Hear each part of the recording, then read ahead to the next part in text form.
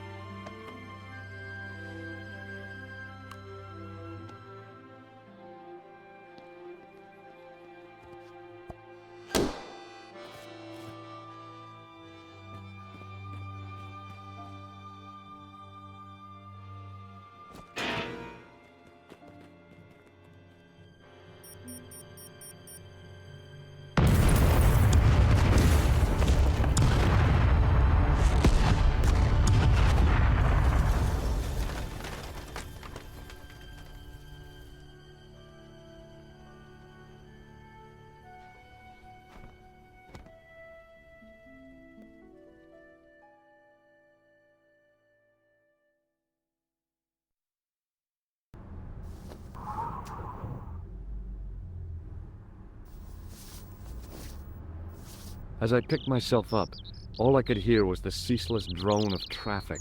Life went on around me, but the explosion was to change my life forever.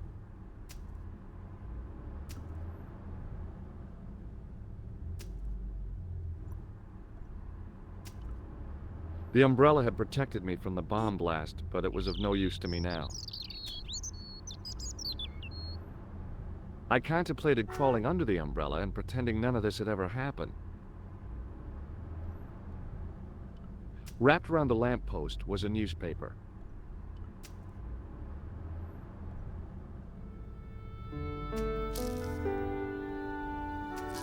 The leading article referred to the visit of a Nobel Prize winner from some unpronounceable Eastern European state. That was the only news story. The rest was rumor, gossip, and sensationalism. Then I noticed the writing at the foot of the page. It read Salah ad-Din, 1345.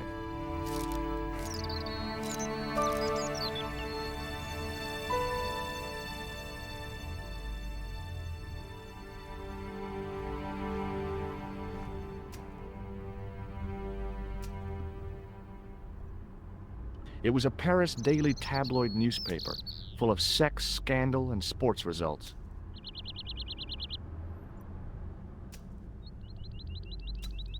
The table had been overturned by the explosion. I considered straightening the table, but I figured it best not to disturb the evidence.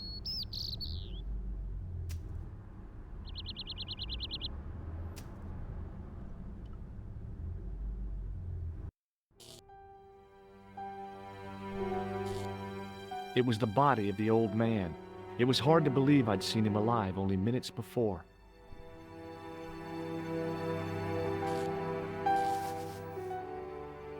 I tried not to meet his stare as I searched the dead man's pockets.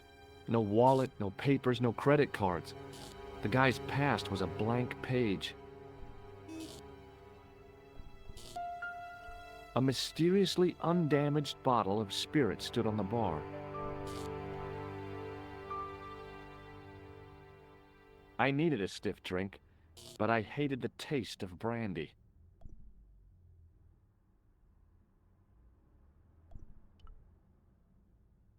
The pretty young waitress was unconscious.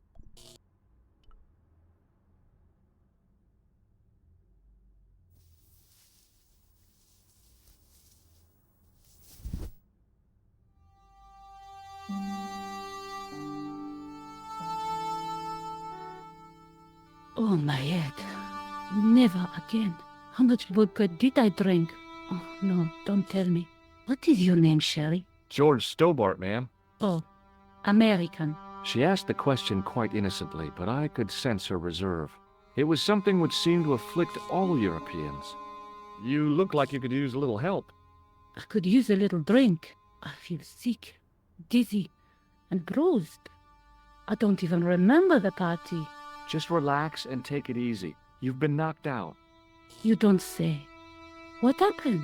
There's been an explosion. You should try not to move. Are you a doctor? No, but I used to play hospitals when I was a kid. Can you remember anything at all? No. I need a drink. Pour me a brandy. You could be in shock. No alcohol. What about your man? Is he dead? Yes, he is. Ah, mon Dieu.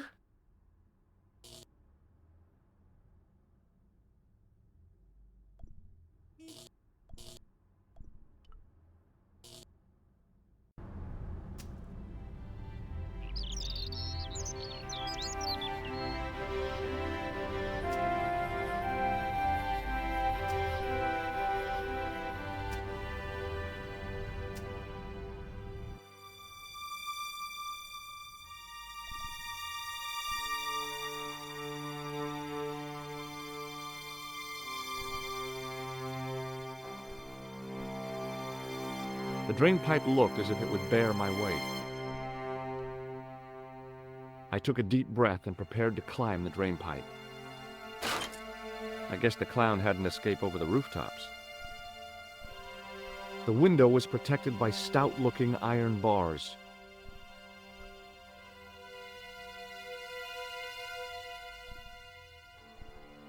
It was a battered old trash can.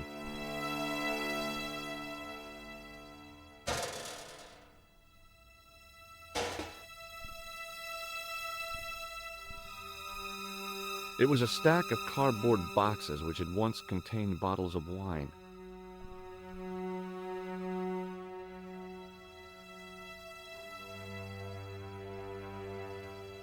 I examined the boxes closely. They were damp and smelly and decidedly empty. It was a battered old trash can.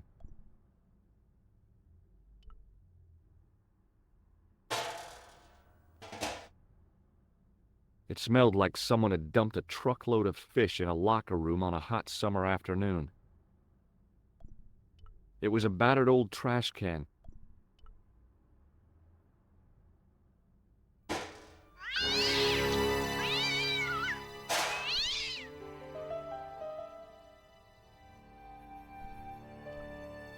It was a plastic crate.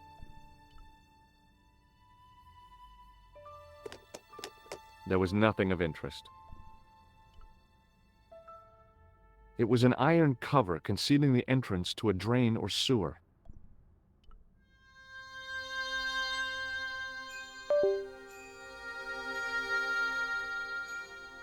I tried to lift the cover with my fingers, but couldn't gain any leverage.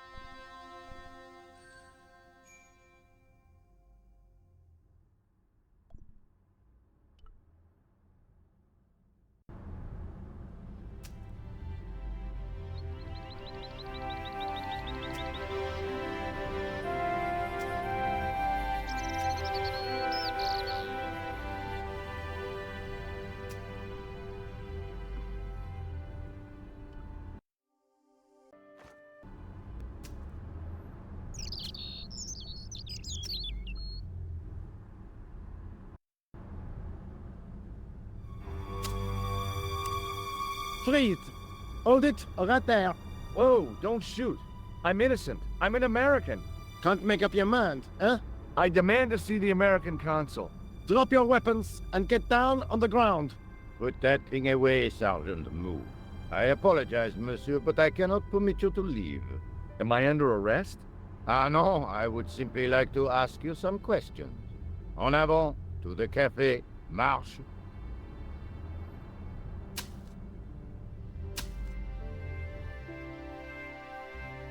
What a mess. This bombing is an outrage, is it not? Stop that, monsieur. Stop holding your breath at once. Has it occurred to you that he may be dead, Moo? Oui, monsieur. But I prefer to look on the bright side. Besides, I recall a case where the killer escaped by feigning death. However, in this case, the man is quite dead. Clearly, the killer knew of his presence and... How many times have I warned you about premature extrapolation? All we know is that he is dead. It seemed reasonable to assume... A great detective assumes nothing. Take Maigret, for instance. But he was a fictitious character, monsieur. Why, he was no more real than Poirot or Tintin.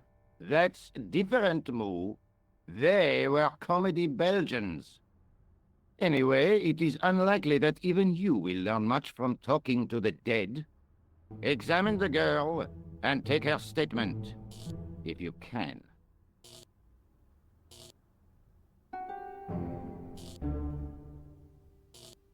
Et maintenant, to business.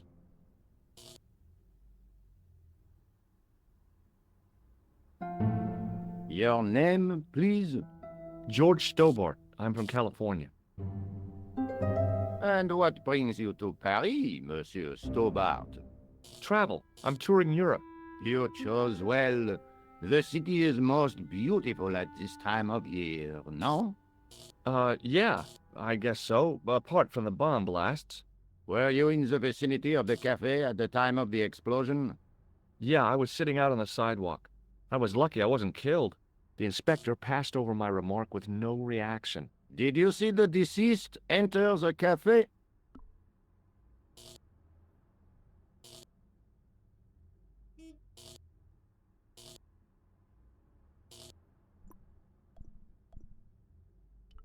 Yes, I did. Was he alone? Yeah. And did he say anything to you? No. He was more interested in the waitress. Did you see anyone else in the cafe? Yeah, there was a guy dressed as a clown. He was carrying an accordion. An accordion?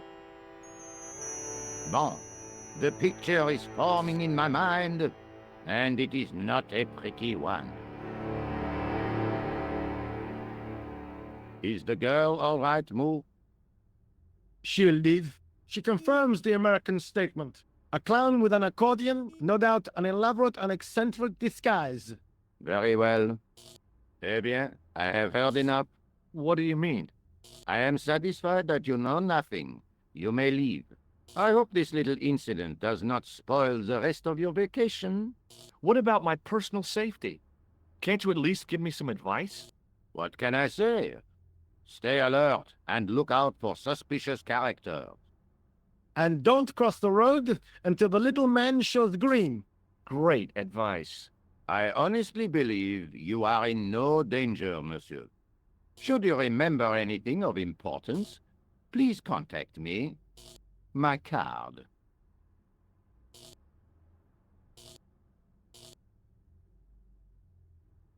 Thanks. That is all. You may go. There's not much to go on, monsieur. On the surface, no. But what lurks inside the subconscious? If the door can only be opened. Are you serious, monsieur?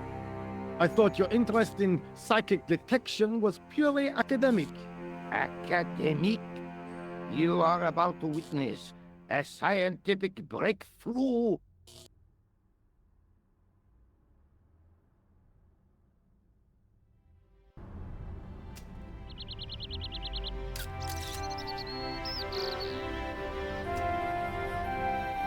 The sergeant was a scrawny man in his 50s who resembled a constipated chicken.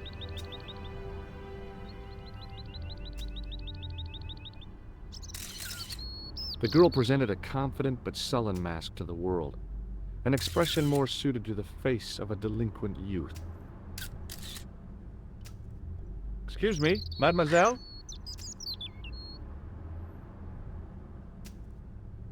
Hi, my name's George Stobart.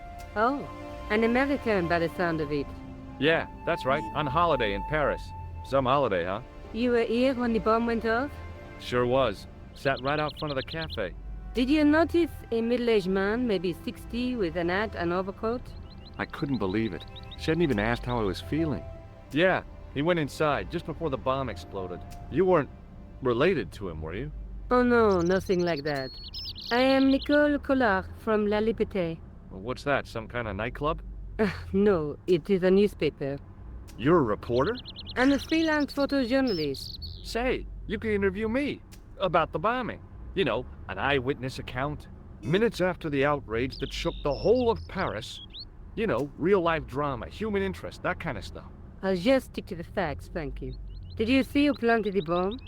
I know it sounds crazy, but he was dressed like a clown. Oh God, it's him again. Have you met the clown before? It's a long story. I have plenty of time. I don't. Who's the guy you were supposed to meet? His name was Planter. I didn't know him, but he called me last night. He said he had a story which would interest me. He asked me to meet him at the cafe. I guess I'll never know what he wanted to tell me. Not unless you have Rosso's gift for psychic interrogation. Why won't you tell me about this clown? Why do you want to get involved? Because he almost killed me. Isn't that reason enough? I guess so. Listen, I'll give you my phone number. You help me with my story, and I'll let you in on what I know. And let's get one thing straight right now. This is strictly business. Okay, it's a deal. I have to go develop these pictures. À bientôt, monsieur. Fine, I'll, see you soon.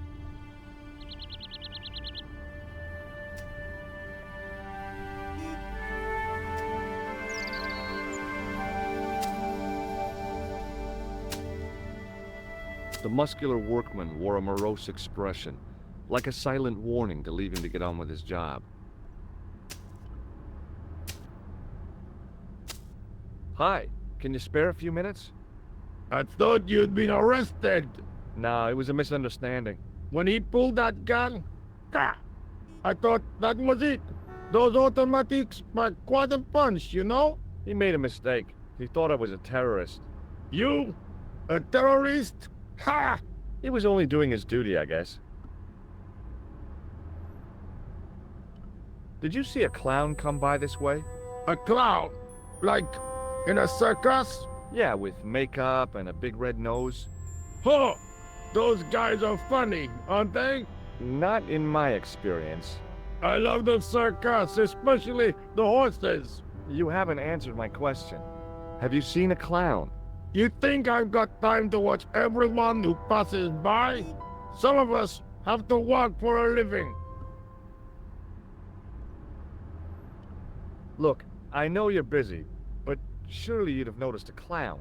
I told you already. I didn't see a thing. He was wearing multicolored baggy trousers and makeup. He'd be a poor sort of clown if he didn't. Listen, I have to find that clown. He's a killer. Say, who are you anyhow?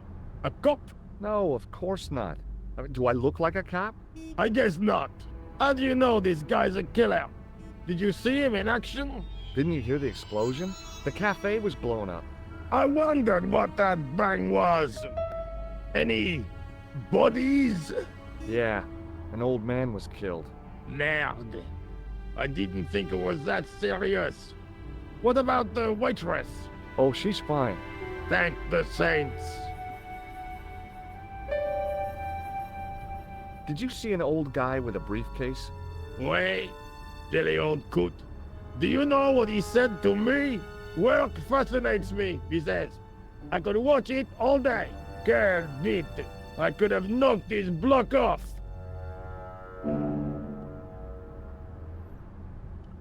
Did you recognize the old man? No. Should I have done? Was he a celebrity? No, but I guess he is now.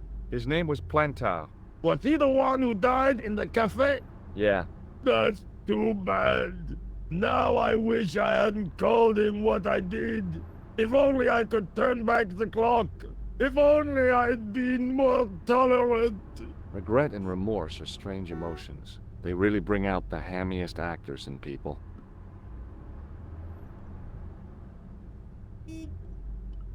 Take a look at this. You told me you weren't a cop. Don't shout about it. I'm working undercover. Who are you looking for? That's confidential. Would you like to read my newspaper?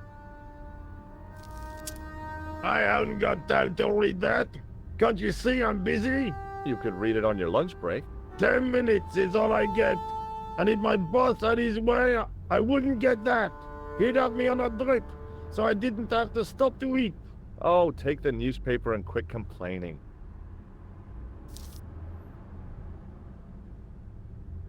Ah, look at this. Damn bleeding out liberals. Yeah, save the dolphins. Catch them and eat them, I say. All that fuss over a bunch of fish. Nah, that's more like it. Look at the size of those. Like champagne bottle corks, no? Ah, what's this? Saladin running in the Prix de l'Arc de Triomphe. It's a racehorse? A horse? A legend. Bucephalus reborn, mon ami. Like a streak of lightning she is.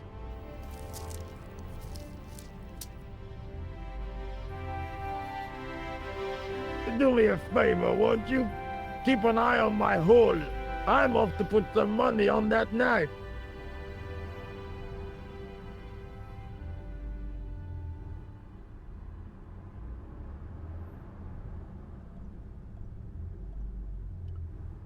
It was a huge and weighty-looking engineer's telephone. It was a battered metal toolbox. I'd found just what I wanted, a tool for lifting manhole covers.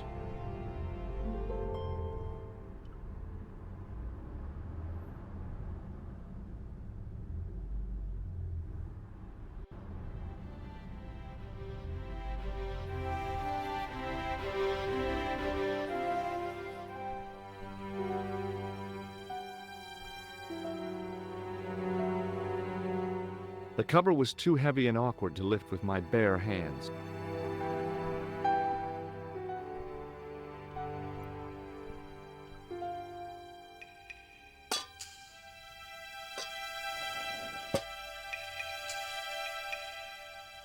I lifted the cover to reveal what smelt like the entrance to a sewer.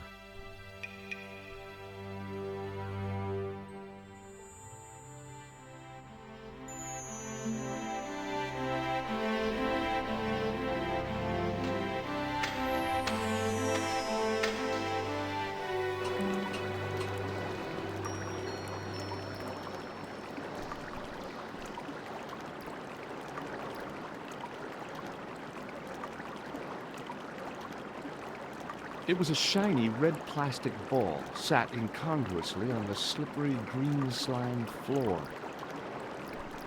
As I picked up the plastic ball, I realized it was intended to be worn. It was the clown's red nose.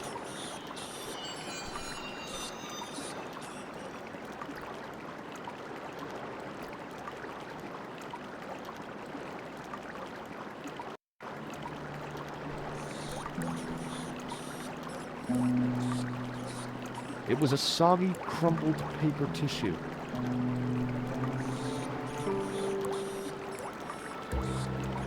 I scooped up the sodden tissue. It was cold and greasy, like breakfast leftovers.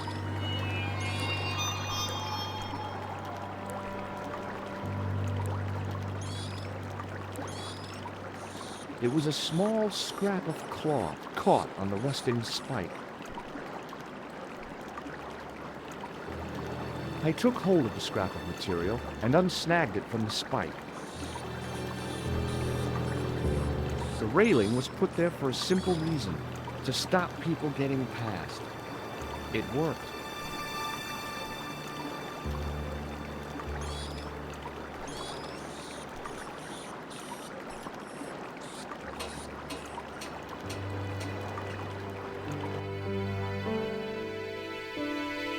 Hi there. Hold it right there, you sewer rat.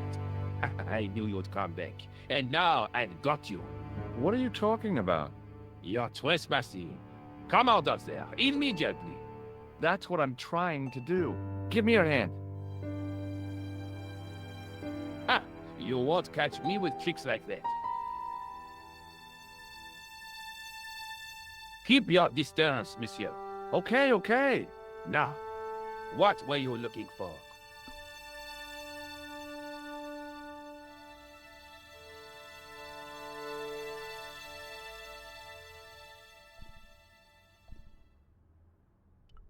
Terrorists. The meanest, nastiest, dirtiest bunch of guys you ever saw. Ah, Englishmen without a doubt. The filthy dogs. The day they opened that tunnel was a bad day for France, I tell you. If I still had the full use of my faculties, I'd march right over there and tell them so. Well, whoever they are, they blew up the cafe. What? The cafe? Blown up? Mon Dieu. That is awful. The guy who did it was a calculating, cold-blooded killer. He was disguised as a clown. I followed him into the sewer, and I think he came this way. Ah, mon Dieu. Then, the man I chased, do you think that man and the clown are one and the same? Well, yes, it had crossed my mind.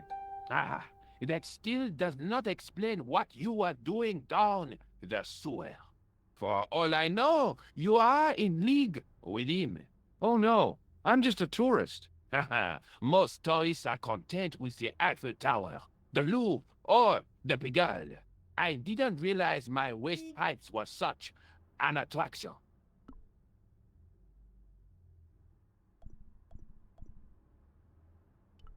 Was the guy you saw carrying a briefcase? Well, I didn't notice.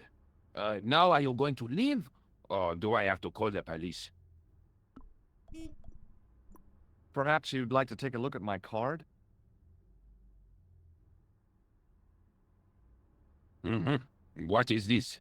Inspector Augustin Rousseau? What does that say? Hominoid Division? Homicide. I think the ink's smudged. Mm-hmm. Then you are not a tourist. Okay, I'm not. I lied to you, and I'm sorry. Don't apologize, monsieur. You know, I had a feeling there was something different about you. It is your posture, your poise. Oh, yes. There is no mistaking the bearing of a disciplined man. And I should know. I was in the army, you know. When I was your age, I was fighting for my life in the African desert. How can I help you, Inspector? Let's start over from the beginning and tell it just like it was. Was the guy you saw carrying a briefcase? Why, yes, it was. Clutched in his arms like a baby. That belonged to his victim. Oh, what do you think was in it? Drugs? Stolen jewels? I don't know, but the killer thought it was worth a man's life. Nothing is worth that, monsieur. Do you know the waitress at the cafe? You can't suspect her, surely. Just answer the question, please. Yes, I know her. Quite well, you could say. She came to work at the cafe, 7 months ago. I look forward all week to the relief she gives me when she visits. Really? So you'd miss her if she wasn't there? Oh, mais oui. Who else would I find to cut my toenails? Does the name Plantar mean anything to you? No, monsieur. Who is he? The man who was killed in the cafe. I'm gonna find the guy responsible. I'll find him. Even if it means following him down every sewer in every city in Europe. Bravo! Tell me about the man you apprehended. Oh, he was a mean one, monsieur. He grabbed me in an armlock. His face suddenly next to mine. His grip was like iron, but he did not know what he was up against. Oh no, he made a big mistake when he took on one of the desert hyenas. Yes, I get the picture. Does this piece of material mean anything to you? Ah, that is the same cloth as the jacket I found. I'd recognize that pattern anywhere. This is the material from the jacket you found, right? Yes, monsieur, without a doubt. What does this tissue mean to you? Nothing, monsieur. It's disgusting. What on earth possessed you to show it to me? Someone has emptied their nostrils into it. Take a look at this false nose. Aha! That looks like a clown's nose to me. Precisely. He must have dropped it in his panic. Unless he wanted you to find it. Why would he want to do that? To put you off the scent. This is what I used to open the manhole cover. I have one just the same as that, monsieur. I will fetch it if you like. No, don't bother. Oh, it is no bother, monsieur. Nah, forget it. Just trying to be helpful, monsieur. Now, about the jacket you found. Do you have it here? No, monsieur. One of the sleeves was badly torn, so I sent it for repair. A pity, because otherwise it was a fine piece of quality tailoring. It had the tailor's name inside on the label. Where did you send the jacket? I gave it to an itinerant Romany seamstress. Just my luck. Was there anything in the jacket pockets? Not a sou. You know what I think? Do tell me. He changed out of the clown suit and cunningly disguised himself as an ordinary person. Looks like I'm up against a mastermind. What was the name on the label? Ah, it was a foreign name. Todrick, I think. Did you get the address? There wasn't one, monsieur. Only a telephone number. Well, I don't expect you to remember a phone number you've only seen once. 74 98 08 59. You're kidding. That's his phone number? Yes, that's it. A little trick with numbers that I learned in the desert. I was taught the technique by a Tuareg shaman. That's incredible. It comes in handy at the supermarket checkout. Do I get a reward? Honesty, monsieur, is its own reward. Then I'm glad I do not rely on honesty to pay the bills. I have to be going. Thanks to your help, the citizens of Paris can sleep a little easier tonight. Vraiment? I was only doing my duty, monsieur. Good luck, Inspector. I hope you catch that killer soon. I'll let you out.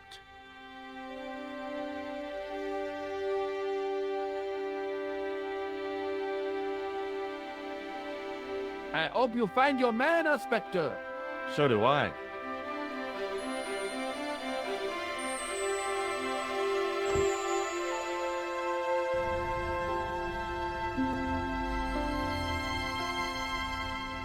It was a tent made out of plastic sheeting.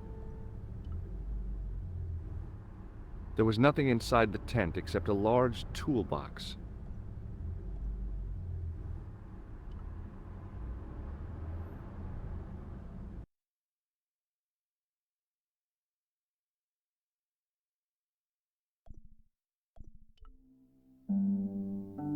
Hello? Who is this?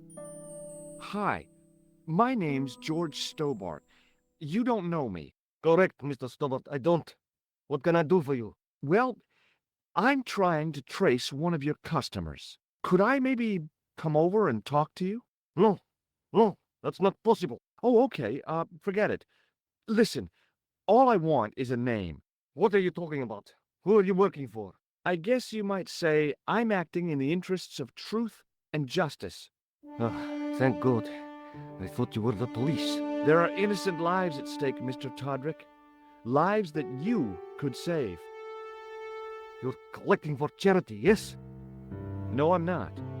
All I want from you is information. Go on. I'm listening. What do you know about the clown who bombed the Café de la Chandelle Verte? I don't have no idea what you're talking about. You're cool, Todrick. But I think you know more than you're saying. I don't know who you be, but sure I am you don't know what you're talking about. I don't know if you're saying that to make me think you don't know what I mean, but, this is ridiculous. Quit playing games with me, Todrick. I tell you, I know nothing about no clown. Did you know that one of your customers was a part-time clown? If a guy feels happy with a funny nose and custard down his pants, what's the problem? Do you know a guy called Plantar? No, I never heard of him. Shall I tell you what happened to Plantar? How he was killed in cold blood? I told you, I never heard of Plantar. I expect Plantar's a family man, don't you? In their little apartment, Madame Plantar is cooking the supper, listening for the familiar sound of her husband's key in the door. Junior is waiting for his daddy to come home from work. He can't wait to show him the merit marks he earned in school today.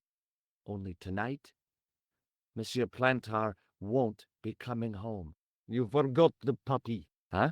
The faithful puppy dog, waiting for the sound of his master's voice. Well, maybe they don't have a dog. What do you think?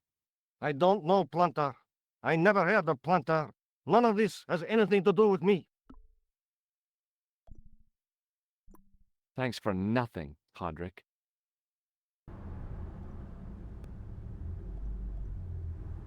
It was a huge and weighty-looking engineer's telephone.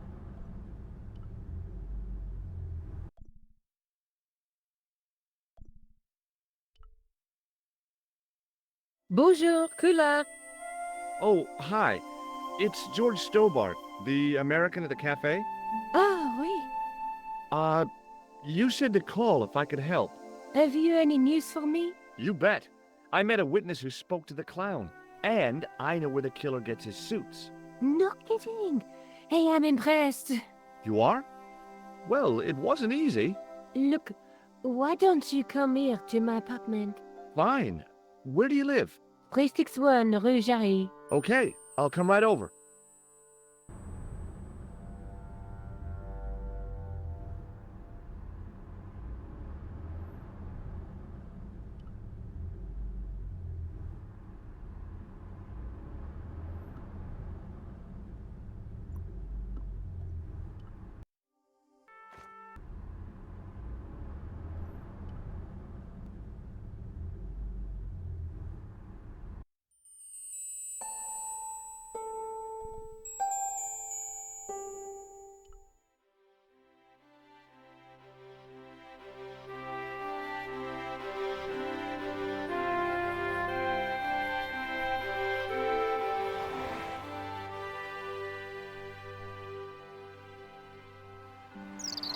The door was shabby and in need of a coat of paint.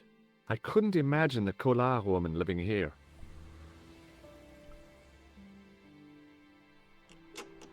I pushed against the door, but it seemed to be locked.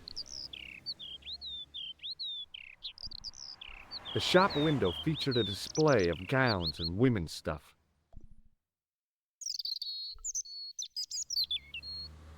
It wasn't the style of the clothes in the shop that caught my eye, but the prices. The same amount of money would feed a starving family for the rest of their lives. I guess people who buy that kind of stuff don't have a problem with their consciences. The shop window featured a display of gowns and women's stuff. The window was full of overpriced clothes for overprivileged women.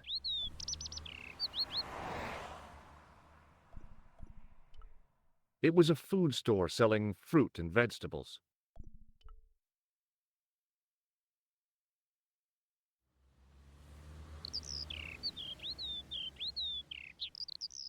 I glanced without much interest at the fruit. It was dusty, shriveled, and tired-looking.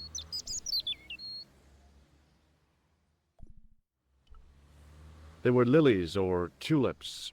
Some kind of flowers, anyhow. Pretty, I guess, if you like that sort of thing. Me? I couldn't see the point of buying something that was already half dead.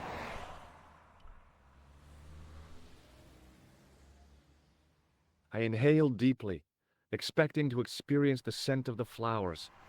What I got was traffic fumes.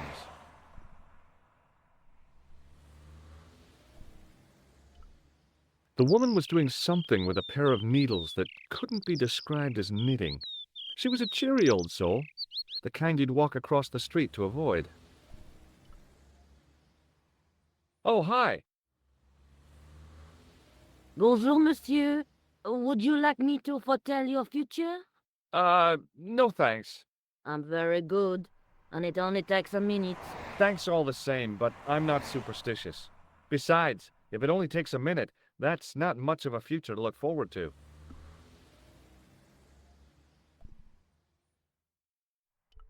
I've changed my mind. Will you tell my fortune? You're going on a long journey. My, oh my. What a surprise. Can you tell me anything I don't already know?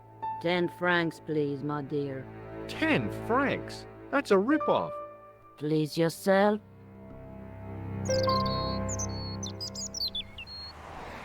Are the flowers for sale? Oui, monsieur. Okay. I'll take a bunch of those white ones. I wouldn't do that if I was you. No?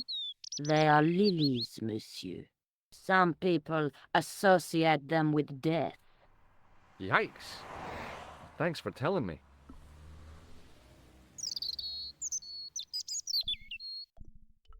What other flowers do you have? Dahlias? What do they signify? Insecurity. I don't want to give her the wrong idea about me. What about the tall yellow ones? Those are iris, the flame of passion. And the little yellow ones? Sensuality. Well, they're no use to me. I want to make an impression, not jump down her throat. Do you know a young woman called Nicole Collard? Yes, I do. She lives upstairs from me, in the apartment block across the street. I tried the door, but it's locked. You know, I've told the landlord about that a million times. It is the damp. The whole building is like a sponge. It sucks up the moisture from God knows where. You mean the door is stuck because it's swollen? That is correct. There is an art to opening it. Don't shove it hard. Just give it a gentle nudge above the lock. Thanks for the advice. How long has Mademoiselle Collard lived here? A few months. She's in for a shock when the cold weather comes. Drafty windows, insufficient heating, it's a struggle to keep warm. The only reason I stay is because the rent is cheap. Your young lady, she deserves better. I thought Mademoiselle Collard was a successful photographer. Not as successful as she makes out for all her fine clothes. Oh, I've heard her crying herself to sleep at night. That's awful. Now don't you let on that I've told you. She's proud, that one. Too proud, if you ask me. How does this fortune-telling routine work? If I knew that, I wouldn't be selling flowers for a living. Haven't you ever wondered why you were blessed with the gift? Well, it's a bit like satellite television, I suppose. Some of us are born with a built-in receiver dish. I just happen to be one of the lucky ones. Can you really foretell the future? Only time will tell, monsieur. The strange thing is, I can't seem to see myself in the future. Other people, I have no problem. But when I tried to see what might happen to me, nothing. That must be scary. Maybe. I figure it's a kind of natural safety mechanism. Either that, or I don't have a future. What can you tell me about this material? It's a very expensive piece of cloth, monsieur. What can you tell me about this material? It's a very expensive piece of cloth, monsieur. What can you tell me about this tissue? Nothing?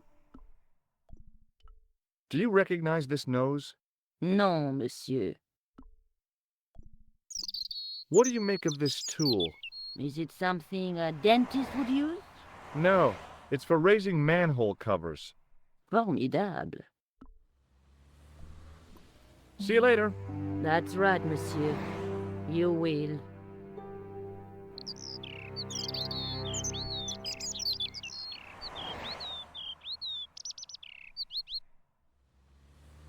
It was the door to Nico's apartment.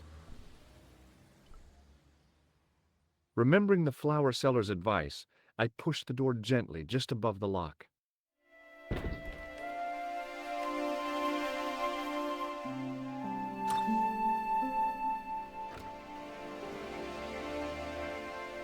Bonjour. I'm glad you could make it, monsieur. Please, call me George. Fine. I'm Nicole. Take a seat, George.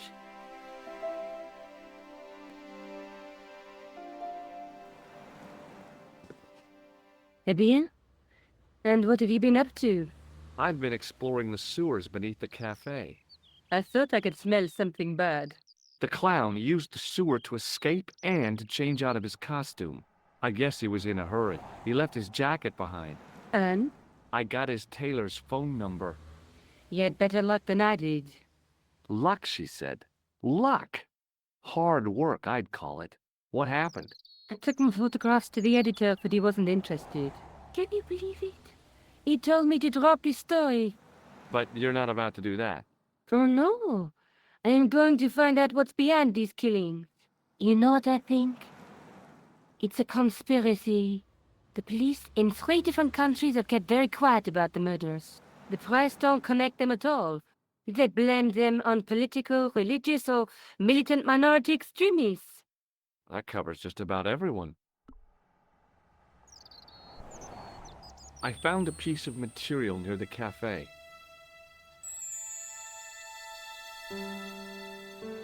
When I showed it to the concierge, he recognized it right away.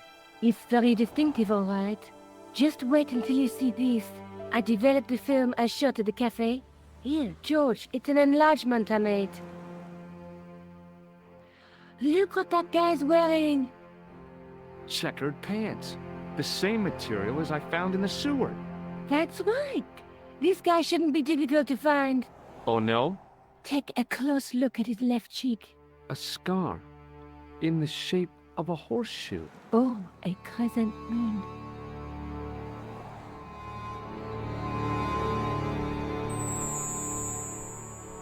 How come you enlarged this photograph of me? Because I noticed the guy behind you, of course. I found this tissue down the sewer. Oh, that's disgusting, George. I think the stuff on it is grease paint, like actors use. Or clowns. It's still disgusting. Get rid of it. I found this false nose in the sewer. Hey, what's this inside it? The contents of someone's nose? Don't be cross, George. It says La Reste du Monde. Masks and costumes. It's a costume shop near the Gare Saint-Lazare. I'll check it out. Maybe the owner remembers who hired the clown costume. Why don't you put it on, George? No way am I wearing this. I'd look really stupid. Besides, you might have had a cold.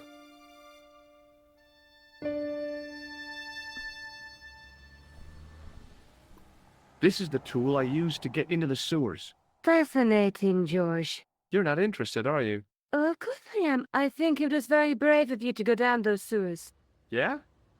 Well, it was kind of scary, but, well, I had a job to do. You speak very good English for a French girl. Thanks. You speak very good English from America. Tell me more about yourself. Oh, there is not much to tell. Well, how did you get into photography? I guess I owe that to my father. He bought my first camera. I was 8 and my parents had just split up. Did you live with your father? Yes, my mother went off with her new boyfriend. I don't mind. Papa was all I needed. 4 years later, he died in a plane crash. Ah, I'm sorry. Well, it's all right. I don't mind talking about him. He was more like an older brother, really, always joking and laughing. Papa always wanted I should study art. That's why I went to college. Did you learn about photography at college? Oh, God, no. I couldn't afford the materials. We were billed for everything we used, paint, canvas, paper. Most of my year turned to minimalism. It was cheaper. I used to go poaching in the park for squirrel hair. The only time I wasn't hungry was the time I did printing. I used to eat the potatoes. You're making fun of me, aren't you? Oh, no.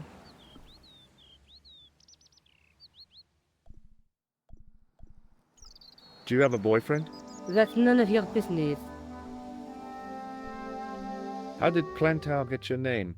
For the newspaper, La Liberté, they had written an article linking two unsolved murders, one in Italy and the other in Japan. The cases were remarkably similar. A wealthy victim, no apparent motive, and a costume killer. Plantel said he could supply me with more information. Somehow, the clown must have known about our appointment. Tell me more about the clown's previous victims. The first was Arno Bellotta, the millionaire pharmaceutical baron. He made his money from amphetamines in the post-war slimming and diet boom. Imagine it! Millions of housewives literally speeding their butts off. Was he killed for his money? No. He had no living relatives, and his fortune went to the orphanage where he grew up. The only witness in the case was his Filipino au pair. She swears he was lured to his death by a snowman. What about the clown's second victim? Yamada, the controversial Japanese green politician. He inherited his fortune from his father's electrochemical consortium. He was committed to dismantling Japan's automobile industry. I can't see him gaining much support with a loony policy like that. Yamada was a man of vision. He was years ahead of his time. If you say so. How did he die? At the hands, or should I say, flippers, of a giant emperor penguin. A snowman, a penguin, and now a clown. You know, I hate to admit it, but this is scary. And I'll tell you what, I won't be accepting any invitations to costume parties. I don't blame you for being scared. I am too. But this story could be my only chance of a big break. Or a premature death.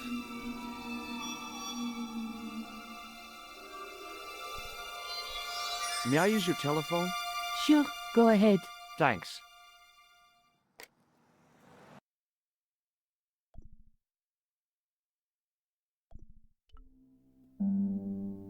Hello? Who is this? Mr. Todrick? Oh, it's you again. What now? Did you make a suit for a man with a scar on his face? A scar in the shape of a crescent moon? Maybe. Maybe not. Tell me where I can find him and I'll leave you alone. And if I don't, I won't leave you alone. I can't tell you anything unless you give me his name.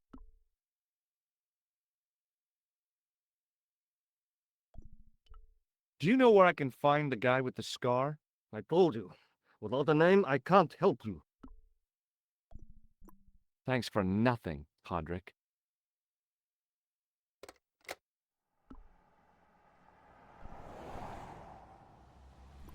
I'm going back out to search for that clown. Where? Well, I guess I could visit the costume shop. Good idea.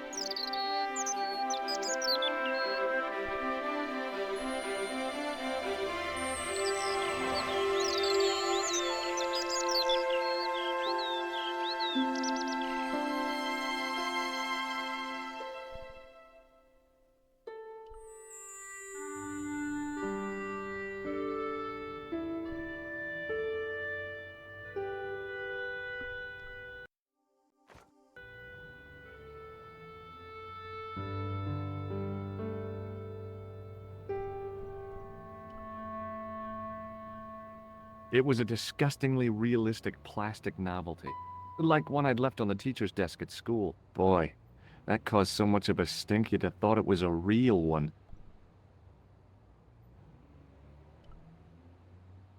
As my fingers closed on the plastic novelty, I realized my mistake.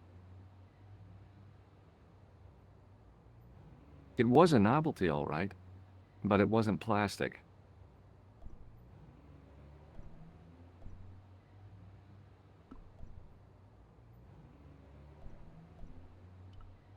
It was an antique phonograph, the kind you have to wind by hand.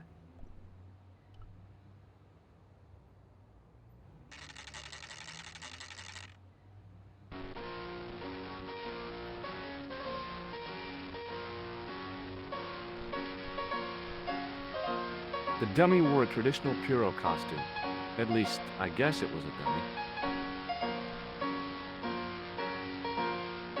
I gave the dummy Puro a tentative prod, but it didn't move.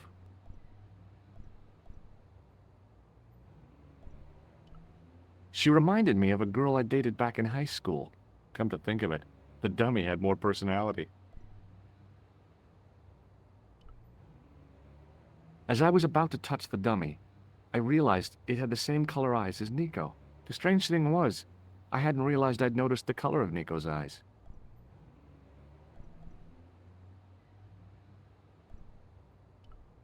The guy's spoon-shaped face was mournful and humorless. He looked like a vegetarian in a slaughterhouse. Excuse me? Bonjour, monsieur. Please, come in. Welcome. Leave the mundane world behind. For in these four walls, fantasy is king. I don't want a costume. Didn't you ever dress up when you were a child? Not that I remember. Incredible! You'll be telling me next that you never shared your elder sister's lingerie. I don't have a sister, and I think I'd look pretty silly in a brassiere. I just need some information. Of course. How can I help you? Do you recognize this man? Oui, monsieur. I sold him some grease paint.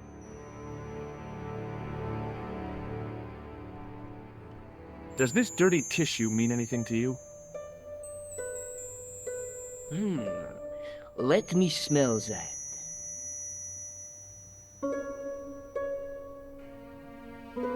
Festheimer's number 7 white pancake. Theatrical grease paint, right? Oui, monsieur.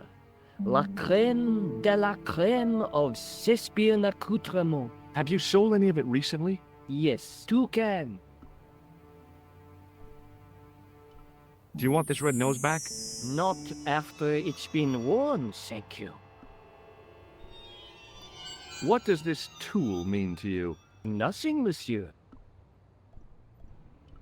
I'm looking for a man who hired a clown costume from you. The man whose photograph you showed me, he hired 2 costumes. 2? Yes, Bozo the Clown and Seamus the Pixie. What was his name? Ka. A Middle Eastern man, I would think. And did he have this scar on his face? That's right, in the shape of a crescent moon. How come clowns are so popular? I think it has something to do with their unpredictable nature. Personally, I think clowns should be banned, along with mimes.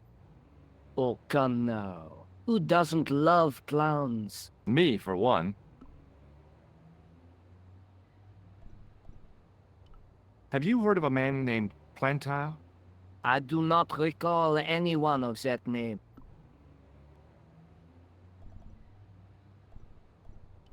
Are you sure this is the same man who hired the clown suit? Certainement, Monsieur K. Thanks for your help, buddy. My pleasure, monsieur. Allow me to shake you by the hand. Huh? Well, okay.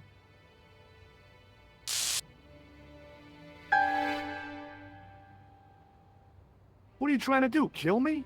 You did not find it amusing? I never saw the funny side of electroshock therapy. Eh bien, it is yours to keep. A gift? Do I need a license? No, but I give you a word of warning, monsieur. What? Remember to switch it off before you visit the toilet.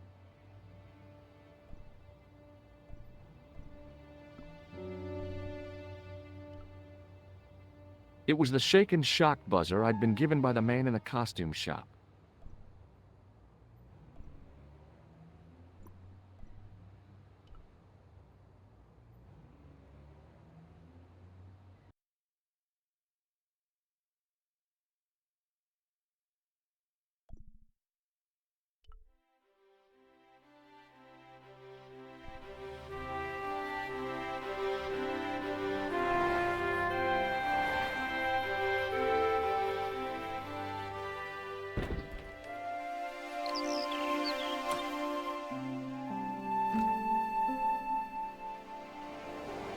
Salut, Josh. What news?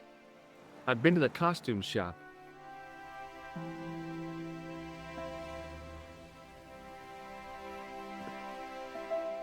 I like it. What are you supposed to be? I didn't hire a costume. These are my clothes and you know it. Did you ask about the clown? Yeah. He used the name Khan. He hired 2 costumes, the clown and a pixie. Then we're one jump ahead of him. How do you make that out? He probably plans to use the pixie suit next time he kills. Oh God, don't let it be me. I don't deserve to die at the hands of a pixie. Don't be silly, George. That won't happen. Oh no? No, because every time you see a pixie, you're going to run like hell.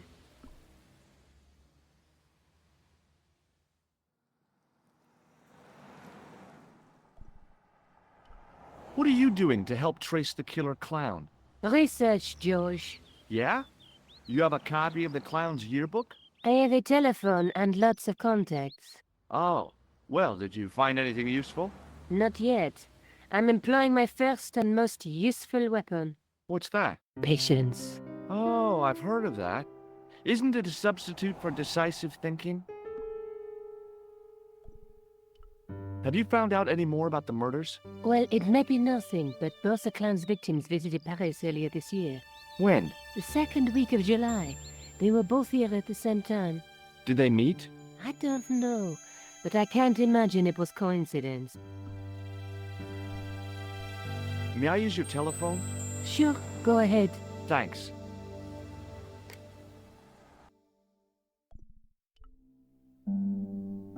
Hello? Who is this? It's George Stobart again. What now? I found out the name of the guy I'm looking for. Is that so? Yeah, it's Khan. You know who I'm talking about, don't you? Yes, I delivered the suit to his hotel. The Hotel Ubu. I don't remember the room number. It was upstairs.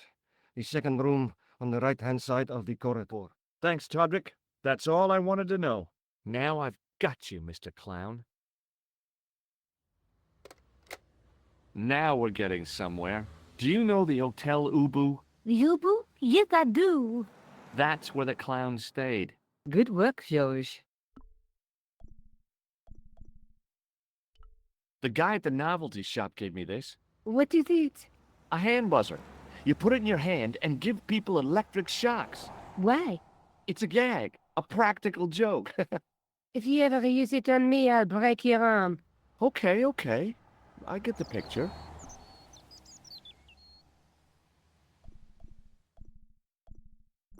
See you later. Where are you going now? I could go hang out at the Hotel Ubu. Watch out for Khan, George. Don't worry, I will.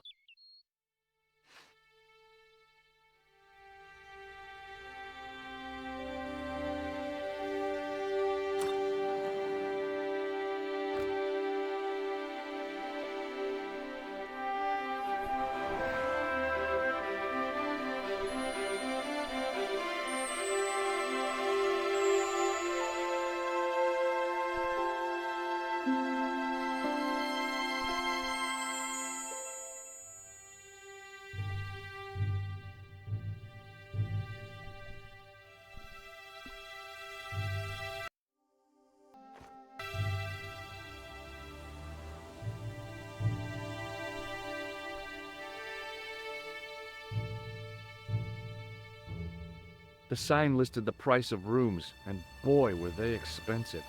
The killer must have been earning a fat wad to pay for accommodation like this.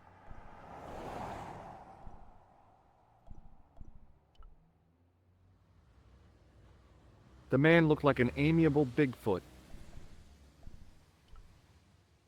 The guy looked just like a weasel.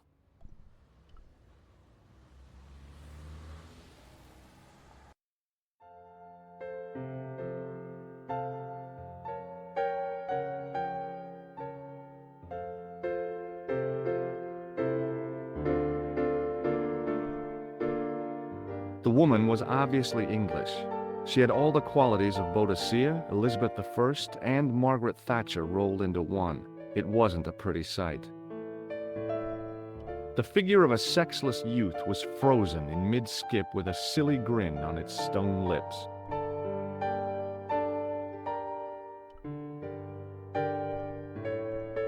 I recognized the guy. It was the Nobel Prize winner from the country whose name I couldn't pronounce.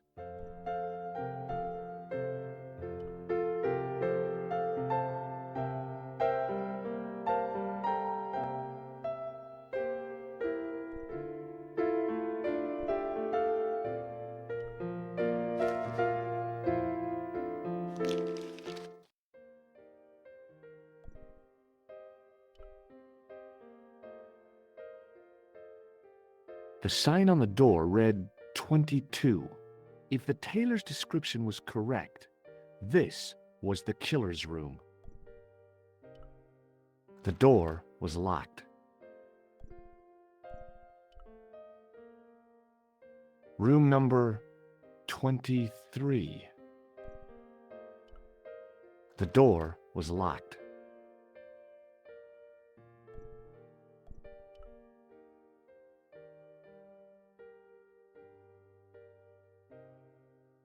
The sign on the door read 21. The door was locked.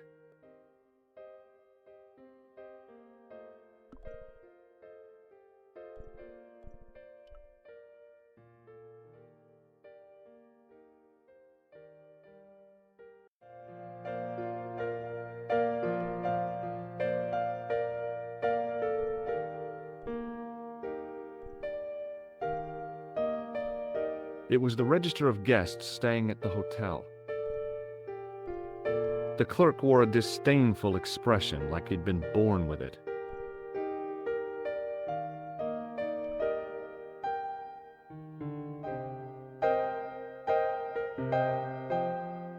I want some information. Who are you? The police? I'm conducting a private investigation. Ah, I know only too well what you mean.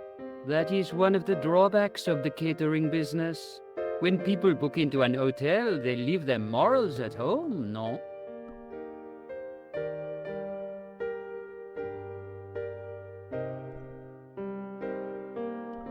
I'm looking for a man who dresses like a clown.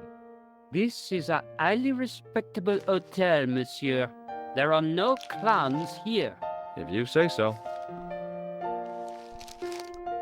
Do you have a guest by the name of Khan? No, monsieur. Perhaps you would care to check the register. The man who calls himself Khan has a scar on his left cheek. Vraiment? I tell you, I do not know a man named Khan. Maybe not, but I noticed a change in his expression when I mentioned the scar.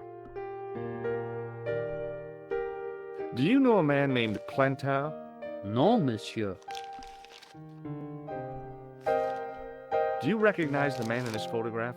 Yes, monsieur. That man is one of our guests. What name? I cannot tell you that. What do you make of this tissue? Do you wish me to dispose of it for you, monsieur? Hey, no! It could be useful. I'm holding on to this. As you wish, monsieur. Perhaps you would like a little plastic baggie to keep it in? Nah, it's fine the way it is. Do you recognize this red nose? No, monsieur.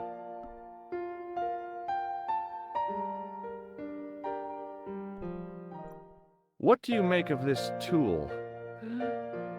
Stunning, monsieur. I bet you handle it like a professional.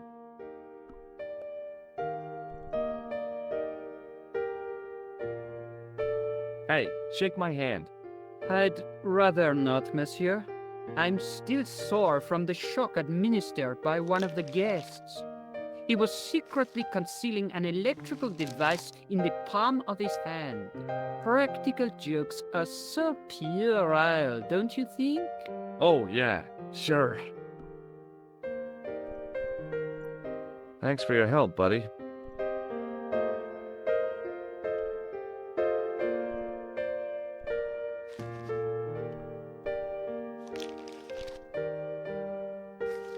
Hanging from a brass hook was a key and a plastic tag.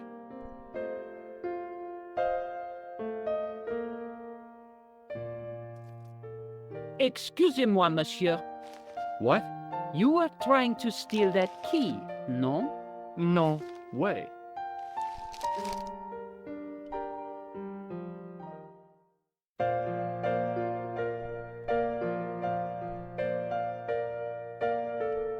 I recognized the guy. It was the Nobel Prize winner from the country whose name I couldn't pronounce.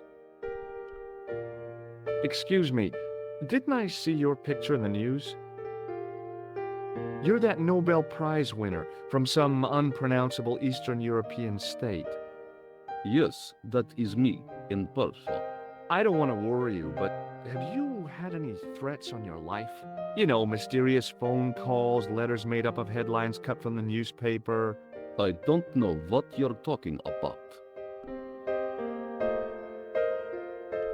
Have you seen a clown? I beg your pardon? The clown. A guy in funny pants. Have you seen him? My pants are from England. Marks and Spencer. They are a pleasure and a comfort to wear, with much support. I'm real glad to hear that. You know, it's good to know you Nobel Prize winners are human too.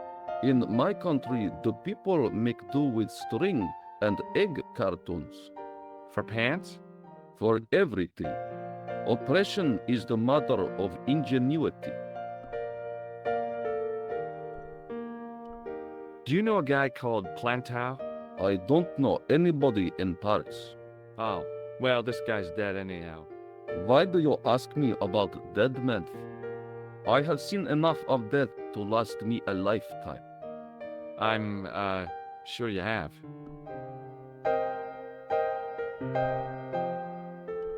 May I shake you by the hand?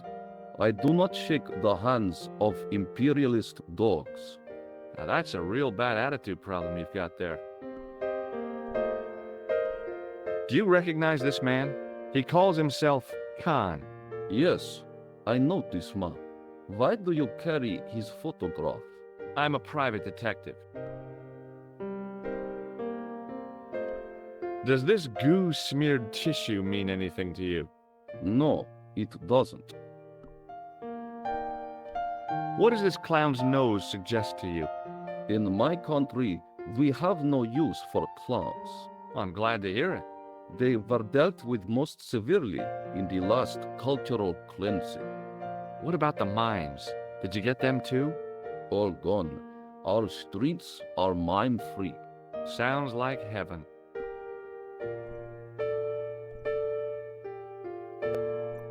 Have you any idea what this tool might be used for? I cannot guess. Would it mean anything if I told you it was for lifting drain covers? Such technology fills me with wonder. What's your interest in Khan? He is an enemy of my people. You know he's a killer. Of course, amongst other things. Would you help me investigate Khan? That is not possible. My instructions are to observe. I cannot jeopardize my position as an honored guest of this country's government. Thanks for your help. Goodbye.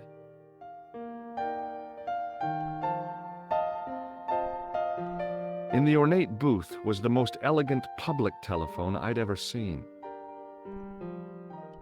The woman was obviously English. She had all the qualities of Boadicea, Elizabeth I, and Margaret Thatcher rolled into one. It wasn't a pretty sight.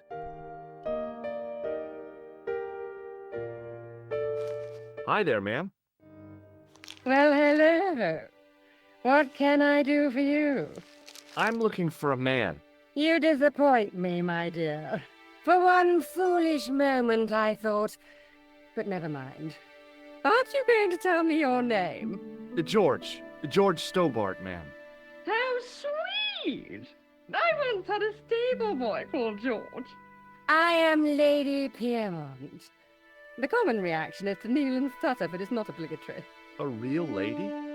I mean, you're an honest-to-God aristocrat? Oh, I don't know about that. Few of my ancestors are honest, not even to God. I can trace my family back to the Normans, but don't let that intimidate you, George. Beneath that impressive pedigree, I'm just flesh and blood. The blood may be blue, but the flesh is the plump beef of old England, so to speak. You appear distracted, George. Is there any way I can help you?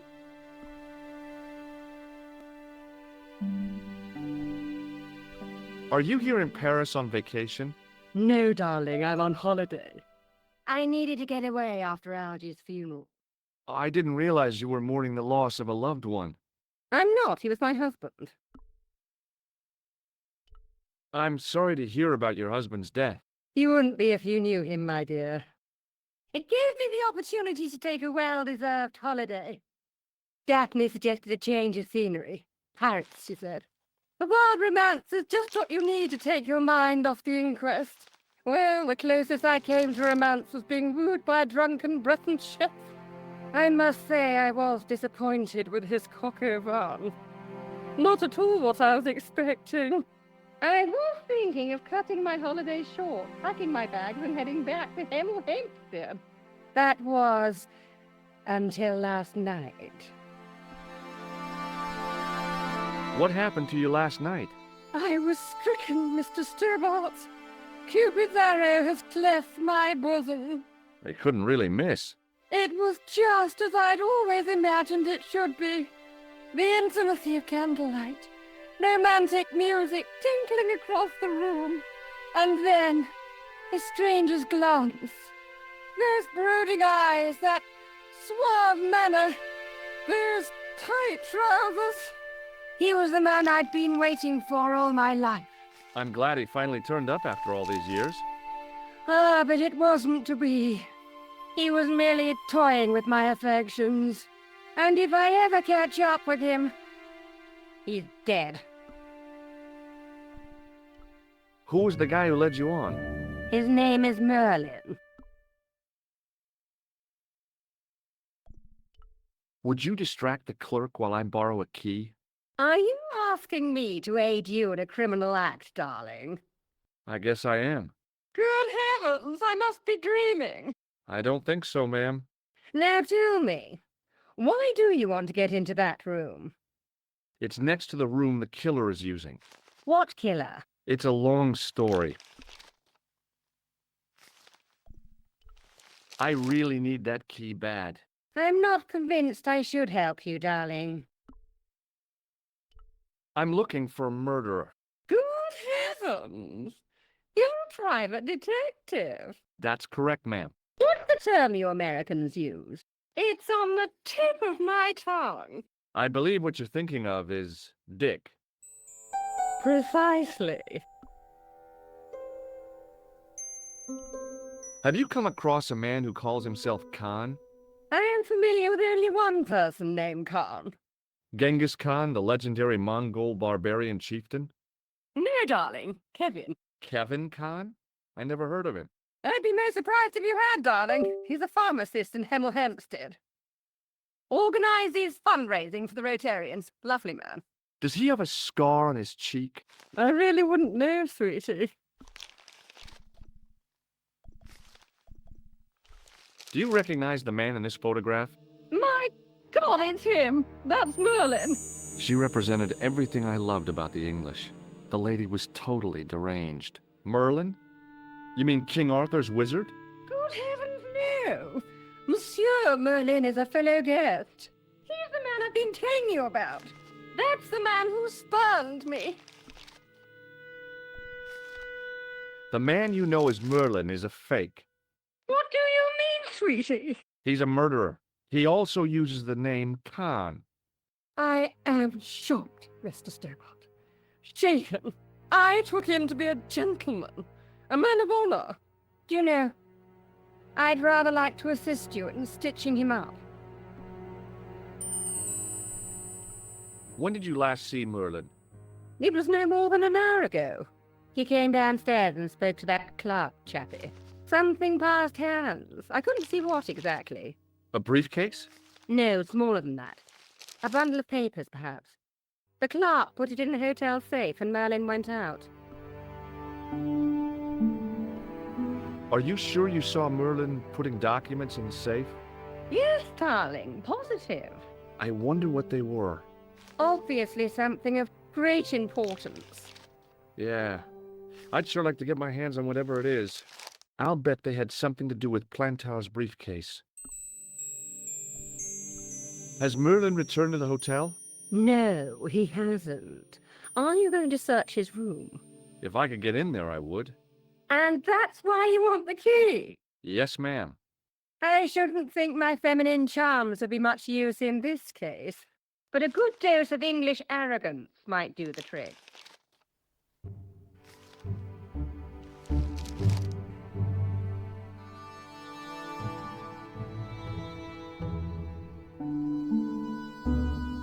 I say!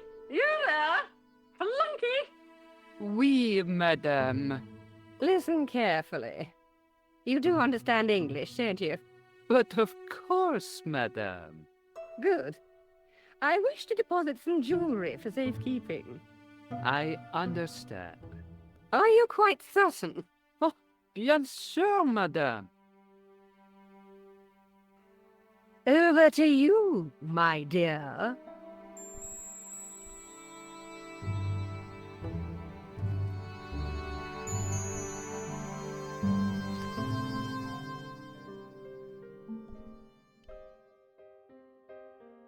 The door was locked.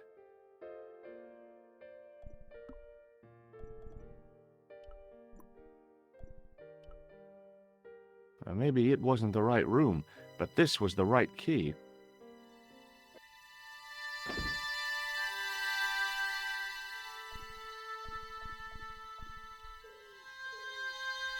It was a massive mahogany wardrobe.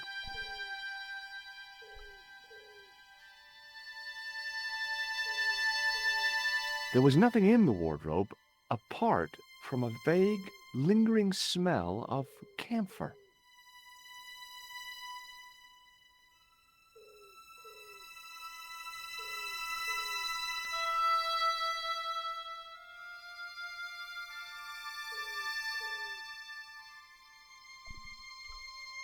A cabinet stood beside the bed.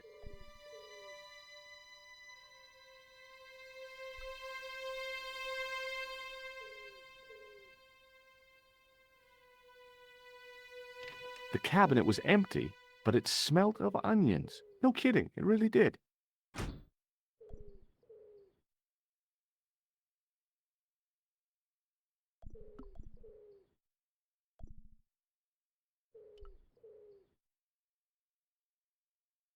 The window looked out over a narrow alley surrounded by high walls.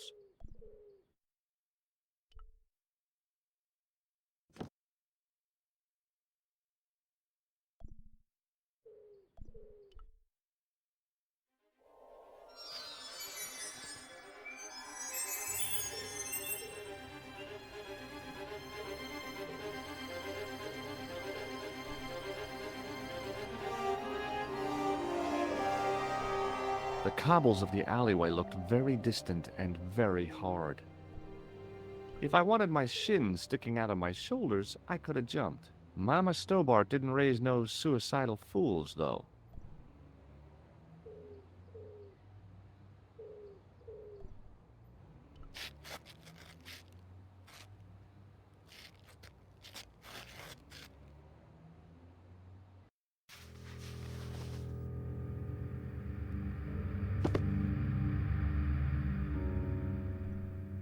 The cabinet had no drawers, just a single door. The assassin had been too smart to leave incriminating evidence beside his bed.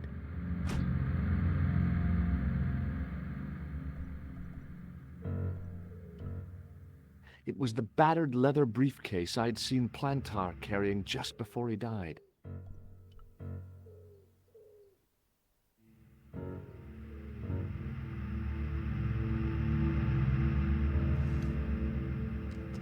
I searched the interior of the briefcase, but as I'd half expected, it was empty.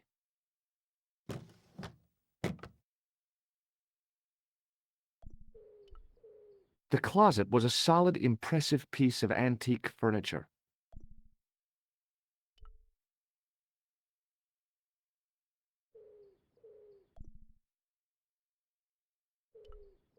The interior of the closet was large enough for me to climb right in.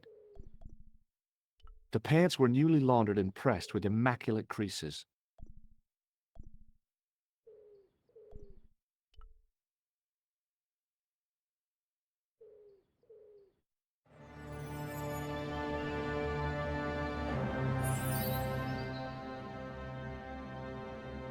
I had the kind of feeling in my stomach that would usually send me running to the bathroom.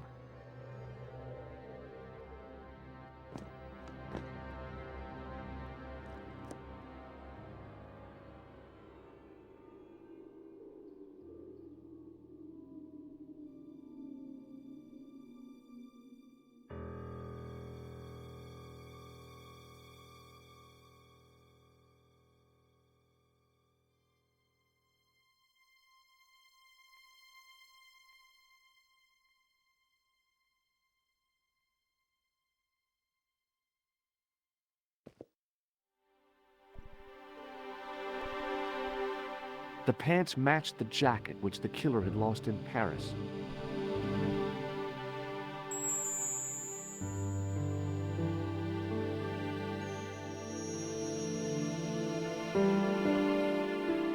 I couldn't believe my luck when I found two items in the pockets of the pants. The first was an ordinary matchbook. No matches, no clues. The second was a pass card which read, Thomas Merlin, Gruber Electronics Corporation.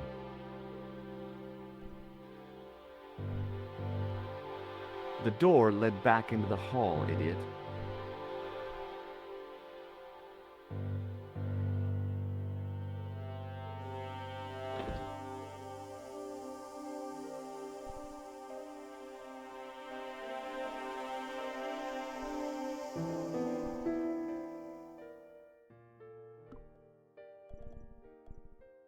It was the card I'd found in the hotel bedroom. It read, Thomas Merlin, Gruber Electronics Corporation.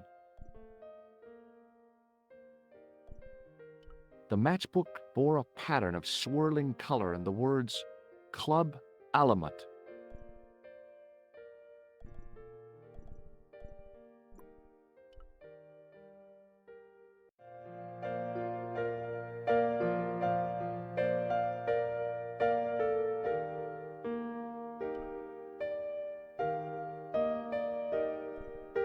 It was the register of guests staying at the hotel.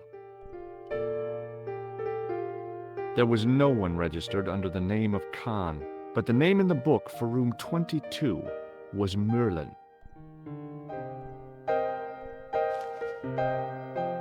The clerk wore a disdainful expression, like he'd been born with it. What now, monsieur? I'd like to retrieve something from your safe. Ah, oui, monsieur. May I see some form of identification? Like what? A driving license, perhaps? I don't drive. Your passport? I don't have it with me. I could show you my operation scar. I'm sorry, monsieur. I must have some form of unique ID. You won't find a more unique ID than my scar. I'm sorry. I must insist on a more traditional identification. Rats. Does this pass mean anything to you? That is Monsieur Merlin's property. That's right. Merlin the murderer. I want to see what he's left in your safe. Impossible. I cannot betray his confidence, no matter what you say he's done. You're making a big mistake. Maybe. I can live with that. Does this matchbook mean anything to you? No, monsieur. Thanks for your help, buddy.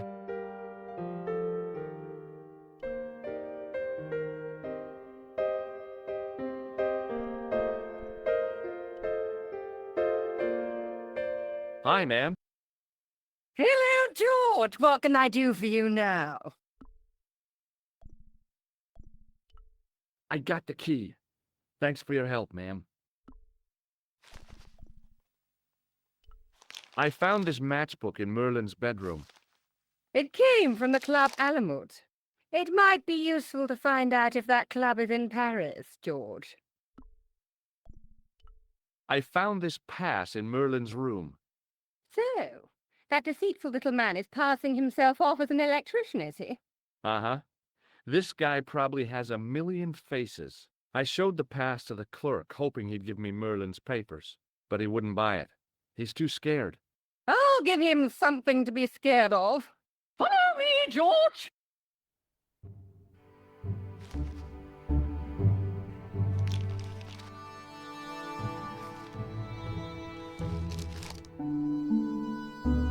Did you place a package from Merlin in the hotel safe?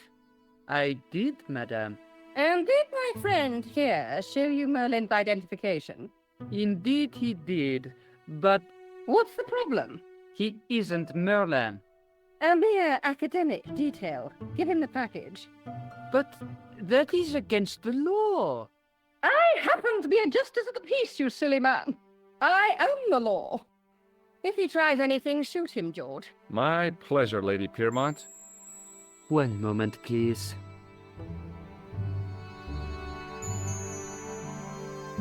You know, I haven't enjoyed myself this much since Greenham Common. I don't know what I would have done without you, Lady Piermont. Voilà, monsieur.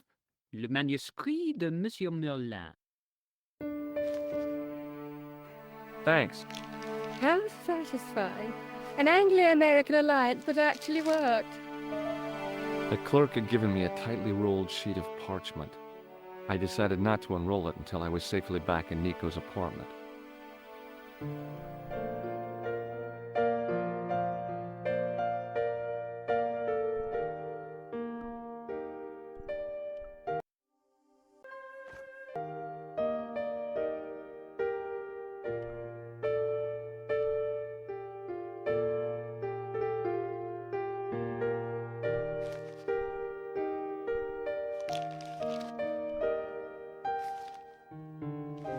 Hi, ma'am. Hello, George. What can I do for you now? This is what Merlin was so keen to hide. Really? All that fuss for a sample of wallpaper? It's some kind of manuscript, and it looks to be very old. If I was you, I'd keep it well out of sight until you're clear of this place. That's exactly what I was thinking. I could roll it up and put it down my pants. No, that wouldn't do at all. You'd attract far too much attention. I have to go, ma'am.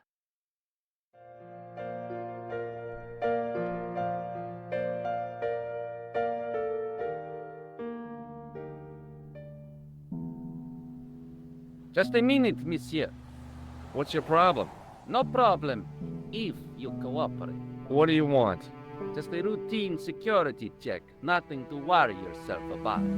Oh, well, all right. Search him, Flap. You bet.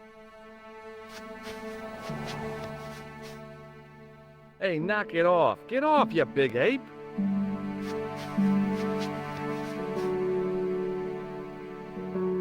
Is this what you're after, Guido? See, that's it. I can explain everything. Well, almost everything. Too late. You're on your way to feed the fishes. I'm allergic to fish. I break out in blotches when I eat tuna. Let's go.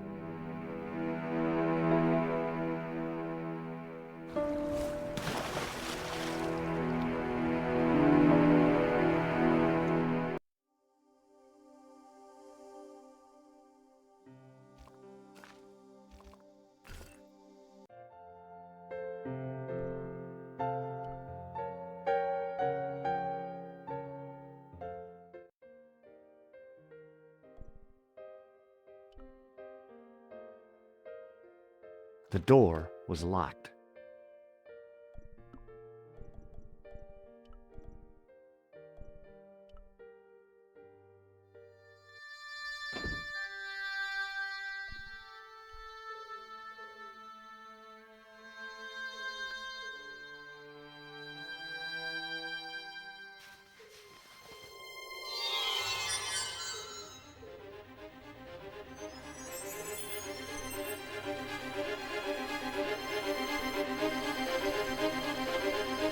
If I wanted my shins sticking out of my shoulders, I could have jumped.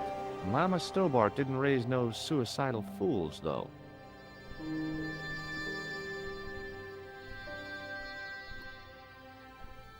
I knew this was no way to treat an ancient manuscript, but I couldn't let it fall into the hands of the goons waiting outside.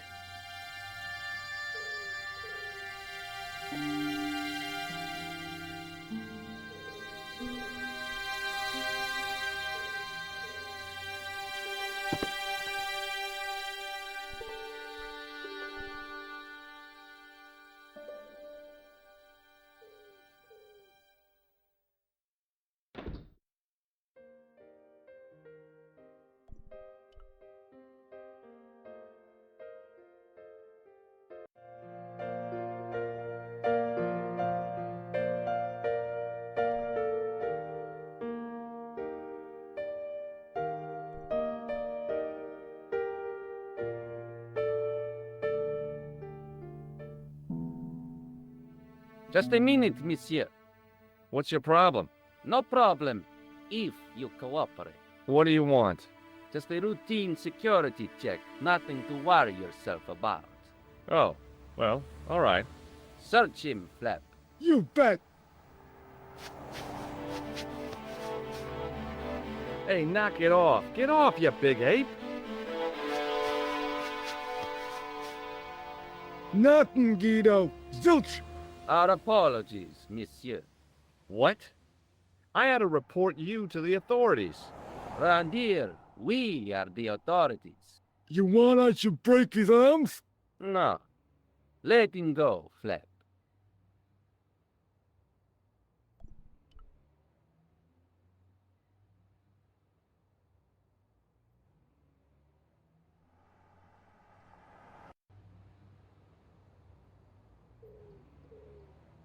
If the manuscript was what Flap and Guido were after, they were going to be disappointed. I couldn't wait to get back to Nico's apartment and check it out.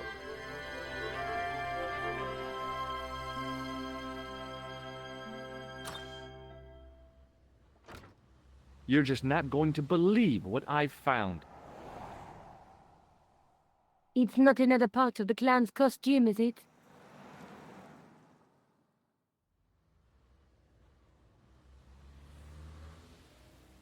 It's a medieval manuscript.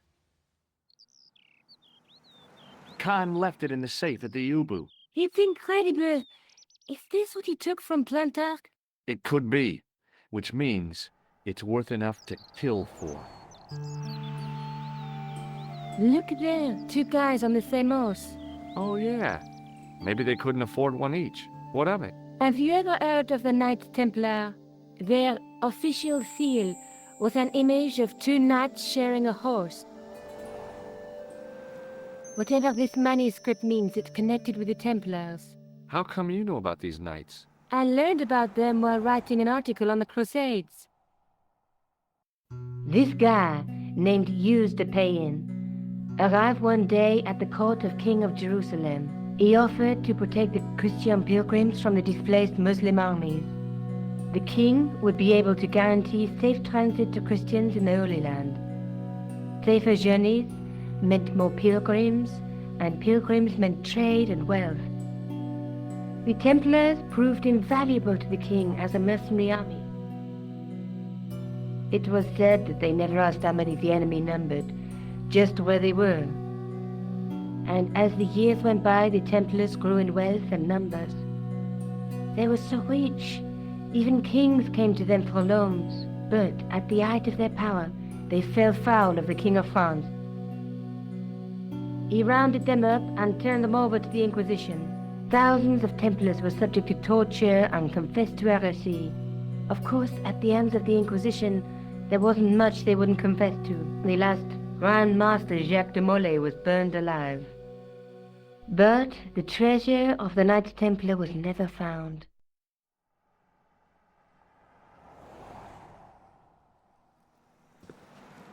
Jeez. So the treasure is hidden, waiting to be discovered? If there ever was a treasure, it's been lost for 600 years. Anyway, we're supposed to be investigating a serial killer, not a medieval treasure trove. But maybe that's what the clown and his accomplices are after. Maybe this manuscript is the key. You'd better leave it here for safekeeping. Think about it, George. One guy's already died for it, as you said yourself. Besides, that parchment is fragile. Okay, I'm convinced. You keep hold of it. I found Plantow's briefcase in the killer's hotel room. It was empty, of course. Let's take another look at the manuscript. Let's face it, we need help, George. Someone who knows about these things. Who do you suggest? Indiana Jones? I know a guy who specializes in medieval studies. His name is Lobino. Huh. Some stuffy old fossil who gets horny over ancient relics, I suppose. So worried. Andre isn't the stereotypical professor you have in mind. Where can I find this Lobino guy? At the Kroon Museum. I'll give you the address. There's a woman looking at her reflection in a mirror, but the reflection has 3 hideous faces. She reminds me of the Wicked Queen in Snow White. She was the one who said mirror, mirror on the wall, wasn't she? She made me cry so much when I was a kid, Mom carried me out of the movie theater. She didn't frighten me in the least. Like I said, I was only a kid. I didn't like the crocodile in Peter Pan either. A knight with a crystal ball. Now, there's something written on the scroll beside the knight. Yes, but it's written in Latin. Per disciplinam mea lux videbis. By my teachings, you will see the light. You speak Latin? Where did you learn a trick like that? A trick? I studied law, okay? I can read Latin. My, you're touchy. Tell me that again. Through my teachings, you will be enlightened. There's a guy working on a loom. He's weaving a carpet or a tapestry. Or a duvet cover. It's a clue to a place, I reckon. Somewhere famed for weaving and ships. Where folk live in barrels? It beats copper boxes. There's a guy with a sword and a bull. The only mythological bull I know of is the Minotaur, but he was only half bull. I don't think I'd like to be half a bull, even if it was the bottom half. What's that object between them? It looks like a gem on top of a tripod.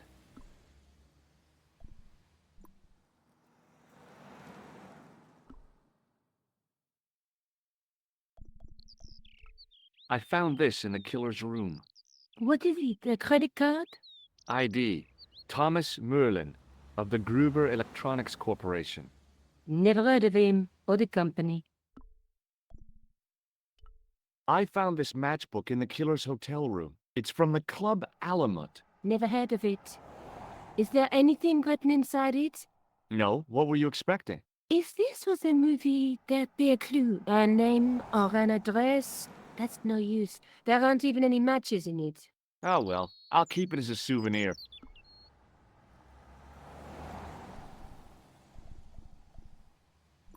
Maybe I'll check out the Kroon Museum. I'm sure you'll find it useful, George.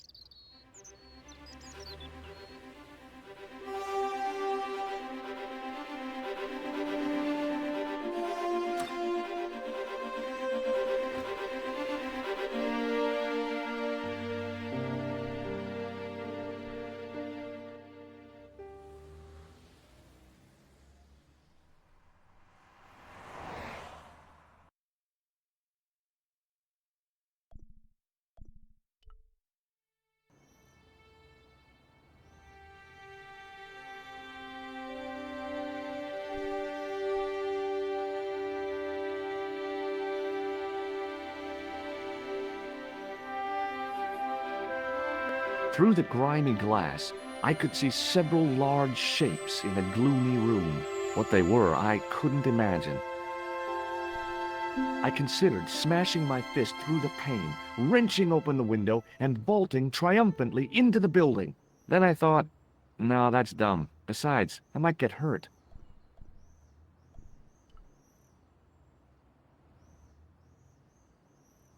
Access to the side and rear of the museum building was blocked by a dense clump of bushes. A real macho guy would have plunged straight into the spiky, scratchy bushes. Not me.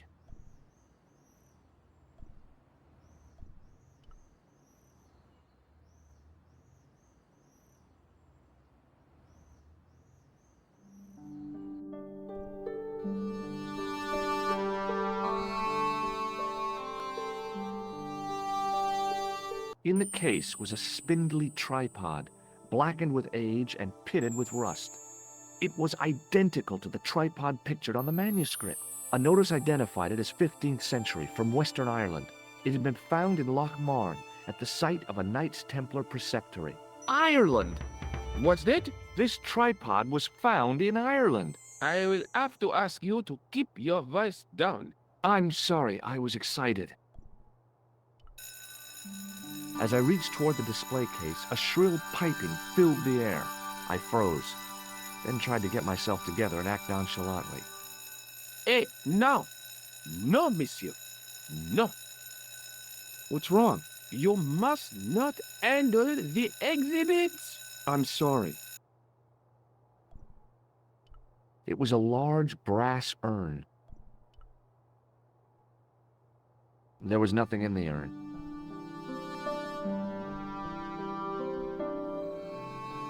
I looked down at a collection of tools with wooden handles and tarnished metal blades. There were knives, chisels, and spikes fanned out in a semicircle. I guess there's always been a need for home improvement. I tried to sneak my hand inside while the guard wasn't looking, but the case was locked. The case contained 2 rows of silver coins. Each coin in the lower row showed a portrait of a guy with a huge nose. I tried to raise the glass cover of the case, but it didn't budge. The case contained some fragments of pottery. They looked to me like broken flower pots. Above them, a sign read, L'Age Paléolithique. I tried to sneak my hand inside while the guard wasn't looking, but the case was locked.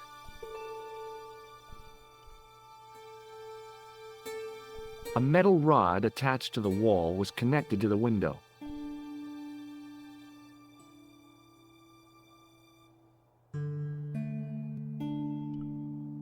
Attention! Please do not open the window, monsieur. Don't you think it's kind of stuffy in here? Better stuffy than dead. What's the problem? Fumes from car exhausts? Not just that, monsieur. There's a new burger bar opened up across the street. The Laughing Buffalo.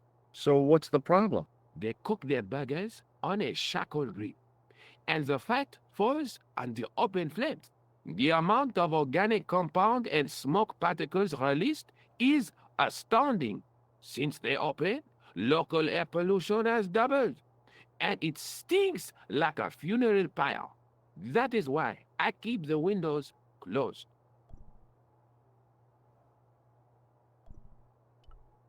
It was a tapestry of a lady, a lion, and a unicorn. If I'd had more time, I could have stared at it all day. Touching an object as rare and beautiful as that would have been the act of a barbarian. The totem pole looked distinctly out of place in the setting of the museum.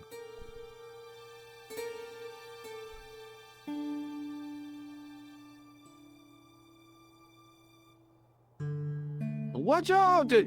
You'll have that done on top of us!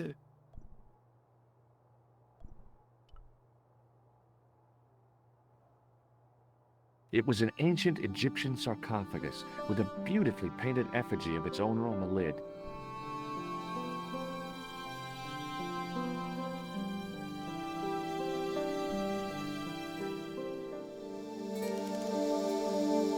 leave it alone.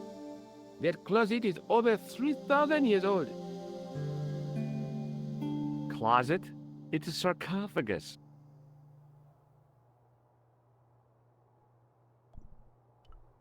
It was a stone carving from ancient Egypt. I was no desecrator of tombs.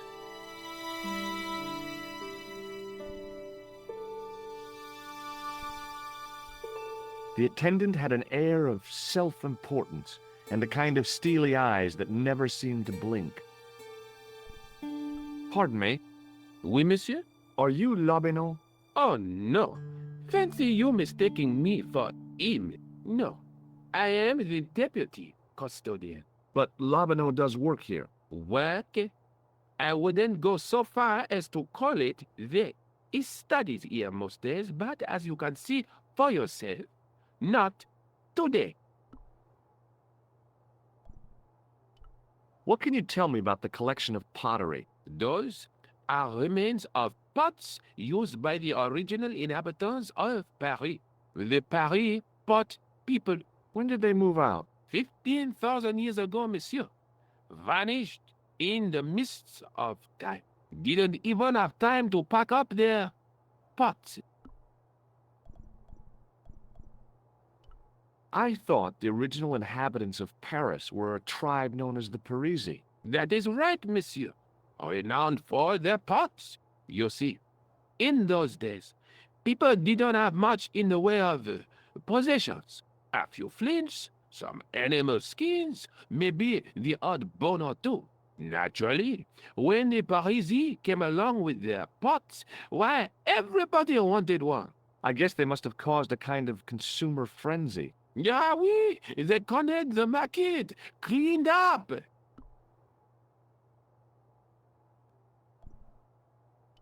You don't know the first thing about those pots, do you? No, monsieur. What can you tell me about the collection of coins? A rare example of silver coinage from the reign of Philippe le Bel. That little old lay buried for centuries in a field on the outskirts of Paris. They're unique. Nothing like them has been found anywhere else in Europe. Who was Philippe le Bel? You don't know? Philippe IV, the King of France. Wasn't he the guy who wiped out the Knights Templar? I have no idea, monsieur. All I know is he was King of France. I don't even know why he was called Philippe le Bel. Do you know anything about medieval manuscripts? Not me, monsieur. I am no scholar, though people often mistake me for one. It is the uniform, I guess. They see the clothes. They are impressed.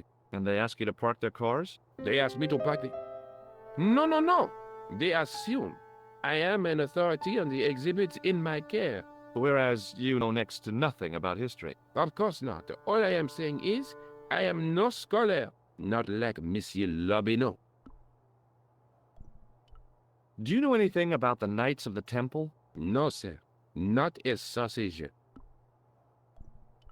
The sign on the tripod says it was found at a Templar preceptory. It does?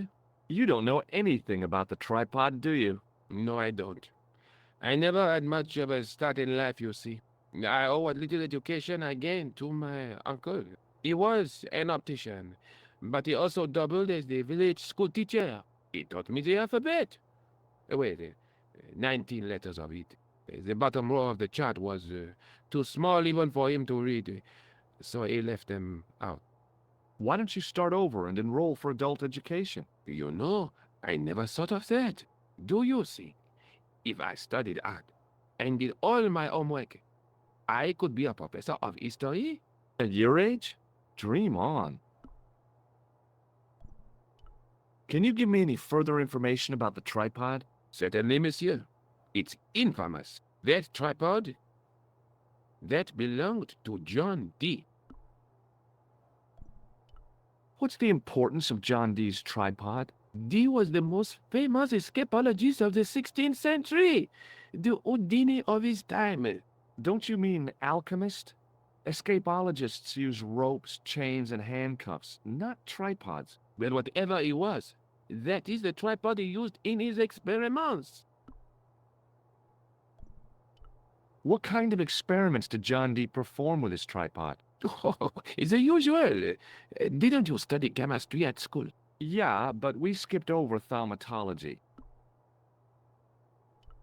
Can I take a closer look at the tripod? What? Get it out of the case? Ah, no! That tripod is protected by a sophisticated surveillance system. How sophisticated? A painfully loud alarm bell. How is the alarm bell triggered? By the slightest pressure on or movement of any part of the case wherein that tripod is situated. It strikes me that to call your alarm system sophisticated is, well, stretching the truth a little. It has never failed yet. The sophistication is in its simplicity. Do you recognize the man in this photograph? No, monsieur. Is there any reason why I should? I guess not. Do you recognize this ID pass? No. Have you ever heard of the Club Alamut? Oh, no. I don't frequent places like that. Would you like to shake my hand? Not while I'm on duty, monsieur. What do you make of this tissue? It is absolutely disgusting, monsieur. Do you recognize this red nose? I don't think so. What does this tool mean to you? That belongs in a museum. Pardon? It is a priceless historical artifact, if I am not mistaken. No, it's a plain old tool for lifting drain covers. Thanks for your help.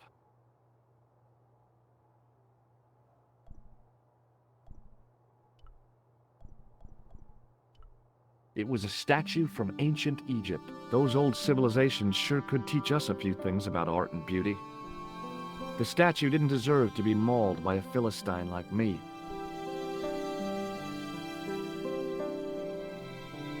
The case contained a collection of rocks. They were all shapes and colors, but they were still rocks. Above them, a sign read, L'Âge Paléolithique. I tried to sneak my hand inside while the guard wasn't looking, but the case was locked.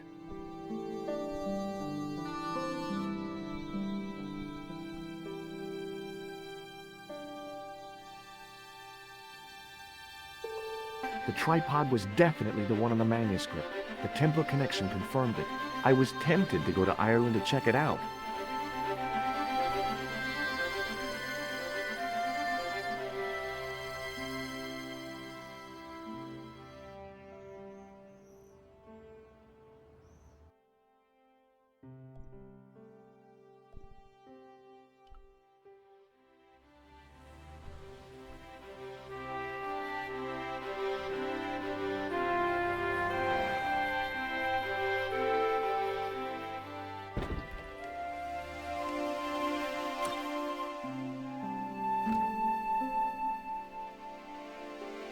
Hi, Jules.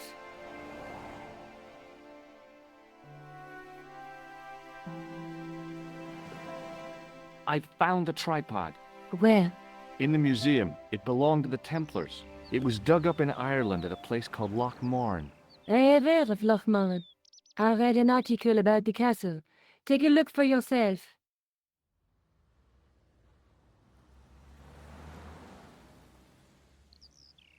A popular gossip magazine? You read that rubbish? No, I write it.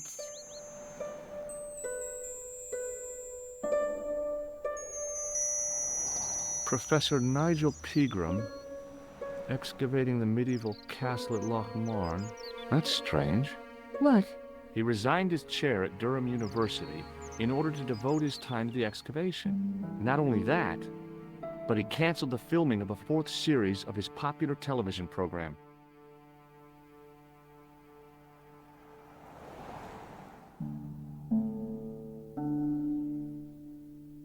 This site at Loch Marn must be awful important to him. He's the professor of history. They're all cuckoo. All the same, I'd like to talk to this Professor Pegram. How do you feel about a trip to Ireland? Disappointed. Huh? That I won't be going. I want to follow up the Bellotta case. If you really think Pegram's dam is important, why don't you visit Loch Marn? On my own? I'm not so sure about that. Where is Ireland exactly? What do you know about Professor Pegram? I've seen a television program, Pegram's Past. He's written a book, The Crusader Families of Ireland. I'll bet he'd be interested in the manuscript.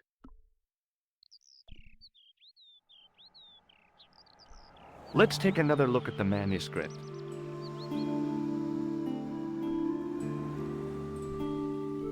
That's the tripod in the Crew Museum.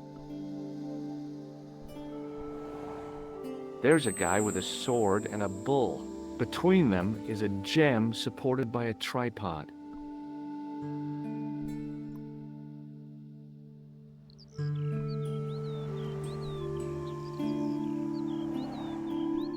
I'll see you later. Okay. Keep me informed if you find anything new.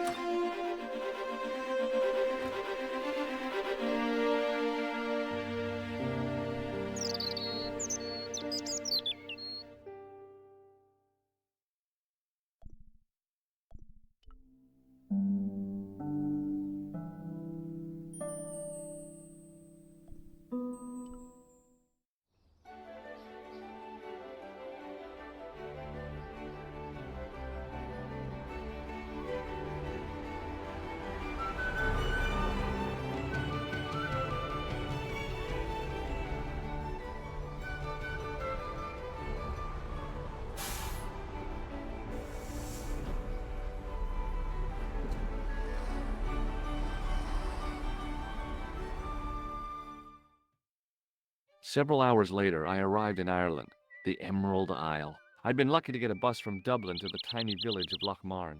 On the way out, the driver told me there was only one service a day.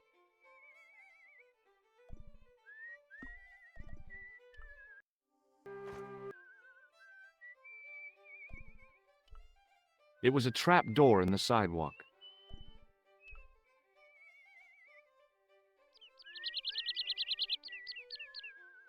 I tugged at the trapdoor, but it was locked from the inside. The drain was covered with an iron grating, through which I could hear the rush and surge of running water.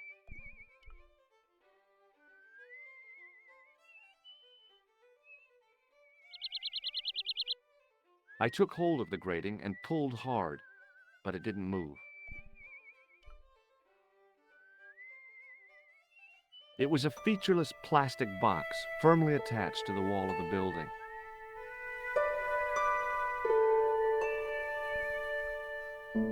I tugged at the plastic cover, but it didn't move.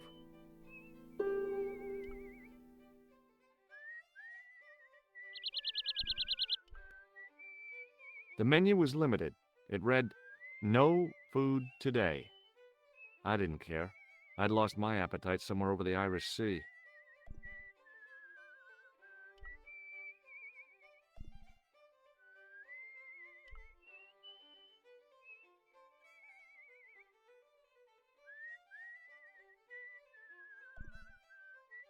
The lad was doing his best to express his adolescent aggression. His effort was somewhat diminished by the fringe of milk on his lightly feathered upper lip. Hi there. What? What's your name, kid? Who are you calling kid? Who the hell are you?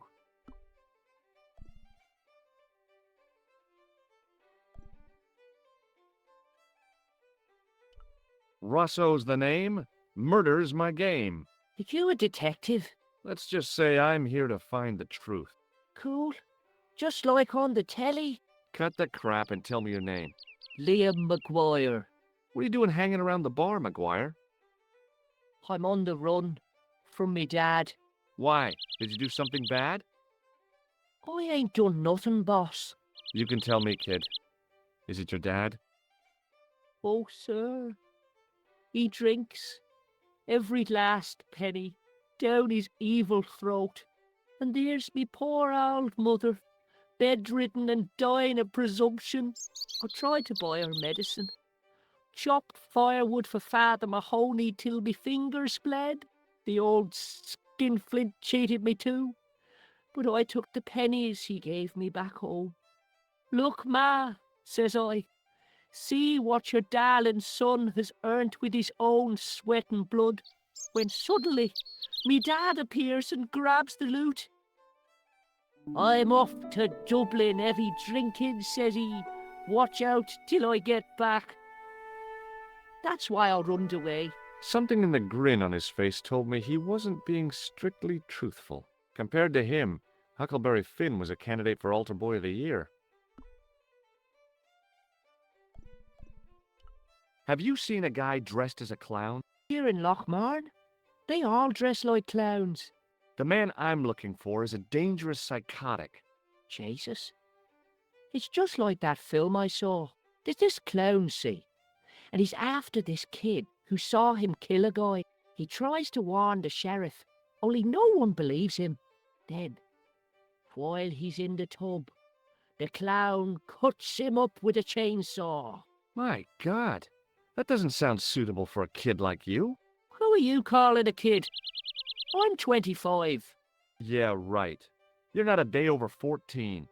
Oh no, it's 25 that I am. Married with a car and 3 kids. 10 kids if you count the wives. What can you tell me about the castle, McGuire? What do you want to know? Well, can I get inside? No, it's locked up. Does anyone live there? No, only... What? Oh, nothing. You know something about the castle you're not telling me, don't you? No, What is it you're covering up? Is it something you're scared of? I ain't scared of nothing. I'll give you one last chance to tell me about the castle. Oh, yeah? And what if I don't? Then I'm taking you back to school. Oh, there's a ghost. It's called the Phantom of Lochmarn. You're not telling me you believe in ghosts, are you? Mister, I seen it with me very own eyes. Last Tuesday night, I went up to see what that dig was about. I just reached the top of the wall when I hears this awful noise. What sort of noise? A horrible snuffling and snorting, like O'Brien's pig, only worse. It was coming from inside the castle. Did you find out what was making the noise in the castle? No fear. I just sat there on the wall like Humpty Dumpty. The moon was cracked and greasy like an old dinner plate. The yard was full of shadows. I could have been hiding anything. I would have gone home, but my legs had lost their stuffing.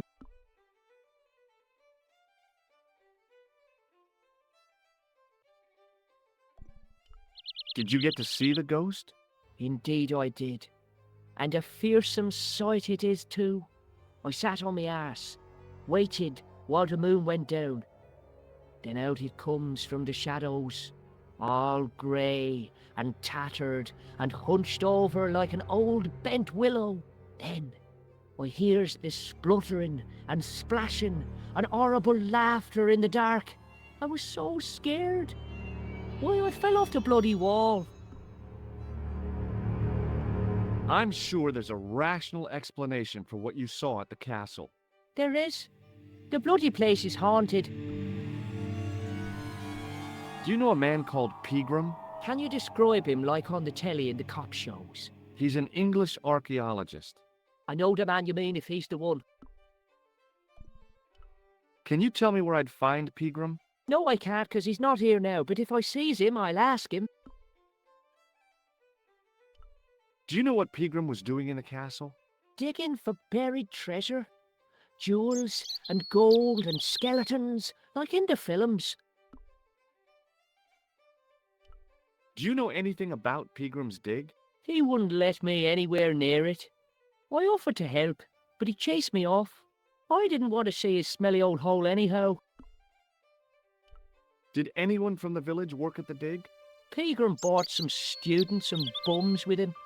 He reckoned no one in Lochmarn would know what to look for. The only local guy who worked for him was Sean Fitzgerald. What does this Fitzgerald guy look like? Big head, big ears, and face irons. What? You know, spectators, glasses. He's blind as a bat without him. Have you ever seen this man before? What a slimy character. No, I never seed him. Take a look at this, Maguire. It's an ID card. What of it? Ever heard of Thomas Merlin or the Gruber Electronics Corporation? No. Do you recognize this matchbook, Maguire? No, sir. I never seen it before in my life. Give me your hand. Get lost. Oh, come on. I just want to show you a little trick. No way, mister. I don't do tricks. Father Mahoney told me I'd burn in hell if I did. I just want to shake your hand, that's all. Oh, all right. Gotcha. Neat, huh? Didn't feel a thing. What does this tissue mean to you? Nothing. Have you ever seen anyone wearing one of these? That belongs to the killer clown you're looking for. That's right. Can I have it? Sorry. I'm keeping this as evidence. You should run tests on that, mister. You could identify the murderer with a sample of his snot. Yuck. I don't think so. What do you think this tool is used for? Lifting drains. Dead right. How did you know that? Work experience course at school. That gives me a choice of going down the drains or up the chimney. You're kidding. See you later, kid. Okay, mister.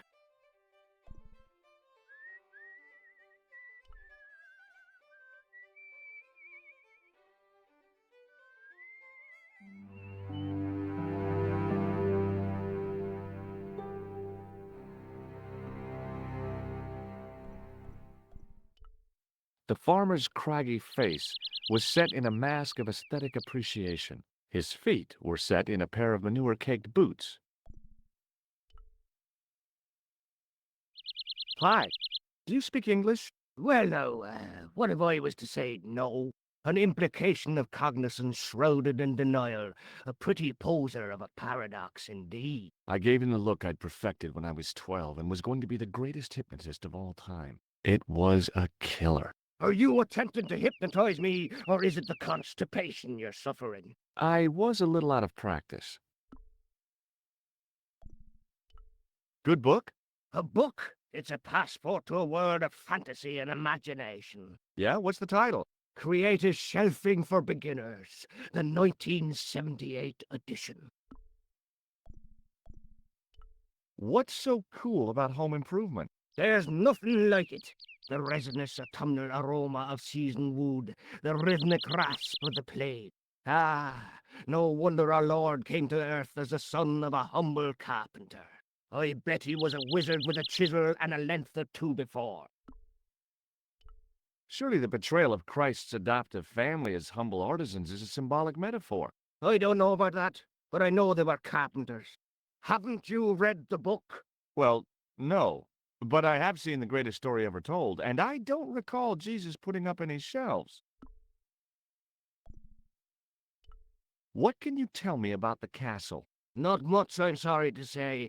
Most of its history is long forgotten. Ah, but if these old stones could only speak, what stories they'd tell.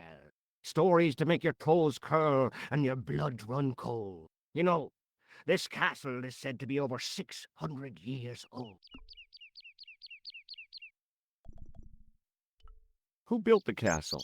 Mad Phelan, the first lord of Lochmarn. Well, I say lord, but actually he was little more than a village chieftain. He built his castle from the remains of the Templar preceptory.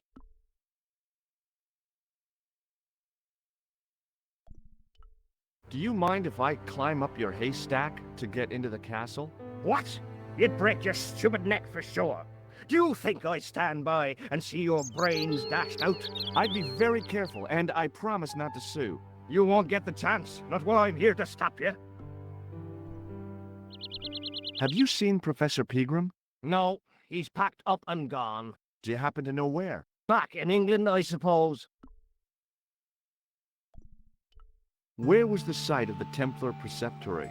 Right here on Temple Hill. Healing built right on top of the old wall. It's said that deep beneath these walls, there's a Templar chapel. Did Pegram discover the chapel? I don't know. His workers were sworn to secrecy. Do you recognize the man in this photograph? No, but I wouldn't trust him. His eyes are too close together. He's not a friend of yours, is he? Oh no, far from it. In fact, I believe it's the face of a killer. I knew it! Piggy eyes. Can't trust him. Do you recognize the name on this card? I can't read that little writing. It says Thomas Merlin, Gruber Electronics. Is that your name, Tommy Merlin? No, but what a great stage name. It had what my high school hypnosis act had lacked, style and class. For a few seconds, I bathed in spotlights on a thundering tide of applause. Tommy Merlin, hypnotist. Are you all right?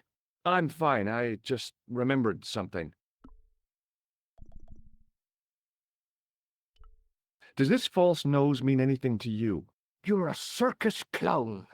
No, but I got this from someone who disguised himself as a clown. Is that a fact? Why did you do that now? He's a psychotic killer. I think he may be connected with Pegram's disappearance. Does this tool mean anything to you? No, it doesn't. Is it used on sheep? No, it's for lifting the covers off drains. Never. How? Well, the end of the tool fits into the hole in the cover. They'd slip out. Angles are wrong. You'd never do it. I have. I did it in Paris. Would you like to shake my hand? What is this? I don't do that male bonding stuff. I have to go now.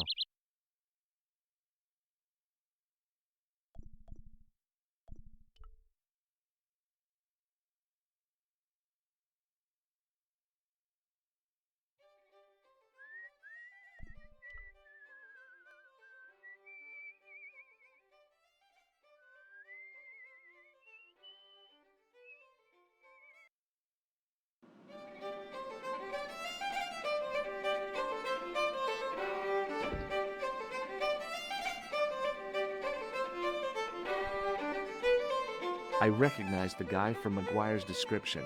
He was real twitchy.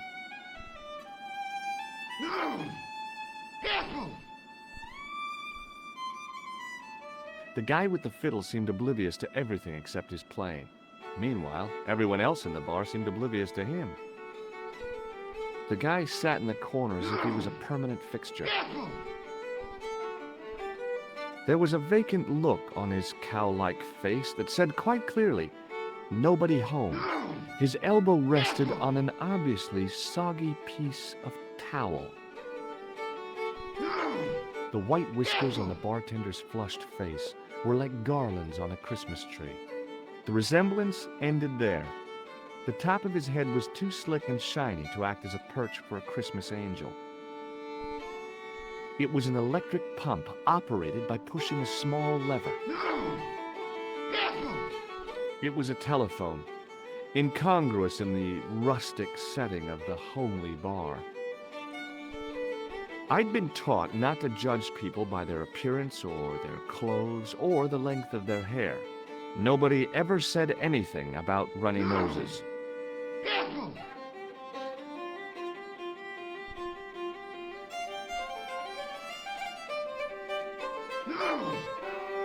Top of the morning to you. I beg your pardon. Well, that's what you Irish say, isn't it? Do you want something? Or are you just flaunting your xenophobia? Well, I was trying to be sociable. Is it a room you're after? It's not a bad idea. Do you have a vacancy? I could, if you don't mind waiting until the last guest checks out. No problem. When will that be? When the Undertaker comes to collect him.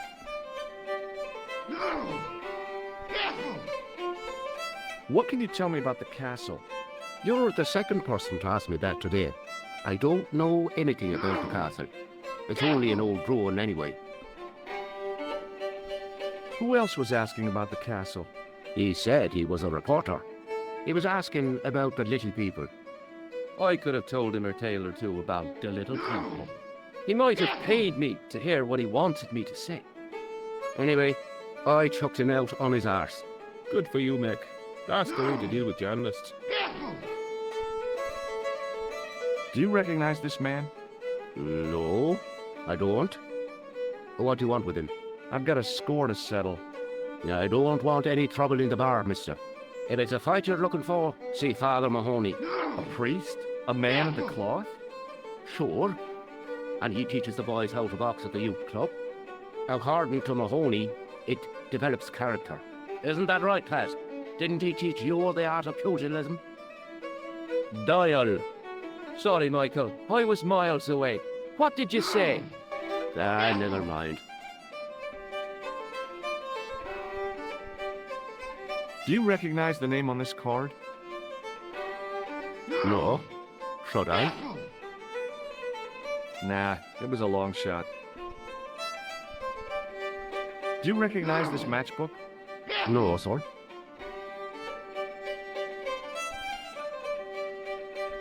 Hey, bartender? Landlord, if you don't mind. Sorry. Shake my hand, why don't you? Now, why should I do that? What have you got up your sleeve? Nothing. Come on, just shake my hand. Not just now, mister. I have to be careful on account of the health restrictions. Oh, jeez. Does this tissue mean anything to you? That's disgusting. Uh-huh. I found it in the sewers. What's the idea of waving it around in my face? You're worse than old Ron. Put it away, man. Does this false nose mean anything to you? It's not Red Nose Day again, is it? I don't know. But this is part of a clown's costume. I know that. Good God Almighty. What do you take me for? And before you ask, I haven't seen any clowns in the bar. Here's something which might interest you. Huh? Well, what is it? My passport to the sewers of Paris. Is that so? Did you see the snooker last night, Mr. O'Brien? We haven't got a television, Michael. I know that.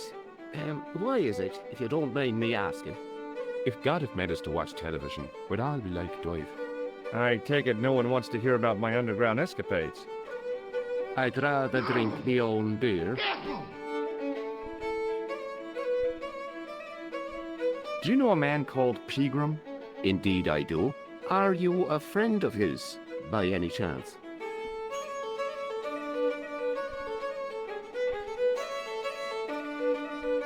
Oh no, I'm just trying to track him down. Me too.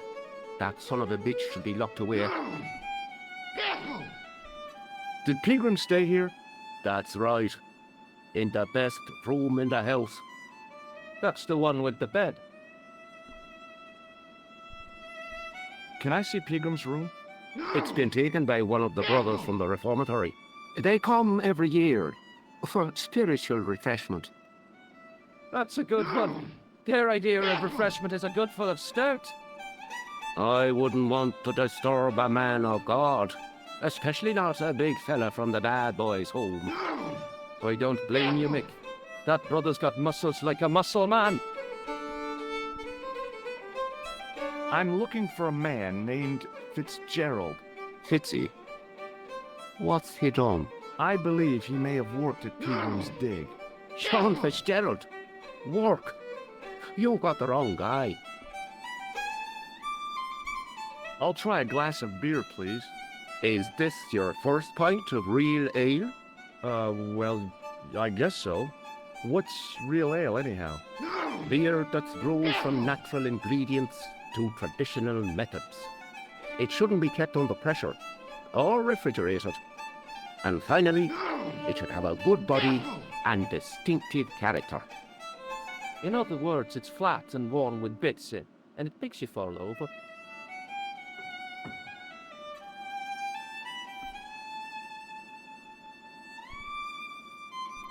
Thanks. The glass contained a dark liquid like molasses, with a creamy white froth on the top.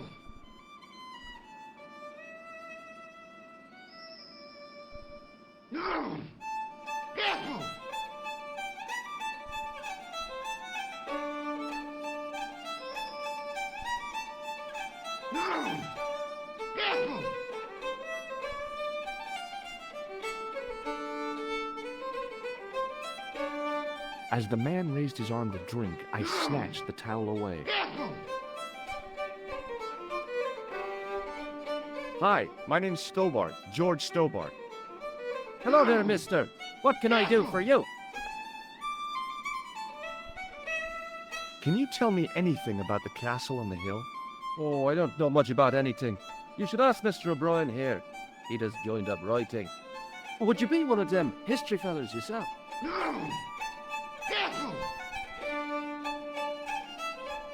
That's right, Professor Stobart, Miskatonic University.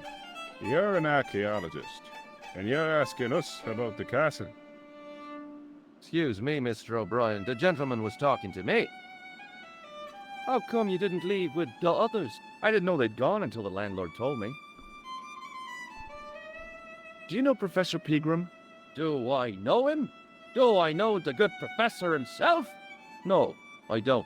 I mean, I know who he is, but I don't know him to talk to. Do you know anything about Pegram's excavation? Only that he didn't have the right tools for the job. What he needed was shovels and a JCB. Pegram was digging for historical remains, not coal. Is that a fact? What the hell for? It's the science of archaeology, Pat. Understanding how people used to live by what they left behind. One day archaeologists might be digging up our remains. Imagine that, Mr. O'Brien. I wonder what they'll find. Well, it won't be arrowheads and beakers. Fast food cartons and flavoured condoms, more likely. Did anyone from the village work at Pegram's dig? I tried it myself, but that high and mighty history man called me incontinent. What a nerve. Hadn't I dug more holes than the rest of them put together? Is it true that Pegram found a valuable gem? What? First I heard of it. Where have you been, Pat? For that gem is the talk of every town from Lochmahon to Ballydoon. Nobody told me. The lucky sod. So that's why he scampered.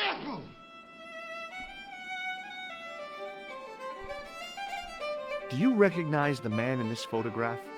It's a handsome mug on that fella, to be sure. Is he a film star? Don't be fooled. This is the face of a psychopathic killer. No. Well, there's one in the eye for me and my men. Does this security pass mean anything to you?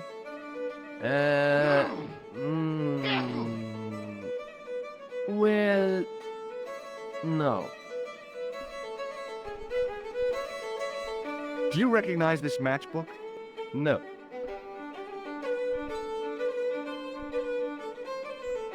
What does this false nose mean to you? No, you're a clown. No, not me. Haha, you're a good one, aren't you? Did you hear that, Michael? I hate clowns. Listen to this fella. I hate clowns, says he.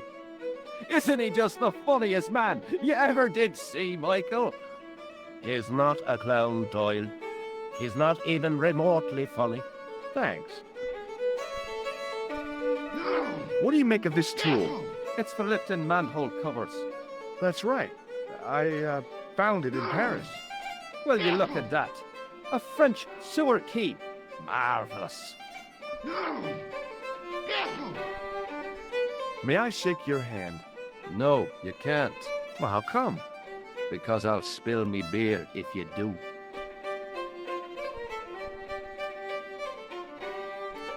Bye for now.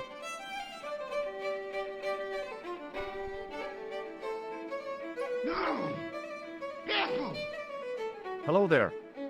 My name's George Stobart. Pleased to meet you, I'm sure. I'm O'Brien. Can I help you? What can you tell me about the castle, Mr. O'Brien? It's a fine site now, isn't it? Dates back to the 10th century, you know. Most of the existing building was added much later, of course. Are the ruins open to the public? Oh no, it's much too dangerous. Anyway, there's nothing of interest remaining. Pegram thought otherwise, didn't he? But it's not difficult to get them history boys excited, is it? Give them a bone to play with, and they're happy as puppies. Was it Pegram who dug up the tripod at the castle? The same man, if he wasn't his twin brother. And can you guess what he did with the tripod? He sent it to a museum in Paris. I've seen it. How can I get into the castle? Well, those walls were built specifically to stop people getting in, Mr. Stobart. But I dare say you'll find a way, if you've the will. Do you know where I can find Pegram? You're too late to meet that fella. Is he dead? Not that. But he's gone from the village. I saw a pint with our esteemed host, I might add. Do you know where Pegram is gone? I'm sorry, but I don't. He upped anchor in the dark and shipped out before the dawn. Why did he do that? Who knows? A guilty conscience or a secret assignation. Whatever the reason, he'll not be missed in Lochmar. Maybe now the fuss about the gem has died down, we can get back to normal. What can you tell me about the gem which Pegram found? Now there's a gem which should never have been taken. A man would have to be full of greed to covet that stone. What's your interest in the jewel? You're not a reporter, are you?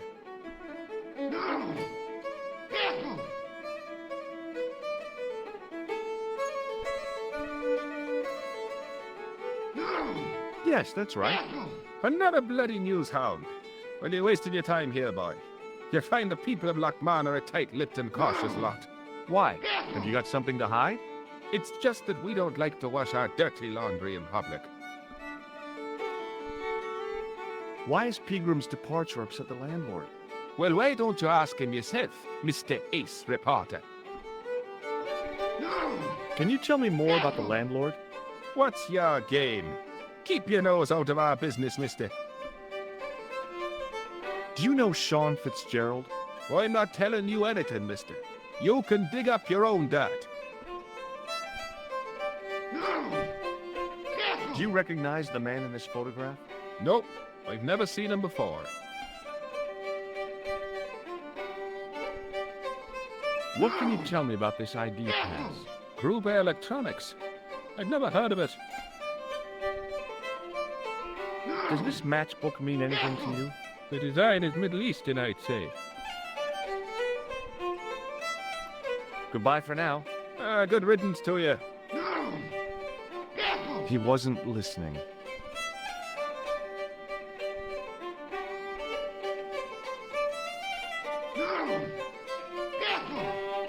Mr. Fitzgerald? What? I need to speak with you urgently.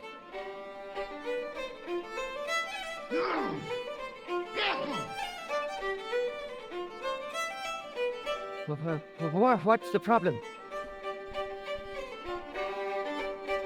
What can you tell me about the castle? There's nothing there. Just an old ruin. How old? I really couldn't tell you. Have you ever explored the castle yourself? I used to play there sometimes, when I was a kid. Then one of the little ones fell off the wall, broke his head and died. We didn't go there anymore. You haven't been up there recently? No. Do you know Professor Pegram?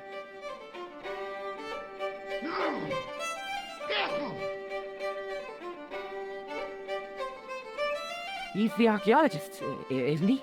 That's right. Where can I find Professor Pegram? I heard he's gone fishing. I don't know where. Did you work at Professor Pegram's dig? What gave you that idea? McGuire says you did. You don't believe that damned hooligan, do you? Why not? His probation officer could tell you a tale or two. Have you heard about the gem which Pegram found? I heard a rumor, but you can't believe everything you hear or see, can you? Can I get you another drink? Oh, no, thank you. I shouldn't be drinking at all. I'm on tablets for my nerves. More than a pint and I'll pass out. Do you recognize the man in this photograph? No, at least I don't think so. Look closely. He has a scar on his face. No, I'm sure I don't know him. Check out this pass. Yeah, it's yours, is it? Not exactly. Do you recognize the name? Thomas Merlin? No, never heard of him. Does this matchbook mean anything to you? No. Shake my hand. It's a trick, isn't it? Damn it, you're right. I can't seem to fool anyone. What does this red nose suggest to you? Blood. Why's that? I used to bleed a lot when I was a kid. Every time there was a playground scrap, I'd end up with a bloody nose. I wouldn't have minded, but I wasn't even involved in the scraps. What does this tissue suggest to you? Nothing. What do you think this tool is used for? Something to do with horses? Wrong. It's for opening manhole covers. Oh, really? Well, you learn something every day.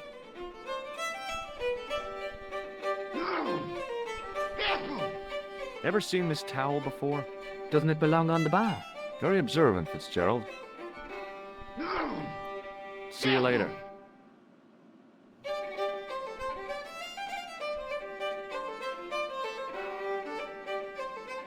Hi there, old-timer. What? Nasty cold you've got there. As soon as the words left my lips, I regretted them. Is there such a thing as a cold which isn't nasty? I put the question to Father Mahoney. Father, says I, why were we born to suffer snot? What did he say? He said, it's my reward for being out all night like a sinner. Pious prig. Anyway, this is no ordinary cold. 'Tis the hay fever. Pollinosis? Thank you. You're not a policeman, are you? Excuse me? Police? No, I'd know it if you were. Can I buy you a beer? Very kind, I'm sure, but I don't drink the stuff Leary sells. What's wrong with it? I've seen what it can do.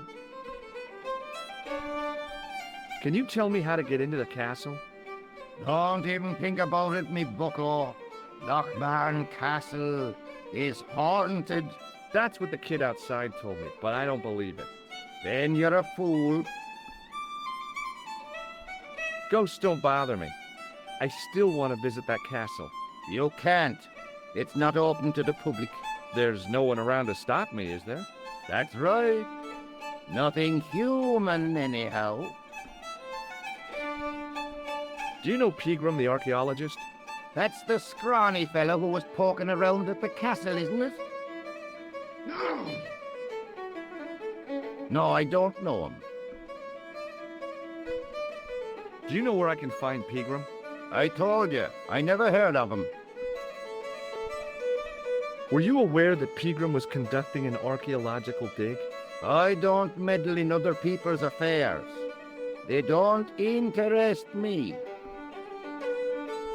Have you ever seen the ghost? To be sure, with me very own eyes. Can you describe the ghost? It was horrible. A wee stunted beast, long beak, straggly, flappy wings. Are you sure it wasn't a wild animal? A rabbit or a skunk or something? Skunk?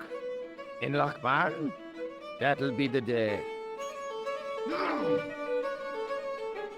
No, that was a ghost, to be sure.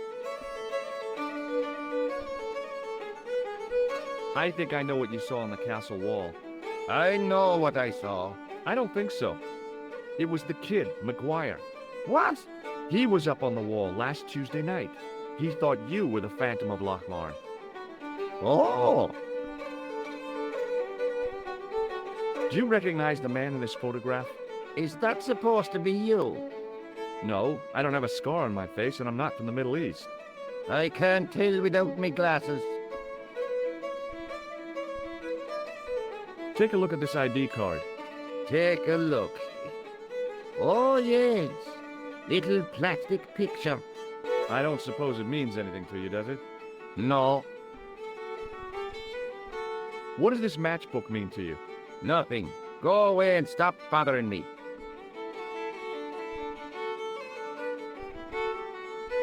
Could you use this towel? I could, but it wouldn't be much use for anything else. Hey, would you like to shake my... No, on second thought, forget it. You could make use of this tissue. Never use them. Those things are unhygienic.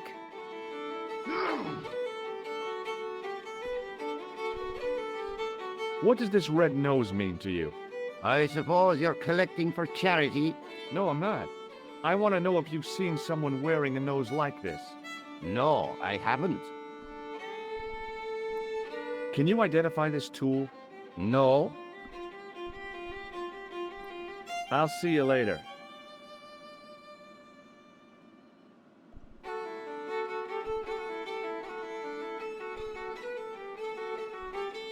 It was an electric glass washer. It looked even older than the barman.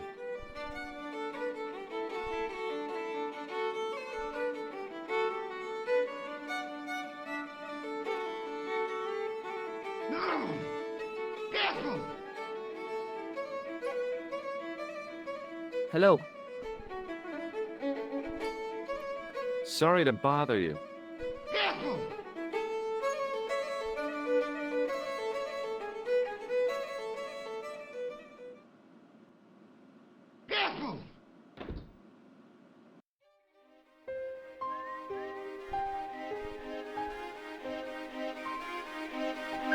Hey, McGuire. What do you want to know? I heard that Pegram had found a legendary gem. That's right. It's been the talk of Lochman all week. You haven't seen the gem, have you? Hell no. I reckon Pegram made off with it. If I was him, I'd go to Amsterdam, chop it up and sell it. He could be living the life of Riley instead of digging holes. Are you sure Fitzgerald worked at the dig? Oh yes, it was him all right. Would I tell a lie? Well, he denies it. I saw them together only last night. I wish you'd told me that sooner. What were they doing? Pegram gave Fitzy a box. He didn't look too happy about it. I knew it. But how am I going to persuade him to part with it? Break his fingers. No, I couldn't do that. I could. Thanks for the offer, kid, but I'll try a more subtle approach. Chinese burns?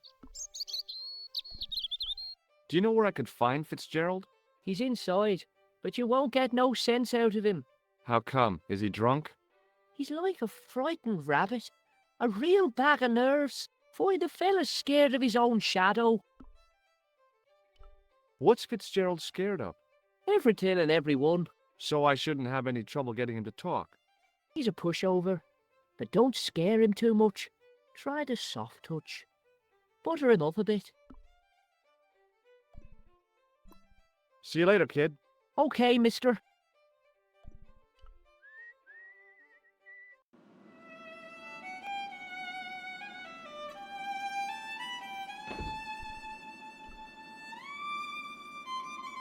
Hello. McGuire says he saw you working at the dig. What's more, he saw you talking with Pegram.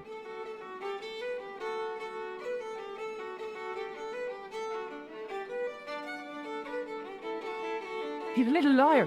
He'll say anything to get attention. Well, it's his word against yours, I guess.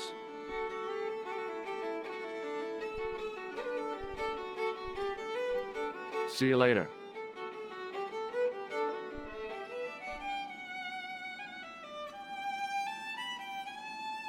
Excuse me. Yes, sir? May I have another beer, please? Certainly, sir. Same again? Yeah, please. How is this stuff made? That's the secret of the master brewer, sir. Each barrel is lovingly manhandled in time-honored fashion, suspended on skillfully tied ropes of the finest hemp, lowered into the cellar utilizing the forces of original gravity, like manna from heaven.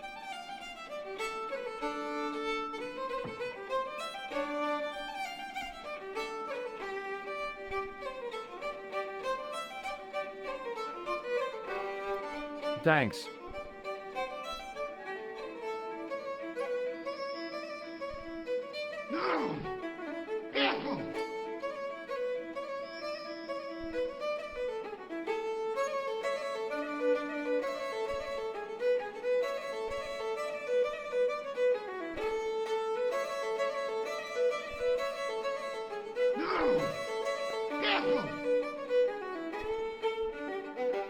Hey! Hello there again, mister. Do you remember seeing Sean Fitzgerald at the dig? Let me see now. I think me brain box needs a spot of lubrication.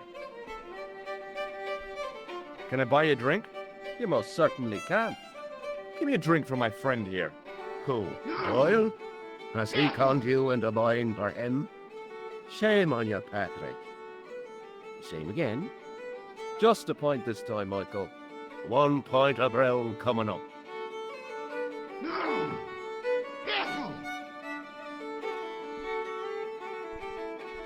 Do you remember Sean Fitzgerald now? I can picture the scene as if it was only last week. Come to think of it, it was only last week. Fitzgerald was there all right. Him and a bunch of students. He was speaking with the boss man.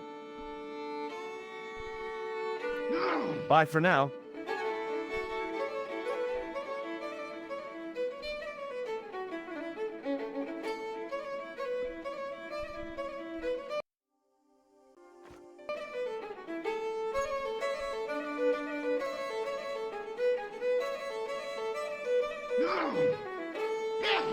Hello. Doyle told me you definitely worked at the dig. He's seen you there. You might as well admit it. Just my luck. Grasped up by a delinquent and a dimwit. I need to talk to Professor Pegram, if he's still alive. What do you mean? Is he in danger?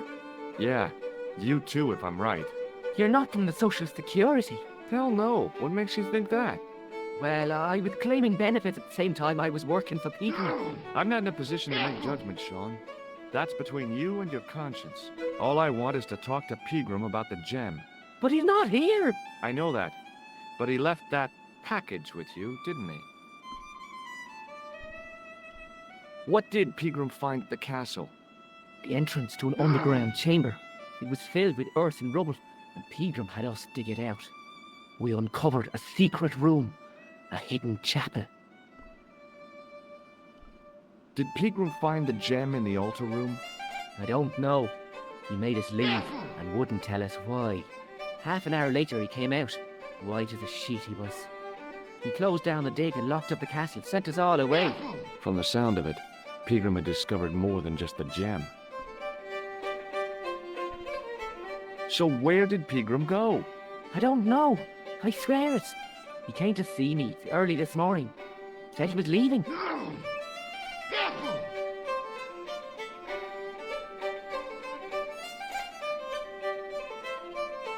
He asked me to give this package to a guy called Marquet. Show me what's in the package, Sean. I can't do that. Why not? I promised the professor. So what? You didn't have any qualms about your benefit scam. So where's the harm in taking a peek inside Pegram's package? You don't know these people.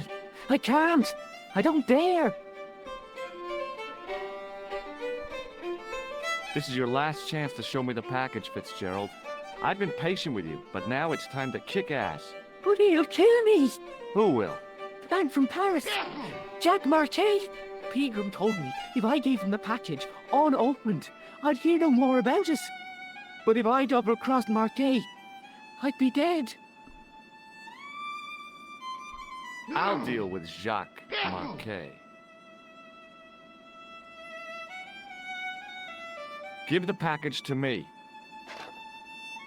No, why should I trust you? I don't know who to trust anymore. I wish I'd never even heard of the Lochmarn gem.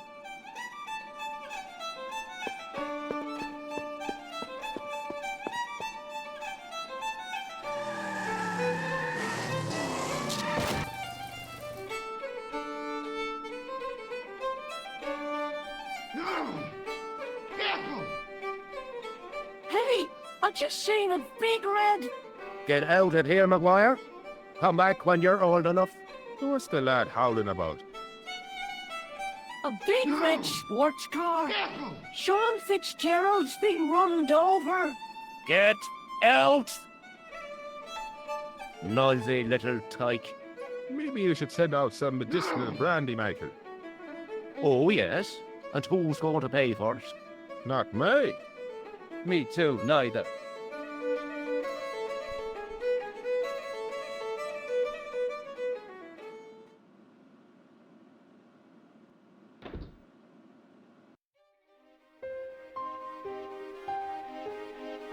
I was telling the truth about Fitzy, mister. Okay, calm down. Now tell me what happened. I was standing here, minding my own business, when I saw this beautiful red sports car coming up over the hill. Would you look at that, says I. And I going over to take a closer look. Next thing, Fitzy comes tearing out of the pub and nearly knocks me on my ass. Well, the car just flies at him. It was too fast for poor old Fitzy, and hit him an awful wallop. He goes flying up on top. Jesus, says I thought he was a goner. Next thing, the driver hops out, and I couldn't believe my eyes.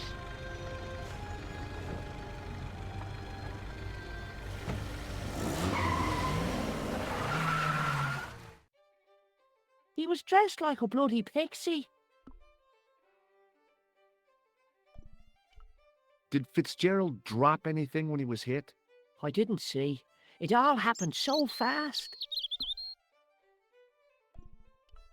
Did this pixie have a scar on his cheek? I couldn't see. He was wearing a stupid mask. Are you a special agent? Sorry to disappoint you, kid, but I'm not. Have you ever seen this man before? What a slimy character. No, I never seed him. See you later, kid. Okay, mister.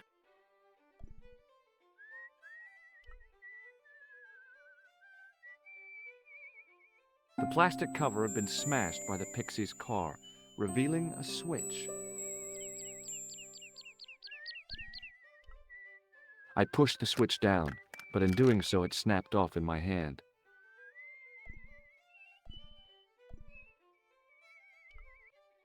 It was a trap door in the sidewalk.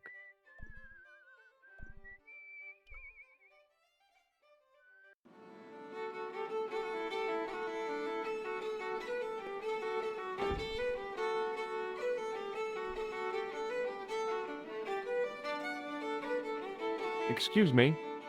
Yes, sir?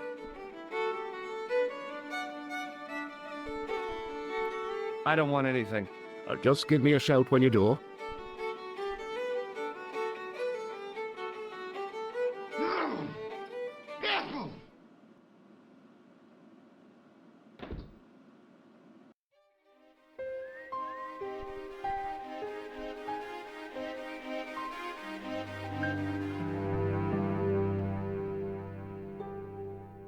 Hi, it's me again. So I see. What now?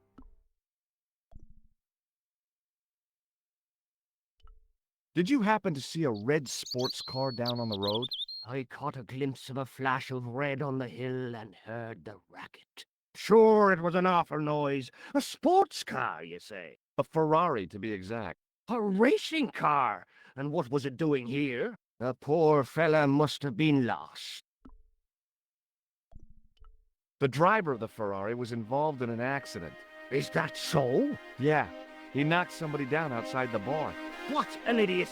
How could a thing like that happen? He was traveling too fast. So fast, he ran right under the car. I mean, the car was traveling too fast. But you'd have thought the idiot could have heard it coming.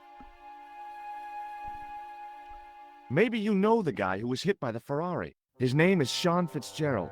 Oh, I know him all right. That's me nephew, the idiot responsible for the stacking of my hay cart. Was he killed by the car? Oh no, but he has been abducted. Well, that's a relief now. Aren't you going to look for your nephew? What for? From what you say, it's too late. Well, you could report the matter to the police. Better not. Besides, what could they do? Well, they could mount a search. They have only the one bicycle between them. In a question of superior acceleration, I'd put me money on the Ferrari. I think you ought to know exactly what Sean has gotten himself into. I'm not sure I want to know. But you're his uncle, his own flesh and blood. You're right, but what can I do? If I'm not here to guard it, some idiot might try to climb the haystack. What a moral dilemma. Stay here and guard this potentially lethal agricultural construction, or to go off in search of the prodigal nephew, the very man responsible for said hazard? It'll need some thinking about. Why, there's no problem. You're right.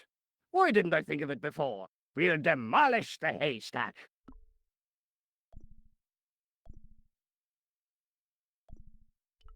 You don't have to demolish the haystack to go look for Sean. I'll stay here in your place and warn anyone who's silly enough to climb it. Marvelous! I think I should start me inquiries in the bar.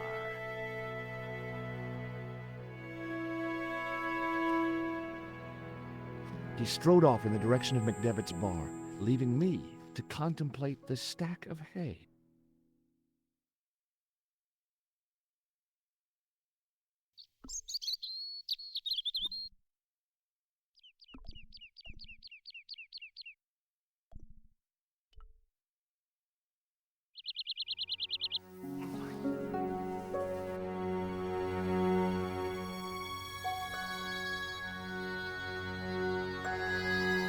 The stack of hay stopped, short of the top of the wall. Even if I stretched as far as I could, the wall was out of reach. What I needed was a slice or two of Alice's Wonderland.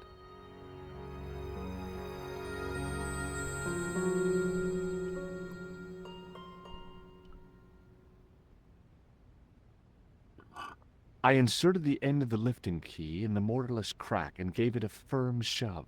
It remained lodged in the wall, jutting out to form a step. The lifting key was rammed tightly into the crack in the wall, forming a strong foothold. I tugged at the lifting key and found it was held quite securely.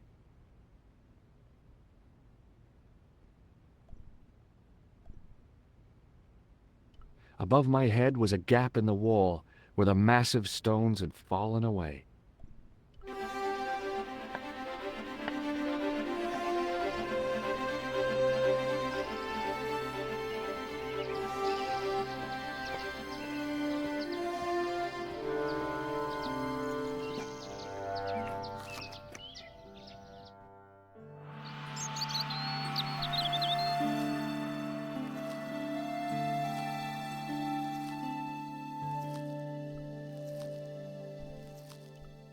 It was the fiercest, meanest-looking old goat I'd ever laid eyes upon.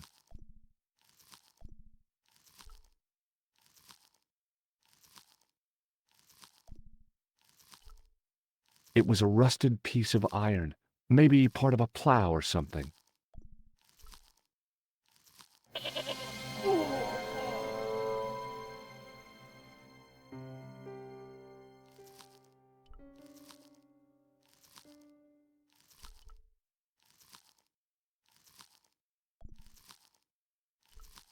The top of a ladder rose out of the squarely dug hole.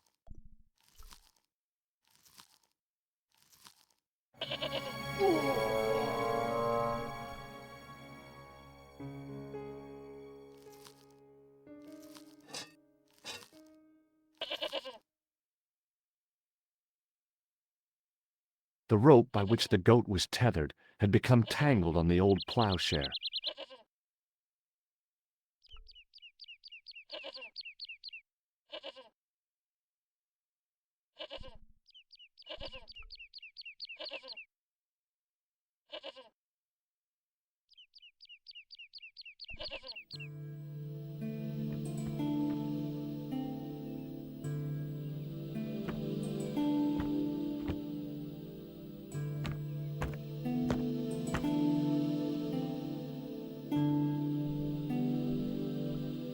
It was a statue which had fallen from its place on the wall, 5 fingers of stone projected from the back of the carving.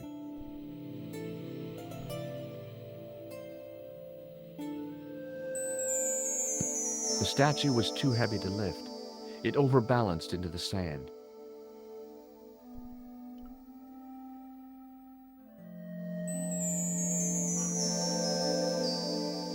As I swung the stone upright, I noticed it had left a pattern of holes in the sand.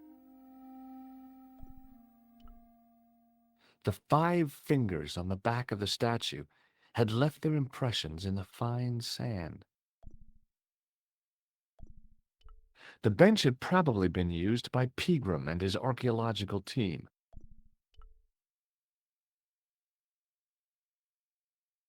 The only object on the table which interested me was a small sack.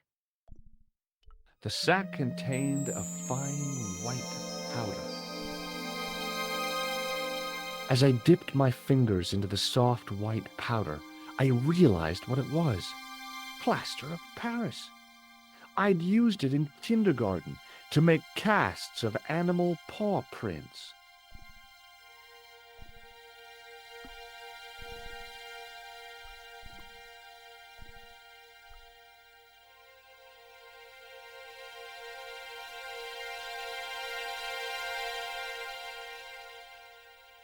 I sprinkled the plaster on the sand until the holes were filled.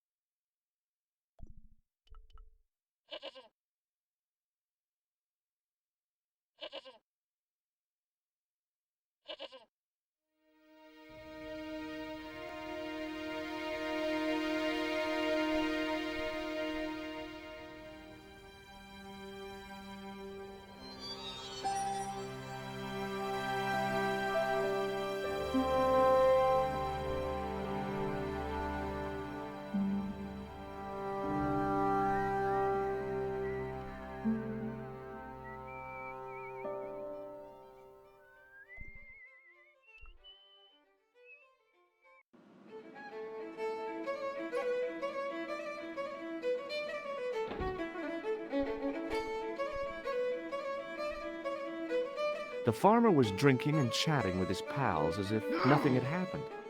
Maybe abduction had replaced cattle raiding as their national pastime. Hello. Hello there. Let me introduce you to my pals. We've already met. I want you to know you have my sympathy. Oh, it's just terrible, awful. It's the worst news I heard all day. It's top the bad news all right for this week and the next. The whole year. It's worse than that. It's the worst disaster in living memory. Isn't it the biggest calamity in the history of the village? I would say it's the biggest in the history of Ireland. The most awesome disaster since mankind paddled out of the primal crop. There's no beer. What about Sean? Why aren't you out looking for him? There's no point in launching an ill-equipped expedition to save the lad. In a life-or-death situation, preparation is essential. That's why I slipped in here. For a pint. Is a glass of beer more important than a man's life? Were you talking to me? To all of you. Sean Fitzgerald has met with God knows what, and all you can do is drink.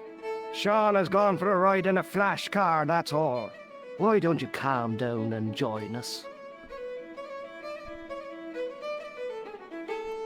I gotta go.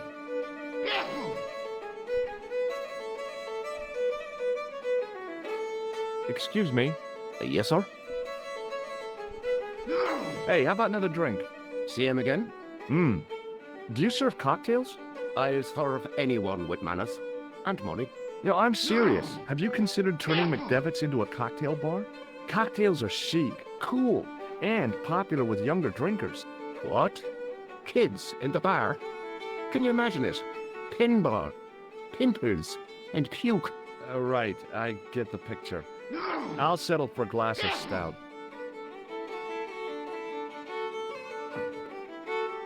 I'm sorry, but the pump appears to be broken. I can fix it for you. I don't think so. This is a job for a professional electrician. Oh well, at least the glass washer is still working. It's not my idea, is it? It just so happens I'm an electrician. Check out my credentials. Well, no. Isn't that marvelous? Here's a house bedeviled with faulty wiring of a wayward nature. Here's you, an electric man, with a little plastic card to prove it.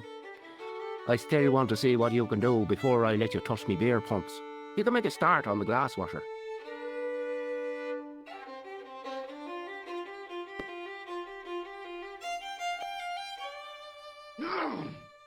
And when you finish that, will you take a look at the pumps? It was an electrical plug attached to the glass washer.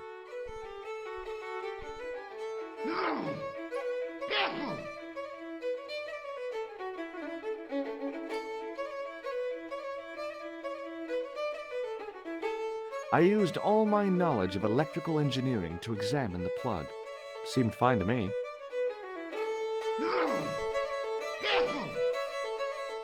There was nothing physically wrong with the glass washer.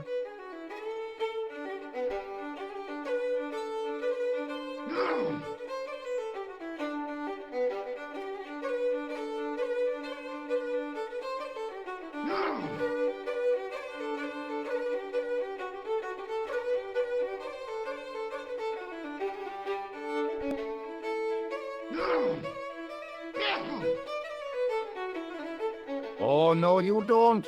Okay, I'm sorry.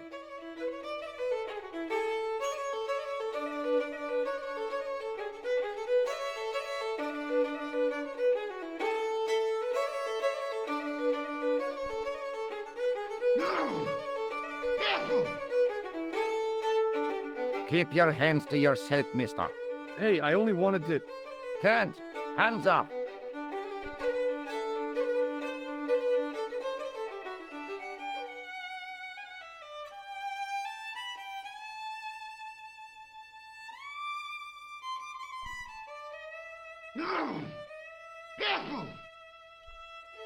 Almost as if he'd sensed my intentions, the old derelict snatched the wire from the table.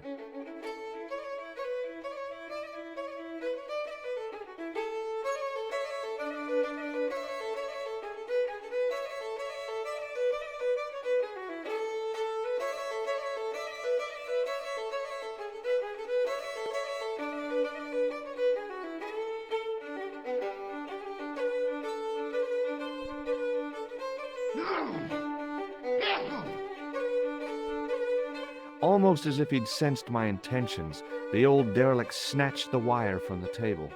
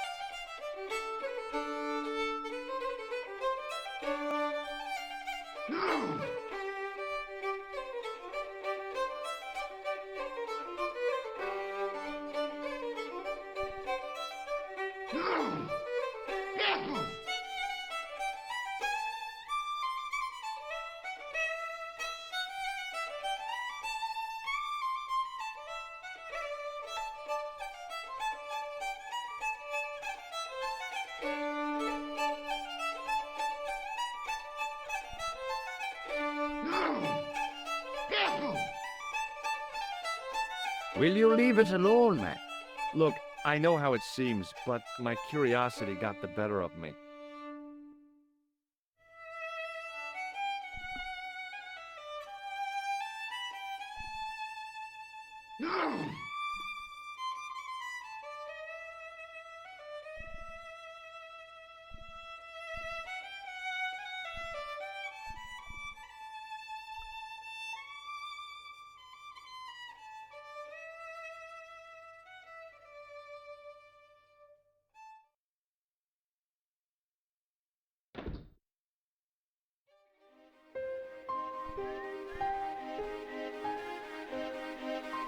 It was impossible to return the switch to its original position.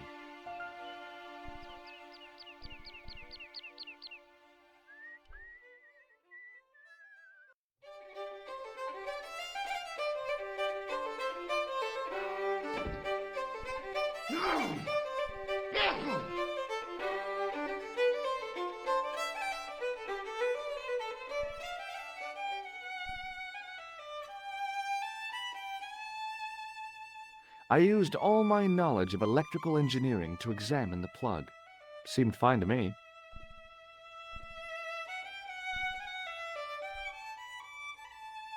I couldn't see anything obviously wrong with the machine. I figured it must be the wiring. There was nothing physically wrong with the glass washer.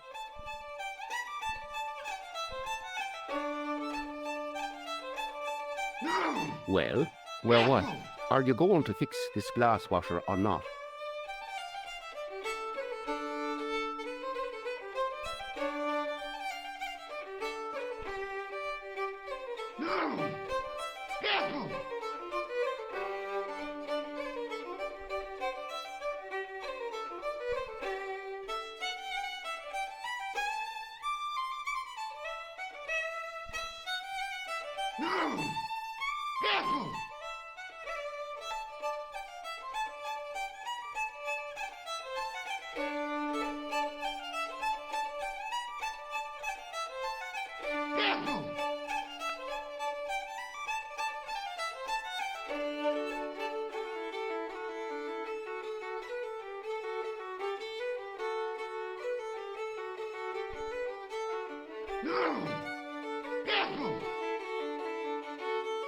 Leave it.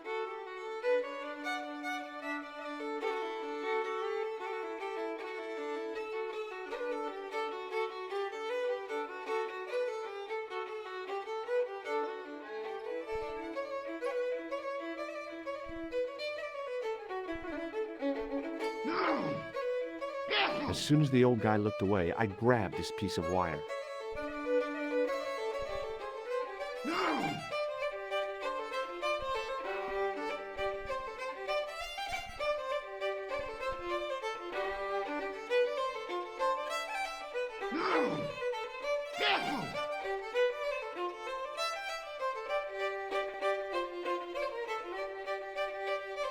I replaced the fuse with a piece of wire.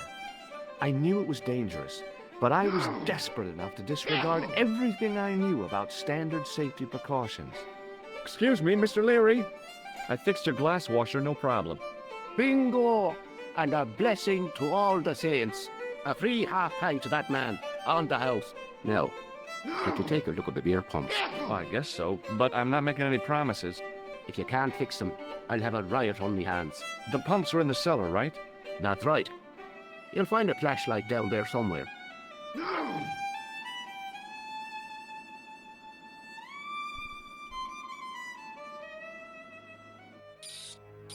What a dumb place to store a flashlight.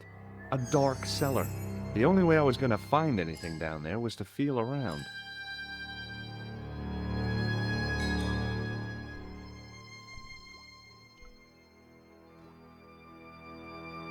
My hand closed on a long metal rod. I pushed the lever and heard the grating of metal, but nothing appeared to happen.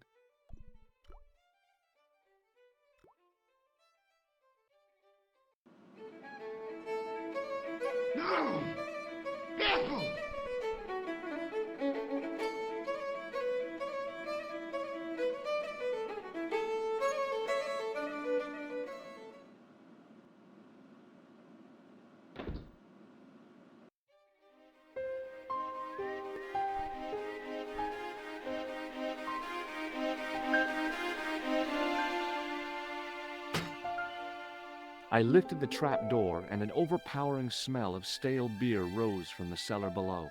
I looked down on a stone-tiled floor, way too far to jump.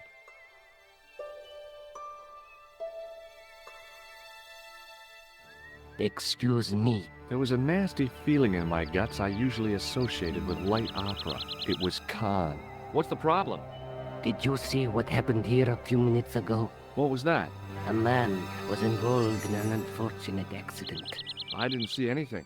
What about the boy? Well, he doesn't know anything either. The kid, well, you know how it is in these rural communities. Not enough genes to go round. I prayed McGuire had the sense to keep his mouth shut. Was the guy hurt bad? He is being taken care of, but he thinks he dropped a small parcel. You didn't happen to find it, did you? If I had, I would have taken it to the police. Of course. Thank you.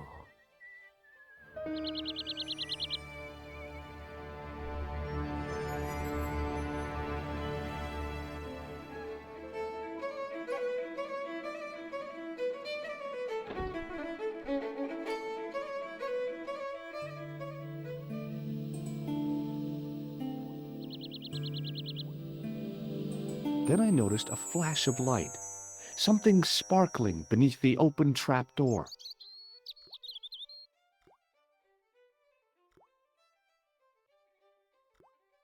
It was Peagram's gem, all right.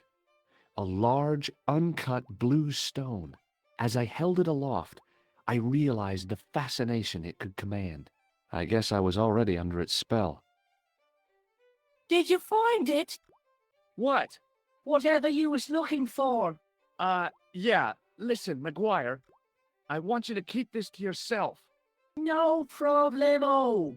Just chuck us up a crate of lager. No way, you're not old enough. We can sell it and make some cash. Forget it, kid. I couldn't betray Mr. Leary's trust. I could, for sure. That old misery guts deserves it. If you want to do me a favor, keep a lookout for that guy in the suit. Okay. But it'll cost you a packet of chips. Oh, and shout if you see that Ferrari.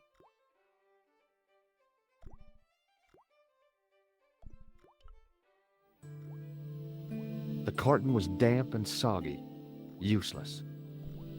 It was an empty carton which had once contained caustic soda. It was a bunch of cleaning materials. I looked among the cleaning materials, but saw nothing I could use. It was a calendar with a faded photograph of a prize-winning carp.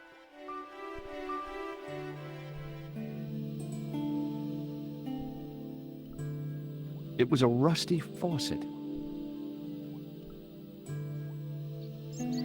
The faucet creaked, coughed, and spewed out a stream of rusty-colored water.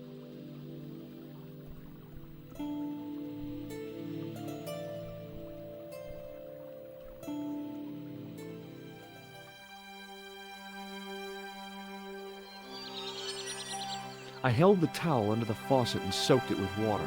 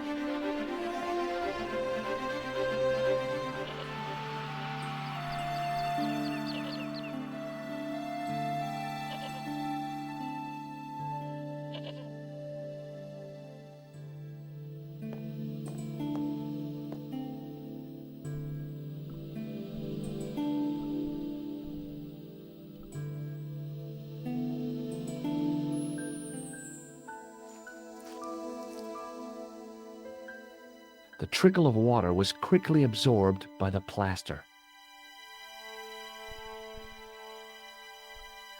A lump of hardened plaster lay on the sand at my feet. The plaster cast was a pretty neat replica of the back of the stone, complete with protruding fingers.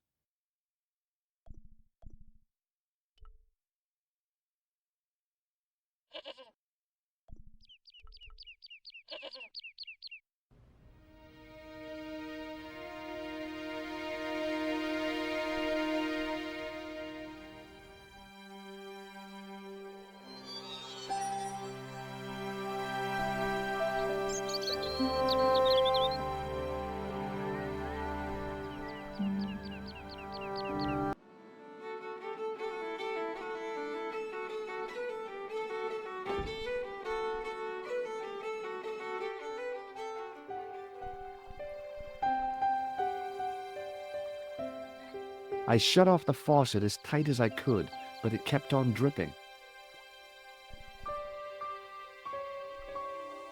It was a couple of paper sacks filled with trash.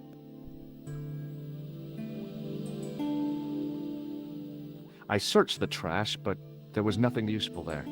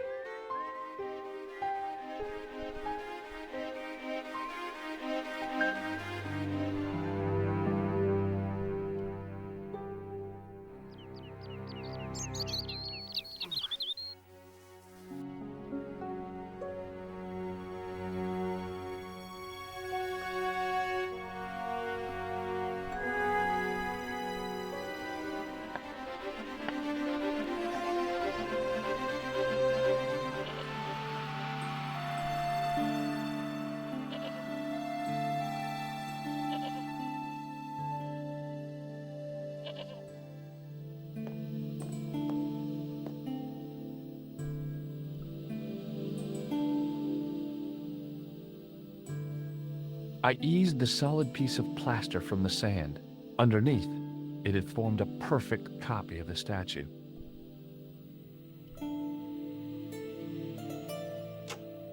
The hardened plaster cast fitted snugly into the 5 matching sockets. There was a soft thud, then silence.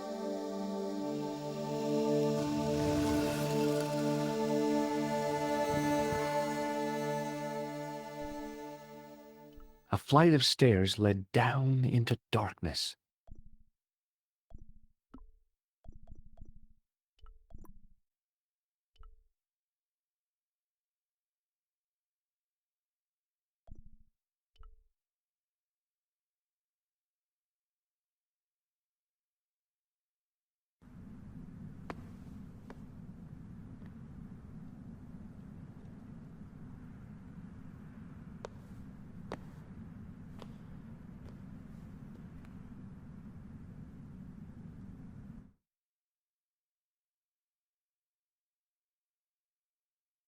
So, where did you stay last night?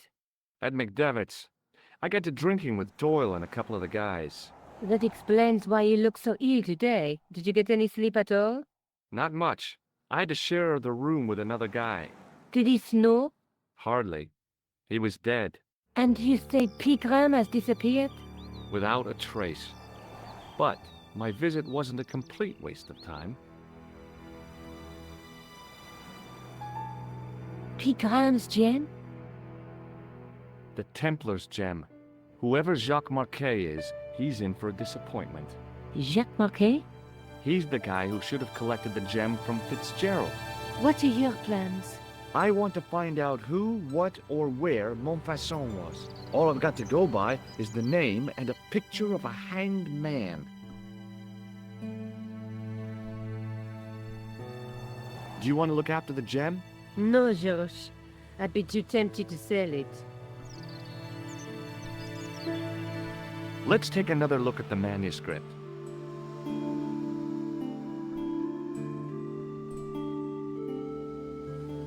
That's the tripod in the crew museum.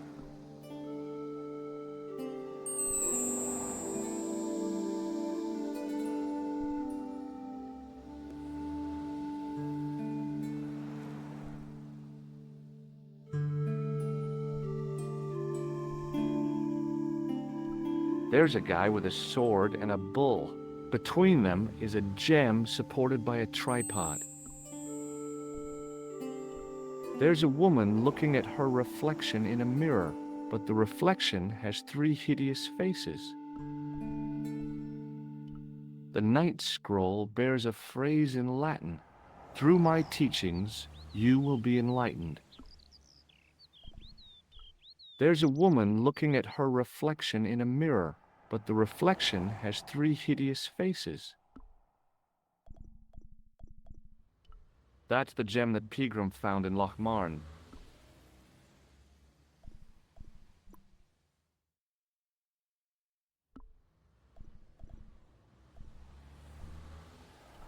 Look, Nico, a handful of plaster. Yeah. Why is it that men never really grow up? What's your problem, sister? Your pockets stuffed with useless junk like little boys. You never know when useless junk might come in handy.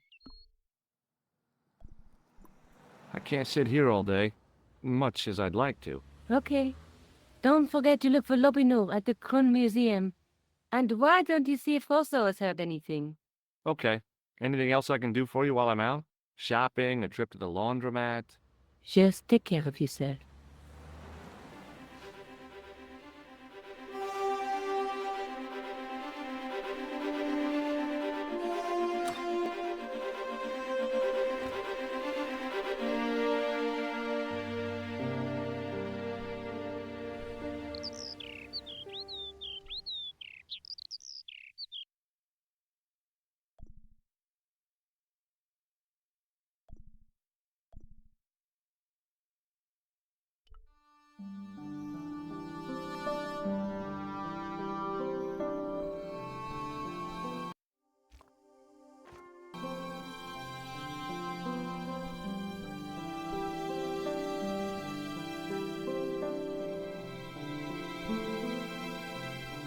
He was a thin-faced, pallid guy with a questionable taste in outlandish clothes.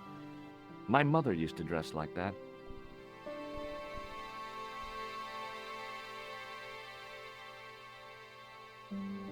I beg your pardon. Are you André Lobineau? That's me. You want my autograph? No. I was told you may be able to help me. Help? My name is George Stobar. I'd like your professional opinion. Well, okay. Shoot. Does the name Montfaucon mean anything to you? Sure. It was the most grisly spectacle in Paris until the Revolution. A public toilet? Montfaucon was the place of execution for many thousands. A dark temple of death, with row upon row of arches, each one framing a grim exhibit. Scores of rotting corpses swung on creaking rope, while the crows devoured their flesh. That explains the image of the hanged man. I found a reference to Montfaucon in Ireland, in a village called Loch Marn. Loch Marn? That's where Pegram was digging. That's right. He'd left the excavation before I arrived. Do you know Pegram well? Not really. I met him at a conference. I would have liked to talk to him in depth, but I didn't have time. When was this? Oh, back in the summer, July, I think. The second week of July? Maybe. Yes, it was, just before Bastille Day. So Pegram was in Paris at the same time as the other victims. Pardon? Victims of what? Nothing. Just thinking aloud.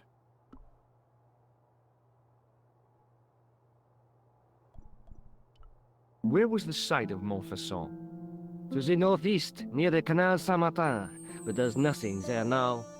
The old gibbet was torn down during the Revolution. What can you tell me about Philippe le Bel? He was responsible for the extermination of the Knights Templar. I know that, but why was Philip so hot to get rid of them? Mostly because he wanted to get his hands on their treasure. He had an enormous debt and a lifelong war with England to fund. The trouble was, the Templars were a highly respected holy order. If the Templars were so powerful, how did this Philippe dude wipe them out? By underhanded, dishonorable means, of course. The Pope was Clement V, a Frenchman. French, huh? Handy for Philippe. Fate had nothing to do with it. He was Philippe's puppet, planted to further his political ambitions. Philippe wanted the wealth of the Templars and used Clement to get it. So what was Philippe's plan? What happened? Sealed orders were sent out all over France, not to be opened until the appointed day. That day was Friday, July 13th. That's the origin of our superstition regarding that date. At dawn, throughout the whole of France, the Templars were arrested. It was the biggest bust in the history of the world. What happened to the Templars after their arrest? Philippe was out for blood, so he handed the Templars over to the Inquisition. Not surprisingly, they confessed to a sensational and sordid list of blasphemies. Like what? Oh, the sort of things you read about in the gutter press. Devil worship, lewd sexual practices, spitting on the Holy Cross, that kind of thing. Well, that must have given their lawyers some headaches. Whether or not the accusations were true, this was not good publicity. Most of the charges were probably cooked up, but so were the Templars, literally. Hundreds of them were found guilty of heresy and flame-grilled at the stake. They died protesting their innocence. But surely Philippe had no proof of his charges against the Templars. A man will admit anything under torture. The Inquisition fabricated some nonsensical demon called Baphomet, and then suggested to the victims that this was what they worshipped. But they didn't have to agree. The records show a Templar coming to trial with both feet burnt off. Fragments of flesh and charred bone falling from the stumps. What would you not admit to stop such torment? So there was no truth at all in the Baphomet accusations? Not a shred. Almost every victim described the idol differently. No, Baphomet never existed outside the sick minds of the Inquisitors. So Philippe stole the Templars' riches, huh? Oh no, they weren't stupid.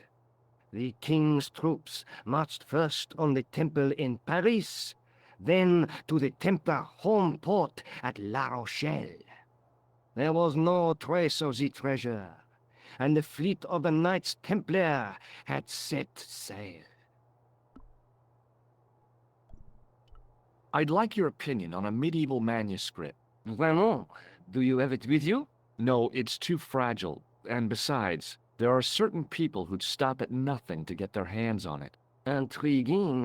Do you have a copy of the text? There isn't much. Only a few Latin phrases. I was kind of hoping you'd help decipher the pictures. Without seeing the manuscript, that's a tall order. Just tell me one thing. What does the image of two men riding on the same horse suggest to you? The Knights Templar. Does the Templar seal appear on this manuscript? I'd love to see that for myself. Can you tell me anything about the Knights Templar? I sure can, Georgie. Soldiers, diplomats, mercenaries, monks, bankers, you name it, the Templars fit the bill. The greatest fighting force in Christendom, the militia of Christ. Jeez. How did the Templars get their name? From the building in which they set up their headquarters. The King of Jerusalem gave them part of a mosque on the Temple Mount. It was said to have been the site of the original Temple of Solomon. The order became known first as the Knights of the Temple, and later as the Knights Templar. You're a mine of information, Andre. Glad to be of help, Georgie. How come the Templars became so wealthy? There was a constant stream of new recruits to their ranks, many from noble families. They were required to swear a sacred oath of poverty, chastity, and obedience.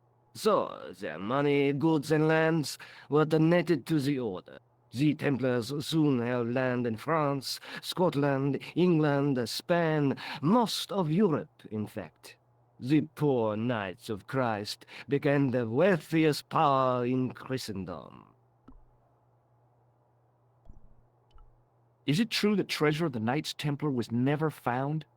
Who knows? So little knowledge of what really happened remains. Or, if it does, the truth has never been made public. What do you mean by that? The Templars have attained a mythological status, like the King Arthur of the Britons. There are people even now who say the Templars still exist. Do you think that's likely? No, not for a minute.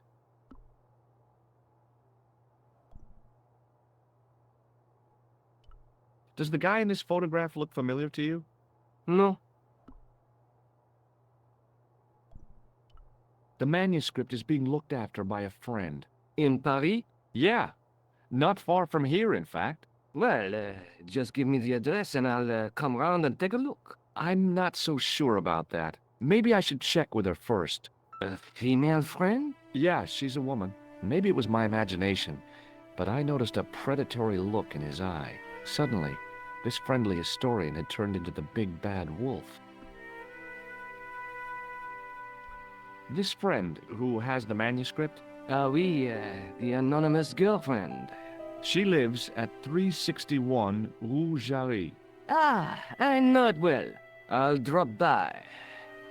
Just as soon as I can. Thanks for your help, Andre.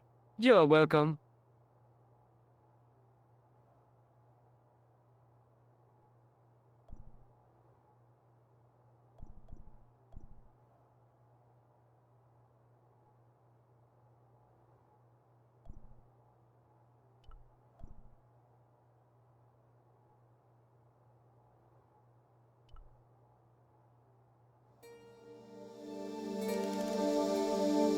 Don't even think of climbing in there, monsieur. You'll be suffocated. I always wondered how it felt to be a mummy.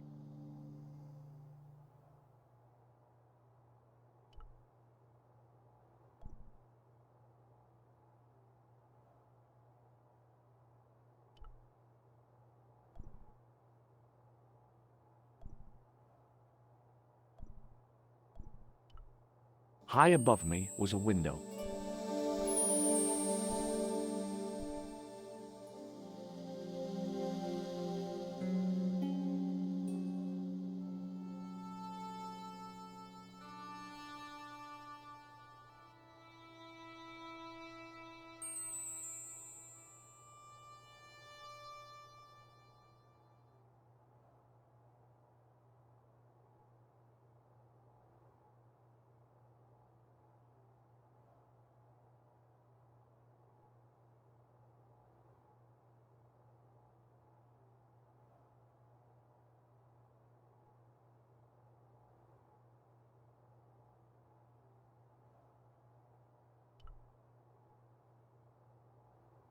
The rod turned smoothly, and the window above me opened.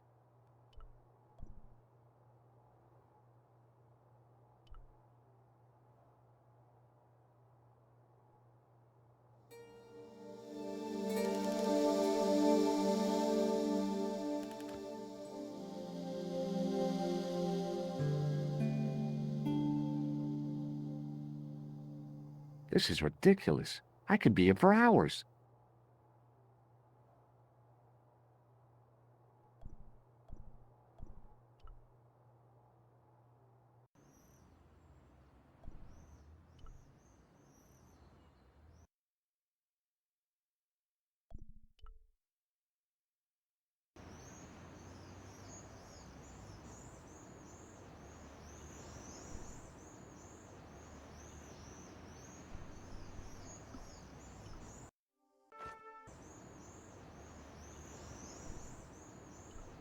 I once read a list of low-stress jobs. It didn't include police work.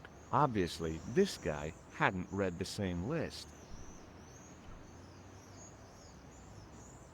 Excuse me, officer. And how may I help you?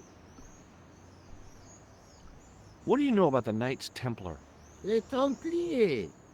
Only that they were excommunicated in 1312 and hanged in their dozens within this very square. Boy, what they teach in the police academy these days. No, monsieur. I read it on that board over there. Shouldn't you be off directing traffic or something? You have seen the Parisian traffic, no? Yeah, so? I could direct the traffic. The most dangerous, the east side of Rome. Or I can sit here and enjoy the sun, the architecture, and the so-so Sauvignon. Which would you choose? Yeah, but I'm not a policeman. What happened to duty? An excellent question, monsieur. Have you seen this man before? No. Who is it? I believe him to be an international assassin. Oh, Is that all you can say? Oh. I did wonder if I should say that I believed you to be an international paranoiac, but it didn't seem polite. Does this matchbook mean anything to you? The pattern looks Middle Eastern. Beyond that, who knows? Take a look at this. Ah, an electrician. My TV has been acting up. Could you fix it? I doubt it. This isn't my ID.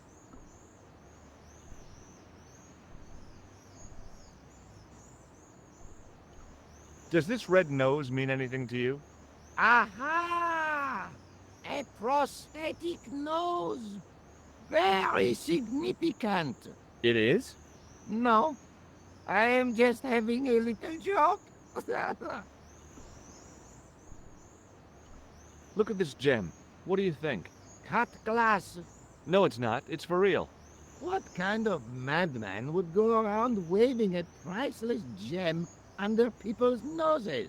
So either it's glass or I'm mad? I didn't like to think about that for too long.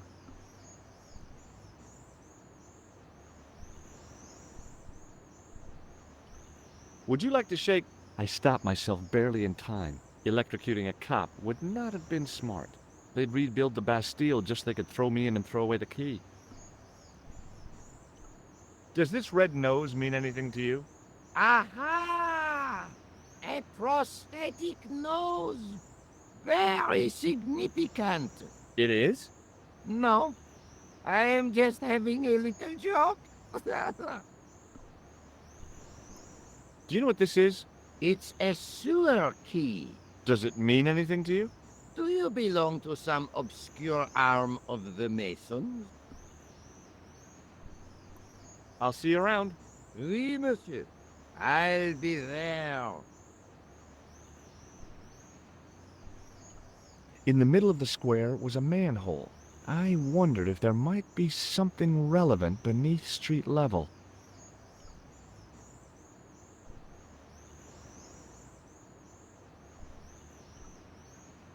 Fixed to the wall was a sign in 3 languages. In French, English, and German it read, "In 1312, Pope Clement V dissolved the Knightly Order of the Templars and excommunicated its members on charges of heresy. In the following 2 years, many of the knights were hanged on this site. Their Grand Master, Jacques de Molay, was burnt at the stake on an island in the Seine."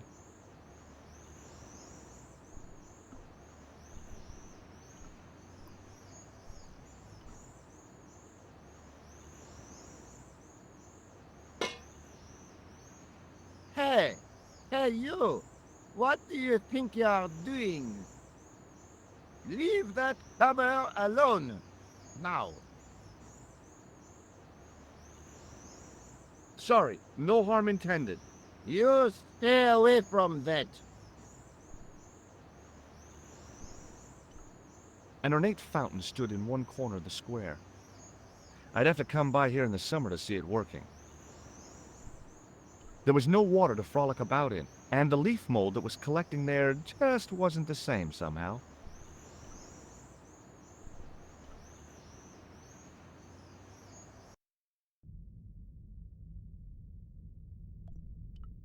I didn't have time to sit around. A row of old pews, beautifully carved and glowing with polish. I thought of all the people who must have sat here over the decades. All those Parisian derrieres, firm buttocks of the young ladies, the flabby flesh of the old men. That wasn't a pleasing image, so I went back to the young ladies. Whoa!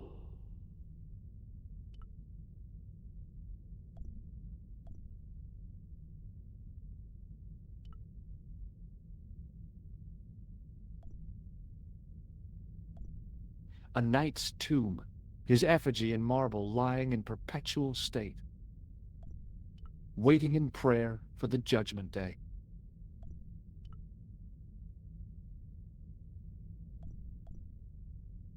A knight there in the company of his fellows.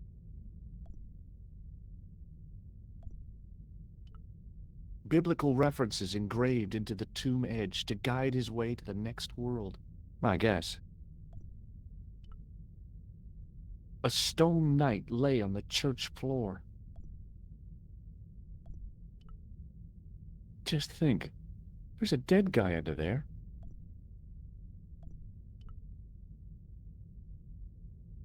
The second stone knight in a row of 4 lay on the church floor.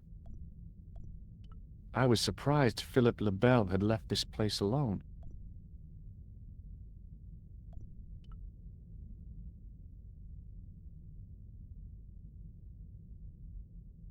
A statue of a knight holding a staff and a scroll. A scroll was a symbol of scholarship. I knew that much. Per disciplinum meum lux videbis.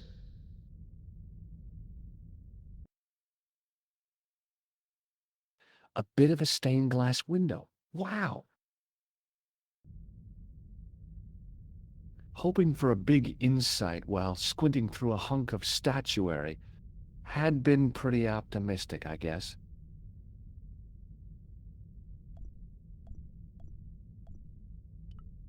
The statue had any secrets. It was concealing them pretty well.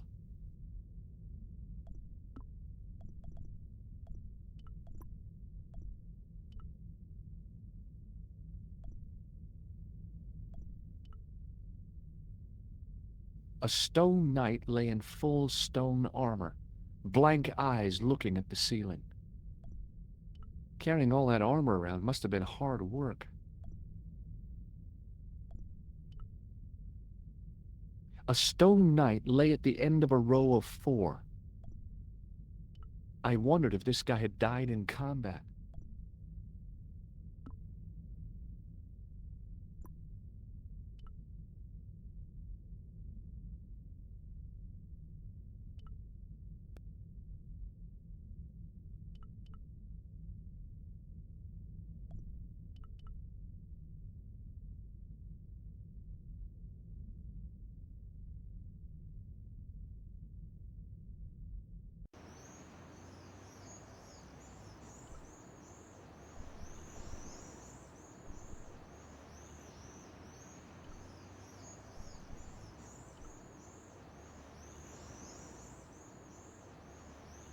Hello again, officer. Hello again, monsieur. I'll see you around. Oui, monsieur. I'll be there.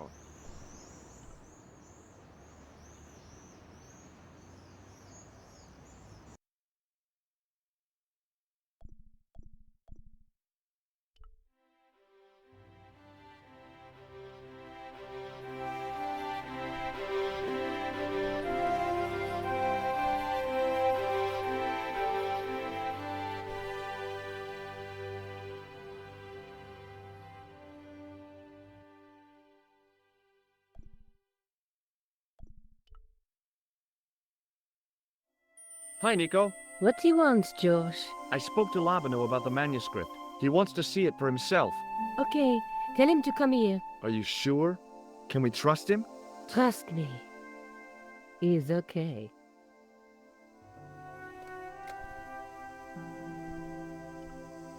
It was Rosso's sidekick, Sergeant Moo.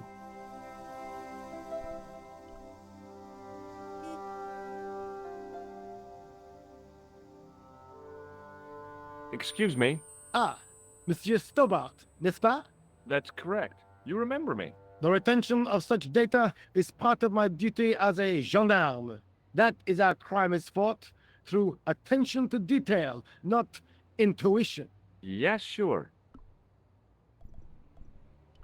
I really did see the clown. He ran into the alley across the street. Did you follow him? I lost him. I figure he went underground. Do you know how many kilometers of sewers there are beneath this great city? It's not a question I've lost sleep over. I have no doubt that Inspector Rousseau will organize a proper search.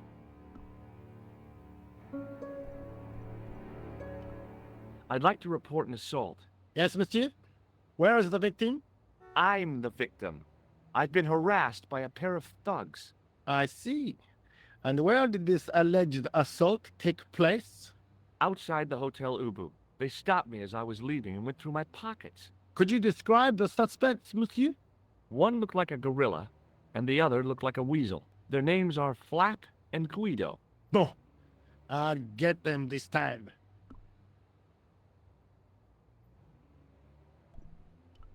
What are you going to do about Flap and Guido, Sergeant? I'm going to bust them, monsieur. For years I have been hoping to pin something on that pair. Now's my chance. I'll show them. And the inspector. Thanks, Sergeant. Thanks for taking me seriously. I'm only doing my duty, monsieur. Have you heard of a man called Marquet? Yes. He used to be known as the Mole of Montmartre. I heard he's been hospitalized, probably by one of his rivals.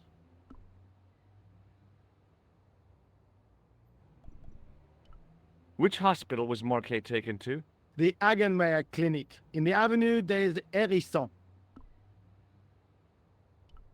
Why was Marquet known as the Mole of Montmartre? Because he lived in Montmartre, I suppose. Yeah, but why the mole? I don't know. Maybe he ruined people's lawns. Do you know a man named Khan? He's a shifty-looking guy with a scar on his left cheek. No, monsieur. Has this man any connection with the bombing of the cafe? Yes. I believe Khan was the name he used when he hired the clown costume.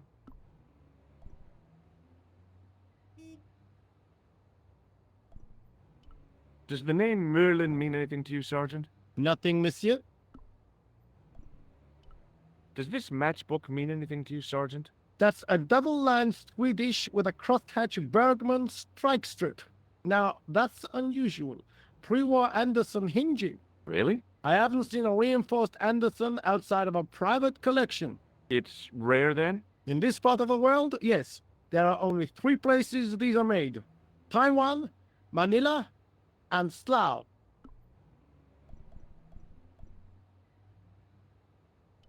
Do you recognize the man in this photograph? No, monsieur. It's the guy who bombed the cafe. The clown. This man looks nothing like a clown. He's taken off his grease paint and costume. Then there is nothing to link this man with the killing. Nothing?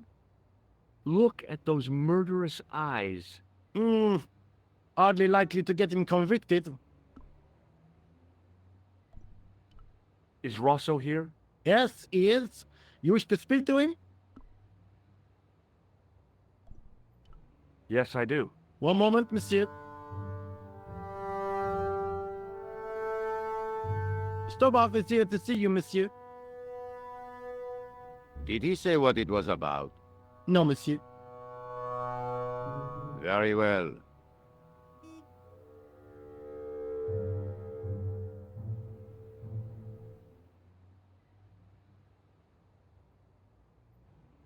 Hi, Inspector. Remember me?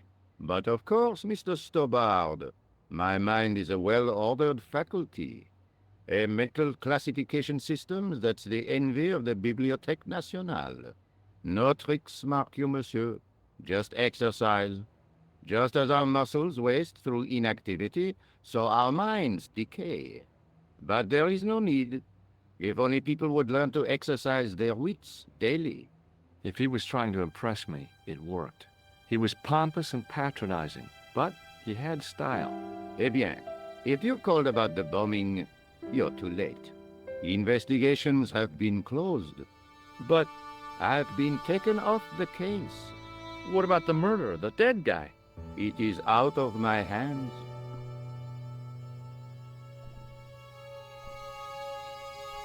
Ever heard of a guy called Marquet? Jacques Marquet? Marquet. I know the name well. He has a record for suspected blackmail, kidnapping, arson, and art theft. An all-rounder, huh? How come he's on the loose? His bravado is matched only by the courtroom skills of his attorney. Have you heard of the Knights Templar? Les Templiers. But of course, monsieur, their fame is widespread throughout France. We haven't forgotten them, unlike the rest of Europe. It was the King of France who persecuted them, though. Indeed. That shook his cool. Underneath his cultured facade, the man was real twitchy. You're obviously a great admirer of the Knights Templar. They were men of great honor, monsieur. The flower of chivalry. Not everyone would share your views, Inspector. Not everyone shares my passion for Bartok. But if the Templars were as honorable as... That's enough. I do not wish to hear your uninformed opinions, Stobbard. Why'd you get so wound up about the Knights Templar? They've been dead for centuries. I shouldn't have pushed my luck. Maybe his ancestors were Templars. Whatever. I saw the anger flare in his eyes like a distant summer thunderstorm. The Templars were the first true internationalists. 800 years on, and still the world is fragmented by nationalistic flag-waving fools. You will excuse me.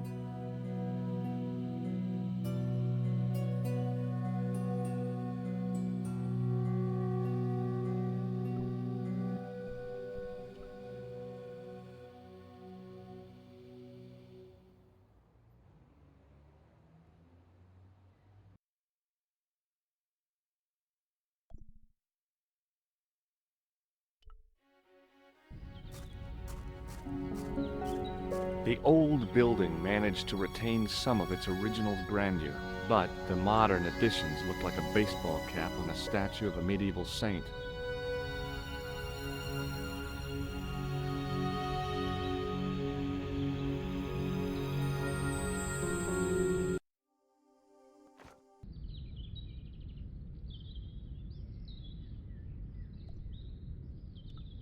There was no sign of the crew of the ambulance.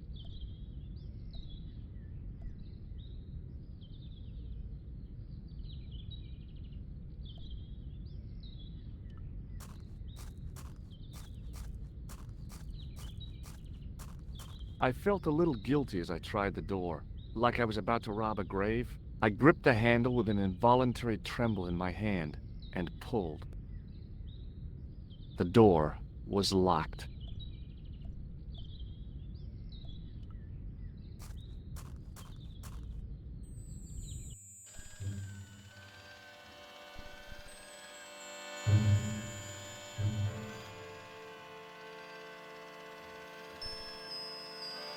The woman managed to look overworked and hassled, though she didn't appear to be doing anything. The young man's face was full of eagerness and enthusiasm. I figured he was fresh from college.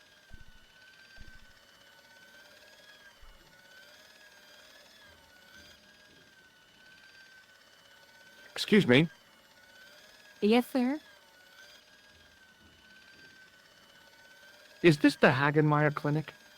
That's correct. I thought I was in a garden center. Oh, the plans. They were my idea. A little greenery to evoke the spirit of nature. How may I help you?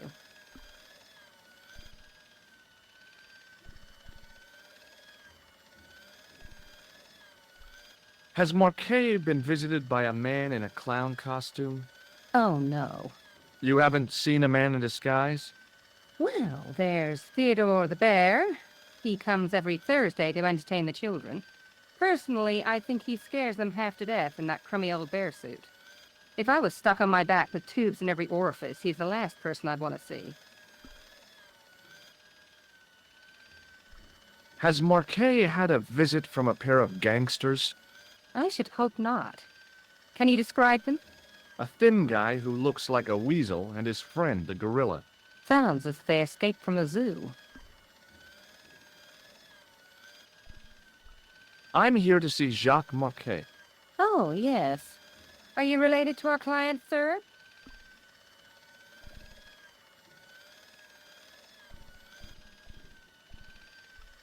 No, I'm conducting a private investigation. Then I can't help you.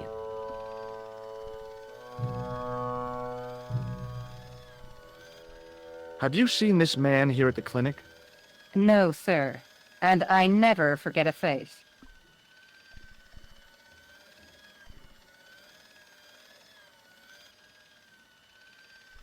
Look at this ID pass. So you're Merlin.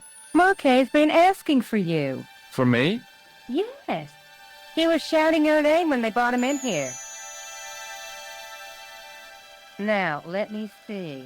He was on Ward B12, as I recall. Oh, he's being transferred to... Oh dear. He's on Ward J2. That's... Nurse Grendel's ward.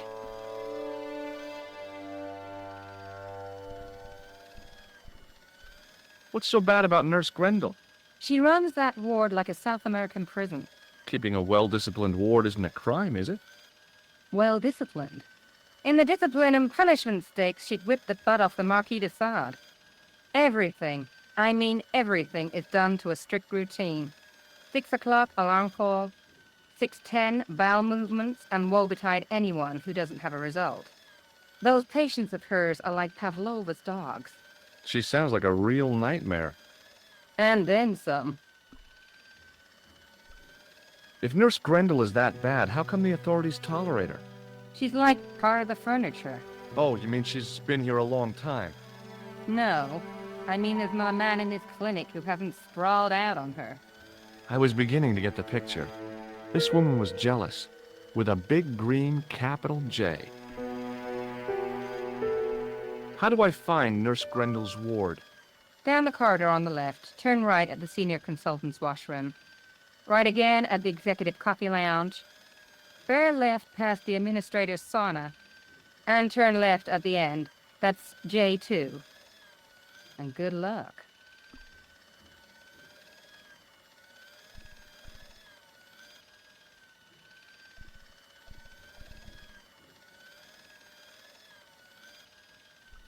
What does this false nose remind you of? Oh, it's a clown's nose. That's right. Why don't you give me a break and go and play with someone else? Can you think of any use for this greasy tissue? I guess you could use it to baste a roast turkey. Have you heard of the Club Alamet? No. It sounds romantic, doesn't it? The kind of place where you get little umbrellas and whelks. Huh? That's romantic? What does this gem suggest to you? I advise you not to flash that around. The hospital insurance wouldn't cover it if it was stolen. Is this plaster any use to you? I'm allergic to plaster. I'd like to shake you by the hand. Don't be fresh, young man. What does this tool suggest to you? Is it a crack detector? Huh? Polar explorers use them to poke about in the snow. No. Thanks for your help, ma'am. You're welcome.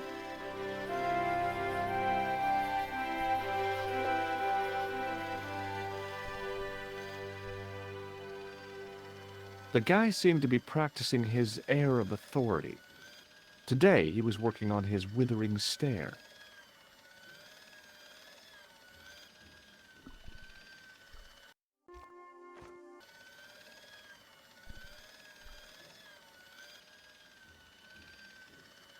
Hi, my name's George Stobart. Really? If you wish to make an appointment, see the receptionist. Do you recognize the man in this photograph? No, sir, I do not. Does the name Thomas Merlin mean anything to you? No, it does not. Have you ever heard of the Club Alamat? No, sir, I have not. Does this tool mean anything to you? Sacre bleu! That's exactly what I needed in my last operation. It is? I had to improvise with a knitting needle and a couple of corks. If only you'd been on hand at the time. My patient would have given his right arm for it. Do you recognize this red nose, sir? No, I do not. This is a hospital, not a circus ring. We minister to the sick in body, not the sick in mind. What do you make of this tissue, sir? Intéressant. I thought I knew the ins and outs of the human body, but this has me beat. If I were you, I'd have this sample analyzed.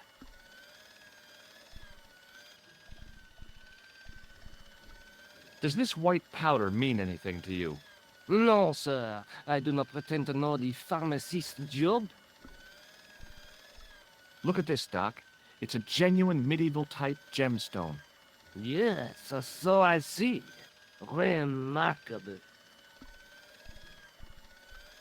May I have the honor of shaking you by the hand? You may not. I don't encourage physical contact between my staff. Thanks for your help.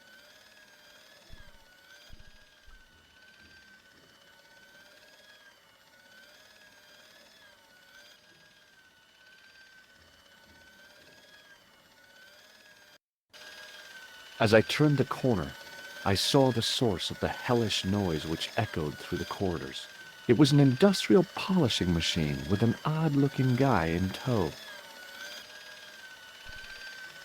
He looked blissfully happy, for no apparent reason.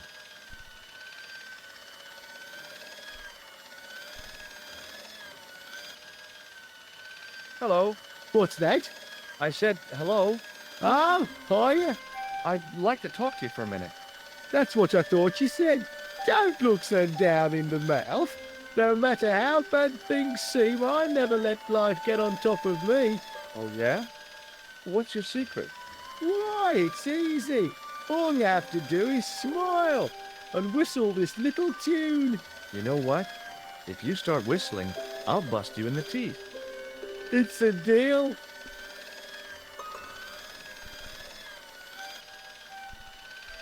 Do you know a nurse called Grendel? Sure I do. Is she on duty today? Yeah. End of the corridor, ward J2. Have you seen any unsavory characters lurking about in the quarters? No, sir, I haven't. But I've got nothing to worry about. What's that, Mr. Shiny? You'd take good care of the rascals, I'll bet you would. With a friend like him, I've no fear of oppressors. It must be a great comfort. He is. Would Mr. Shiny be your polishing machine by any chance? Please, don't call him that. He's more of a friend than a machine. I've had Mr. Shiny for 3 years, and he's never let me down once. How come you got so attached to a polishing machine? I asked you not to call him that. He's got a name, you know. Yeah, Mr. Shiny. It's just that... You think it's odd, don't you? No, I don't mind. The rest of the staff think I'm twisted. I heard them snorking behind my back when I gave Mr. Shiny his weekly pull through. Whatever you've got with this metal mopfoot is probably a fine and noble thing. It is.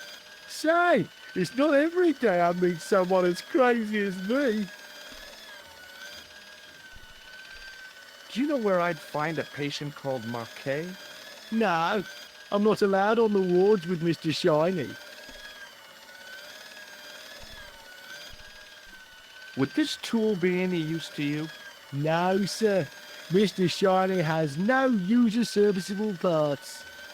Whatever that means. Take a look at this red nose. Are you a policeman? No, this is a clown's nose, not a policeman's. What does this tissue suggest to you? You have a cold.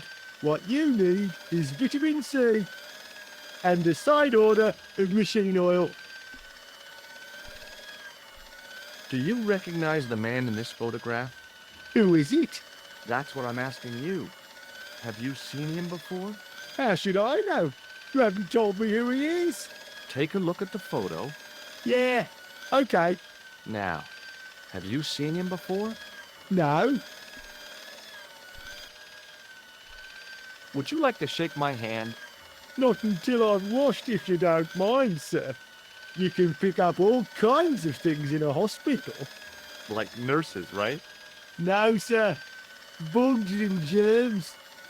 And fungal infections. Do you recognize this matchbook? You should never, ever play with matches. I know that, but... People get hurt when they do. Sure. They end up in hospital, like the burger lady. She was so burned up, they didn't know whether to use bandages or onions. Do you recognize this pass? No, I don't. Should I? No, but I wondered if you'd seen a stranger flashing it about. No, sir. But if I had, Mr. Shiny would take care of him. What do you think of this, Sam? Oh, boy. What is it? A priceless gemstone, found in a medieval castle in Ireland. Get me into Marquet's ward, and it's yours. I don't wear jewellery. If this gem was yours, you'd be able to buy 100 Mr. Shinies. Don't be silly. There's only one Mr. Shiny. Do you recognize this powder? Is that dandruff? No way. It sure looks like dandruff. It's plaster. Ugh. See you later. Yeah. Take care now.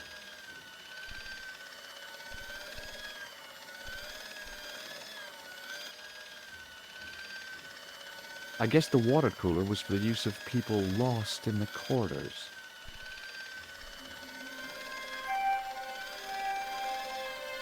Maybe the face of the unaccountably happy domestic had made me unduly suspicious. I mean, I knew it was only my imagination, but the water tasted, well, peculiar.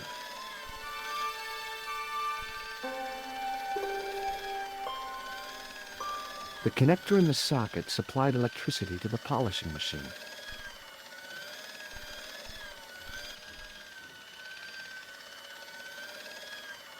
It was a life-sized marble figure of a guy in robes. The sculptor had tried to give him a look of paternal authority and concern. To my mind, he looked just plain constipated. There was no way I could improve on the sculpture with the janitor watching me.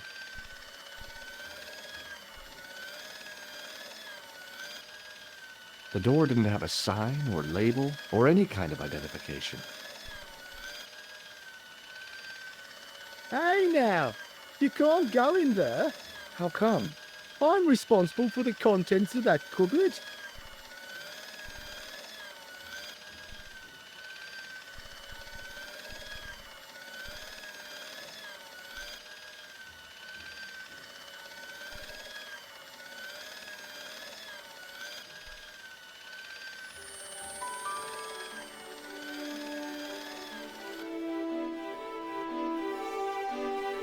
As I tugged the plug out of the socket, the polishing machine coughed, spluttered, and died. Mr. Shiny, what's wrong, pal?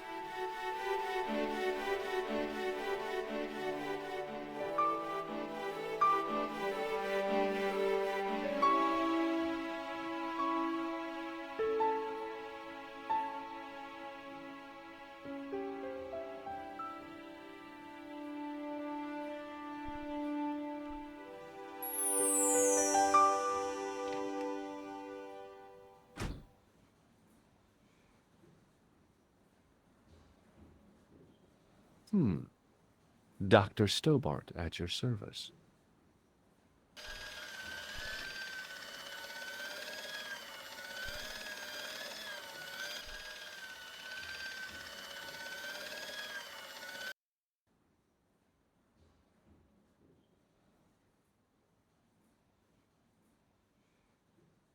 Good afternoon, Doctor.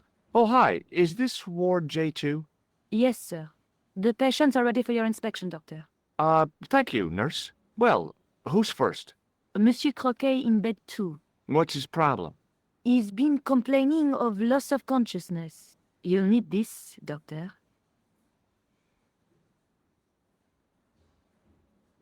She gave me a long, narrow metal box and a stunning smile. Thanks.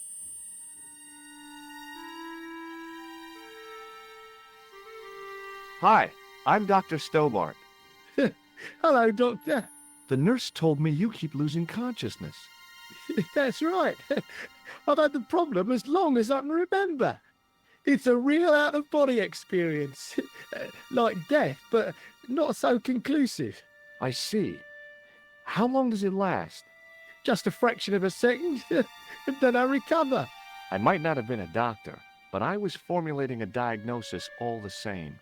This guy was nuts. I know exactly what you mean.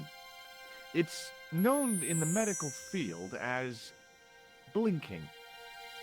Is it serious? Of course it isn't serious. It's perfectly natural. But just think, 2 seconds every minute. Why, that's almost half an hour every day. 2 weeks out of every year spent in total darkness. I don't have time to listen to this baloney.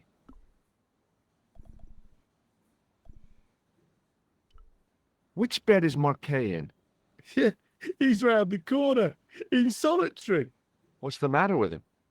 I don't know, but the men who brought him in were wearing masks and rubber gloves. Hey, you're a doctor.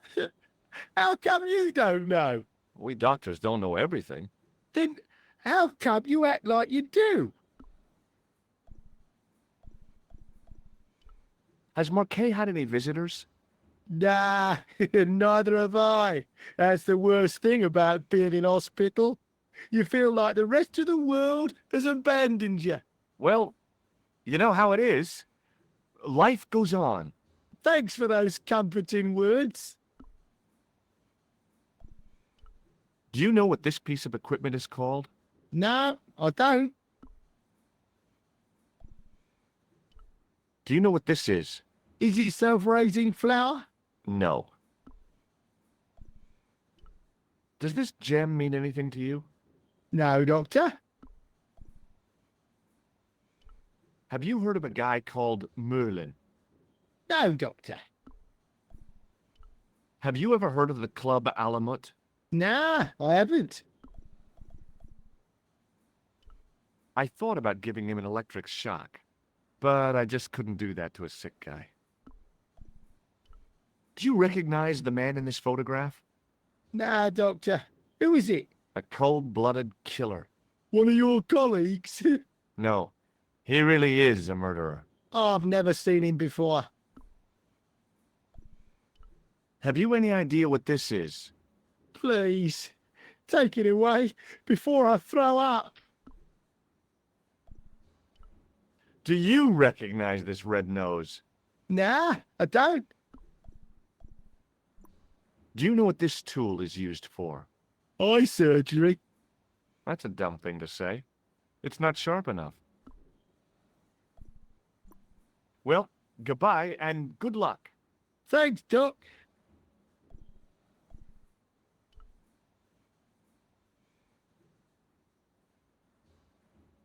According to the chart, this guy was called Croquet.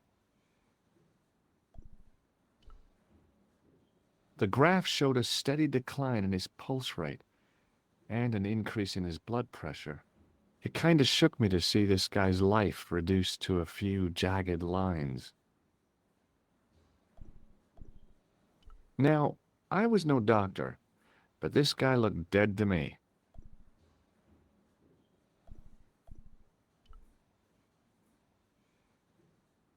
The name on the chart was Boissy. The poor guy's temperature had been up and down like a white-knuckle ride. No wonder he looked so sick.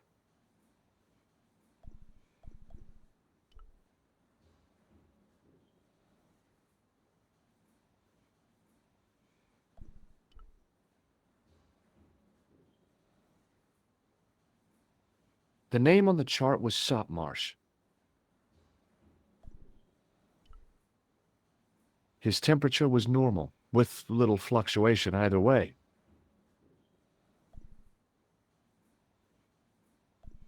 This guy didn't look sick to me. He didn't have spots or stitches, and he certainly didn't have a fever.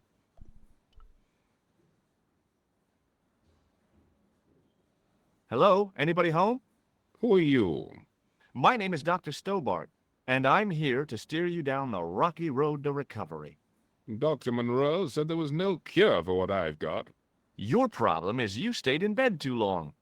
Are you sure you're a qualified doctor? You better believe it.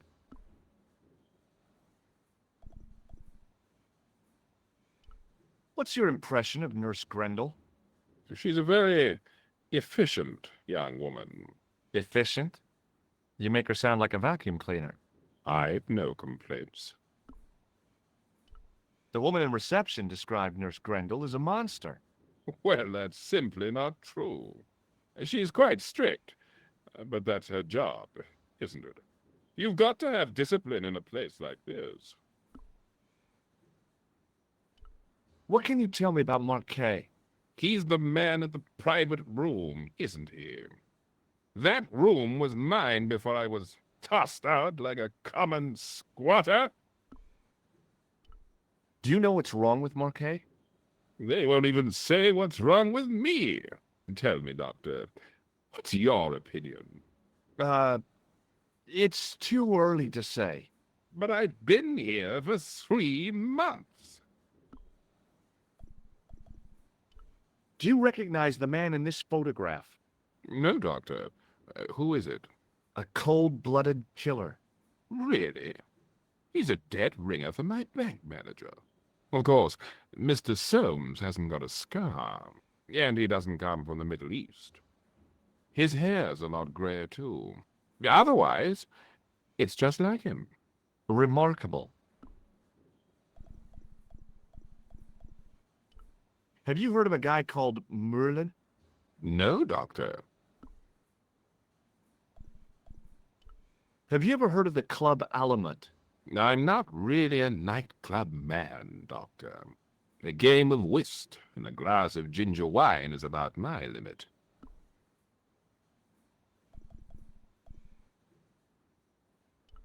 I'm going to take your blood pressure.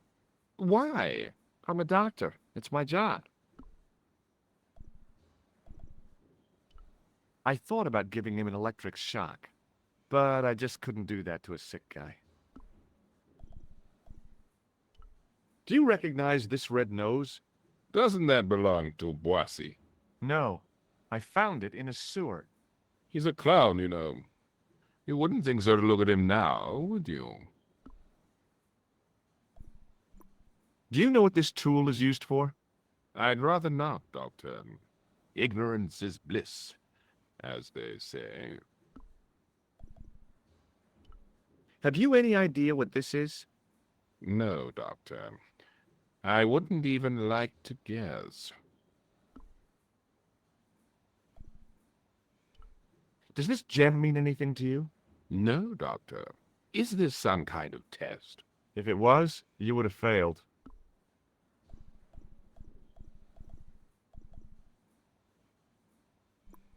See you later.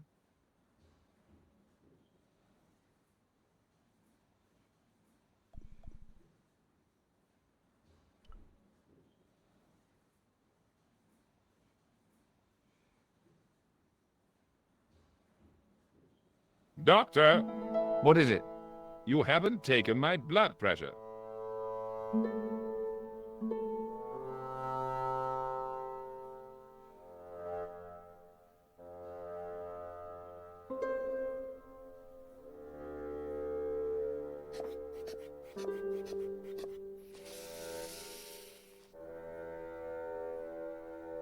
Seems fine to me. You're not doing it right. Of course I am. No, you're not. Dr. Monroe never did it like that. I can't take a satisfactory reading while you're excited like this. I'll come back later.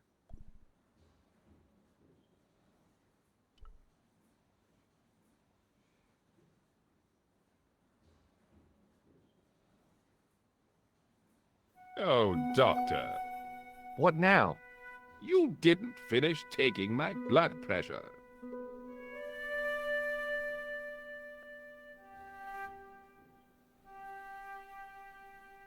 Okay, let's try again.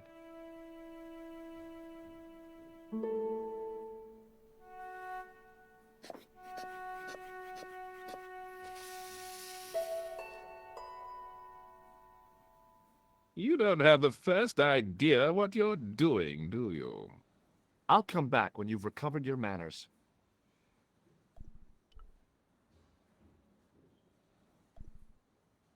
The nurse was stunningly beautiful. The guys on this ward sure were lucky to be in her care. Pardon me, nurse. Oui, monsieur? Do you have any clowns on the ward? Why, yes, we do. A professional clown. I'll bet he lightens the place up. Hardly. Monsieur Boissy has been in a coma for the last 3 months. What's wrong with Boissy? He was involved in a very nasty accident. A silly stunt involving a unicycle. His current condition is due to post-traumatic shock. It's unlikely he'll ever perform as a clown again. It's an ill wind that blows nobody any good. Do you have a patient named Marquet on this ward? Oui, monsieur. He is in the private room at the end of the ward. He has been placed in strict isolation. Why is Marquet in quarantine? If you wish to know more, you'll have to speak to Herr Hagenmeier. All I know is that Marquet's room is strictly out of bounds. Do you recognize the man in this photograph? No, I don't. Does this mean anything to you? The Club Alamut? I've never heard of it. Do you know Merlin of Gruber Electronics? No, I don't. Does this gem mean anything to you? It's beautiful, but I've never seen it before. Is this plaster any use to you? No, it isn't. Does this tool mean anything to you? I don't recognize it. Do you recognize this red nose? Oh dear. I don't think he'll be needing that again. Who? Monsieur Boissy, the comatose clown. Do you recognize this tissue? No, I don't. It looks like a chronic health risk to me. Well, I've been carrying it around for days and I'm okay. My pocket's getting a little soggy. Would you like to shake hands with me? Well... No, it's okay. Forget it. I didn't really want to use it on her anyway.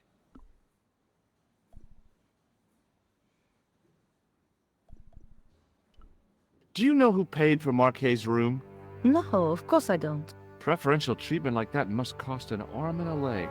That's not my concern, monsieur. Thank you, nurse. Au revoir, monsieur.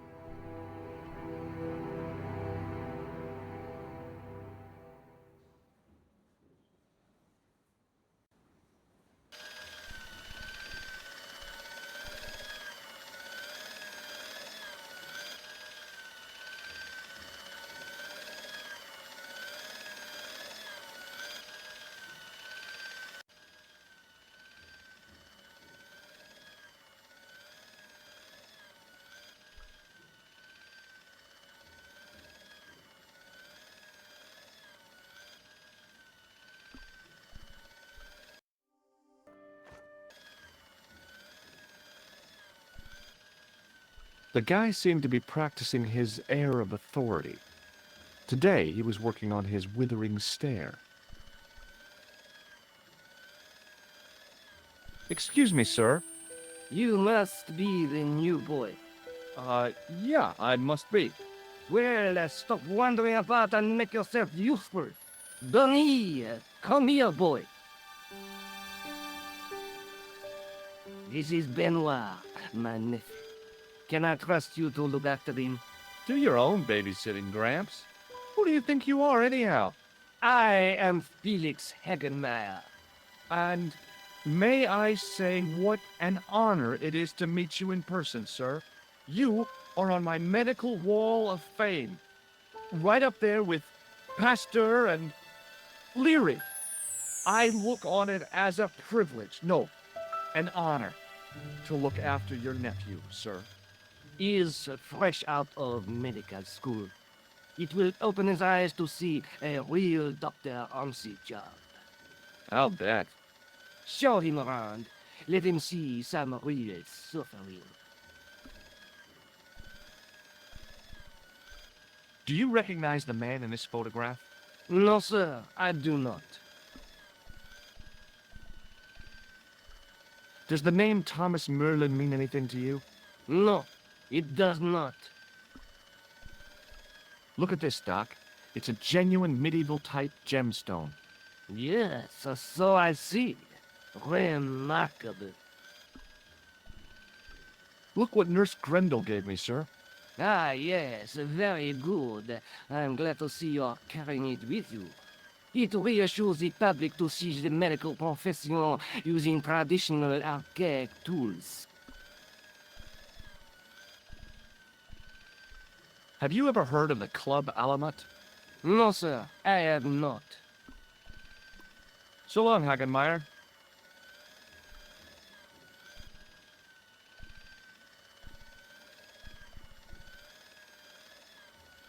The young man's face was full of eagerness and enthusiasm.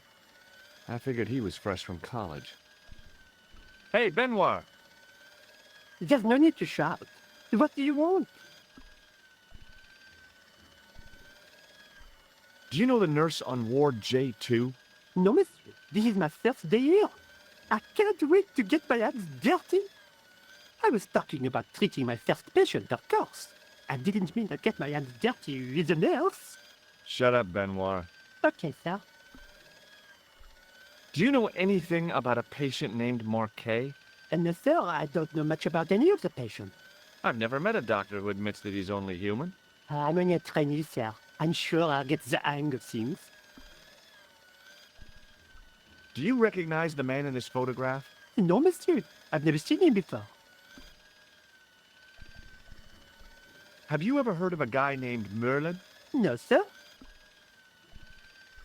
Have you ever heard of the Club Alamat? No, sir.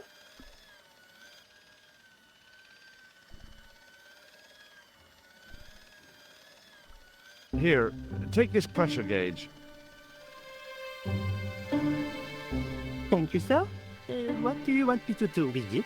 Well, keep it safe until I think of something. Shake my hand, Benoit. I don't think that's a good idea, sir. How come? Dermatitis. I don't have dermatitis. I do. Does this false nose mean anything to you? No, it doesn't. Do we have to wear them while on duty? No, we don't.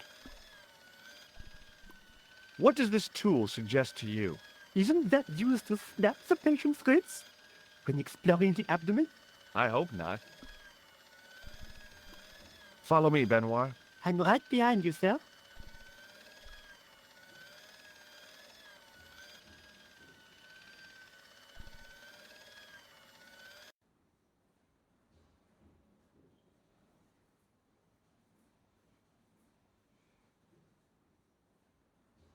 Could you take a look at the client in bed number 3 now? His name is Eric Sopmarsh. What's his problem? He's delirious. He just now came out of theater.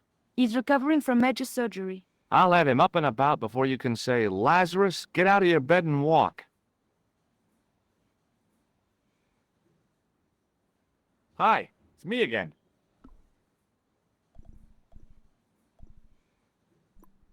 See you later.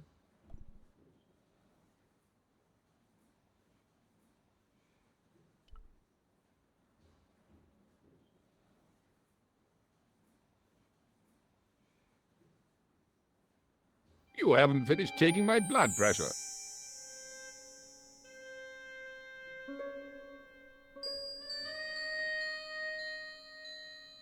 Will you keep quiet? You're disturbing the other patients. I'll keep quiet when you've taken my blood pressure properly. I have to see Jacques Marquet first. How come he gets preferential treatment?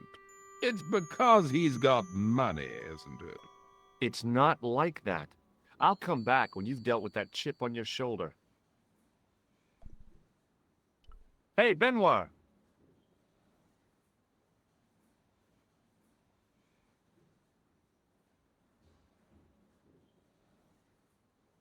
Yes, sir? Are you ready with that pressure gauge? Primed and ready to pump, sir. What do you want me to do with it? Use it on Eric Sopmarsh. Okay.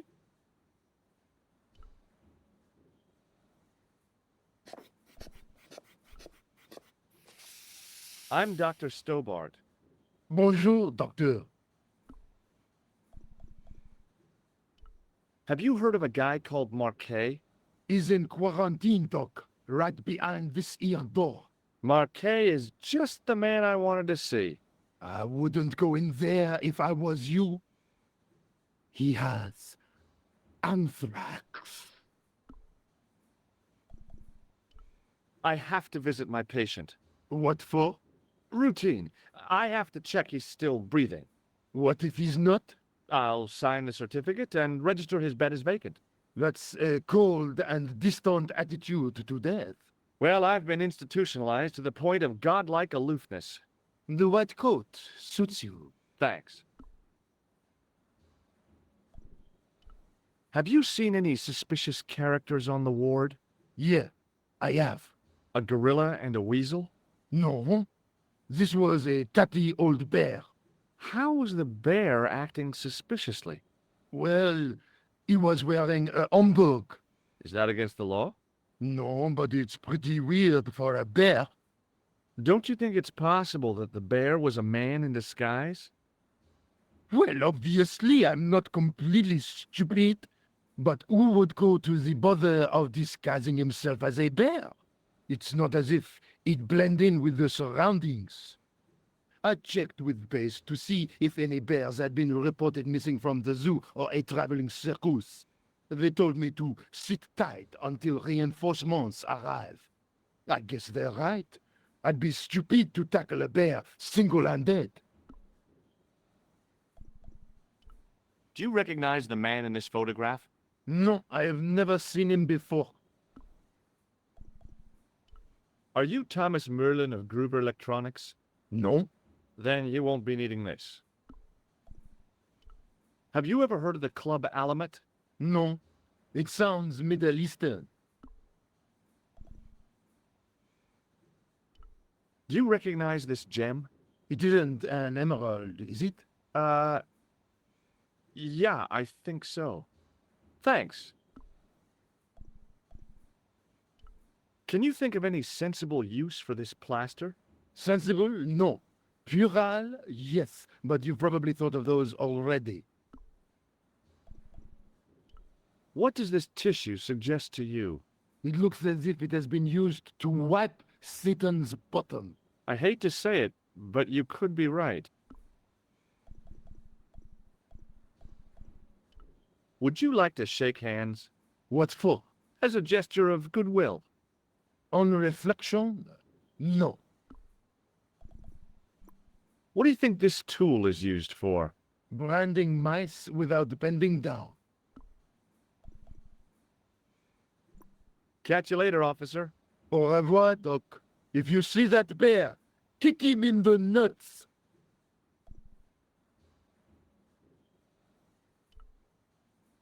Rather you than me, pal.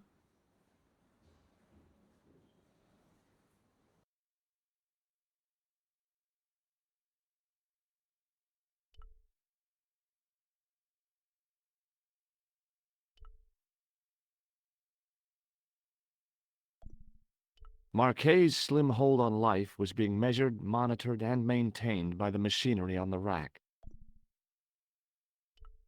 The machine was far too complex for me to understand. Marquet was either peacefully sleeping or placidly dead. Rousing him in the latter case would take a miracle. Marquet? Yes, I am Marquet. I've been expecting you. You have? Well, what are you waiting for? Get it over with. I just want to know what I should do with the gem. The Lamar gem. Yeah, right here in my pocket. I thought you were one of the assassins. Not me. I never inhaled. So, you were sent in my place? Yeah. You could hardly make the trip to Ireland in your condition. What should I do with the gem? Deliver it to the Grandmaster. Quickly tell him that I have found the tripod right here in Paris. What, you have it? Not yet, but it's been taken care of. I hired a couple of stooges with a flair for petty crime. Would that be Flap and Guido by any chance? You know that? We've met. What about the Hashashin?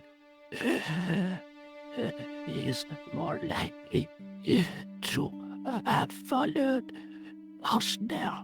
He'll stop at nothing to prevent the reforging of this sword. And that's bad, is it? As for Gloucester, he has gone off to Syria on a wild goose chase. They have geese in Syria?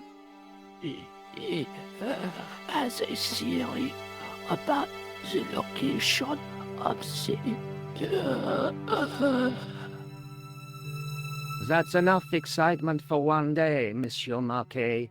What are you doing here? Talking to this patient, of course. Monsieur Marquet is my patient. If Herr Hagenmeier was to hear that... Okay, I'm going. I'd learned all I could from Marquet anyhow.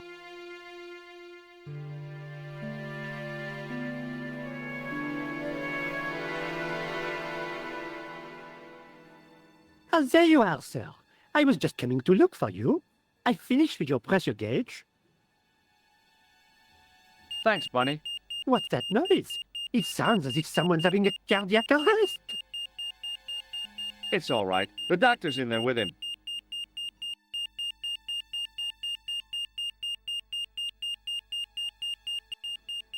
Are you sure he was a doctor?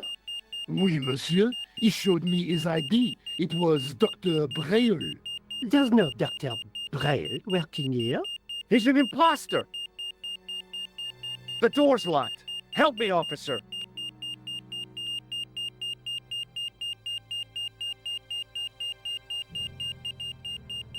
Stand back, monsieur.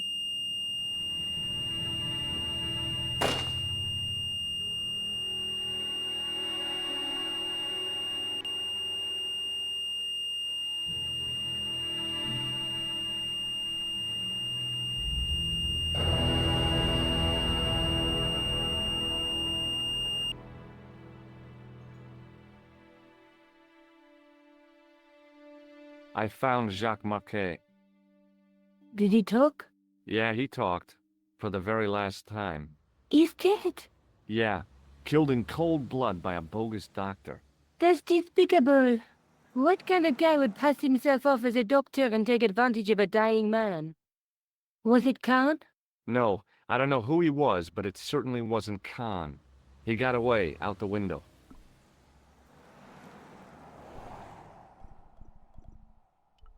Have you ever heard of the Hashiashin? No. Marquet said that they were his biggest enemy. His biggest enemy was the bogus doctor. Don't remind me. That guy was evil. He had wild, staring eyes like a dead fish. I'll never trust a doctor again.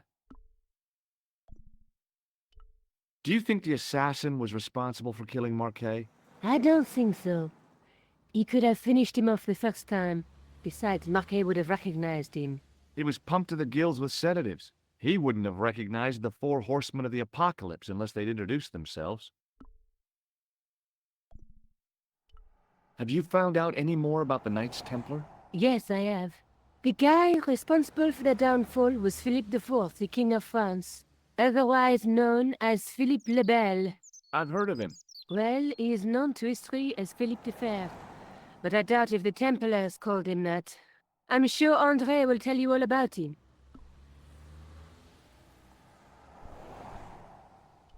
Can you think of any use for this?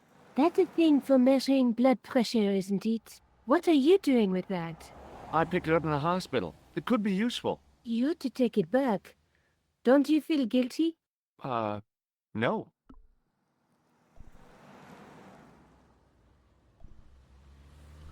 Let's take another look at the manuscript.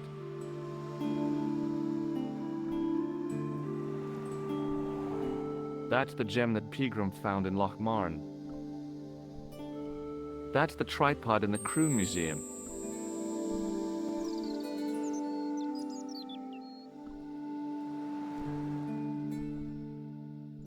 I guess I'd better go back and talk to that weirdo. Which one, Rousseau or Sergeant Mou? Or were you referring to André? I'll let you work it out.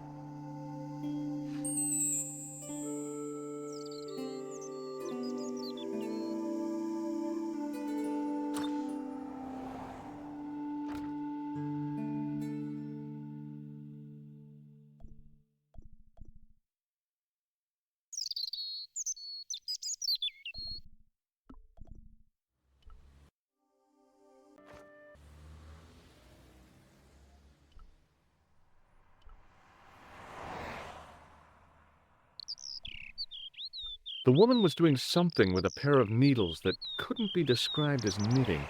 She was a cheery old soul, the kind you'd walk across the street to avoid. Oh, hi. Hello, my handsome friend. Have you seen anyone out here watching Mademoiselle Collard's apartment? Yes, I have. A strange man, tall and thin as a broomstick. He kept his face hidden, but I saw his eyes peering from evil little slits. How was he dressed? A long brown raincoat with a hat. Or like Humphrey Bogart? Yes, but he didn't have Bogart's charisma. Besides, this guy looked like he needed a toilet. You never saw Bogart clenching his buttocks like that. Do you recognize the man in this photograph? What a hunk. He's a killer. I can see that. His eyes say it all. Does this matchbook mean anything to you? No, but I can tell you one thing. There's no such place as the Club à la Mue in Paris. Can you tell me anything about this security pass? I can tell it doesn't belong to you. How come? Give me some credit. If you're an electrician, I'll eat my antirhinums. You're a remarkably talented lady.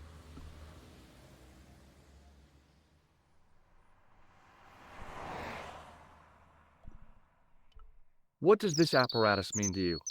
The last time I saw one of those, I was about to go to the operating theater. The doctor told me there was nothing to worry about. I laughed in his face. How come? I can see the future, remember? See you later. That's right, monsieur. You will.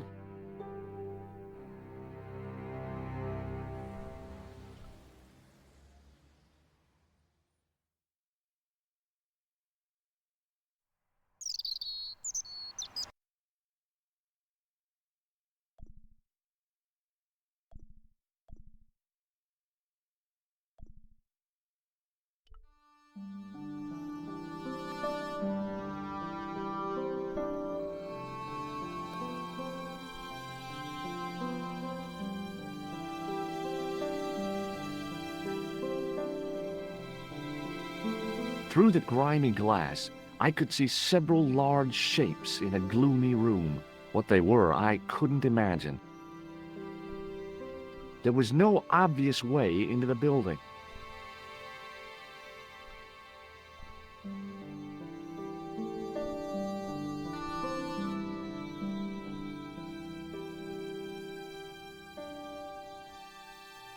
You have left it very late, monsieur. Late for what? NSA? I am closing the museum soon. You wouldn't like to get locked in. I can tell you. Not in this gallery. Why not? It is haunted, monsieur. You don't believe in ghosts, surely. Oh, yes, I do. 7 years ago, a lad managed to hide in here. He'd made a bet with his friends, I suppose. When I found him in the morning, he was cold as ice and stiff as a board. Well, what was the cause of death? They said it was a brain tumor.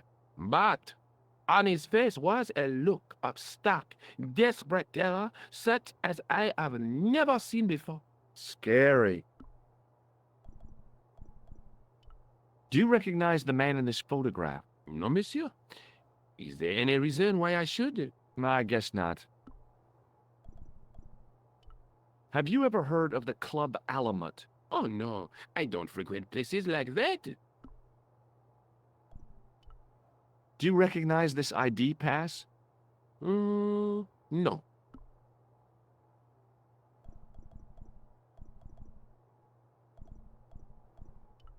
I found this gem at a medieval site in Ireland. That means nothing to me, monsieur. How did you manage to get this job? I had the right qualifications. A military manner, squeaky shoes, and an irrational hatred of children. I showed you my tool, didn't I? Oui, monsieur. Most impressive. Thanks for your help.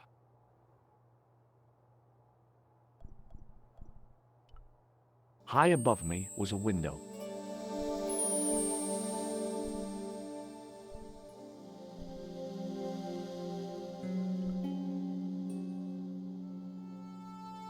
A metal rod attached to the wall was connected to the window.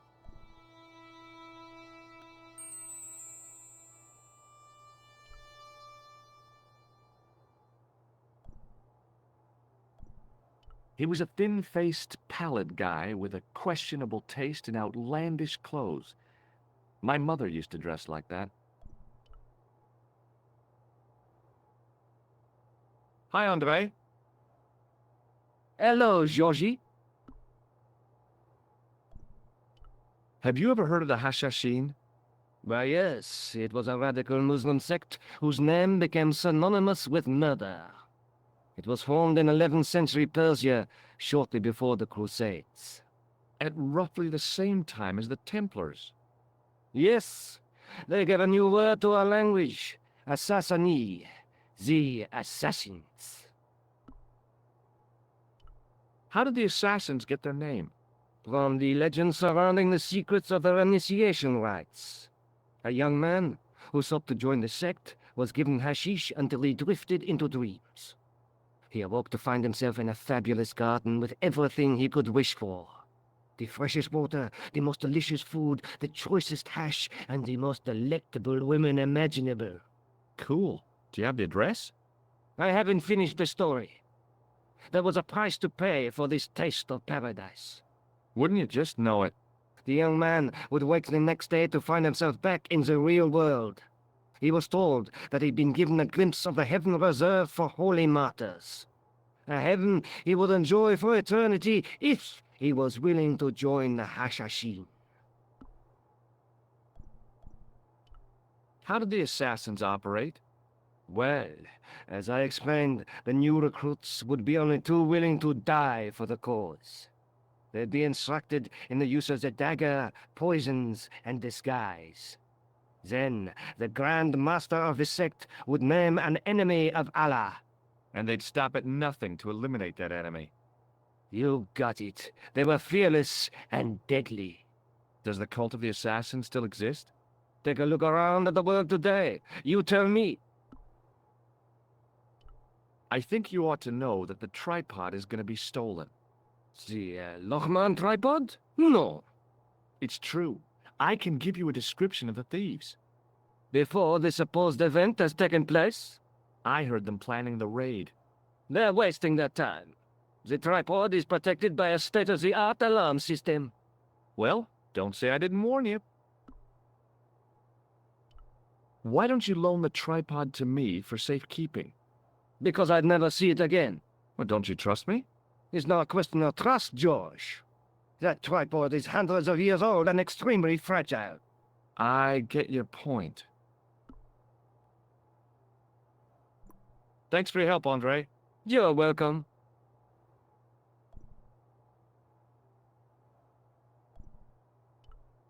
The totem pole looked distinctly out of place in the setting of the museum.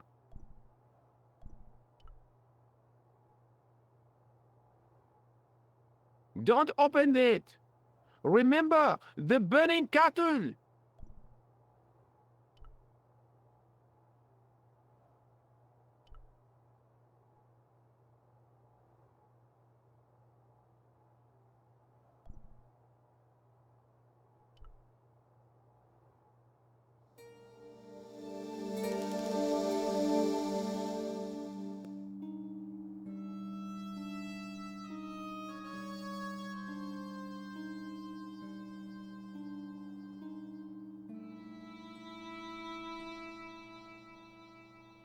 It is closing time, Monsieur Lobineau. Already, there just aren't enough hours in the day. More than enough for me. I can't wait to get home and put my feet up. Eh bien, see you tomorrow. Good night, Monsieur.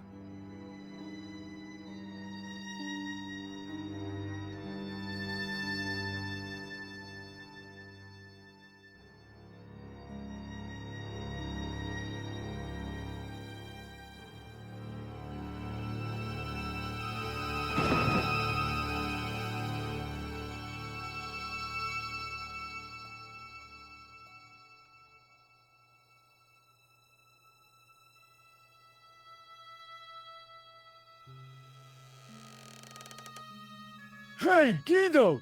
Look at this! Quit fooling around, you moron!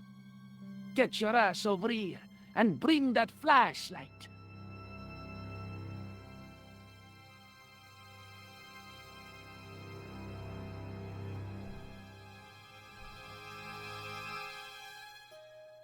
What the...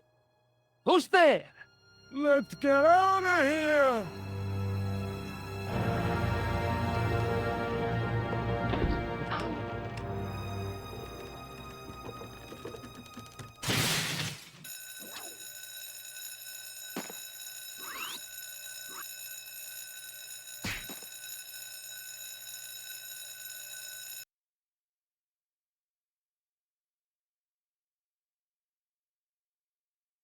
And when I woke up, I was at the police station. Luckily, I managed to persuade Rosso I was innocent. Poor George. What a mess. I bungled the whole thing. I don't think so. You made a pretty good job of distracting those two crooks. Yeah, but the killer got away with the tripod. No, he didn't. He's not the only one who can dress up in costume. You mean... it was you who stole the tripod? Oh, hell, Nico. I could have been shot. Those dogs are more likely to shoot their own feet. I just wish you'd told me your plans. We're supposed to be in this together. And how come you dressed up like a pantomime cat? Don't suck, Jersey, please. Oh, rats. And don't call me Georgie. Oh, I really thought you'd be pleased. After all, we've got the tripod. Aren't you going to try putting the gem on the tripod? I guess so.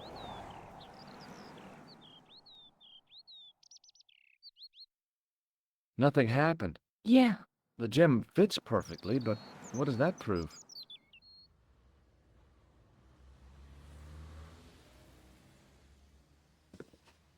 Maybe the tripod has to be in a certain location. There's nothing on the manuscript to indicate where, though, is there? Oh, by the way, I had a visit from Andre Lobineau. Oh, yeah. I hope you didn't mind me giving him your address. Not at all.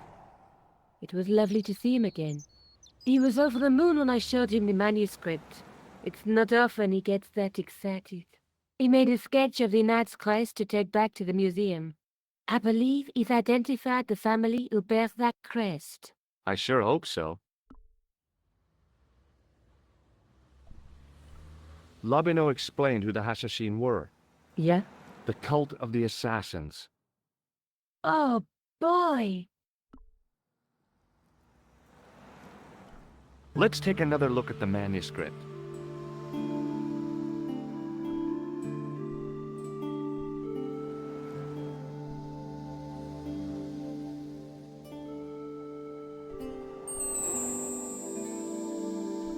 The Night Scroll bears a phrase in Latin. Through my teachings, you will be enlightened.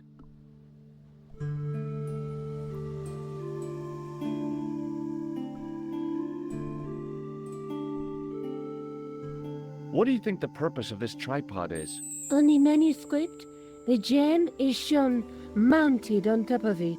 So, we risked a criminal charge to steal a display stand? Don't ask me. Maybe it's intended to hold the gem in a specific position.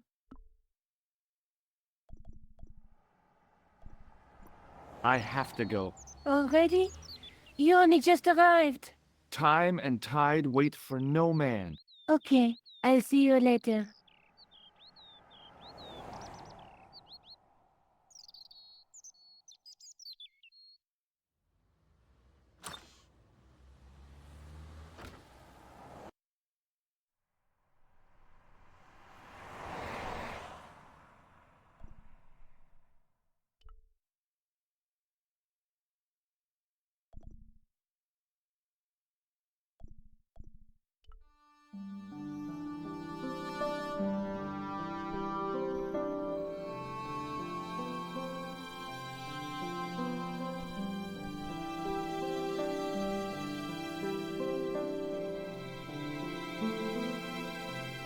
Hi, Andre.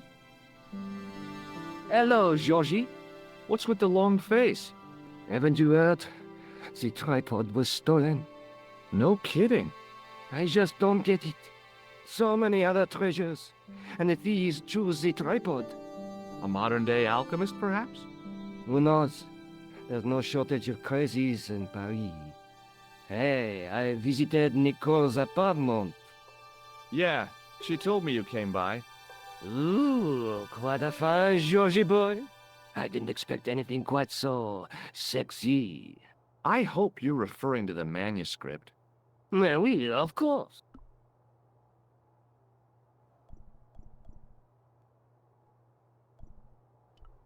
Oh, Andre? Oui? What would you say if I told you I knew who'd taken the tripod? I'd call the police and have them arrested. That's what I thought. Who was it? Oh, I don't know, really. It was just a hypothetical question. That's too bad. If I could get my hands on the thief, I'd wring his neck.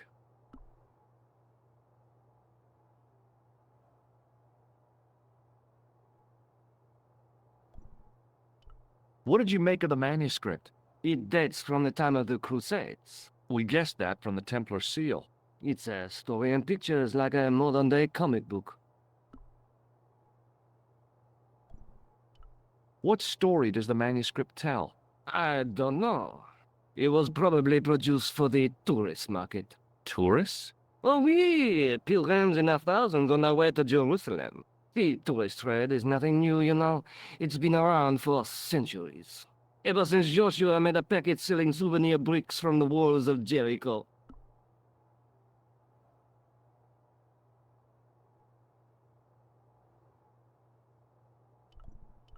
Have you deciphered any of the images on the manuscript? There's very little I can be sure about. The slang of the bull could be a reference to Mithras. Who's he? A Persian god, almost as popular as Christ at one time.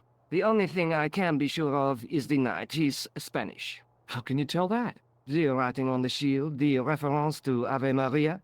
No self-respecting knight from Northern Europe would have borne a coat of arms like that.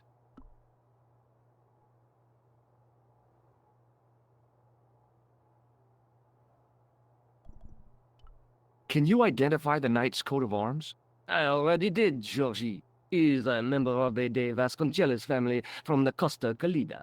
Were they famous? No, they're not mentioned after the 15th century. Oh, The spotlight of history moved on. They are probably long dead.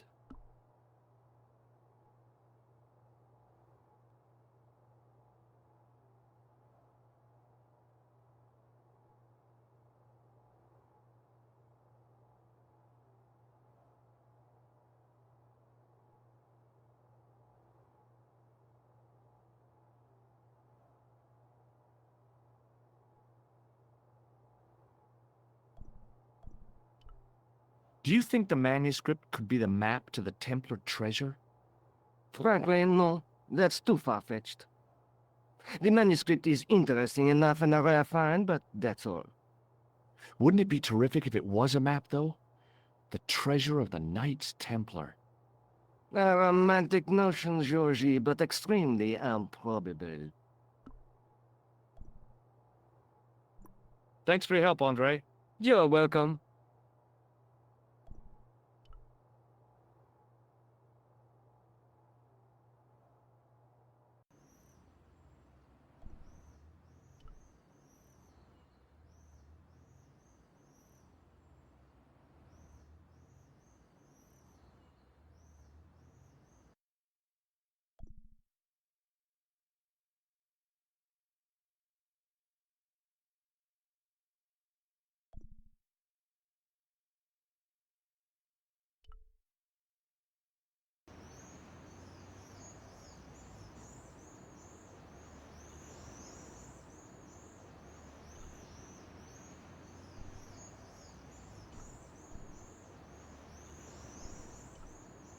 I once read a list of low-stress jobs. It didn't include police work.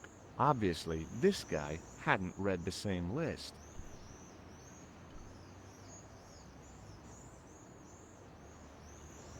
Hello again, officer. Hello again, monsieur. Have you seen this man before? No. Who is it? I believe him to be an international assassin. Oh! Is that all you can say? Oh! I did wonder if I should say that I believed you to be an international paranoiac, but it didn't seem polite.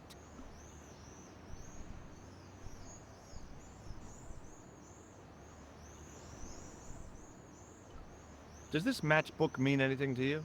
The pattern looks Middle Eastern. Beyond that, who knows? Take a look at this. Ah! An electrician! My TV has been acting up. Could you fix it? I doubt it. This isn't my ID.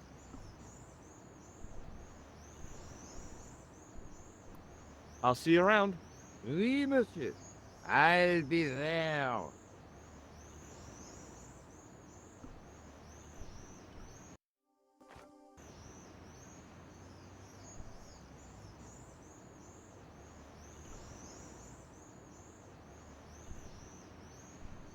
There was a small crowd of 5 sightseers. It's a weird thing, but you can take the most intelligent people in the world, put them in their vacation duds, and hey presto, they look like morons. Why is that? I had no desire to talk to the crowd.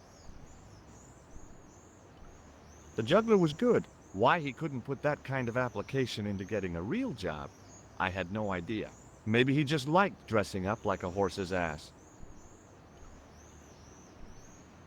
Hey, you with the balls. Oui? What do you know about the Knights Templar? Le Templier? Ah, the last Grand Master, Jacques de Molay, was burnt on an island in the Seine in 1314. Wow, you're pretty well educated for a juggler. No, monsieur.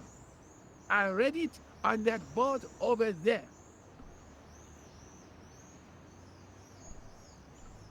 How did you learn to be a juggler? Juggler? What is this juggler? It's you. You juggle, that makes you a juggler. Oh, I am a jongleur. A jongler? What's that? Mon Dieu. A jongleur is an artist, a master of the contragravity aerobatic mysteries. In centuries past, the courts of the crowned of Europe had the jongleurs, witty, erudite men to whom the monarchs turned in their hours of need. Wait a minute, wait. Let me get this straight. Our enemies are at the borders, plague ravages the land, and the peasants are revolting. Thank God we've got Chuckles the Jongler to throw his balls around. I don't think so. That juggling doesn't look so difficult. Oh, it does not, does it not? Perhaps you feel you could do better, no? I'll give it a try. Be my guest. I had no idea what I was doing. But this guy was obviously an idiot, so how difficult could it be? A lot more difficult than I thought. That's how difficult. Still, it was my big chance to be derided by complete strangers.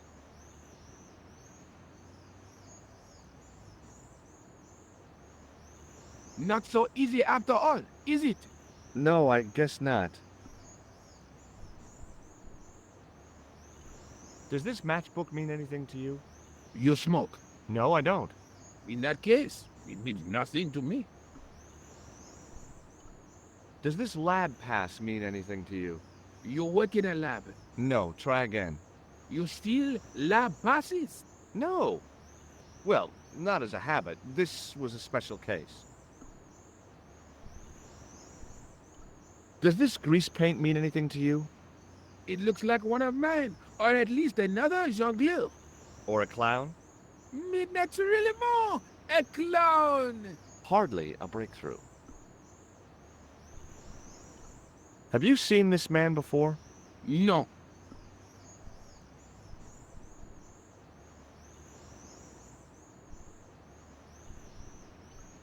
Feast your eyes on this.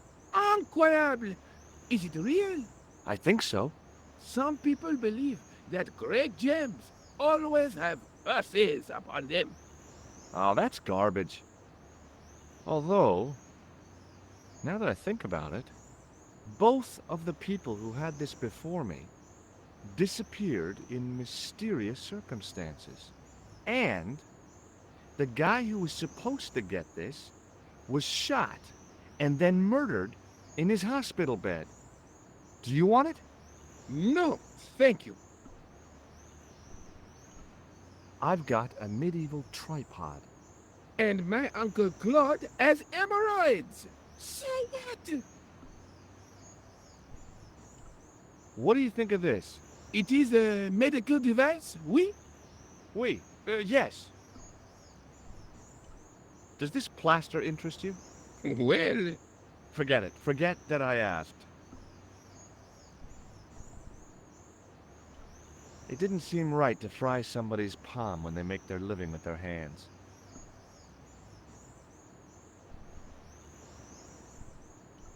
Look, a red nose. Ah, you are a clown. A clown? No, if so, you would be a much better jongleur. For a moment, an idea capered around near the spotlight of my attention, but fell down the pothole of abstraction before I could focus on it. This gadget is a sewer key. I do not want it, thank you. Well, I'm not selling it, I just wanted your opinion. It is hardly my area of expertise. Catch you later. Au revoir, monsieur.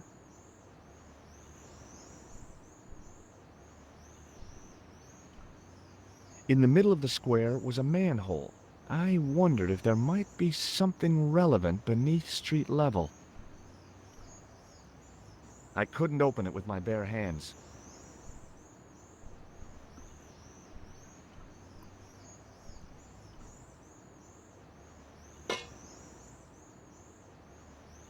Hey! Hey, you! What do you think you are doing? Leave that hammer alone! Now! Sorry, no harm intended. You stay away from that!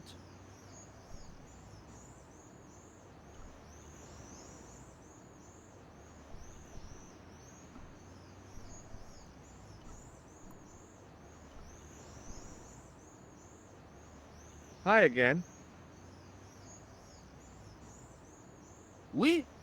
What is it this time? Look, a red nose. Oh, you say, whoop-de-doo.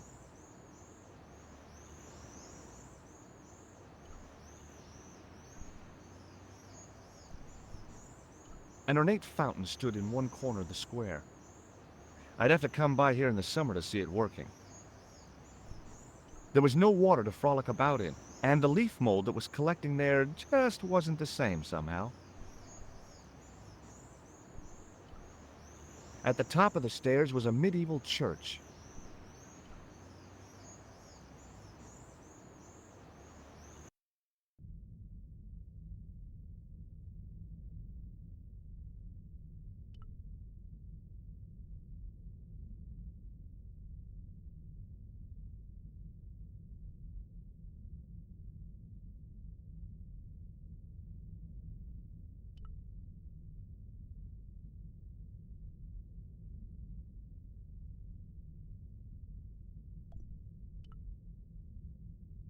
A scroll was a symbol of scholarship. I knew that much.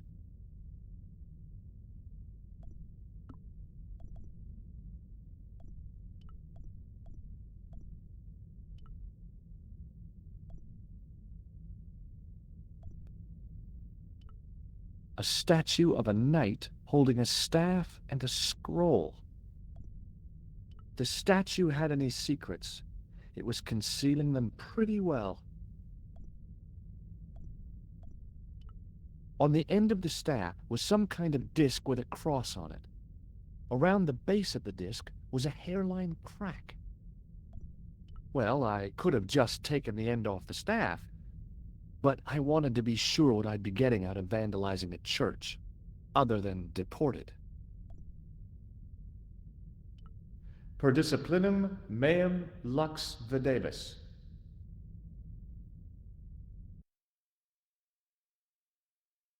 A bit of a stained glass window. Wow! Hoping for a big insight while squinting through a hunk of statuary had been pretty optimistic, I guess.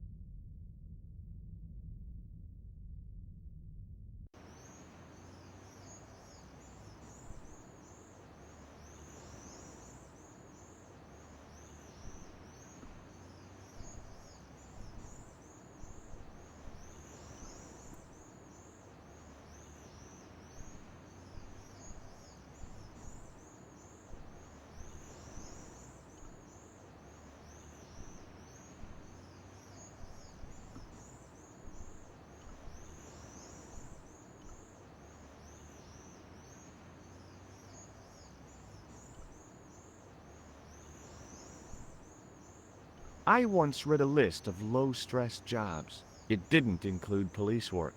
Obviously, this guy hadn't read the same list.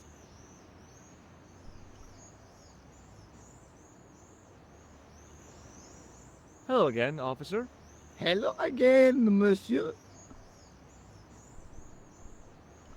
What do you think of the juggler? Ah, he is excellent, most watchable.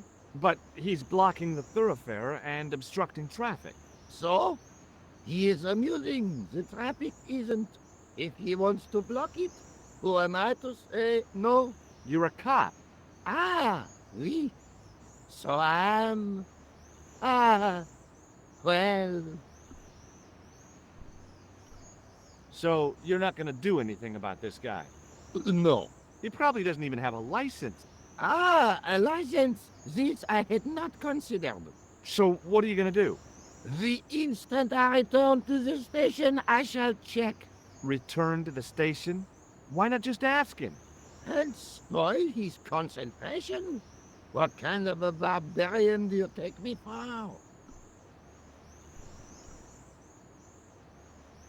Ah, you are a clown. Do I look like a clown? No, although you juggle like one. Now, if I'd known you were a clown, it would have been amusing, and not a humiliation for you. What do you mean? Who ever heard of a plain-clothes clown? He had a point. So you're saying that if I juggle badly with a red nose, I'd be the king of comedy. But if I juggle badly without it, You look like a pathetic loon. Oui, monsieur, you have it.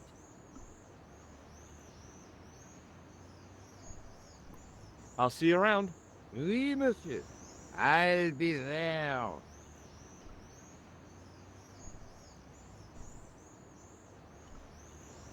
Hi again. Oui? What is it this time? Look, a red nose. Oh, you say, whoop-de-doo. I'd like to have another try at juggling, please. You have gone on a crash course, perhaps. No, I just had an insight into presentation. Huh? Allow me to demonstrate. The balls, please. If you insist on completing your humiliation, monsieur. Okay, now for my secret weapon.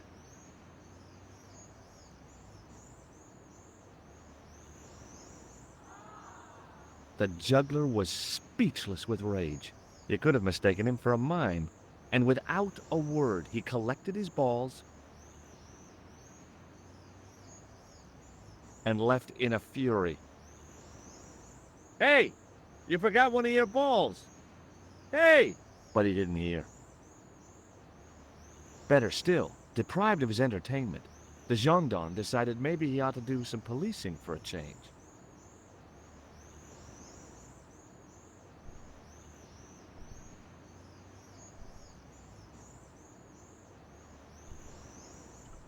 It was the glass the gendarme had left behind. There was no need to take the wine glass.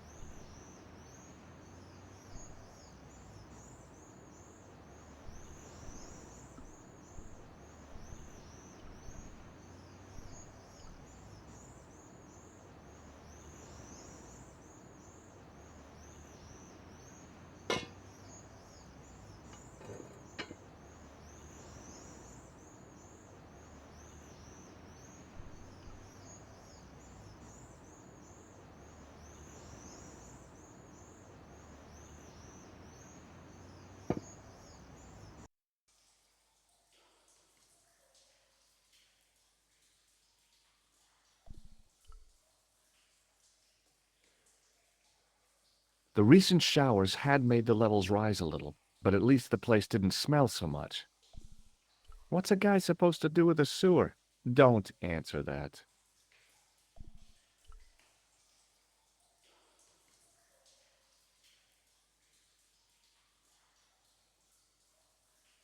A weird little boat lay tied up. I guess they used it to get maintenance crews around. Either that or the Phantom of the Opera was somewhere near. On the boat was a winching machine. There was a handle in the boat that fed out chain with a hook on the end.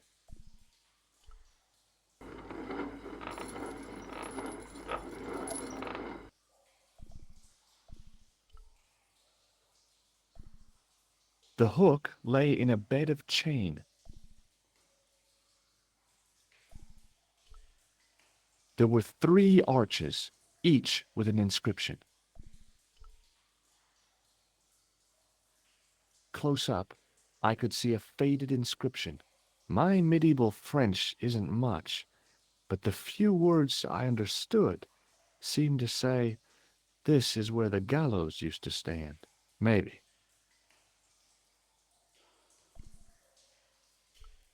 There were 3 arches, each with an inscription.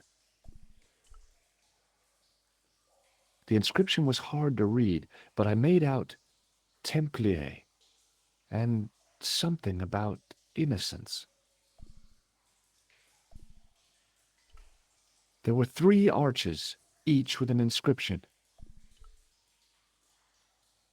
The inscription was undecipherable. The plaster had cracked and was falling away. I wondered why.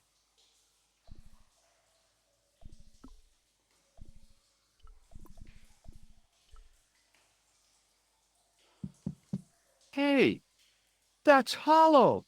It was time for some brutal destruction.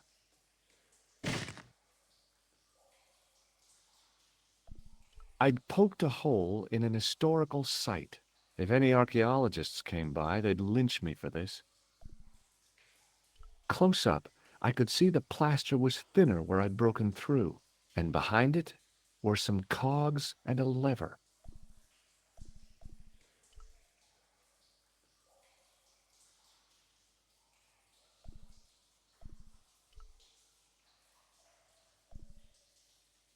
Here goes. Hey, cool! I'd pulled the lever right over. Inside the hole, I could see one of the cogs had come loose and jammed the mechanism solid. The hook lay in a bed of chain.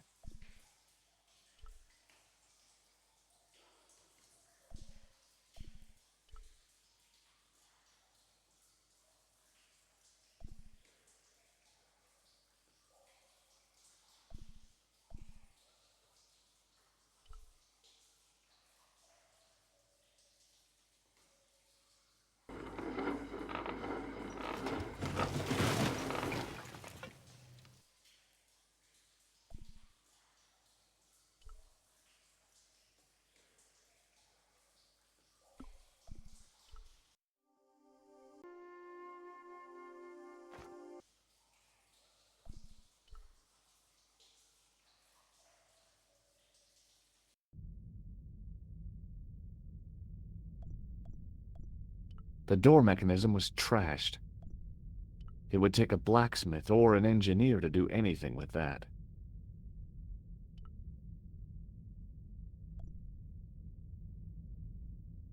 There was a crack in the wall. Through it, I could see a glimmer of natural light. At the bottom of the steps, I could see a glow. It seemed a good moment to be cautious.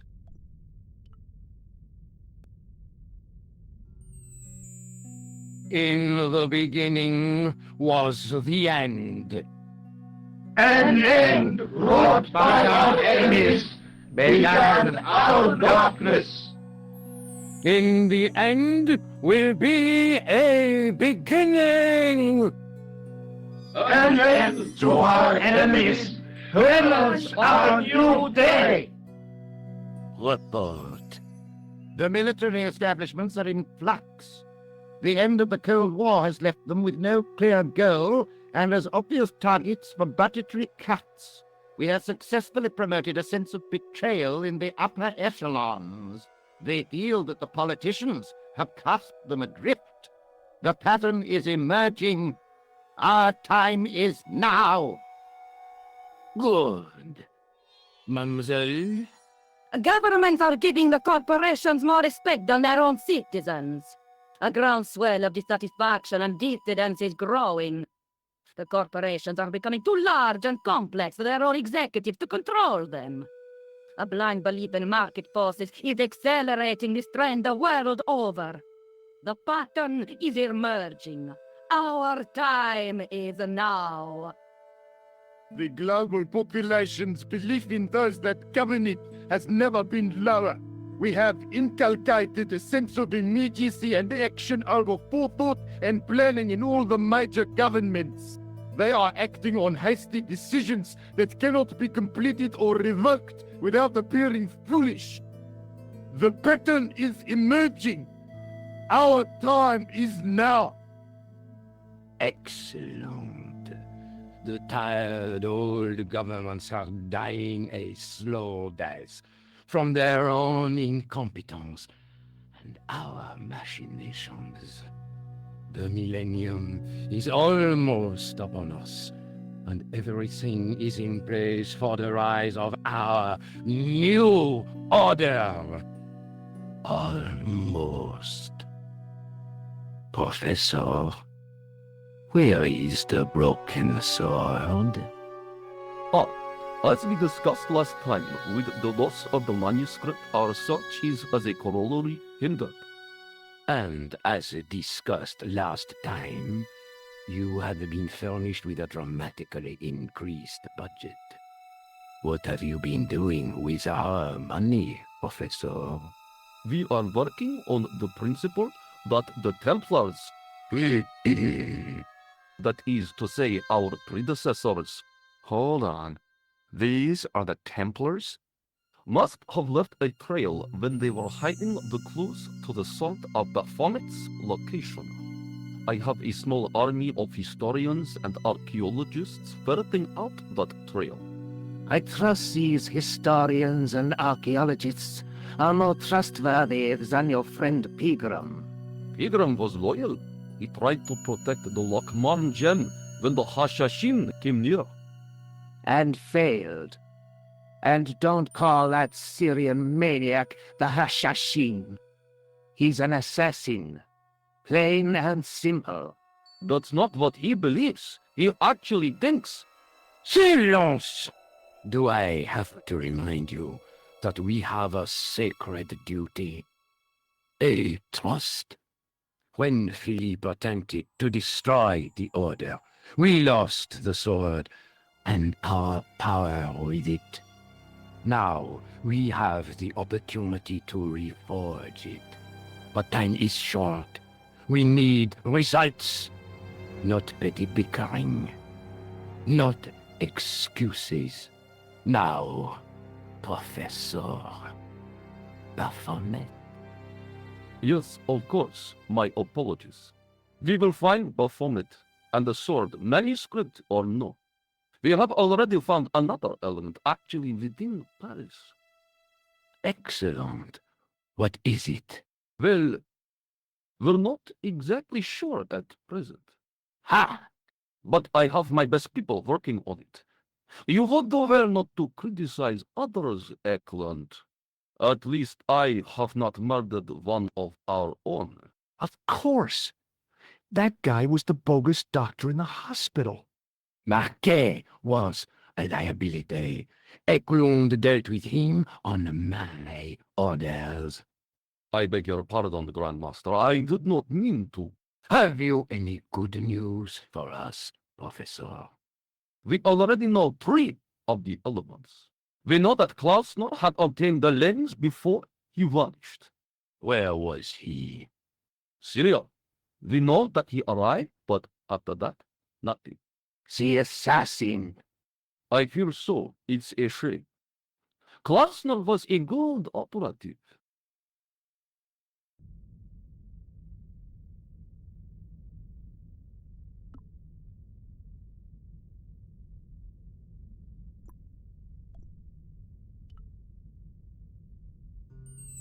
This will be our last meeting in person until we locate the sword of Baphomet. I hope that I don't need to emphasize the importance of finding it. Without it, our endeavors come to nothing. With the sword reforged, we will have the power to sweep the stage of all opposition. The new millennium will belong to us. The next time that we meet, it will be to become the princes of this world.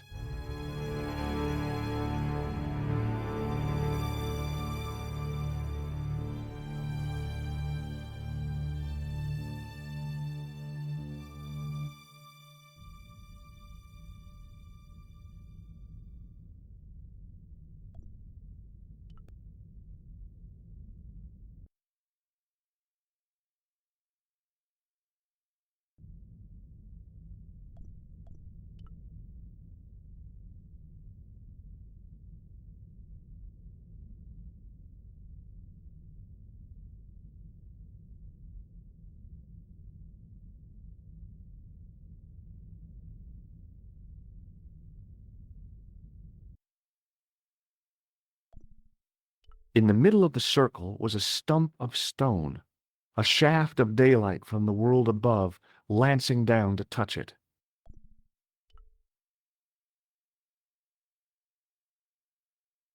I noticed 3 small notches around the edge of the stump's top.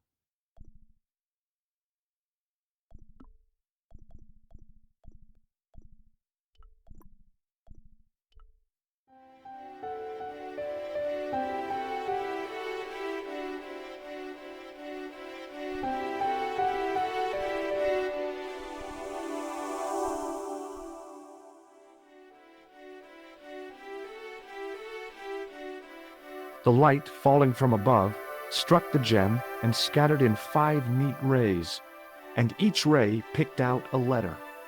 Starting from the seal, I could read M-A-R-I-B, Marib.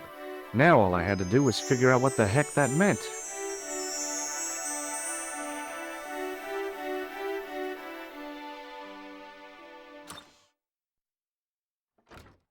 Nico, I've seen them. Who? The Templars. I spied on their meeting in the catacombs. And you saw the Knights Templar? I saw a bunch of guys masquerading as Templars.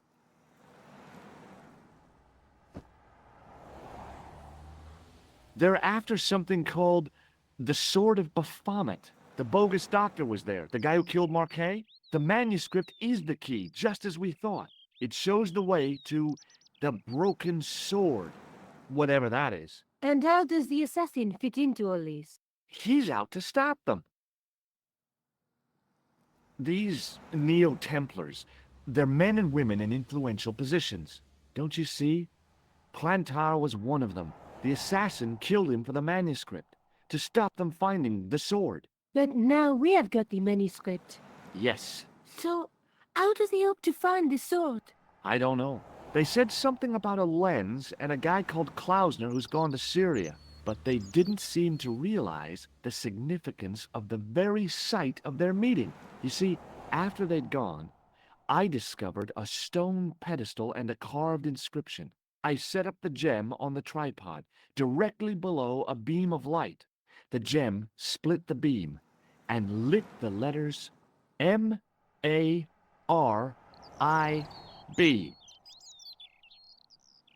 Marib is a village in Syria. Then the Neo-Templars are ahead of us. Klausner beat me to it. You're not thinking of going there yourself, are you? Why not? These guys are crazy and dangerous. That reminds me, you should leave the gem here. Okay. What about the tripod? I'll send it back to Andre, anonymously. The guy at the museum identified the knight's crest. That's great news. I knew Lobeno would be likely to help. Tell me more. It belongs to a Spanish family. With Templar connections, no doubt. That's one of the questions I want to ask them. If the family still exists. Just how long have you known Lobeno? Andre? We met at college. He helped me out when I was a fresher. Showed me around, that sort of thing.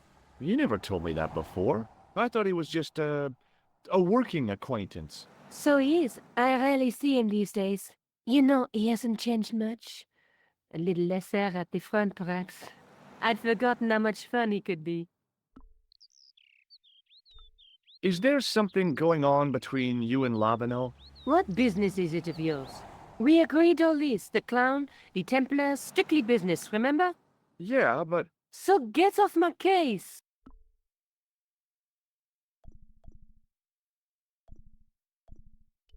Would you like this juggling ball? Have you been drinking, George? No, why? Because you're talking crap. Do you think I should go to Marib? Syria's a long way, George.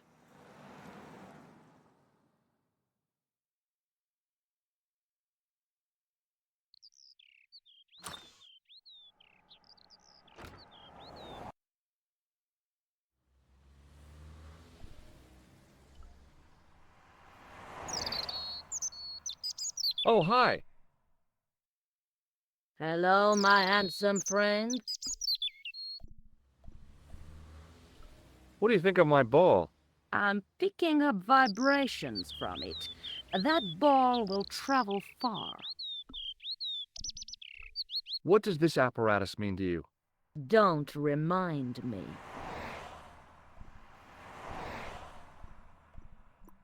See you later.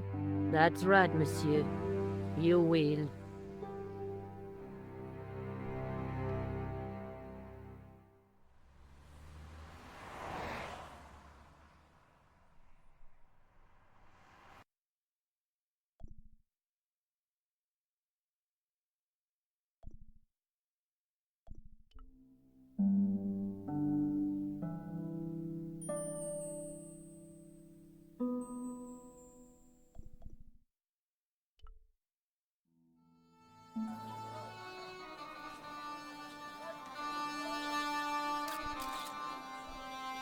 The cat was an ugly brute who looked like he owned the joint.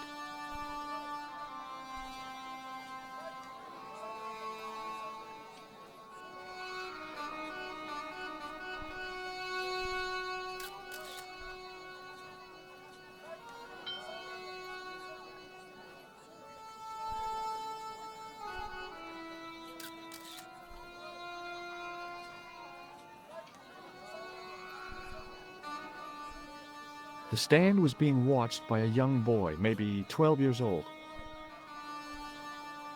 Hey there, young fella. Speak you the English? Speak you the Anglais? Parlez-vous anglais?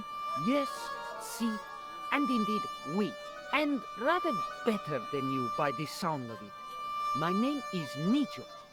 Welcome to my grand emporium of quality merchandise.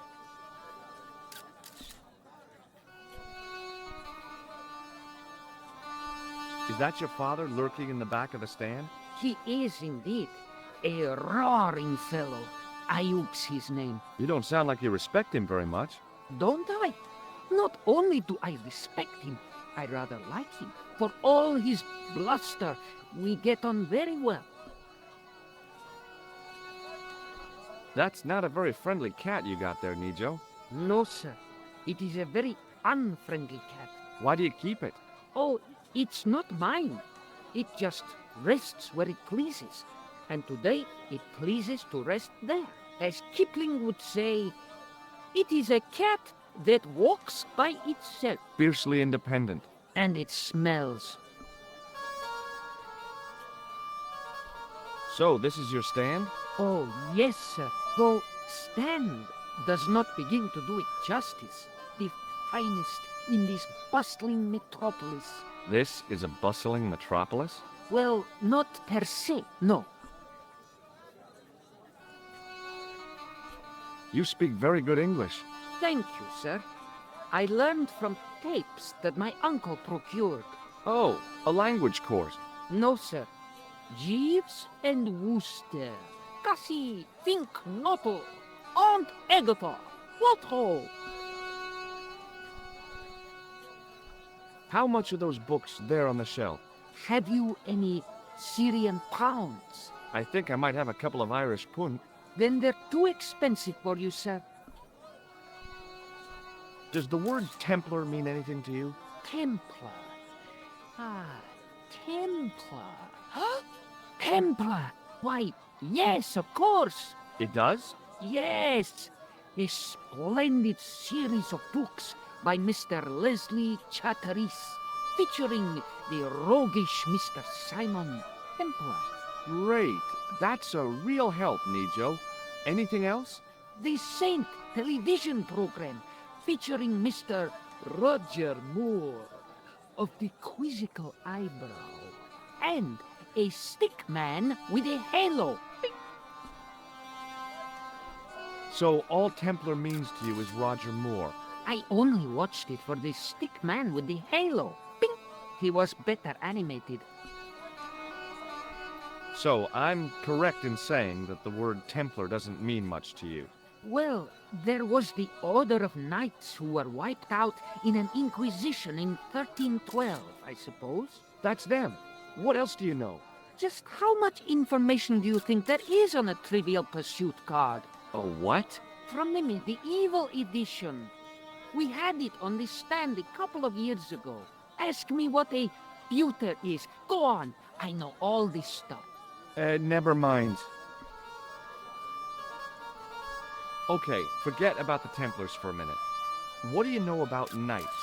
Like the Crusaders, they came to the East on an insane and pointless mission. They sacrificed thousands of lives, including their own, for insensate pride. How anyone can find them romantic confounds me. Have you seen this man before? No, sir, I'm glad to say. Cold eyes.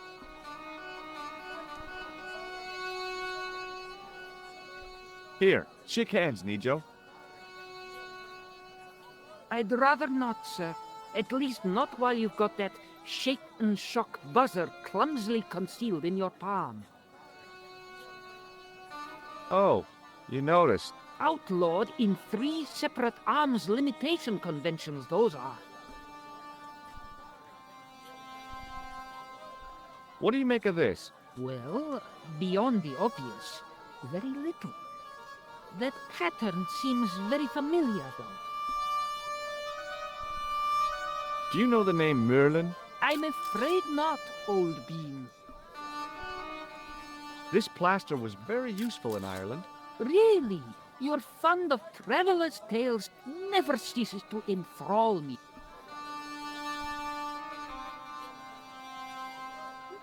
I didn't have you down as a doctor. I'm not. I, acquired it. I didn't have you down as a petty thief either. I'm not. Oh, a comedian. No surprise there. Look at this. A lifting key as used by Parisian sewer workers. Calais, Calais, sir. I must remember this day for posterity. My grandchildren will be fascinated. What do you make of this? A man-sized double-ply tissue stained with Bestheimer's number 12 white pancake grease paint, apparently. What do you think of this, eh? Oh, sir, what a splendid plaything. One day, when I am rich, I am going to build a world-renowned collection of brightly colored balls. Are you serious? In deadly earnest. People will come from far and wide to see my Yes? collection. The Rockefellers and the Gettys can keep their hoards of so-called fine art. But answer me this. What good is a Picasso, I ask you, if you cannot bounce it off a wall? You may have a point. So long, Nijo. Toodle pip, sir.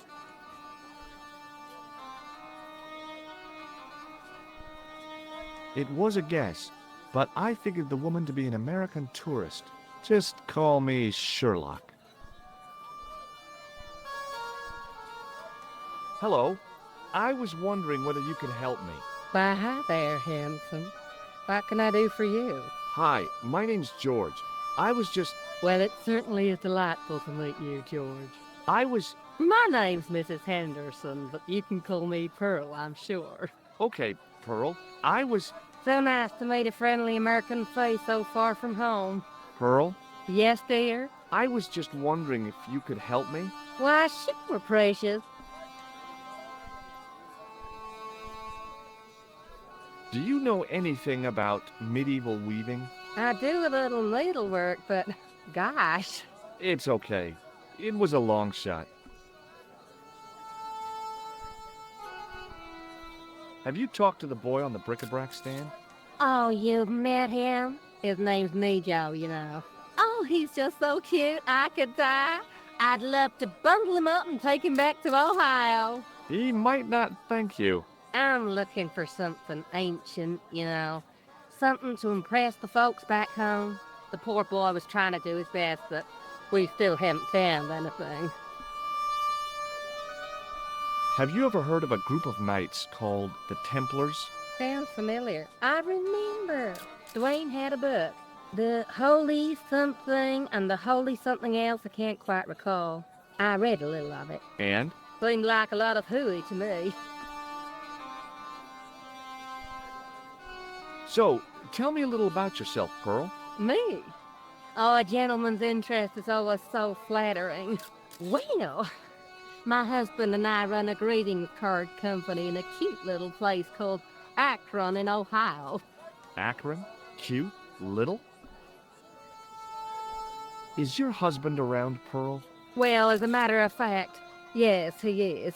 Sorry to disappoint you. Have you seen this man before? No. A friend of yours? No, not really.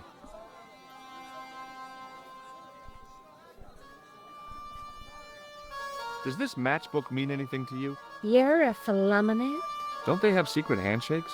Oh, George, now you're teasing.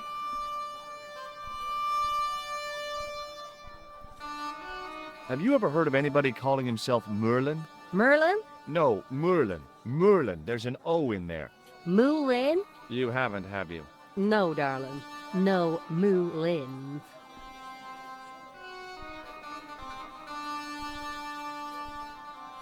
What do you think of this? Oh, looks scientific. It's a blood pressure thing, isn't it? I've got some plaster of Paris. That's nice to you. What does this mean to you? Gosh, is this some sort of psychological test? No. Oh, well in that case it's a red ball. Does this red nose mean anything to you? Reminds me of my late Uncle Abner. Oh? Is he a clown? No, he was a drunk. What do you make of this grease paint stained tissue? Oh, it's grease paint. I thought somebody had gaudy taste in makeup. Have you seen this man before? No. A friend of yours? No, not really.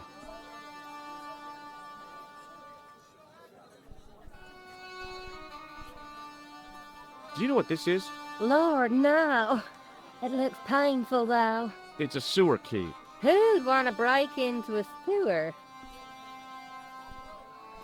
I've got to go now, Pearl. It's been a pleasure, George.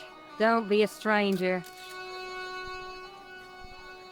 The stand was hawking ancient machine parts.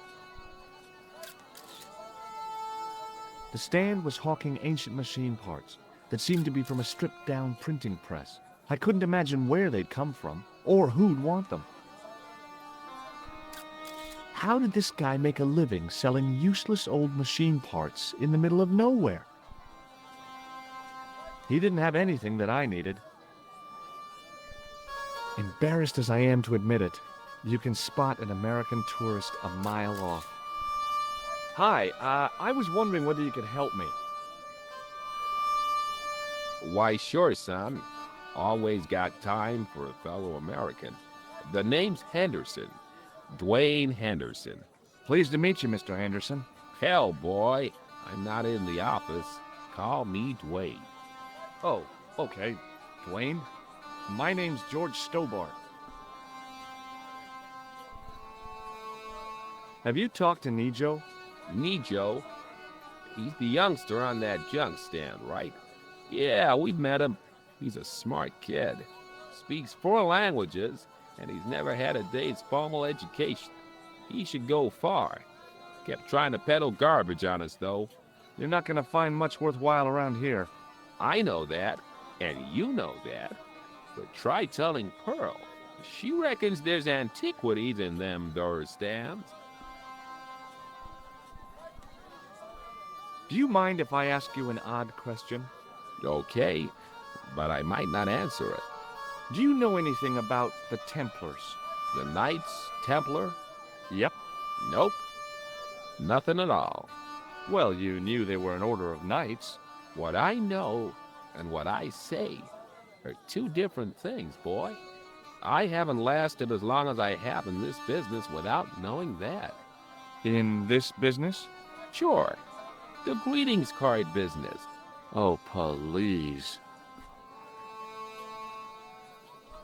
I saw a medieval picture of a woman, royalty or nobility, something like that. She was looking in a mirror, but the reflection was of a man with 3 faces. What do you think of that? I think you should be in therapy. Does the image of a knight holding a crystal ball mean anything to you? Hell no. What would a knight want with a hunk of glass? I don't know. That's the problem. What's wrong, boy? It's not a crystal ball. It all came together in my head. What the conspirators had mentioned losing. The strange perspective of the manuscript. It's a lens. Do you think bulls have any significance around here?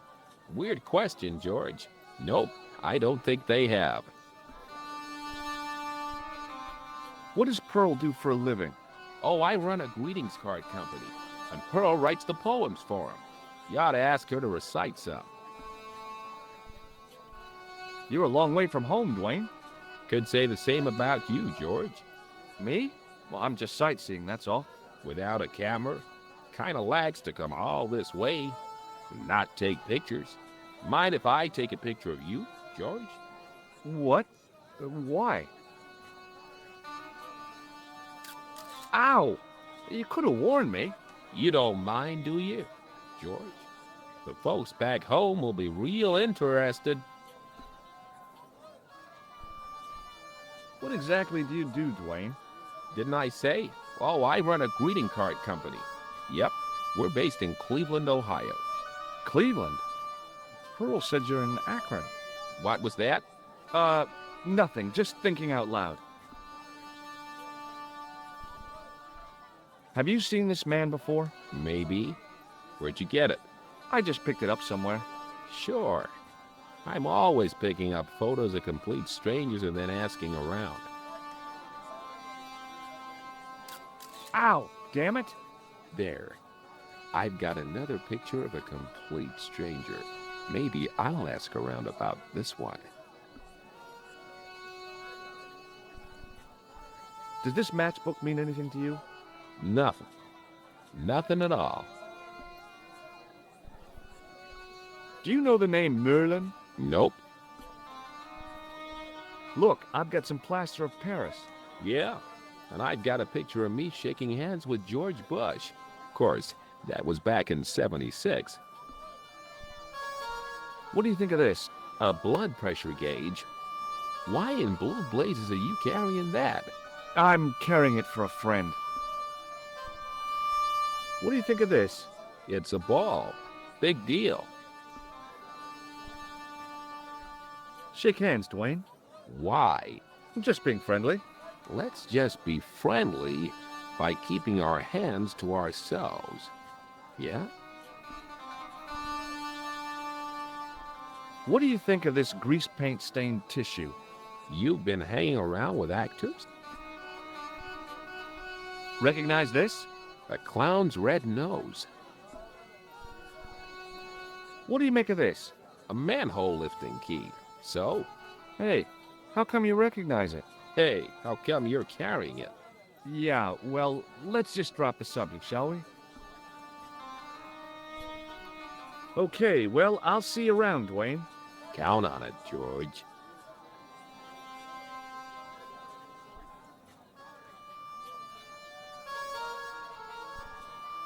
The merchant was selling fruit.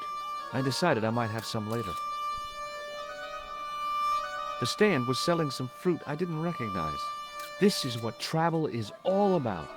Roam the world and discover strange fruit. The guy running the stand seemed pretty happy. People always want fruit. I wasn't hungry and didn't want to buy fruit, so I didn't start a conversation.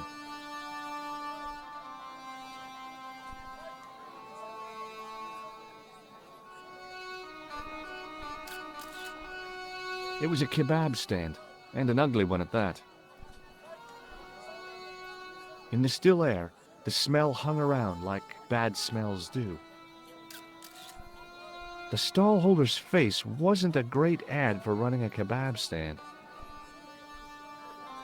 Hi, what's your name, sir? Hello, hello, you buy kebab. Musku.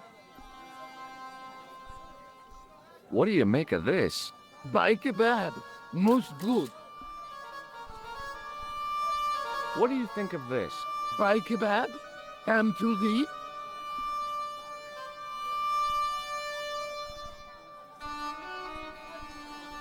Does this mean anything to you? No, no, you buy kebab. Well, goodbye. Have a nice day. Most good.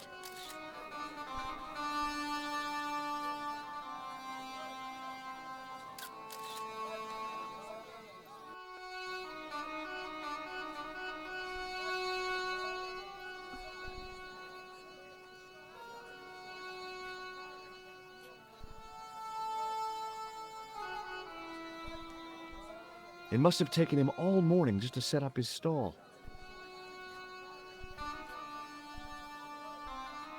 The carpet in the middle looked familiar somehow. The carpet seller looked craftier than the offspring of a fox and an insurance agent. Hi. Hello, sir. Lovely carpet.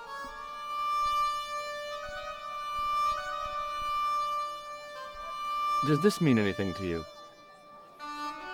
Yes, yes, carpets, yes.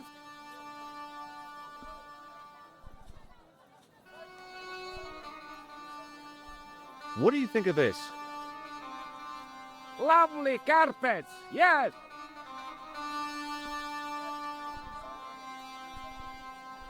Does this matchbook mean anything to you? Ah, give to me, give to me. A la mode.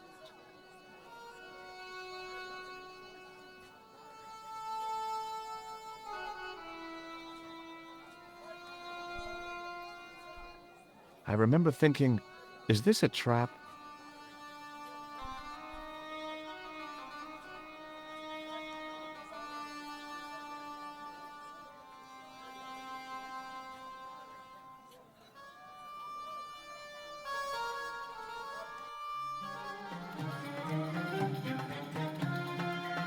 Many beneficent greetings, my most fortunate possible friend. Huh? Do I know you, mister? No, no, and again I say, no. But, my friend, do you not see our mutual good fortune in this meeting? How frank do you want me to be? You are a traveler, yes? Boy, you must be the world's greatest detective. No, I am told that is Sherlock Holmes of the big forehead and slipper full of shag. I, as contrast, am world's greatest luxury taxi driver. I can see where this is going. I am Ultar, taxi driver and luxury guide per excellent, yes. This I had to hear.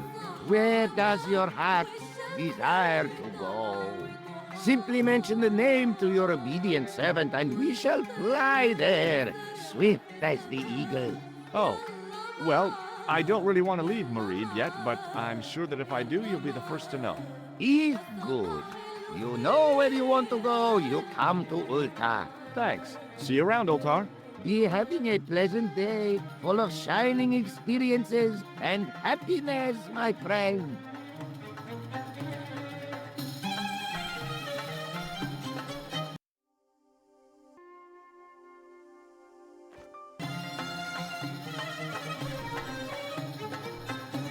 The outside of the ornate spittoon was beautiful. The inside wasn't. I hadn't felt a need to spit since I was 12. The spittoon was nearly full. What did they sell here? Drinks or expectorants? Even if I'd wanted to spit, my mouth was too dry.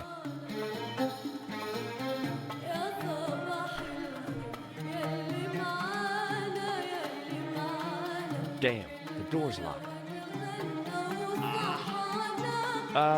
I'm sorry? Did you say something? He say you not to go in toilet. Read sign, matey. Matey?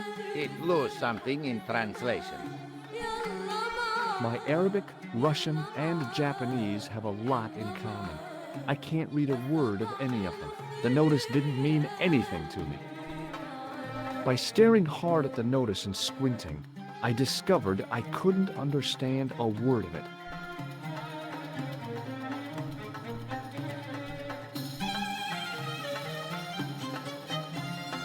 I was surprised to see alcohol on open sale in Syria. Then I realized this wasn't really open sale. And then I realized they weren't even alcoholic drinks anyway. I had neither the time nor the money to buy anything. The club manager's bonhomie seemed forced. Looking at the place, I could understand that. This is definitely not what they meant when they said the joint was jumping. Hi, nice club you've got here. I was wondering if you could help me. What? I mean, I beg your pardon? I'm sorry, but I don't understand. No surprise there, alrighty. He says sorry, but he not speak English. But he didn't say anything. He not have tongue. No tongue? What happened? It was bet. And he lost. He won. You should see other chappy. Oh, yes.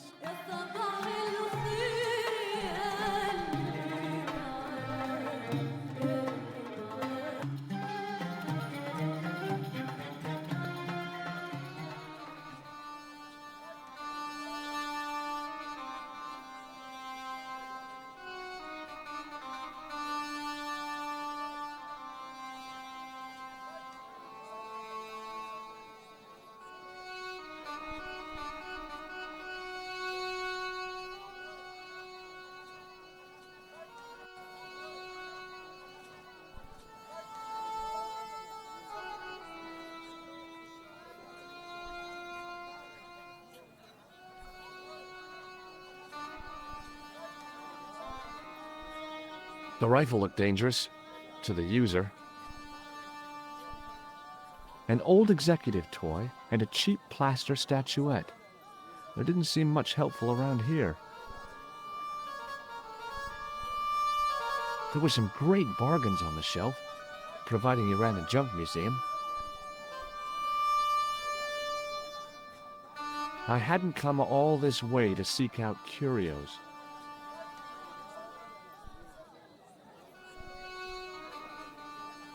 Hi, Nijo. Hello again, sir. And how may I help you this time? What do you know about that couple? Oh, they're American. Is that all? The chap's a little odd. As for the lady, it's a funny thing. But I get the impression she's a lot cleverer than she's letting on. I met an interesting guy earlier, a cab driver. Ah, that would have to be Utar, a barbaric sort of chap. Oh, he's not that bad. You know how he speaks in pidgin English? That's how he speaks in Arabic too. Who's the guy selling the kebabs? Oh, that's Arto. A miserable blighter to be sure, sir. He doesn't seem very happy. He never is. Day in, day out, a face like a wet Wednesday. Whatever one of those is. Does he speak any English? Not cogently, no. Seriously, do you really think this thing's so great? Take it away, you tempter. I'll swap it for something off your stand. Due to seasonal financial considerations, I'm afraid I cannot. I thought you wanted this thing. I do, sir. The stand doesn't. Which in translation meant it's not really my stand, and I'll be in big trouble if I swap anything for something that I want myself. Alternatively, is there any service that you require? Not at the moment, but I'll bear it in mind. See you around, Nijo. Ta-ta for now, sir.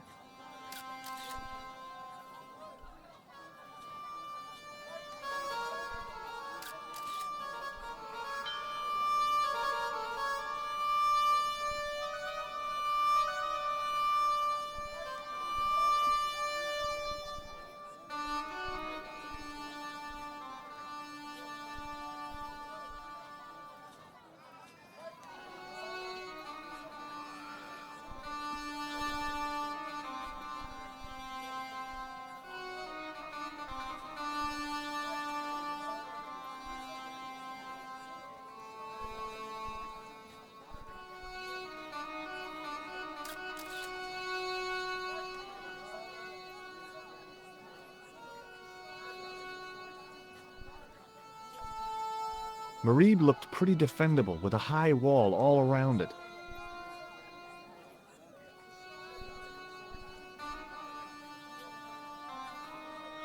I figured going out into the countryside was a pretty good way to get lost. The stand had kebabs dangling from the canopy. As a marketing device, it lacked something.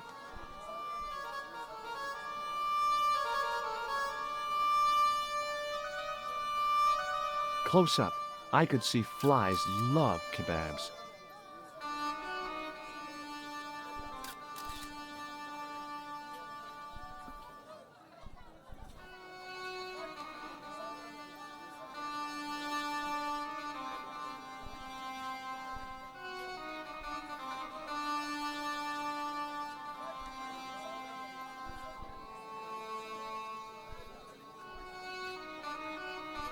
Hello again, Pearl.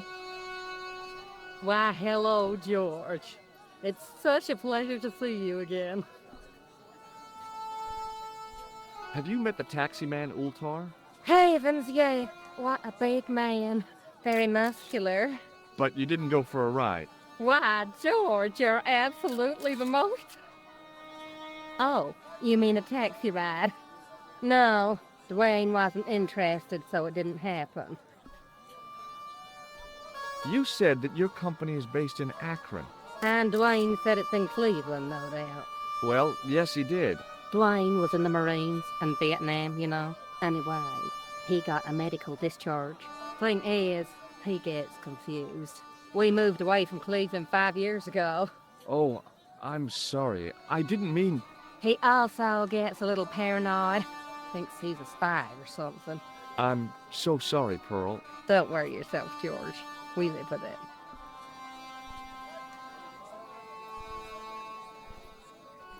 I've got to go now, Pearl. It's been a pleasure, George. Don't be a stranger.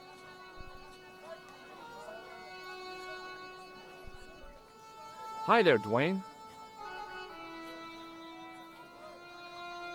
Hi there, George. How can I help you, young fella? Have you met Ultar? Almost luxurious air-conditioned taxi ride, mister. Yeah, the cabbie. Tried to pull a bunco on us. Take us on a wild goose chase off into nowhere. Okay, well, I'll see you around, Dwayne. Count on it, George.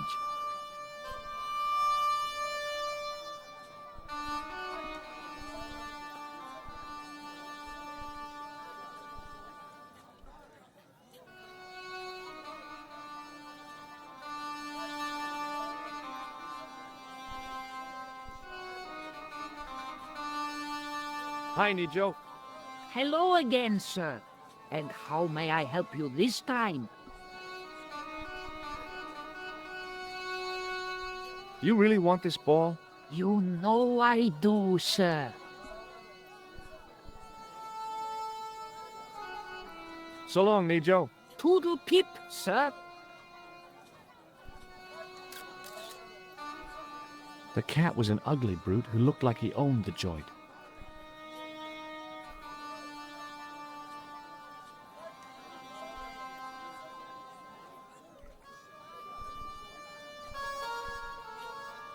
Hello again, sir. Hello. Kebab? Yeah?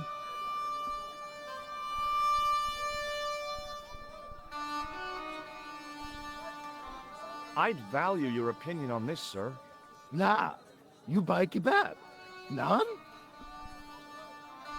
What do you make of this, sir? You buy kebab. You buy kebab. Yum, most good. I'd value your opinion on this, sir. Nah. You buy kebab. None? What do you make of this, sir? You buy kebab. You buy kebab. Yum, most good. I'd value your opinion on this, sir. Nah. You buy kebab. None? What do you make of this, sir? You buy kebab. You buy kebab. Yum, most good. I'd value your opinion on this, sir. Nah. You buy kebab. None? What do you make of this, sir? You buy kebab. You buy kebab. Yum, most good. I'd value your opinion on this, sir. Nah, you buy kebab. None? Well, goodbye. Have a nice day. Most good.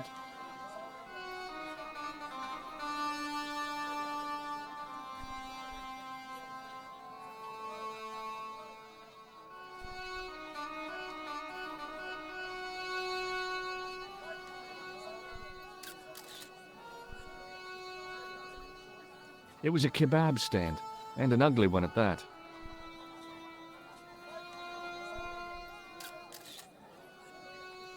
In the still air, the smell hung around like bad smells do.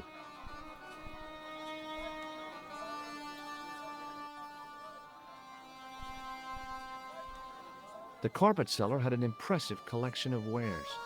If I had the time and the money, I might have bought a couple of rugs.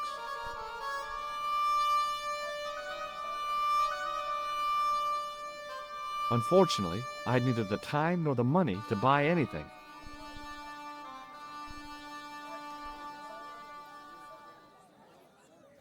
It's me again. Moreover, hello there.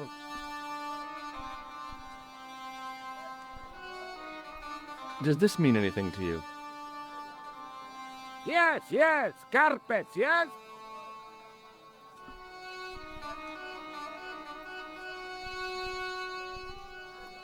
Ma'a salama.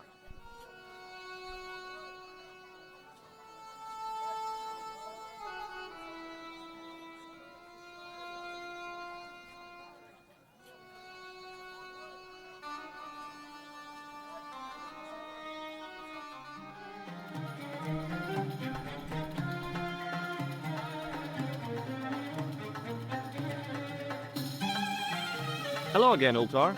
Great hellos, munificent foreigner, and possible future client. Well, you never know. Would you mind talking to me? It's most agreeable. This is how Ultar learns such splendid English, yes? Yes. This place is certainly hard to find. Oh, yes, it is most exclusive. The membership can be no more than... Kind sir, what will you guess the population of the village to be? Gee, I don't know, a couple of thousand? Then I would estimate the membership to be no more than a couple of thousand. What do you make of that boy in the market, Nejo? Nejo? Ha! Ayub's boy. He's too big for sandals. I speak splendid English and he laugh. He say, Ultar, you big ox, you split infinitive. I say, I split your head if you stay still long enough. Ha ha ha ha ha ha. Ho ho ho ho ho ho. Pretty funny, yes? Hilarious. You should be on cable. What do you know about the kebab seller? A most miserable man. Ultar say, cheery up, matey mate, it might never happen. And he say, shut up, Ultar. Fancy that. Not at all. Arto has face like the drizzle that falls on the midweek afternoon. Whatever that is. Have you met the American couple? Have Ultar met them? Have Ultar met them? Yes, Ultar have met them. And? They most ungenerous. Ultar offer to show them wonders of countryside. They say, is there anything ancient? Ultar say, yes, of course. Nature is ancient. They say, no, anything ancient made by men. And Ultar say, have you seen Taxi? Van Belt older than Ozymandias. Ha ha ha ha. But they gone. Do you know anything about the Templars? Of course. Yes? What can you tell me? Great she-bop band of the 60s. No, that's not really... Who put the bop in the bop, bop, bop, bop, bop? Yeah, eternal questions. Could you tell me what that sign means? It's a door stay shut until brush come back. Signed, the management. Oh, well, what does that mean? Manager buy lovely new toilet brush. leaves it by wash basin for 10 minutes, come back, it been stolen. Not even out of wrapper. He damn cross. Lock up toilet and say, nobody use fine pristine toilet until brush given back. We say, what we do till then, eh? He say, cross legs and use superior willpower. And that's what you've been doing? No, Ultar use bucket. Have you seen this man before? Oh, most certainly. Was here only yesterday. Here? Yesterday? My God, he's close. Yes, he was asking a lot of questions, just like you. What did he ask about? He asked about American called Stoby. Stobart? Yes, Stobart. You know him. The killer knew my name. What else did he ask about? He asked about German man called Klobner. I tried to remember the name of the man the conspiracy had lost in Syria. Was his name Klausner? Sure, that is what Ultar said. Klausner. I told this man in the picture, Klausner wanted to go up to Bull's Head. Hold on, he wanted to go where? Bull's Head. Big hill, 10 miles out of town. Maybe 60. When was that? Oh, maybe a week ago. What can you tell me about this Bull's Head Hill? It's most magnificent. Lovely views. Worth visiting, yes, by indeedity. How do I get there? No. Let me guess. You need fine luxury guide to take you there in air-conditioned taxi. Woe is me. Where can I find such a guide? And Ultar is most luxurious guide for most literally some way, in any direction. Gee willikers, lucky old me. Are you desirous of my pleasant and luxuriant service? All right, let's go. First, I regret the formalities. A trip to the Bull's Head. 50 Yankee dollars, please. $50? I don't have $50. Oh, most unhappy event. Ultar then sorry, but he cannot take you on ride of lifetime. Hold on, Ultar. Is there nothing I could barter with you? Word that it was so, beloved friend. That my taxi needs gas, and its muffler needs the muffler doctor. Trading for these things is not possible. My heart weeps for the injustice, but it's bucks or zip for unfortunate American. About Bull's Head Hill. Are you desirous of seeing this most splendid place? Well, maybe. A terrific bargain. Only 50 of your Yankee bucks. 50, huh? Well, I still don't have any cash on me, American or otherwise. Oh, unfortunate, most extreme. The delights of the Bull's Head Hill then must wait, I fear. See you around, Ultar. Fare you most splendid, good sir.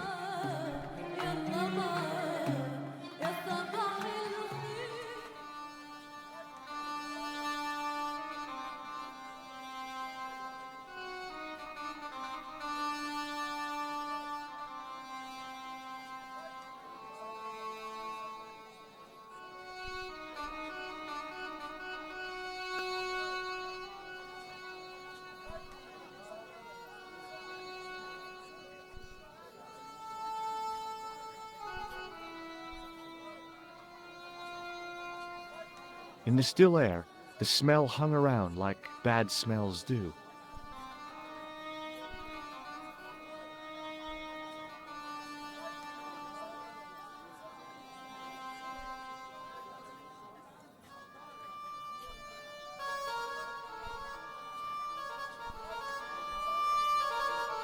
Hi, Nijo. Hello again, sir. And how may I help you this time? Oh, it's okay. Nothing.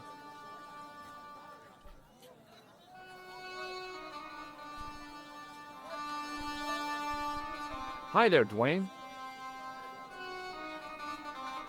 Hi there, George. How can I help you, young fella? Have you ever heard of a hill called the Bull's Head? Can't say as I have. Where's that? I don't know. I'm trying to find out. Bull's Head, huh? You must remember that. Sounds scenic. Okay, well, I'll see you around, Dwayne. Count on it, George. Hello again, Pearl.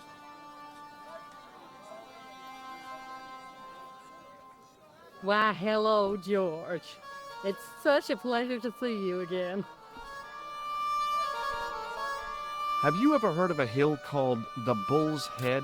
No. No, I haven't. Is it nearby? I'm not sure. Sounds awful romantic. The Bull's Head Hill. I've got to go now, Pearl. It's been a pleasure, George. Don't be a stranger.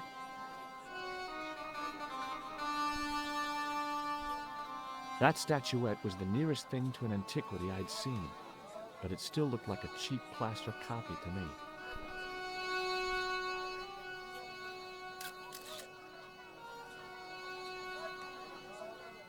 I wasn't sure whether I wanted anything off that shelf. It was the sort of bell you see in hotel receptions. Kind of unexpected here. Hi, Nijo. Hello again, sir. And how may I help you this time?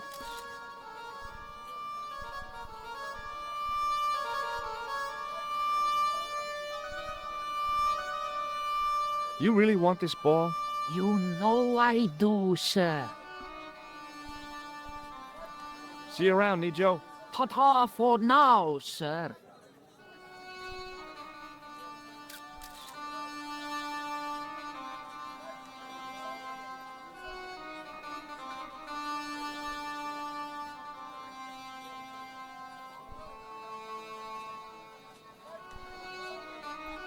Suddenly, I realized the horrific truth. The guy was basting the kebabs with a toilet brush. It may never have seen the inside of a toilet bowl, but it was still hardly appetizing.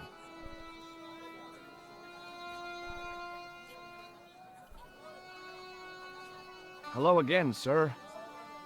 Hello. Kebab? Yeah? Well, goodbye. Have a nice day. Most good.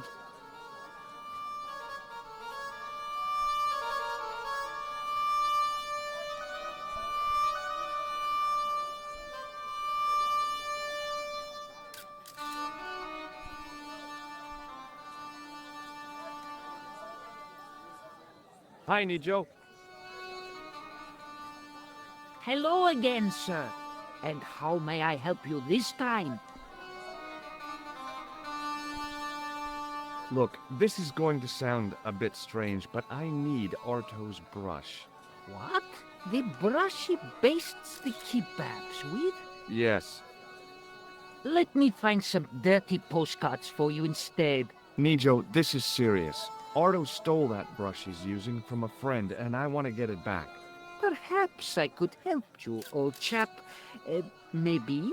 Perhaps? Maybe what? Perhaps what? I do not wish to seem mercenary, sir, but I am a merchant, and merchants trade. Merchant? This isn't Sears and Roebuck here. Well, if you're going to be disagreeable... No, you're right. What would you like? I seem to recall that you have something that might alleviate my boredom. A globe of delight, a Rubicon spheroid of heavenly pleasure. You mean the ball, don't you? A tiny spherular form that barely spans my hand, yet promises hours of amusement. If you mean the ball, why don't you just say so? Can I have the ball back, mister? All right, here you go. People say bad things about Americans, but you're okay in my book. What people? What bad things? Never mind that now. Remember the brush? Right, yes, the brush. All you have to do with Arto is be polite. It lightens his day, makes it all worthwhile for him again. How can I be polite to the guy when I can't speak a word of Syrian? Arabic. That's what I meant. Simply memorize this phrase. Il ach il kal. Il Akal Kalb. Close enough. Now, go over to Arto and deliver those honeyed words even unto his delicate ear. He won't be able to do enough for you. Really? Really. What exactly does Il Akul Kalb mean? A polite but subtly complimentary greeting. He won't be able to do enough for you. So long, Nijo. Toodle pip, sir.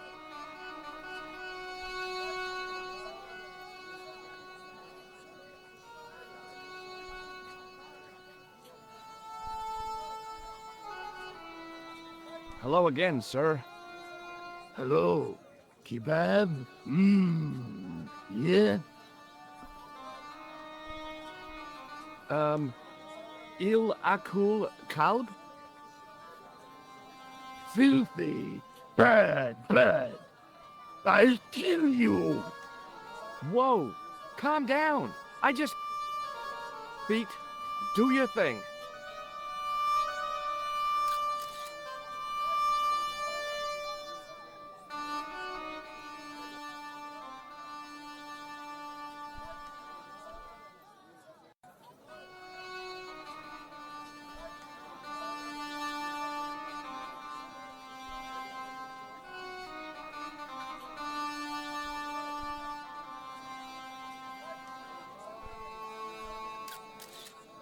Hi, Nijo. What the heck did you tell me to tell him? Patience, sir. Patience?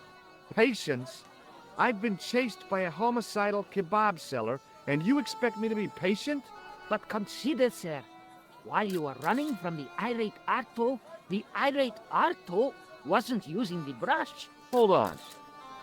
Are you telling me that I've been used as a diversionary tactic? Your brush, sir. I can't believe that you put me on that kebab seller's death list for a toilet brush. The ends justify the means, sir. Yeah, but I noticed it wasn't your butt that was on the line, though.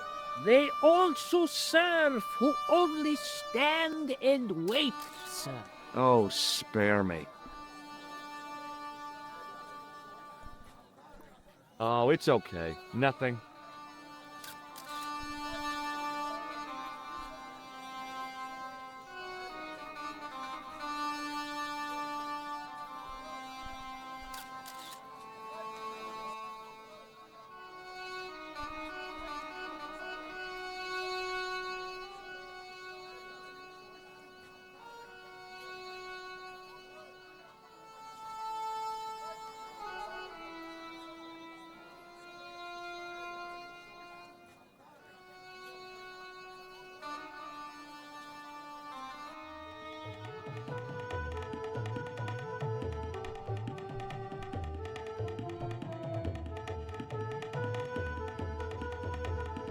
Hello again, friend. There wasn't much point in trying to launch an in-depth conversation when I couldn't speak Arabic and he couldn't speak. Period. Well, I did know a few words of Arabic, but doubted the wisdom of using them. Hello again, Ultar. Praise be to Allah. I am blessed with your bountiful presence once more.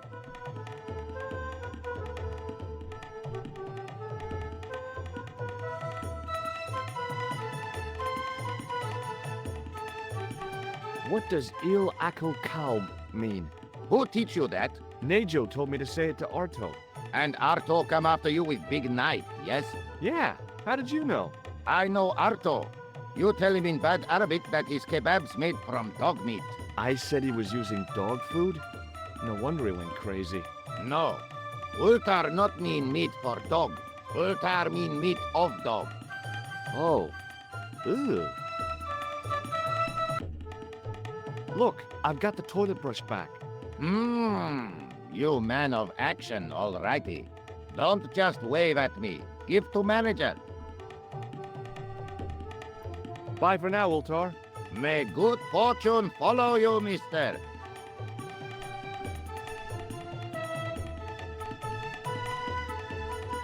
Hello again, friend. There wasn't much point in trying to launch an in-depth conversation when I couldn't speak Arabic and he couldn't speak. period. Well, I did know a few words of Arabic, but doubted the wisdom of using them. Here's your brush, sir. It wasn't easy getting it back.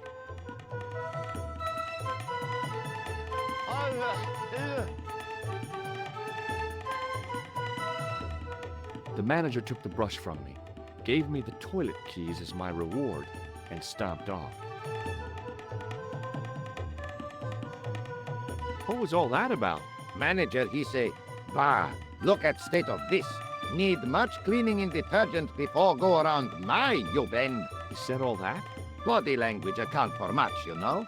Oh, yes, indeedy.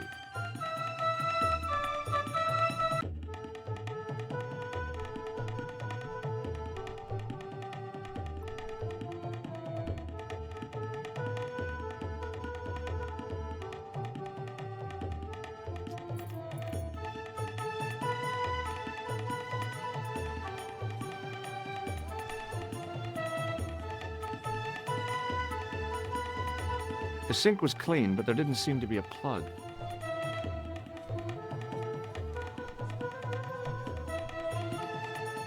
The mirror was as clean as anything else in there.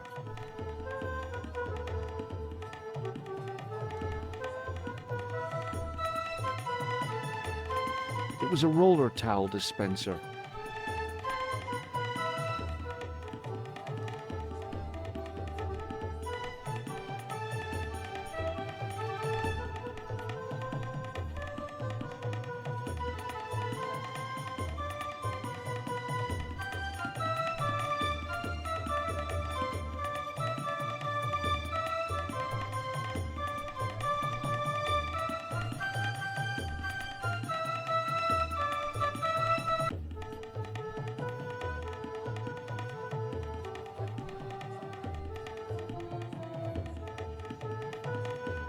Hello? Anybody in there? No answer, so I gave it a push.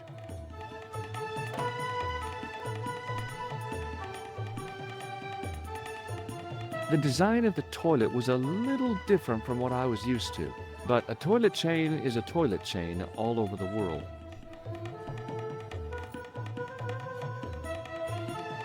Oops. And I thought the French had strange toilets. I hadn't drunk anything since the morning, and I didn't need to use it.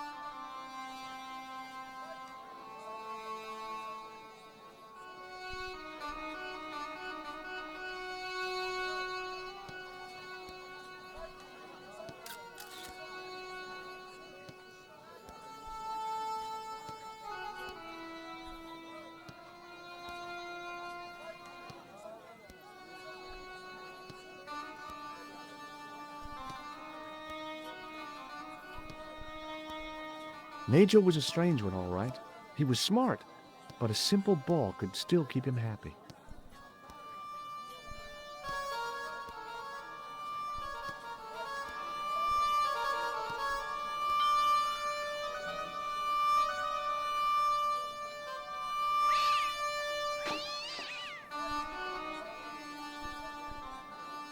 The fall hadn't done the statuette much good. It had lost its arms and gotten pretty chipped.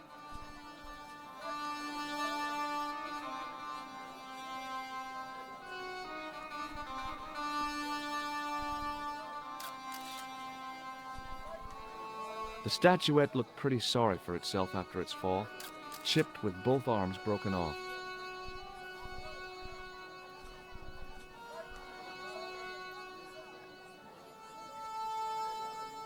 The plaster seemed to soak up the grease paint until it began to look like stone.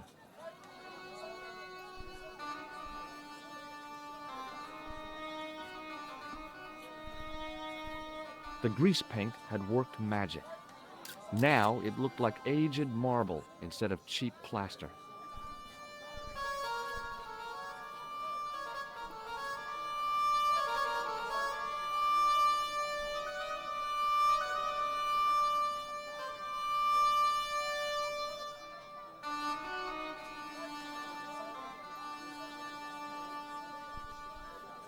Hi there, Dwayne. Hi there, George. How can I help you, young fella?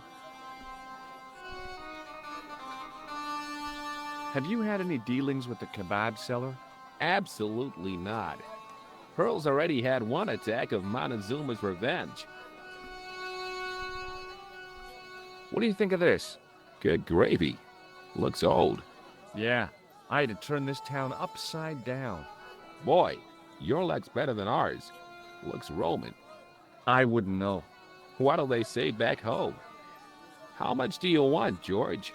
Oh, I couldn't. It's the find of a lifetime. I mean, $50. Take it or leave it. I'll take it. Here you go. And here you go.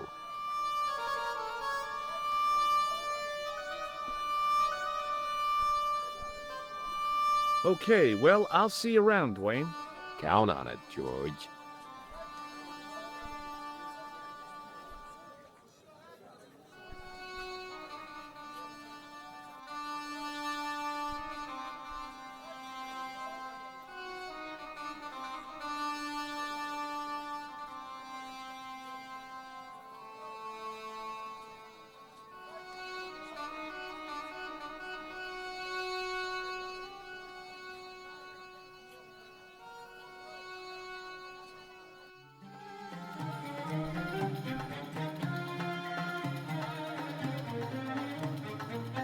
Hello again, Ultar. Praise be to Allah. I am blessed with your bountiful presence once more. About Bull's Head Hill. Are you desirous of seeing this most splendid place? Well, maybe. A terrific bargain. Only 50 of your Yankee bucks. 50, huh? Okay, it's a deal. Here's the cash. Ah, most splendid. As you say, the cash price moolah is correct. Mister, we make with haste. Where exactly is your taxi? Because the only vehicle I can see around here is an aging Army surplus truck. Yes? Ah, okay. I'll be along in a minute.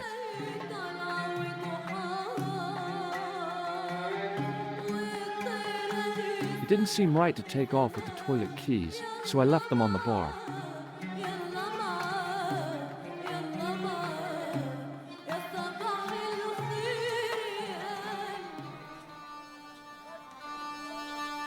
Hello again, Ultar. His most splendid and adventurous client. That's your taxi? Oh, yes, most assuredly. Most entirely splendid taxi in all Marib. It looks like an old army truck to me. Bah! You Americans with your checkerboard caps and your judd hearses. You have lost sight of what a taxi should truly be. About 4 tons by the look of it. There, you have hit the nail in the nutshell. Okay already, let's go. Regrettably not, most esteemed pair. There is a minor problem of a tiny nature. The fan belt has taken it upon itself to break. So, what are you gonna do? What can I do? I must wait for a ride to the garage for a replacement. How long is that gonna take? 1 day, maybe 6. I can't wait that long. We gotta get moving. But how, my friend? I'll think of something.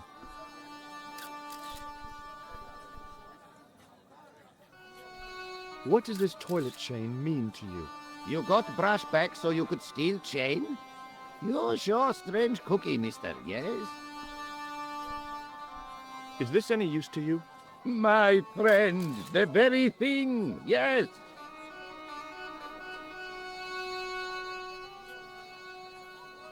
Ultar took the towel from me, cut it in 2 lengthways, and gave me half back. With his half, he did the kind of fan belt replacement that's normally done with stockings. Now, if I knot the ends together, so... Serviceable, yes? Very serviceable indeed. Stockings might work on a Bentley, but on a truck, the coarse toweling did the job nicely. Come along, my friend. You want to see the bull's head? Yes.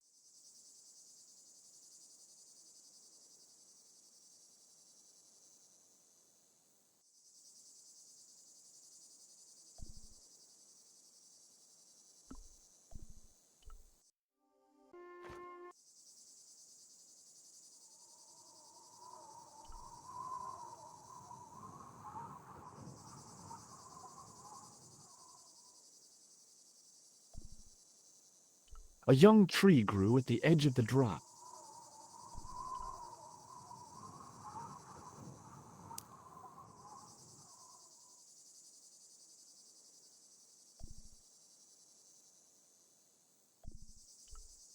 A young tree grew at the edge of the drop. I'd damaged that tree enough for one day.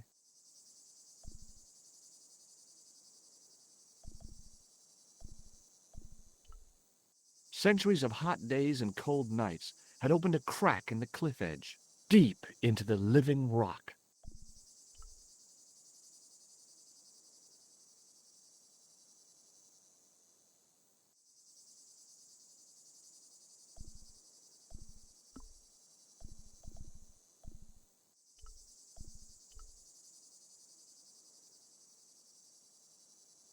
With a flourish, I tied the end of the towel to the stick with a textbook reef knot.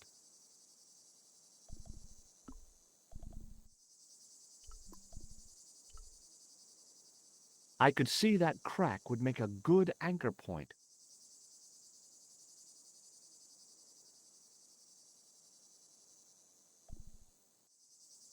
Centuries of hot days and cold nights had opened a crack in the cliff edge, deep into the living rock. Well, that looked really safe. But I had no choice. I hadn't anticipated going mountaineering when I'd come to Syria.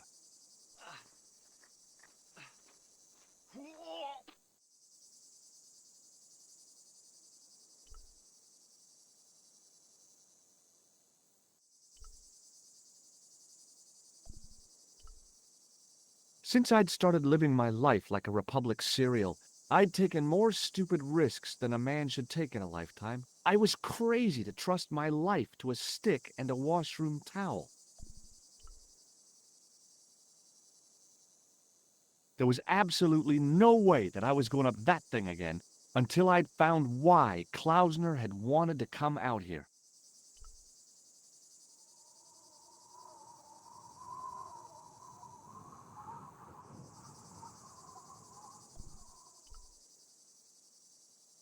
Close up, the niche looked somehow artificial. I didn't like the idea of putting my hand in there, but there was something in there, a metal ring, as wide as my hand. I took a firm hold of the ring and pulled. Whoa there!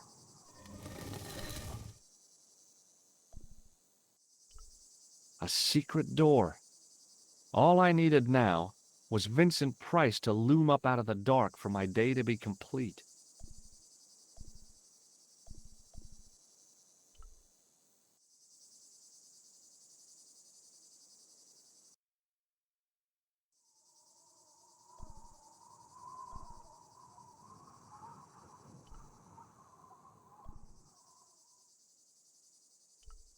Around the corner, I found the corpse. Oh my God. Klausner? Large as life and twice as dead. I'd hardly had time to accept the fact when I heard the door mechanism start up again.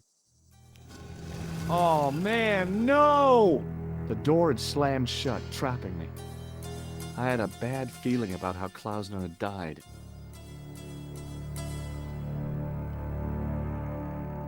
A stone head bearing 3 bearded faces. It was a strange image, but a powerful one, redolent with antiquity and ancient mysteries. Sure was an ugly one, though. I couldn't think of anything to do with the statue, apart from scaring small children with it. Without getting too close, I couldn't see any marks of violence, apart from his fingertips being scraped raw, and that seemed self-inflicted. Klausner had been pretty smart to get this far, but he was still dead. Okay, all right. Hey, what's this? I'd found some kind of lens, a very old lens made from a very hard glass. That settled it. The knight on the manuscript had been holding a lens the whole time, not a crystal ball.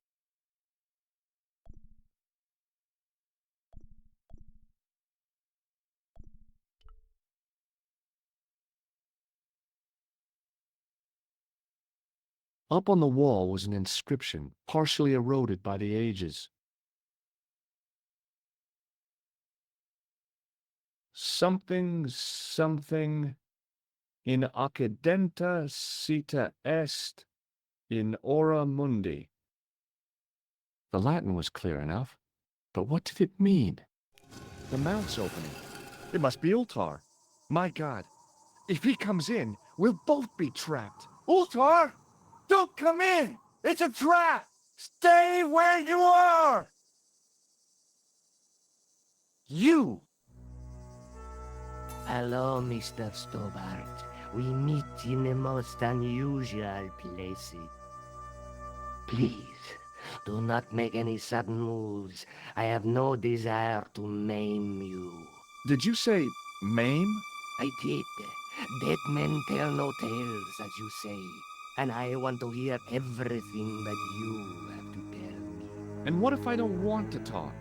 Then I shall, most regrettably, have to kill you. Rest assured, however, that I am an excellent shot. You would not suffer. Oh, that's good. Believe me, I'm really assured. It is rather dark in here. I think we should conduct our business outside. Why should I make myself an easier target? If I fire at you, Mr. Stobart, I shall hit you even in here. But unfortunately, my marksmanship will suffer. It could be the difference between hitting you in the leg or the groin. Boy, it sure is hot in here. No sudden moves, Mr. Stobart.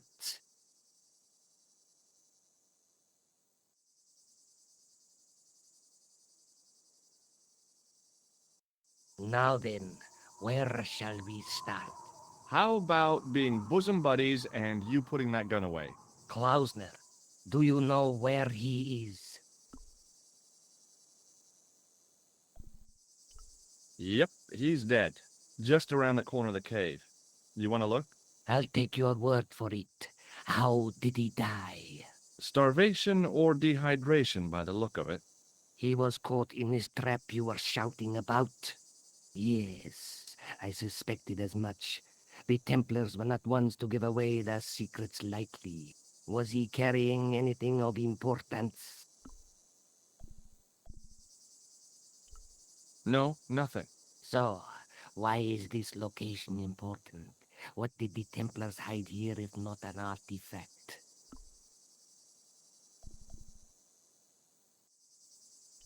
Well, there was something in Latin up on the wall. Latin? Do you remember it, Mr. Stobart? What did it say? In accidenta cita est, in ora mundi.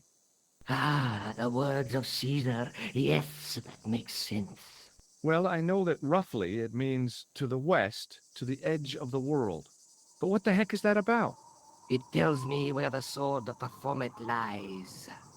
Mr. Stobart, I am sure that you are just what you appear to be. A gifted amateur. Thanks, I think. But I can no longer tolerate your interference. There is far more at stake than you realize. So what are you gonna do? I regret that we must end this here and now. Your only choice now is whether you die like a man or like a dog. Okay, you're the boss. I'll take my medicine. You are an honorable man, Mr. Stobart, a rare breed. I should like to shake your hand. Yeah. Well, what the heck? It was a long way down. Below, I could see Ultar's truck.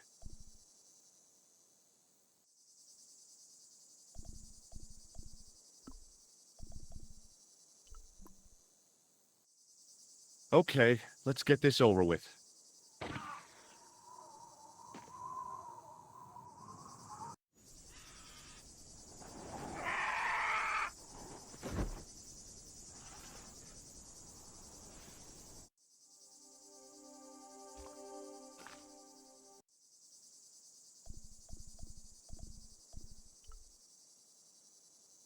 Okay, let's get this over with.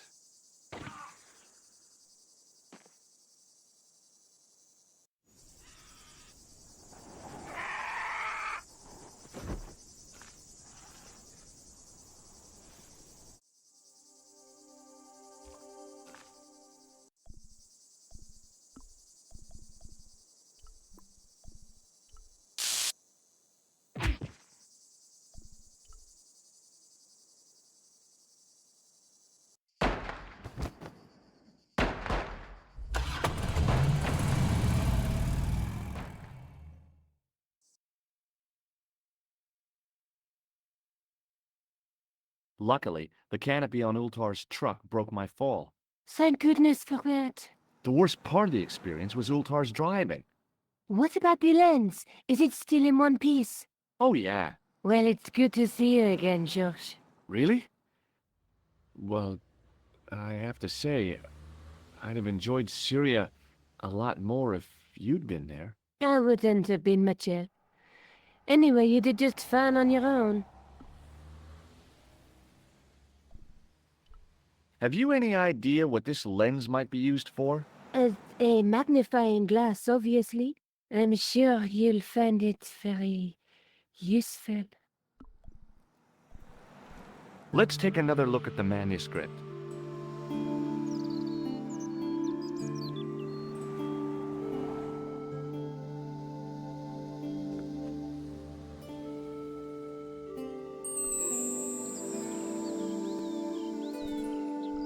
That's the face of the statue I saw at the Bull's Head.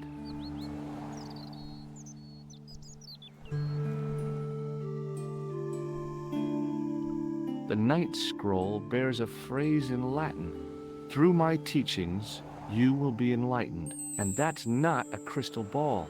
It's the lens I found in Marib. That's the gem that Pegram found in Lochmarn. That's the tripod we borrowed from the museum.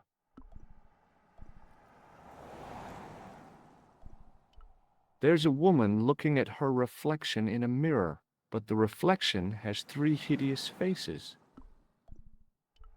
That's the clue that led me to the Bull's Head in Syria.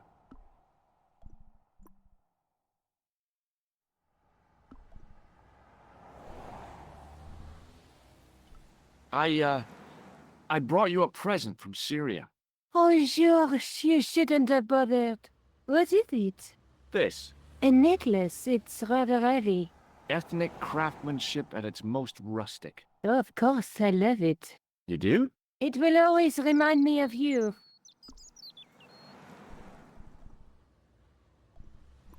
I'll be back as soon as I can. Okay.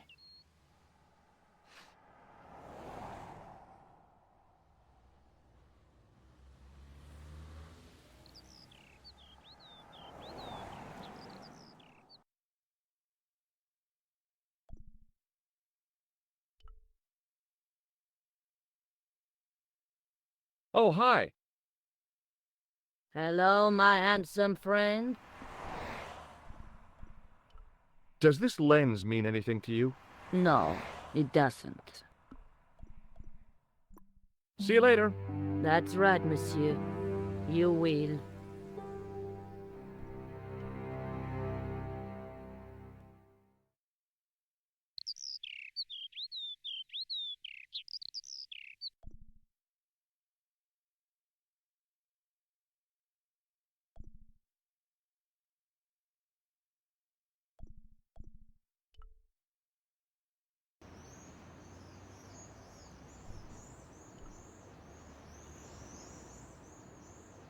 You're back. Oui, I have returned. Hello again. Hello again, monsieur. Well, I wasn't expecting to see you back here again. No? Well, it is a strange thing, but I am here on duty. On duty? But you're just sitting there drinking wine. No, I am not just drinking wine. I am undercover. I must be missing something. You're in uniform. Precisely, monsieur. My cover is that of an insolent wine-guzzling police officer. You've got me convinced. Merci. But in reality, my every muscle is poised, every nerve honed. I am drawn tight, ready to pounce. Dang! Who or what were you planning to pizzang on? You must have heard, monsieur, of the terror that is gripping Paris. You mean the killings? Oh, at last, someone's taken action. People die every day. No, I am on the trail of Sewer Jacques. Who? Sewer Jacques, the terror of the subterranean city. He pops up here, he pops up there.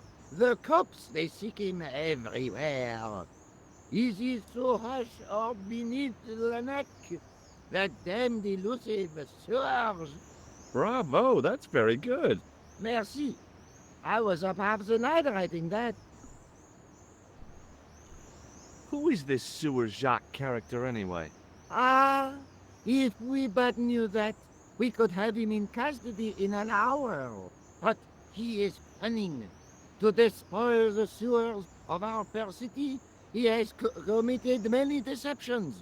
He has pretended to be a police officer and deluded a poor war veteran.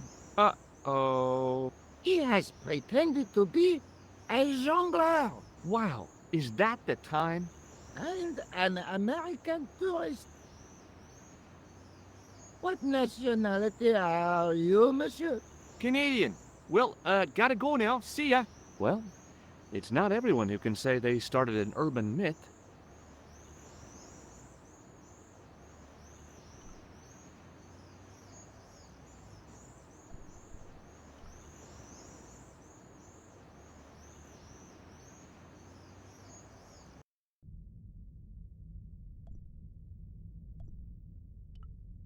A priest stood by the pews, energetically polishing something.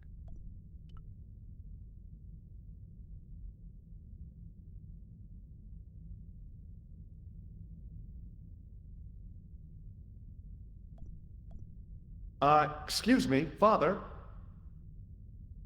Pardon? Do you mind if I ask you a few questions? Not at all, monsieur. It will be my pleasure to help you.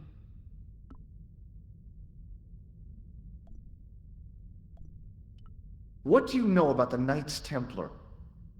You have come to the right place, if that is your interest. Many of them were executed in the square outside. It was a disgrace to France. Well, the Pope was right behind it, though. Clement V was a man of memo, not of God. That's kind of forthright for a priest, isn't it? You think so? It is hard to be sure what happened. It is so long ago.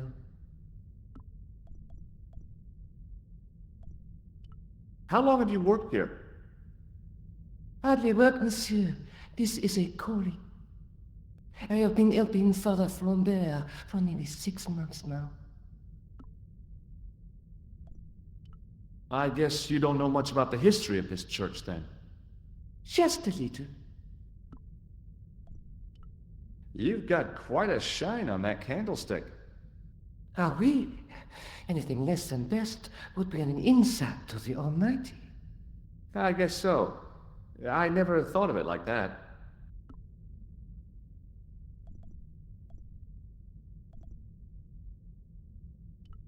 Have you seen this man before?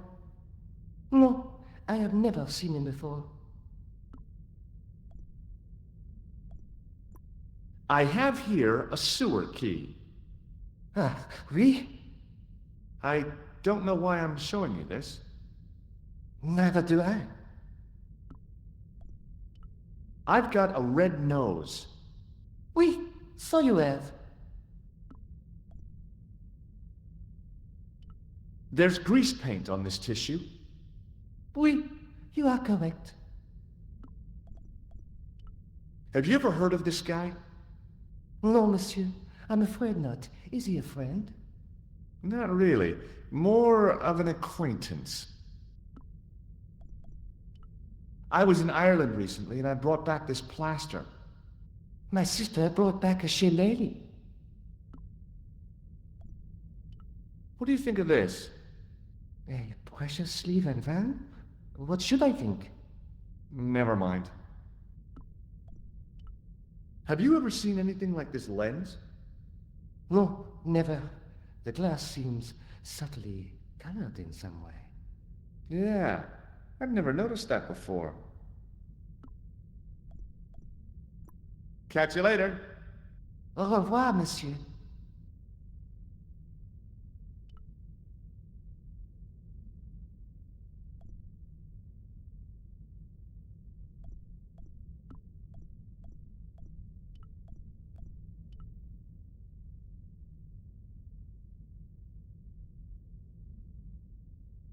The lens fitted into the end of the scroll like a hand into a glove.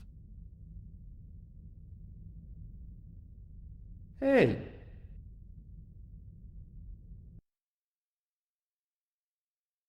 A Knight Templar burning at the stake, and a date.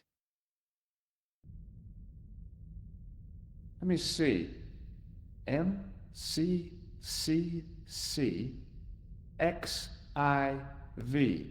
That's 1314.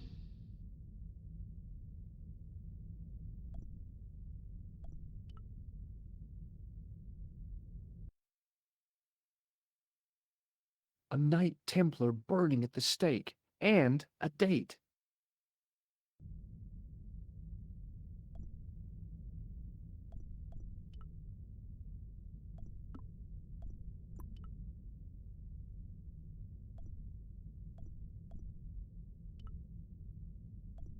A scroll was a symbol of scholarship. I knew that much.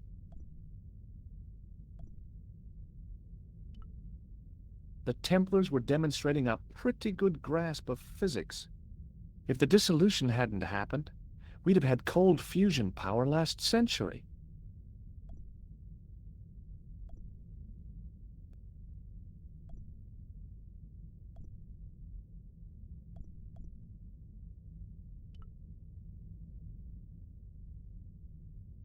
A huge stained glass window formed a magnificent centerpiece for its neighbors. To think of the long centuries that it kept its secret, all the thousands of people who must have been through here and seen it without once suspecting.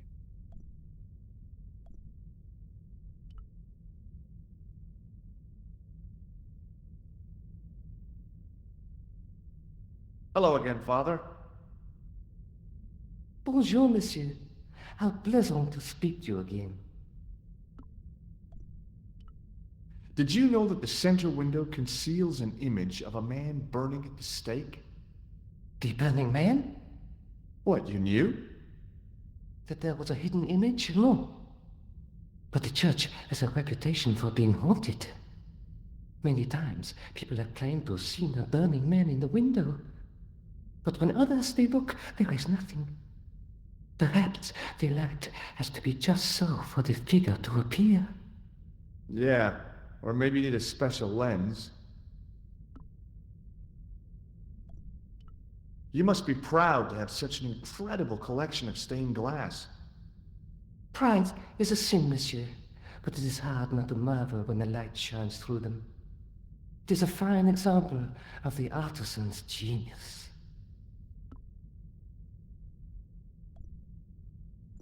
Catch you later. Au revoir, monsieur.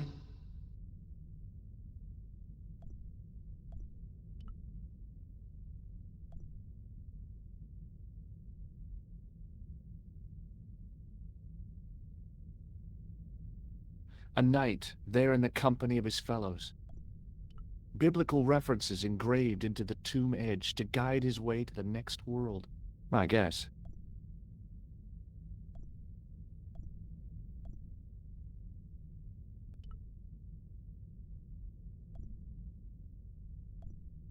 The second stone knight in a row of 4 lay on the church floor.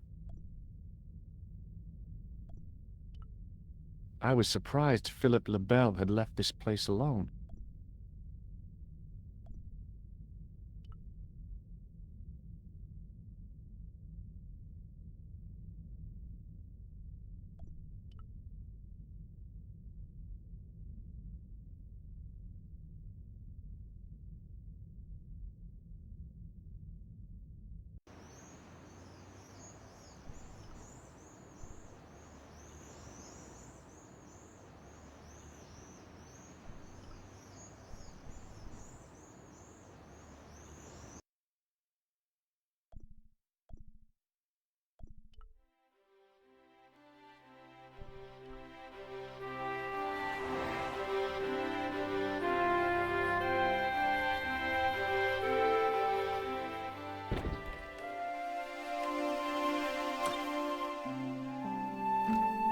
Hey, Nico. Oh, hi. Come in.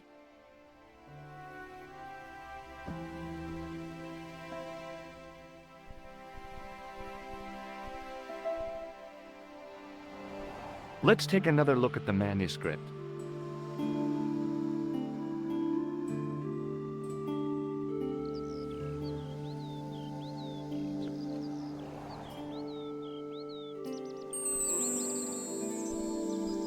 That's the lens I found on Klausner's body in the bull's head.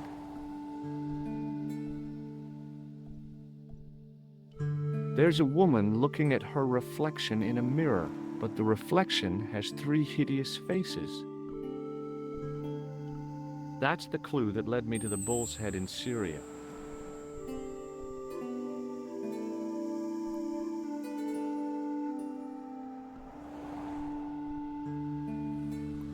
I'll be back as soon as I can. Okay.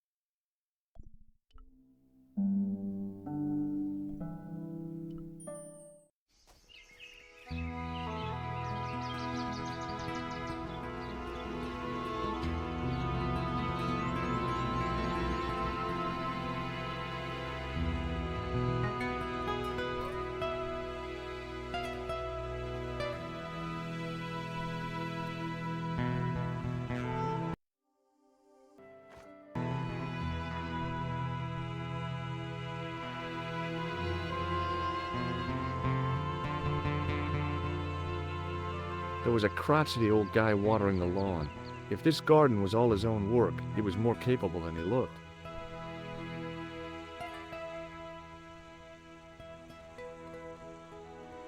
Hi, is this the De Vasconcelos house?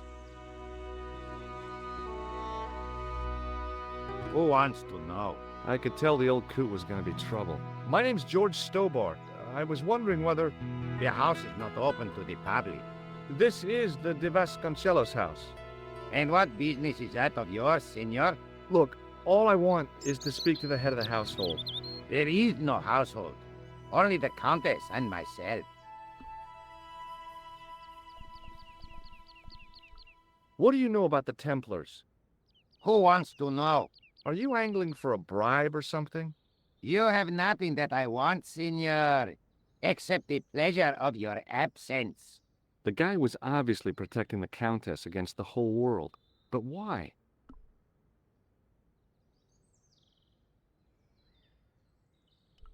Tell me about the Countess de Vasconcelos. She doesn't receive guests. That's all you need to know. You don't even know what I have to talk to her about. She hasn't won the lottery, has she? No, she hasn't won the lottery. A more cunning man might have claimed that she had. Oh yeah? They might have, might they? And that more cunning man would have been kicked off the premises. The Countess doesn't do the lottery. Do you recognize this man? No. This lab pass mean anything to you? Nothing.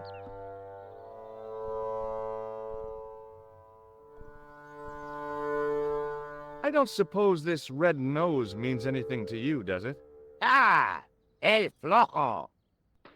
El who? El Flojo! He is a clown on state television. Oh. Is he any good?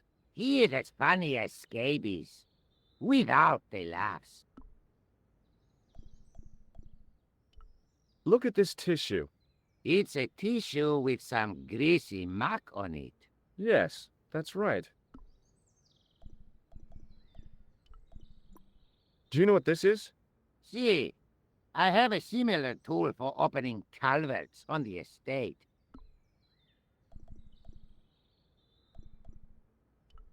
Would you like to shake hands?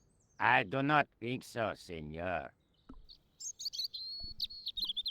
Okay. Well, I'll see you around. Adios.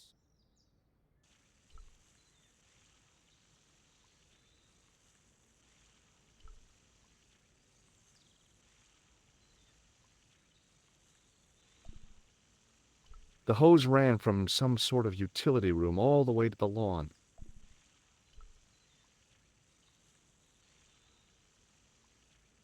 I didn't like the idea of carrying 30 yards of hose around me, so I left it alone.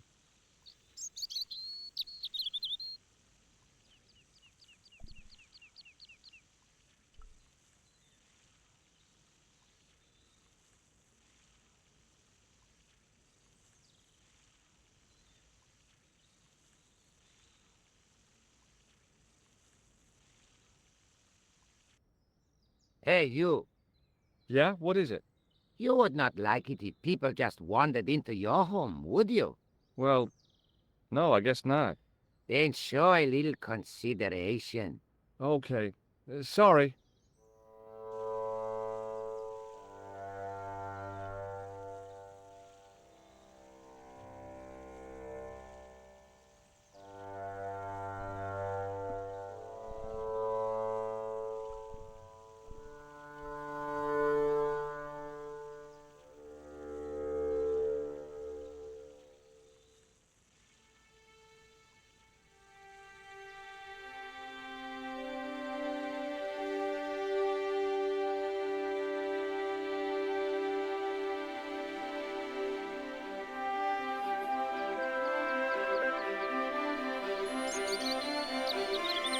My hose has stopped.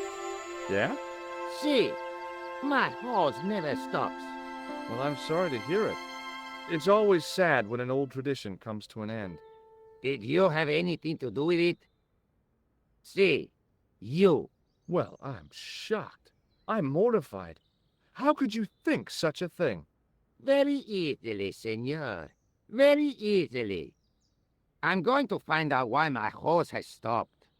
And that means going into the house. You are not, absolutely not, to go in the house. If you do go in the house, I will set the dogs on you.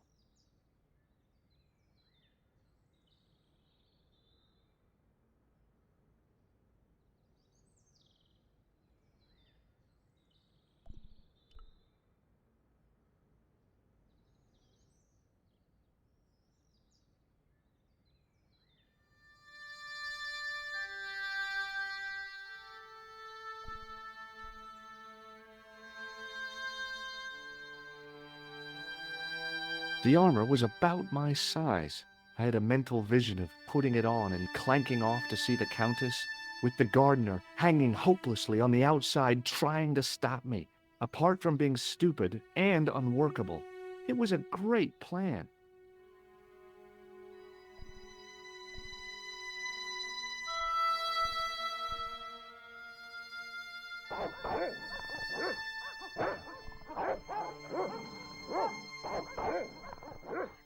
I hid behind the armor and waited for developments.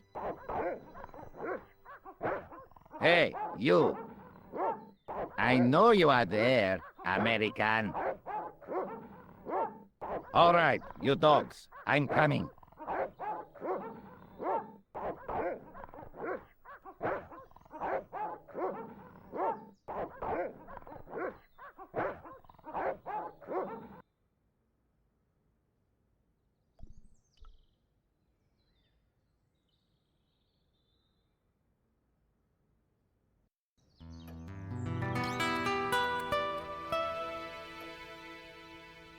Madre Dios, who are you? My name's George Stobart. I'm sorry to burst in like this. You must leave at once. You're not wanted here. Please, if you'd just listen a minute. Very well. State your business, Senor Stobart. There's been a series of murders, part of some conspiracy. Anyway, the trail led me here. Here? There is nothing for the outside world here. Over 600 years ago there was. What do you mean? This whole thing ties in somehow with the Knights Templar. The Knights Templar are dust. They had a secret that was so important, they went to a lot of trouble to hide it. I do not see what this has to do with my family. Your family had a strong connection with the Templars, right? I believe that they have planted some clues here. Why should I believe a complete stranger who barges into my home? Just let me have a look around. If I find nothing...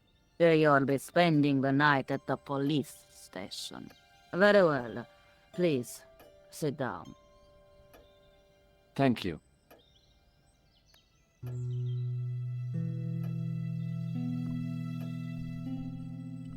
I know your family is involved with the Templars, but I don't know how. You should be asking how my family were involved, Senor Stobart. The Templars ceased to exist centuries ago, and as for the De Vasconcelos, the line dies with me. I'm sorry. Don't be.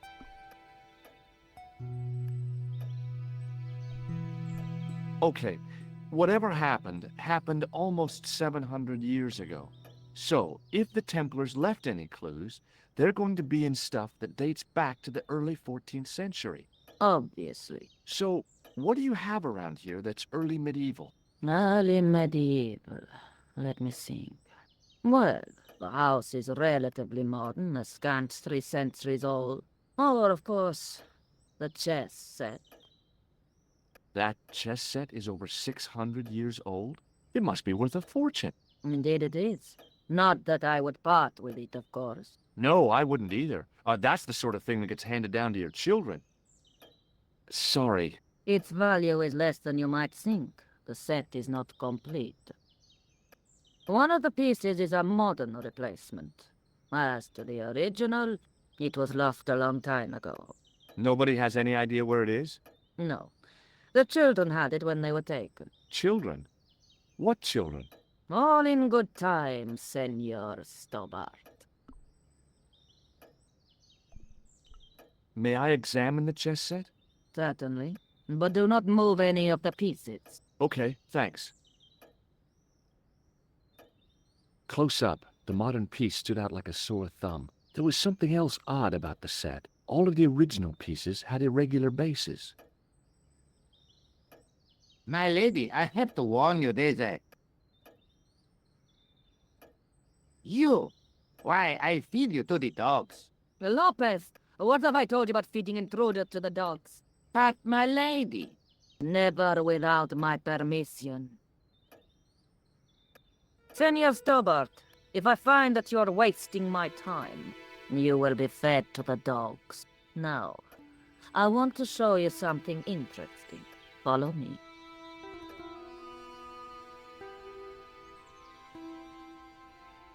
Lopez, unlock the door, por favor. This is the only remaining structure on the estate contemporary with the Templars. Nice. What is it, a summer house? A mausoleum, Senor Stobart. Oh. Come with me. Hey, senor. Yeah? I do not know what you have told my lady to be shown these favors, but I do not trust you. You've got nothing to worry about. Aren't you coming in?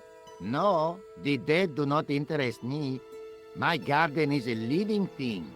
I will be there.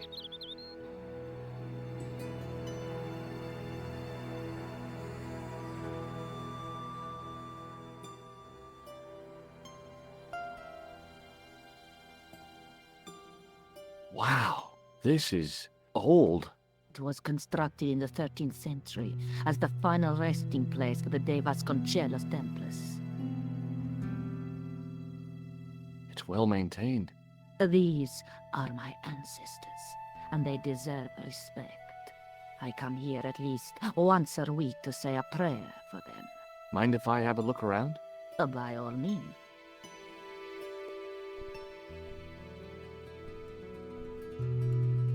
A big statuette of the Virgin Mary kept an eye on the place. In front of the shrine was a lectern with a Bible on it.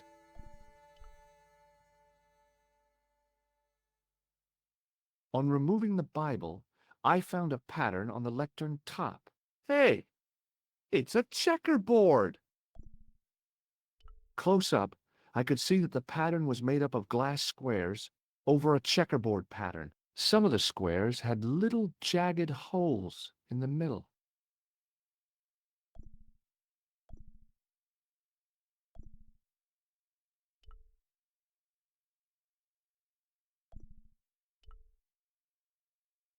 May I ask you something?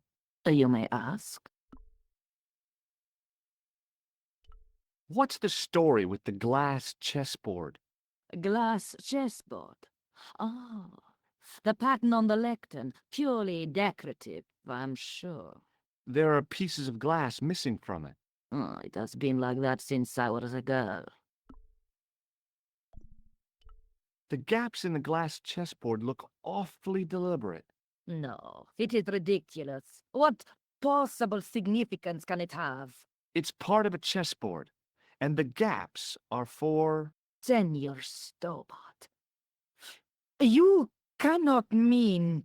This place was built for the Templars. Your chess set is as old as the Templars. It's kind of suggestive, isn't it?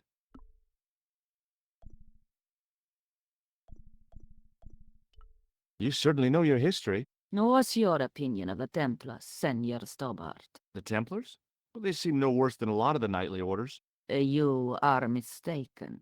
Compared to the simpering politicians of the Hospitallers or the brutish Teutonics, the Knights Templar were the embodiment of chivalry. The filthy, money-grabbing French king and his pet pope did a great wrong. A bane settled upon my family at the whim of that self-seeking tyrant. It was all a long time ago. Some things don't die. Injustice is one of them. I think this must be it. This is what the manuscript is pointing to. This is extraordinary.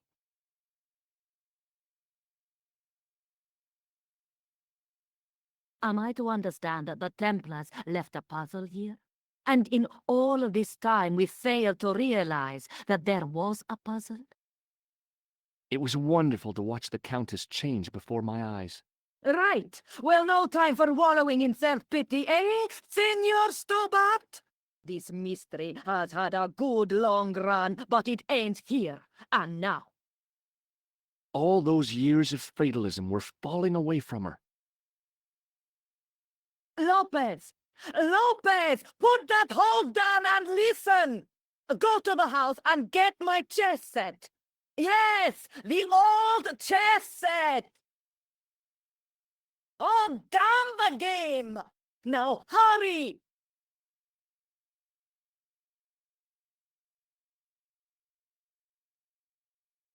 Am I? This is exciting, is it not? Don't get too excited. This could be a blind alley. Oh, I do not believe that for a moment. It's good to see you happy. Happy? You know, I think I am. Is the Virgin Mary really the right person to be sharing a mausoleum with 5 knights? You are showing your ignorance, Senor Stobart. The Templars were dedicated to the Virgin Mary. While we're waiting, I'd really like to know what happened here. I mean, the curse and everything? It all began at the time of the dissolution of the Templars. Don Carlos had already left their ranks to become a scholar. Don Carlos, is he the guy who went missing? Si, but he had reckoned without the local bishop. Their bishop envied of our lands and determined to use the papal edict as an excuse to destroy us.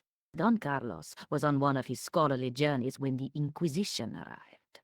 When Don Carlos returned, it was to find his loyal manservant slain and his children gone. They took the kids? But why? Oh, we will never know. The bishop denied all knowledge of the children's disappearance. But witnesses had seen his men kill the servant who had been charged to protect them. What happened to Don Carlos? He swore he'd find his children if he had to go to the edge of the world. He put on his armor and took up his sword and shield and rode out alone. He was never seen again. Ah, Lopez, you have the pieces. Si, my lady, as you asked. Por favor, Senor Stobart, would you be so kind? My lady. Calm yourself, Lopez. I believe Senor Stobart's motives are pure. Very well, my lady. My lady seems to trust you. But you don't. No, senor.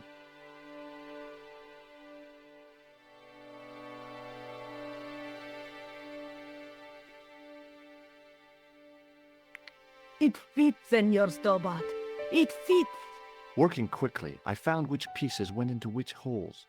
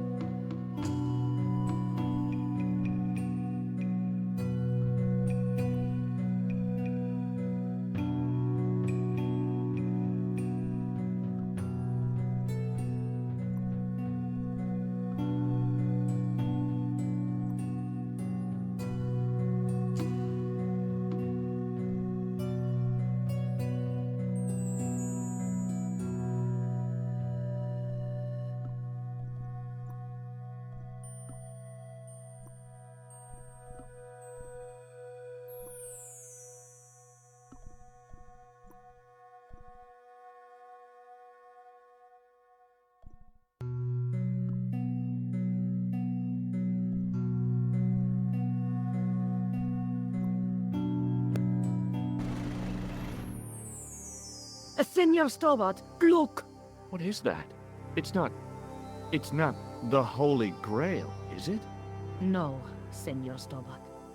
It is the communion chalice of the De Vasconcelos, missing for almost 700 years.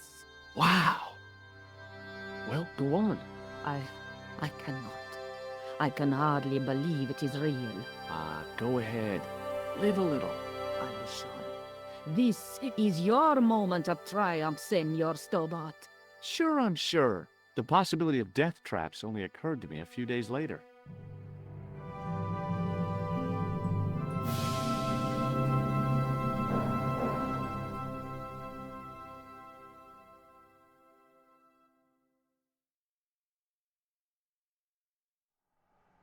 So the curse of the De Vasconcelos is lifted? Oh no. The Countess was thrilled to find the lost chalice, but there's still the riddle of the missing knight. Well, you can forget about that now and get back to finding the Templar's secret. Actually, I promised the Countess I'd find Don Carlos. You what? I can explain everything. You have got the odds for a withered old Spanish aristocrat? The Countess entrusted me with the chalice and the quest for her ancestor's tomb. You're as crazy as she is. Haven't you got enough problems? Khan and the Templars? It's all part of the same thing. The chalice is important, I'm sure. The manuscript pointed us to the knight, and I have to find him. What then? I don't know. But when the knight and the chalice are reunited, maybe I will. This is the chalice I discovered in Spain. I still can't figure out why the Countess gave it to you. After losing it for all those years, she simply gave it away to a total stranger? She's one prawn short of a paella. The Countess is a fine lady. You shouldn't compare her with seafood. I wouldn't be surprised if there's something going on between you and that Countess. Are you serious? She's old enough to be my grandmother.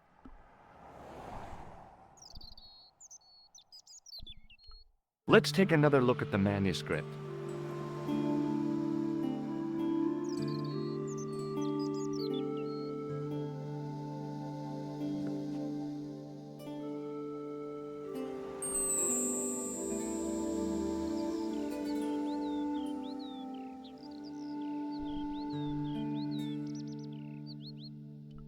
That's the clue that led me to Spain. There's a woman looking at her reflection in a mirror, but the reflection has 3 hideous faces.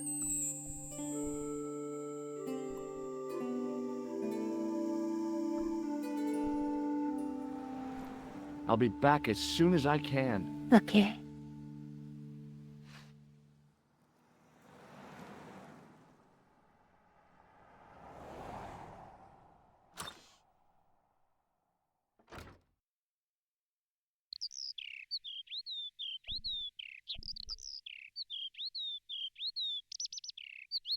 Oh, hi.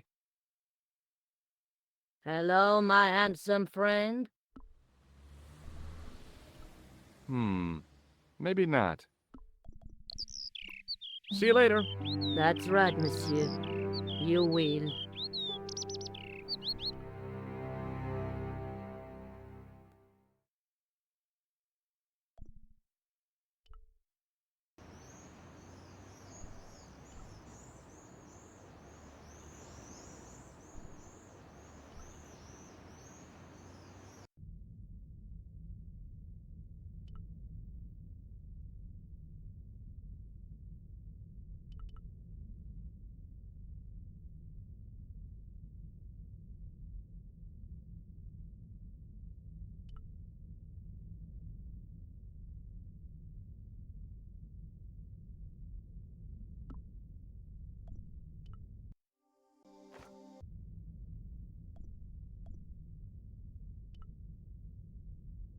A scroll was a symbol of scholarship. I knew that much.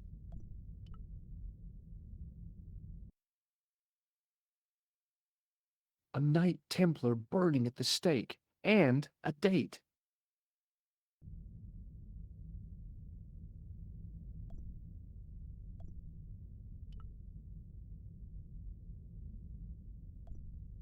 Hello again, Father.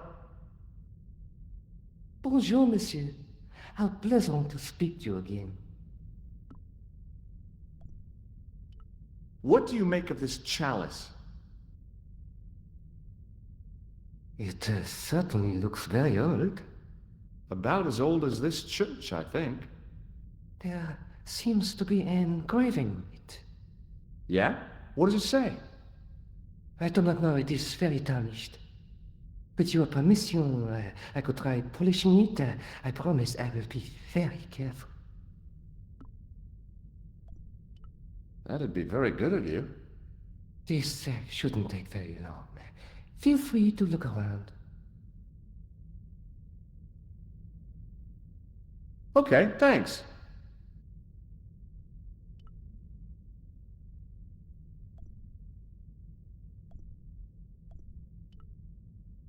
On the end of the staff was some kind of disc with a cross on it. Around the base of the disc was a hairline crack. Well, I could have just taken the end off the staff, but I wanted to be sure what I'd be getting out of vandalizing a church, other than deported.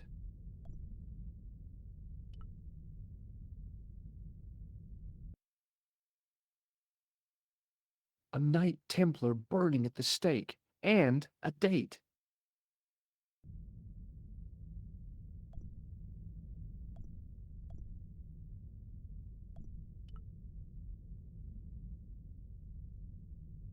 Hello again, Father. Hey, thanks. It is my pleasure, monsieur. What was the writing on the chalice? It was not writing, my mistake. It was a coat of arms. The remarkable thing is that it seems very familiar. Yeah? Oui, I think I have seen it on that wall tomb in the far corner. That winged horse is quite distinctive. Boy, what a shine you got on this. Merci. It is all in the wrist action. Catch you later. Au revoir, monsieur.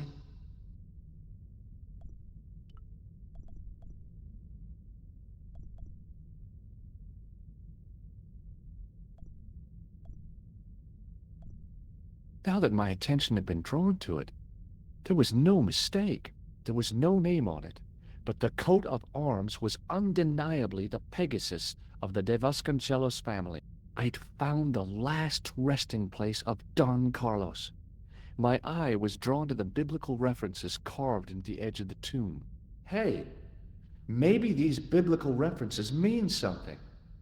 Psalms 32:7, John 4:11, Corinthians 1:4-5, and just one more.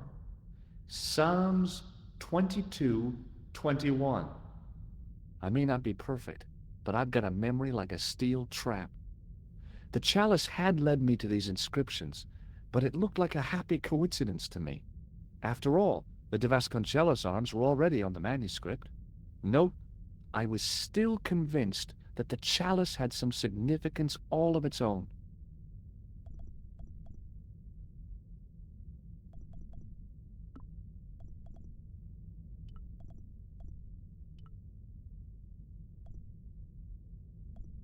The tomb of Don Carlos de Vasconcelos. It had to be. I couldn't wait to tell the Countess. I'd have to find out what the chalice was for first, though.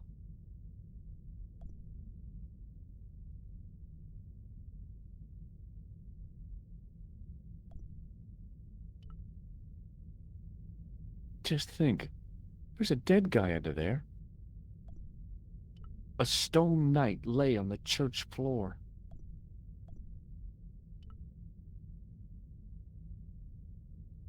The second stone knight in a row of 4 lay on the church floor. I was surprised Philip le Bel had left this place alone.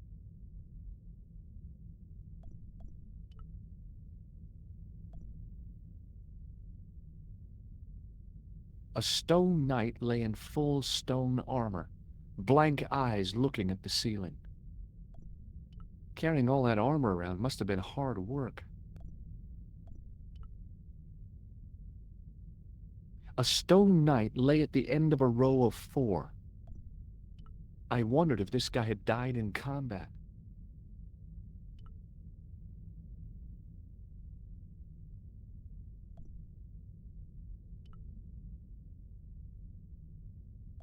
Hello again, Father. Bonjour, monsieur. How pleasant to speak to you again.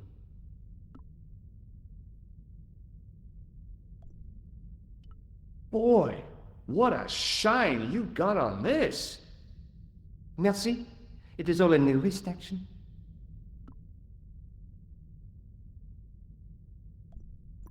Catch you later. Au revoir, monsieur.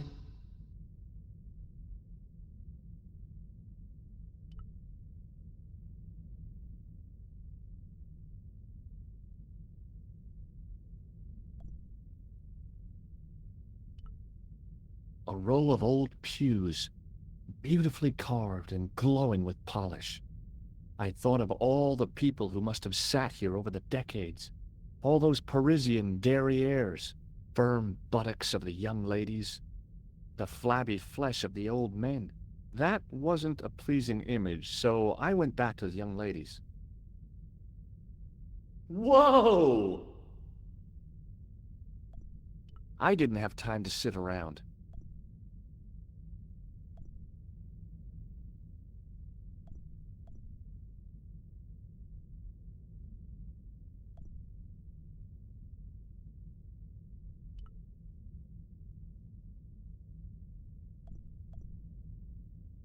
Waiting in prayer for the judgment day.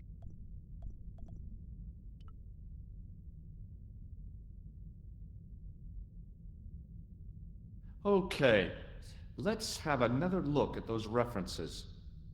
Psalms 32:7, John 4:11, Corinthians 1:4-5, and just one more.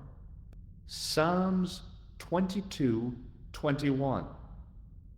The chalice had led me to these inscriptions, but it looked like a happy coincidence to me. I was still convinced that the chalice had some significance all of its own.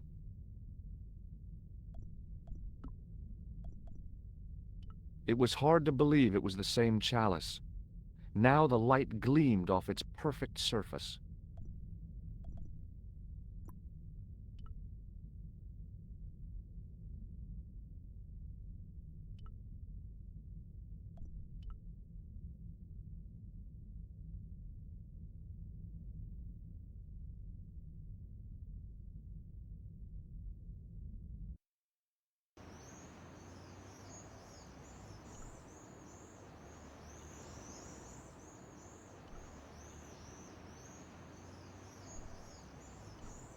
A typically Parisian sidewalk cafe.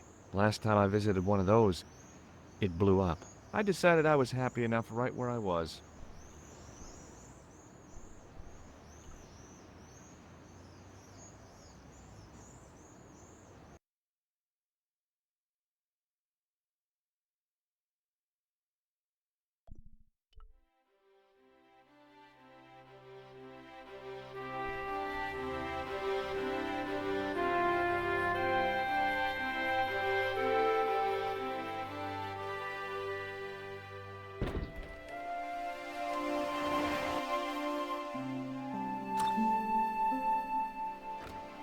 Hi, how you doing? Fine, George.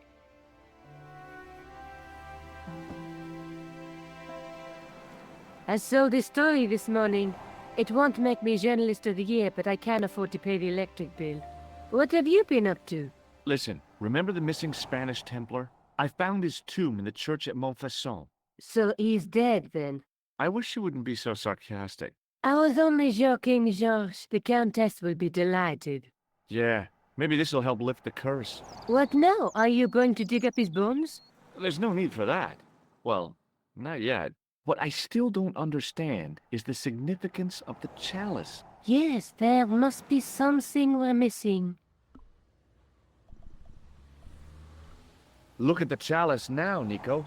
What happened? It's shiny. The priest at Montfaucon buffed it up for me. That's incredible! Yeah, looks as good as new. No, you found a use for a priest.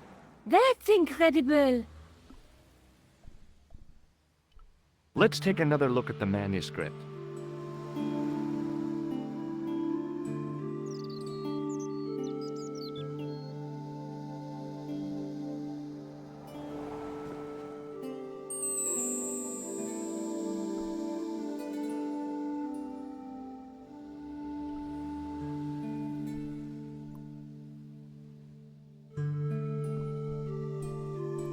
I'll be back as soon as I can.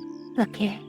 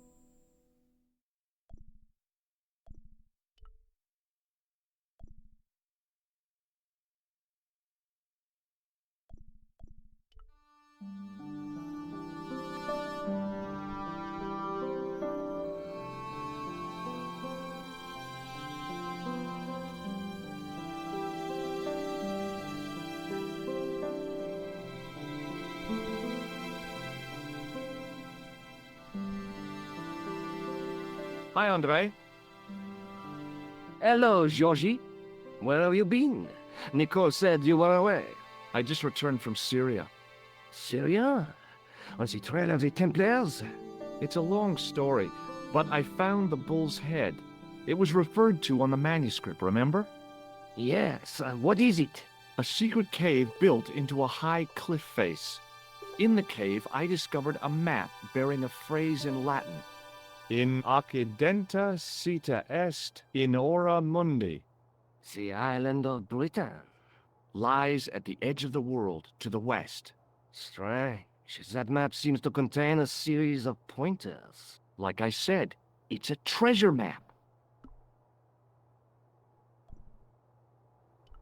While I was in Syria, I discovered a strange pagan statue. It was like a head with 3 bearded faces. Horrible. That sounds as if it could be Baphomet, the idol described by the Templars. The poor Knights of Christ had an idol that looked like that? Allegedly. The description of the idol came from the evidence extracted by the Inquisition. Mind you, not one statue or idol was ever found on Templar property. Until now, that is. Just last month, a statue of Baphomet was unearthed right here in Paris. Where? At the Institut Hermétique de Naval. The statue is beneath the foundations. It was discovered by some workmen while renovating the building. Can you tell me any more about the statue of Baphomet? It's a fearful image, even now. A bearded head. The base of the statue is carved with Templar symbols. One of the workmen noticed a curious stain at the base. He claimed it looked like blood. Blood? That's right. You didn't say you knew Nico at college? Didn't I? She was an odd little thing back then. Quite an endearing wife, I suppose, but she always looked so miserable. Well, that's hardly surprising. She was mourning her dad. I know. She wore nothing but black for 7 years. She was more Goth than Alaric the Visigoth.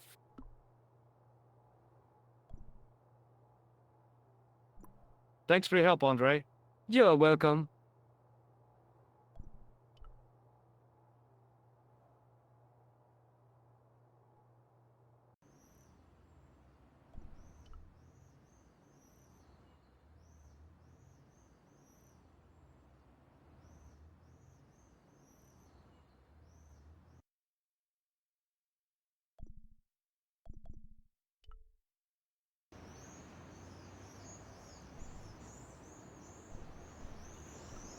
The painter didn't seem to regard the painting as too important. Not as important as a cigarette break, anyway.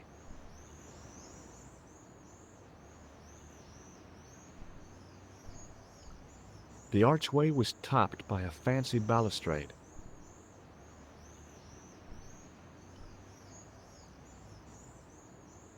Excuse me, could you help me? What is it? I've got a few questions. What does the word Templar suggest to you? Templar? Nothing. Nothing. You're doing a fine job. Merci. I have my professional pride. I don't think I've ever seen a Gauloise smoked so stylishly. It's a natural talent. I'm being sarcastic. I'm being indifferent. You're very good at that as well. Merci. Vive l'indifférence. So, what are you doing here? I am having my break. Yeah, I mean, when you finish your break. When I finish my break, an interesting concept, monsieur. You'll probably need to think about it. I could have another cigarette while I consider. Perhaps tomorrow too? Okay, let me put things differently. What were you hired to do here? I was hired to keep the archaeological dig in the basement of this building clear of debris, and to touch up damage to the door frames with my little pot of paint. It's a very responsible job. Unfortunately, I'm not a very responsible person. So what do you know about the excavation? I know they won't let me in to do my job. I would complain to my union, but là... You couldn't be bothered to join. Right. Tell you what, though. I'm surprised at the sort of people interested in this excavation. What's unusual about the visitors to the excavation? None of them look like archaeologists to me. Do you know what an archaeologist looks like? Three-piece suits, crocodile-eyed attaché cases, Rolex oyster. But no archaeologist dresses like that. Quite right, monsieur, quite right. So, who are they? Who cares as long as they pay me? Have you seen this man before? Yes, he asked me a lot of questions, just like you.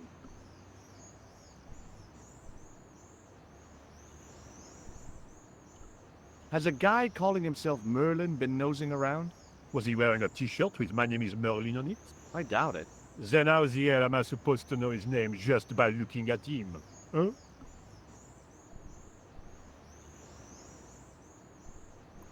I've got a sewer key.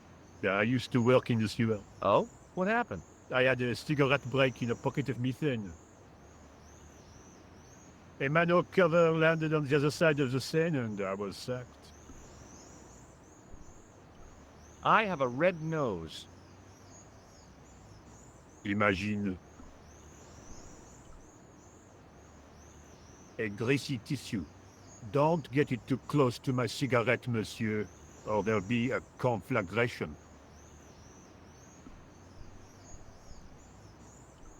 I was pretty sure the shaken shock had shot its bolt in Syria. I have some plaster of Paris. Amazing. Have you ever seen anything like this? Yes, it's a communion chalice. I know, you know, I used to be an altar boy. You? Yes, me. What's so funny about that? Nothing. Be seeing you. Au revoir, monsieur.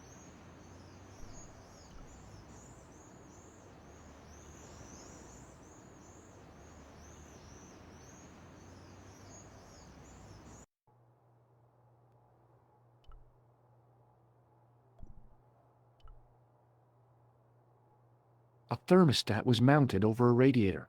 The radiator was pumping out heat as the thermostat was cranked right over to full. No wonder it was warm in here, even with the door open to the chill of fall. The doorway was full of assorted old tea chests, cardboard boxes, and so on, all empty and all uninteresting.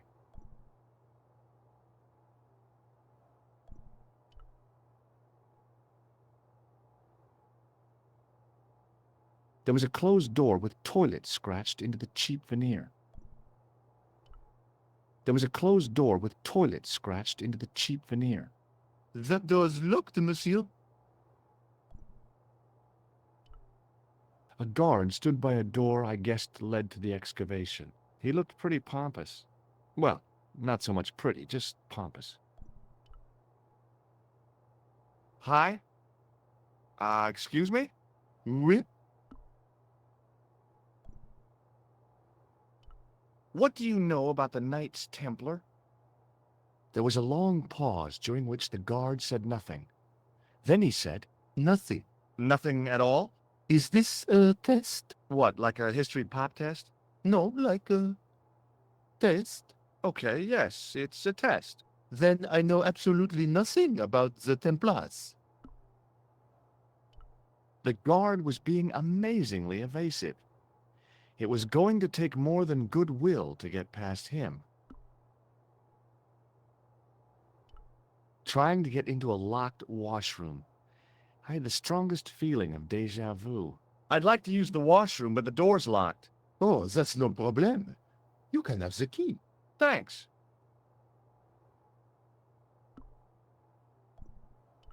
It sure is hot in here. I have to have the door open to allow the workmen access, so why not? I turn the heat up. You could wrap up warm. I have my gloves if it gets cold, but why bother when it's warm anyway?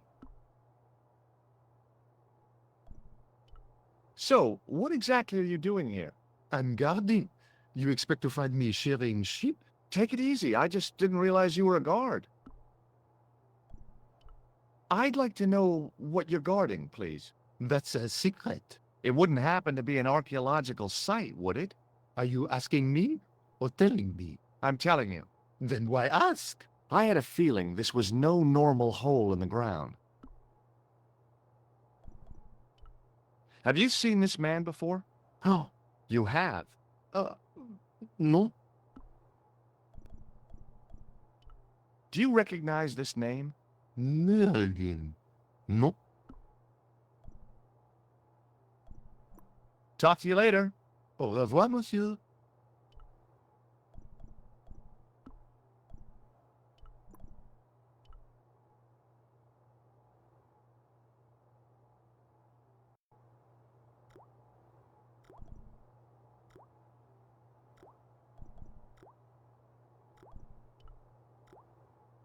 A filthy wash basin hung on the wall.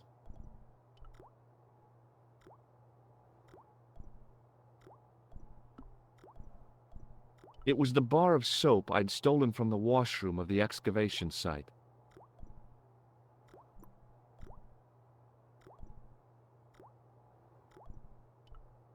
I didn't need to get near to tell the toilet needed cleaning. A filthy wash basin hung on the wall. I didn't want to use that unless I really had to. The cold tap's washer looked to have failed. It was just dribbling down the sink. A hand dryer was mounted on the wall. If the Club Alamat had used one of these instead of a roller towel, I'd probably still be stuck in Marib. A bin stood in the corner. It didn't look like it had been emptied for a while. I wasn't that interested in what might go into a restroom's garbage to investigate. The shovel used to feed the furnace was stuck into the pile of coal. Capacious as my pockets were, I didn't figure I could cram a shovel in them. There was a big old boiler used for heating the building. The thing felt really hot. Big demands seemed to be being made on it. Being in a charming comfort station like this made me think fondly of the toilet in Syria. That place was kept in pretty good order. At least, it had been until I vandalized it. Still, it was all for a good cause.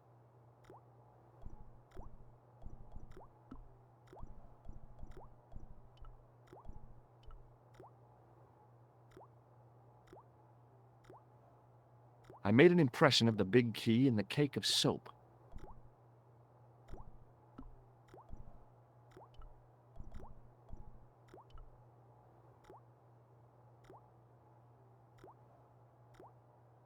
I carefully sprinkled the plaster into the soap mold I'd made of the key.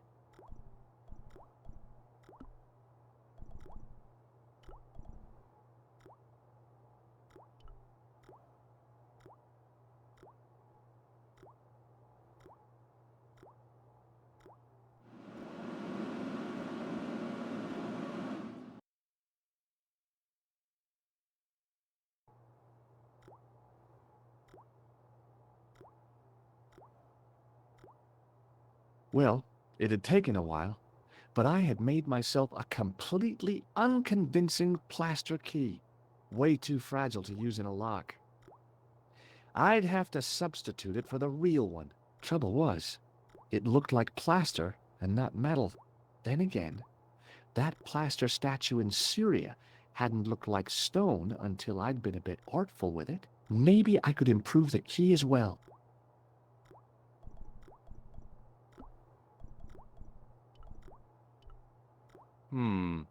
Maybe not.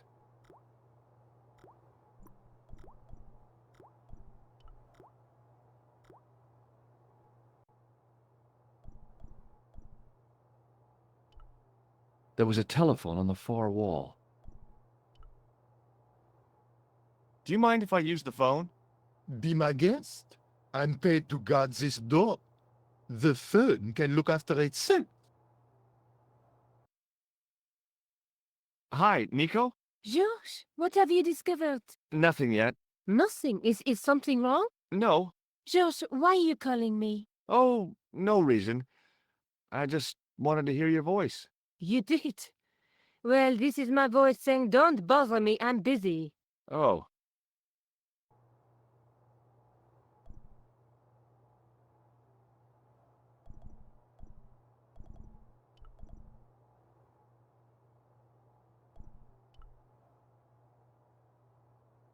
Hi again.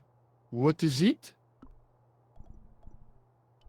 Here's the keys. Thanks. Merci, monsieur.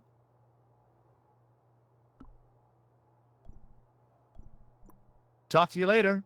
Au revoir, monsieur.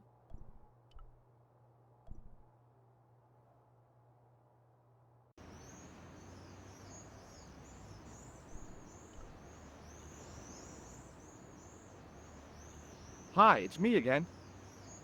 What now?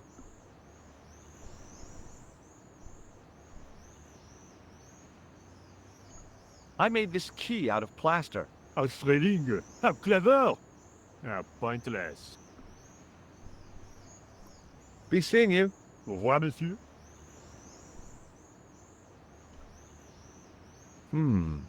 Gunmetal paint. Interesting. Hey, monsieur! Get away from my paint pot! Okay. I should think so. Meddling with a man's paint pot. What?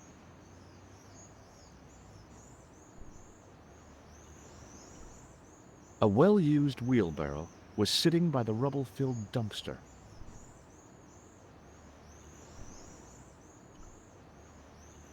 A well-used wheelbarrow was sitting by the rubble-filled dumpster.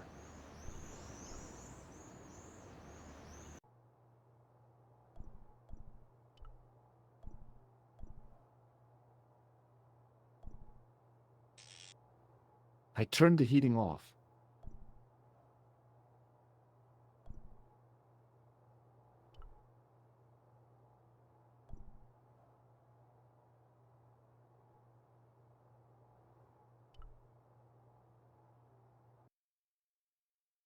Hello, Nico. It's me. What do you want? Some ideas. You're the man on the spot, George. I can't hold your hand all of the time. Au revoir. I wouldn't mind if you held it at least some of the time.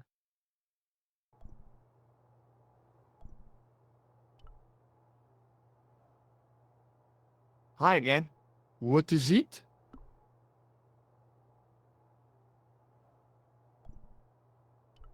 I need to use the toilet again. Again? Already? I have this problem. How technical do you want me to get? Never mind. Here's the key.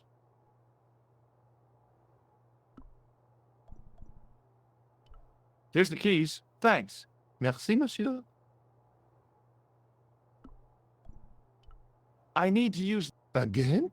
Already? I have... Never. Talk to you later. Au revoir, monsieur.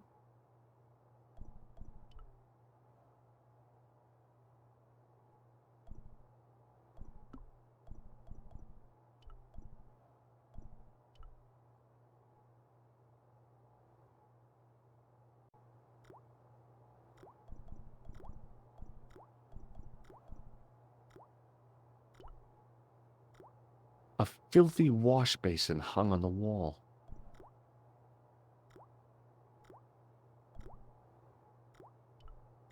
There was a big old boiler used for heating the building. The thing felt really hot. Big demands seemed to be being made on it.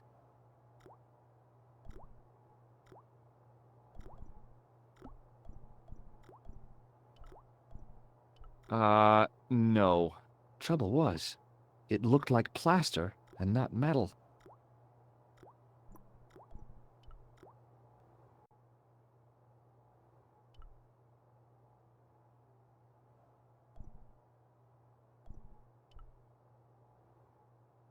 Hey, monsieur, don't go with my keys.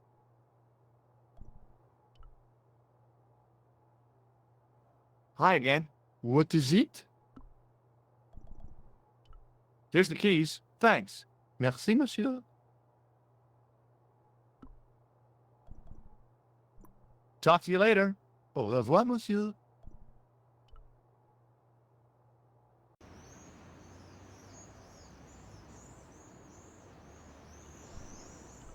The painter didn't seem to regard the painting as too important. Not as important as a cigarette break, anyway.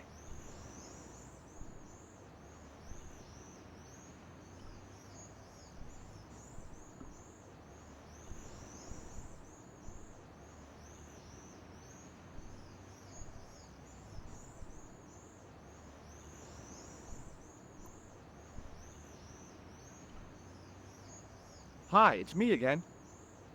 What now?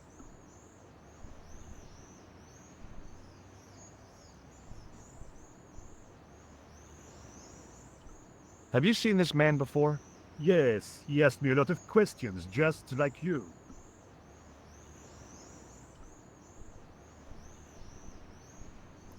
Be seeing you. Au revoir, monsieur.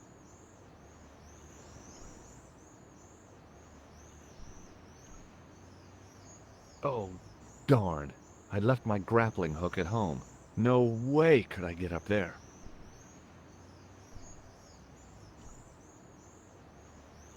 Hey, you! Get away from my dumpster.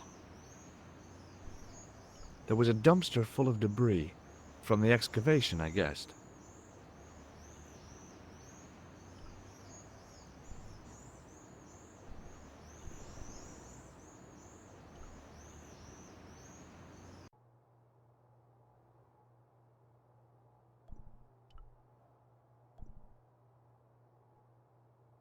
The doorway led to an old utility closet that had lost its door. There was nothing interesting in there.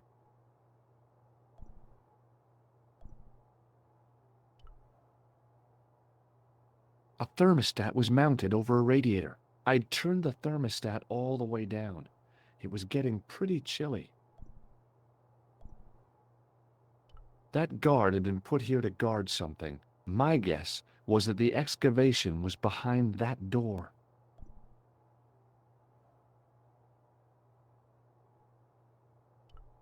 I didn't think that the guard would just let me waltz past.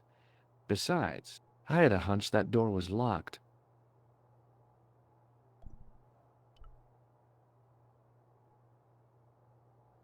I figured I'd best not bother Nico again until I'd got a good reason.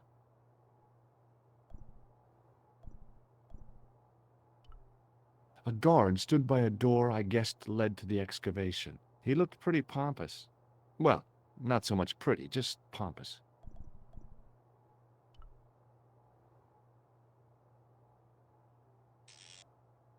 I turned the thermostat back to where I'd found it.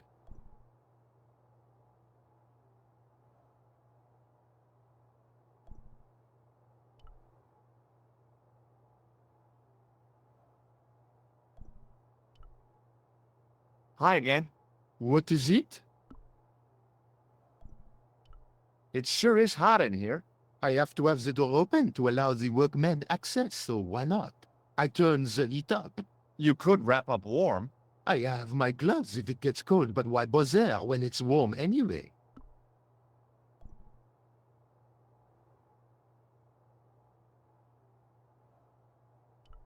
I need to use the toilet again. Again? Already? I have this problem. How technical do you want me to get? Never mind. Here's the key.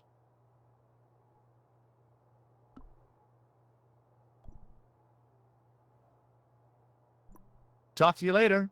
Au revoir, monsieur.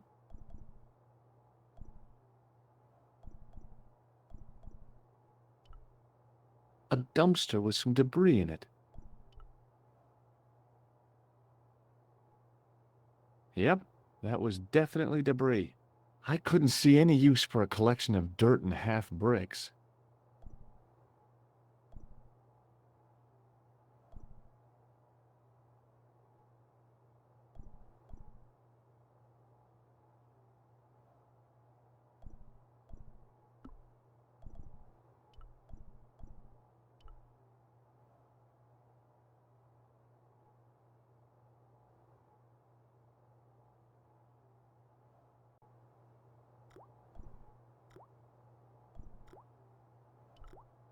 I wasn't that interested in what might go into a restroom's garbage to investigate.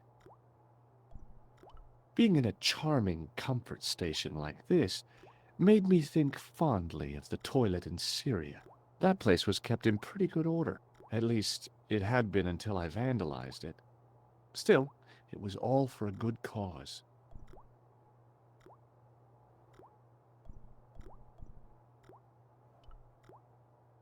I didn't want any coal.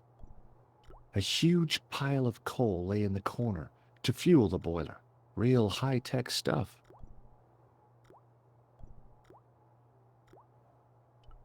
There was a big old boiler used for heating the building. The thing felt really hot. Big demands seemed to be being made on it.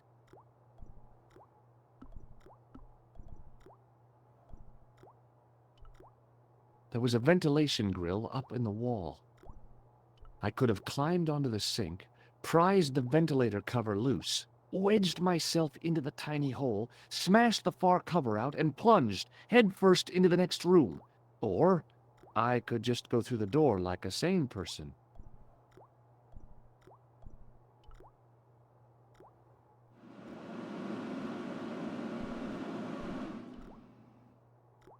The cold tap's washer looked to have failed. It was just dribbling down the sink. I didn't want to use that unless I really had to.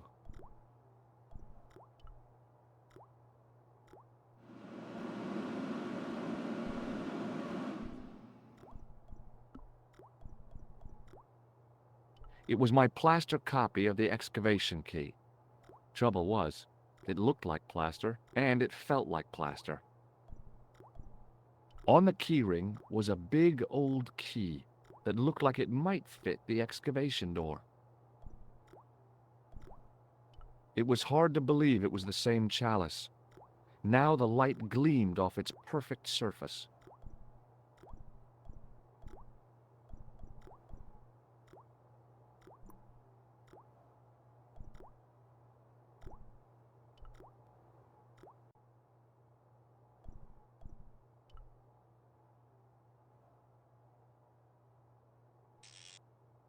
I turned the heating off.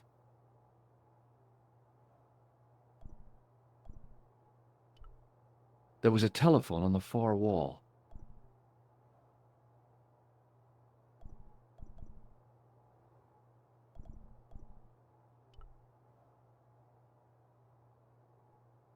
I figured I'd best not bother Nico again until I'd got a good reason.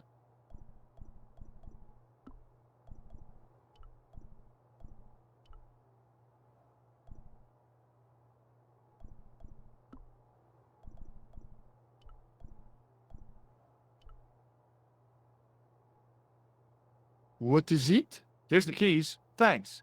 Merci, monsieur.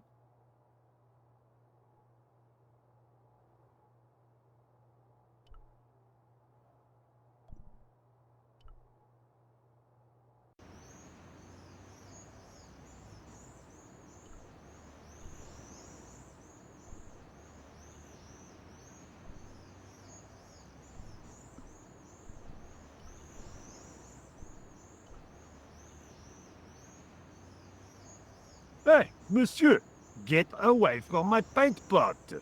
Okay. I should think so. Meddling with a man's paint pot. What?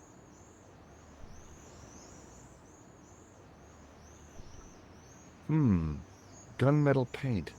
Interesting.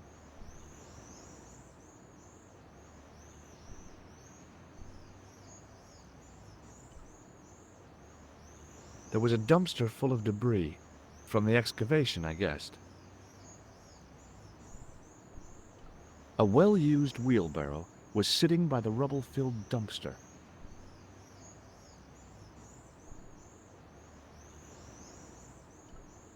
The painter didn't seem to regard the painting as too important. Not as important as a cigarette break, anyway. Hi, it's me again.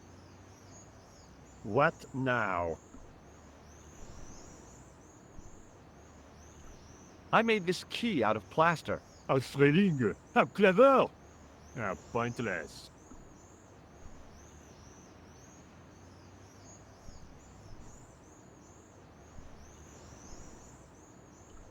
Has a guy calling himself Merlin been nosing around? Was he wearing a t-shirt with "My name is Merlin" on it? I doubt it. Then how the hell am I supposed to know his name just by looking at him? Huh? Have you seen this man before? Yes, he asked me a lot of questions, just like you.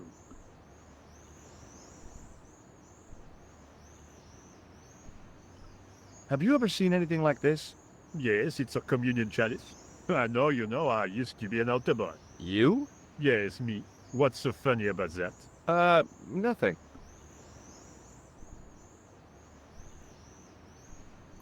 I've got a sewer key. I used to work in the sewer. Oh? What happened? I had a cigarette break in a pocket of methane. A manhole cover landed on the other side of the Seine and I was sacked. Be seeing you. Au revoir, monsieur.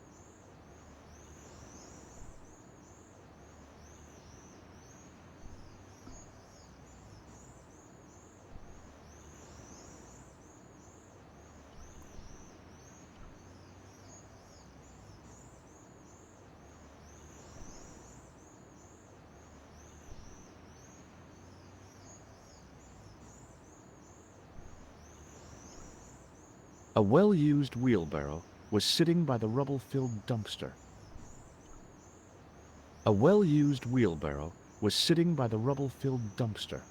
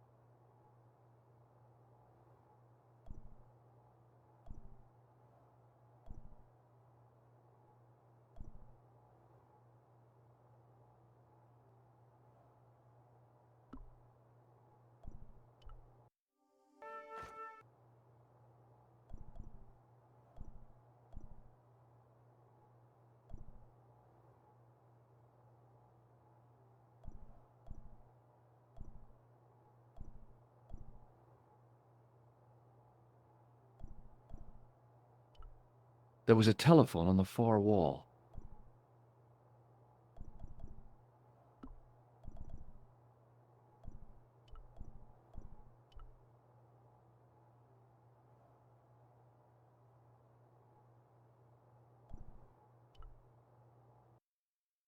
Killer!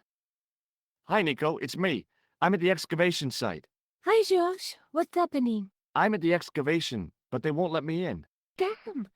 We need to know what's in there. Don't worry. I've got a scheme. I'm going to need your help, though. Okay, what do you want me to do? I want you to keep somebody on the phone for a while. Who? A painter. I need to get at his pot. Oh, okay. Stay on the line. I'll go and get him.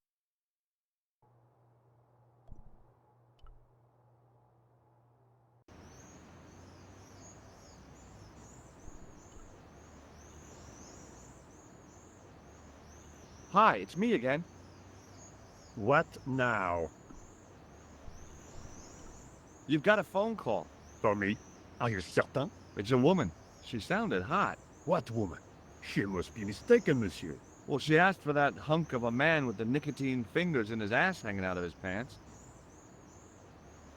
Certainly sounds like me. Stand back. It wouldn't do to keep the lady from her hunk.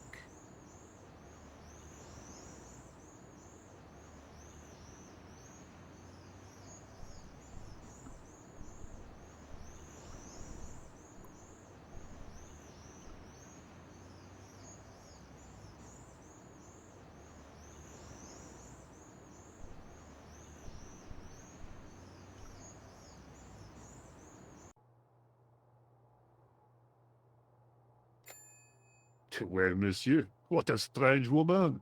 She was all over me, and then suddenly, nothing but abuse. Really? What? Abuse? Ah, well, I had a cigarette to finish.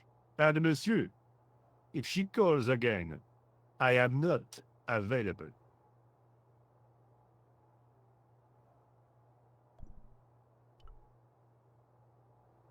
Hi again. What is it? I need to use the toilet again. Again? Already? I have this problem. How technical do you want me to get? Never mind. Here's the key.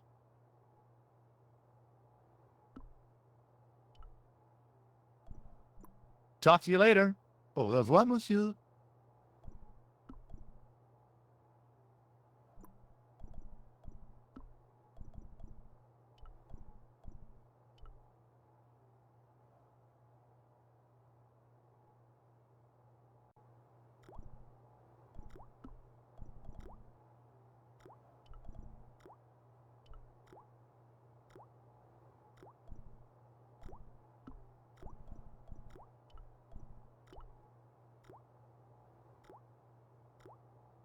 Quickly and without fuss, I swapped the fake key for the real thing.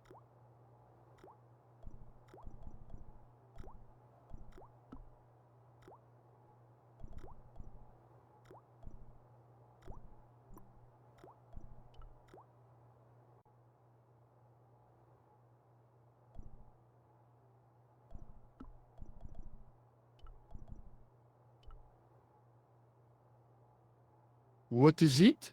I held my breath and hoped that he wouldn't notice the substitution. Here's the keys. Thanks. Merci, monsieur.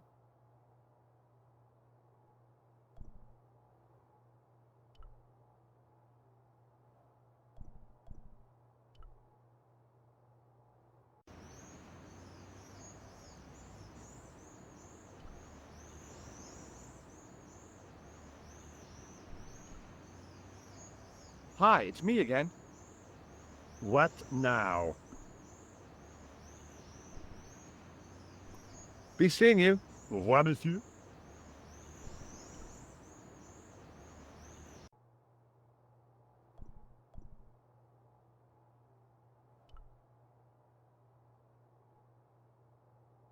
A thermostat was mounted over a radiator.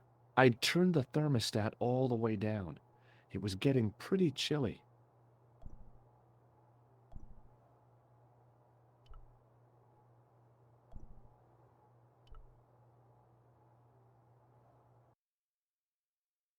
Hi, Nico. It's me again. I'd guessed. What do you want this time? What did you say to the painter? I shan't repeat it, Josh. Look, I need to get the guard out of the way. Could you call back and ask him to get the painter again? Okay, I'll call back soon.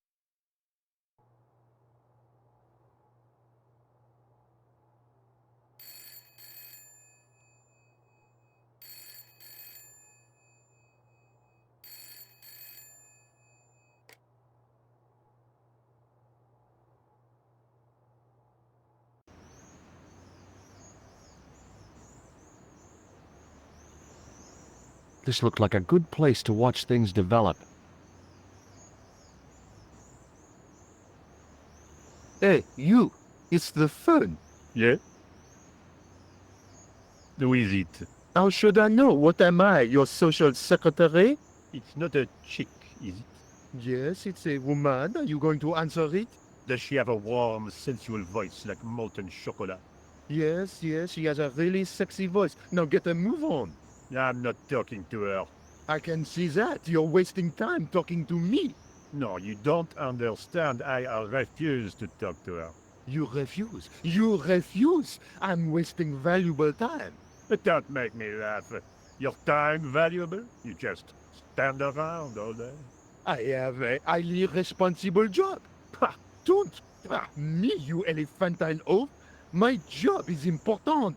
Impossible. They would have hired somebody competent in that case.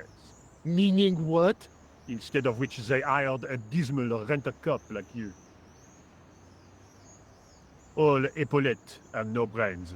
Why, you... This looked set to carry on for some time. It was too good an opportunity to miss.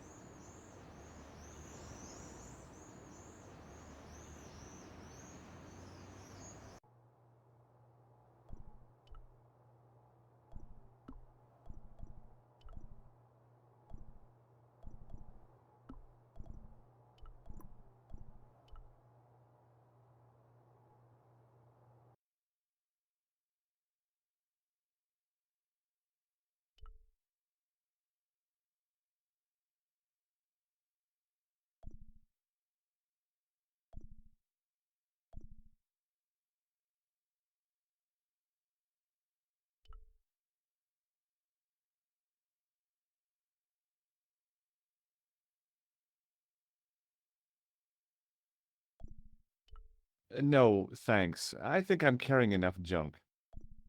Oh, great. More dead people. Although the gendarmes weren't likely to pull in any suspects unless they had a time machine. This guy must have been here for centuries. Now there's a familiar face. There was no doubt about it. It was the same sort of idol I'd seen in Syria, Baphomet. The Templars had certainly been through here. In the middle of the floor was a weird mosaic, all swirling and distorted. Close up, the pattern didn't make any sort of sense. It fanned out around an axis point, a kind of focus to one side.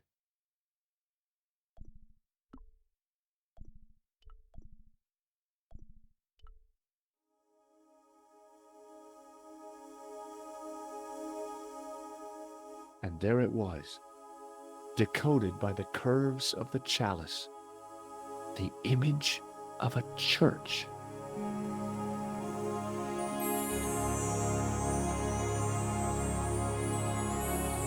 I found out what the chalice was for. You've solved the puzzle? Yeah, there was a distorted picture at the Baphomet site.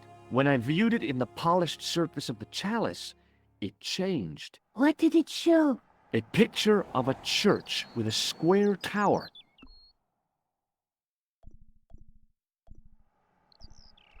Let's take another look at the manuscript.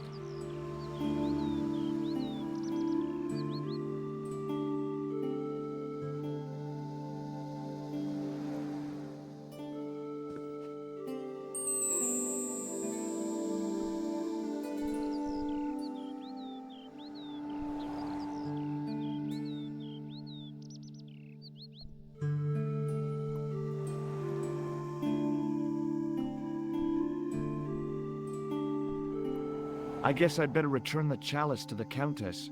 Hurry back, Georges.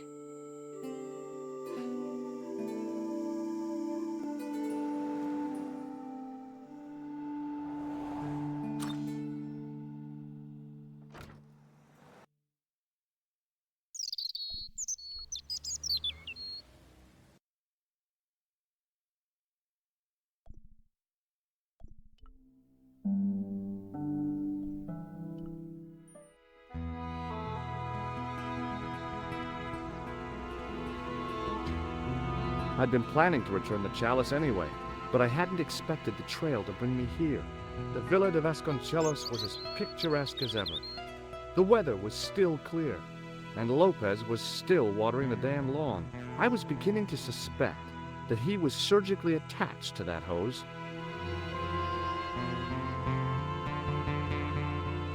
Hi there, Lopez. How's tricks? Senior Stobart, how pleasant to see you. You are well. Fine, thanks. Is the Countess in? She is waiting for you. I will show you up. It's okay, I know the way. Senior Stobart, I feel I owe you an apology. No, you don't. I was impolite on our first meeting. Look, Lopez, just forget about it. I came on like a snake oil merchant. I wouldn't have trusted me in your shoes. You do not understand. Finding the chalice has given my lady a new lease of life. It's a marvel. She smiles, she laughs. The tradesmen are saying that she is on Prozac.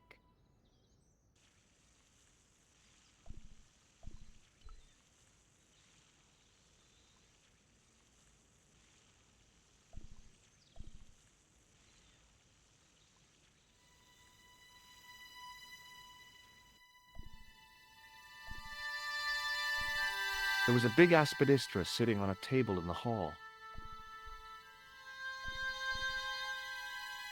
I didn't want a pot plant. It was a small mirror hanging over the sink. From the scum in the sink, it looked like he shaved there.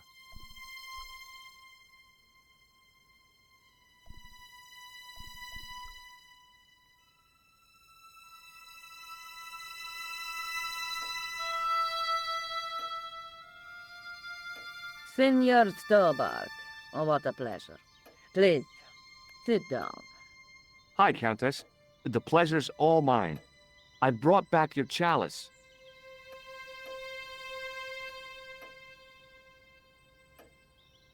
Why? You've had it cleaned. Yeah, I met an obliging priest with a soft claw. Have you resolved the Templar mystery? No, not yet. I don't even know what it is I'm after. There are many stories of the knight secreting great wealth away. Whatever. All I know is I don't want the bad guys to get it.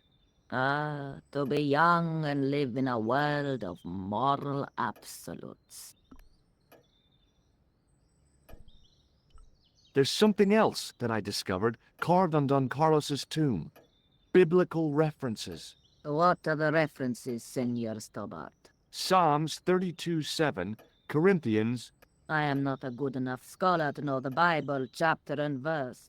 I meant, what are the quotations? You know, I forgot to ask the priest.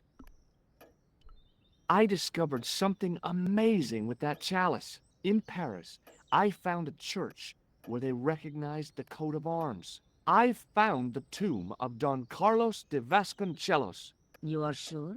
There can be no mistake? The coat of arms on the chalice matches the one on the tomb. Incredible. You have my most profound thanks. I must go there as soon as possible. Yeah? Well, I'd be happy to show you the city.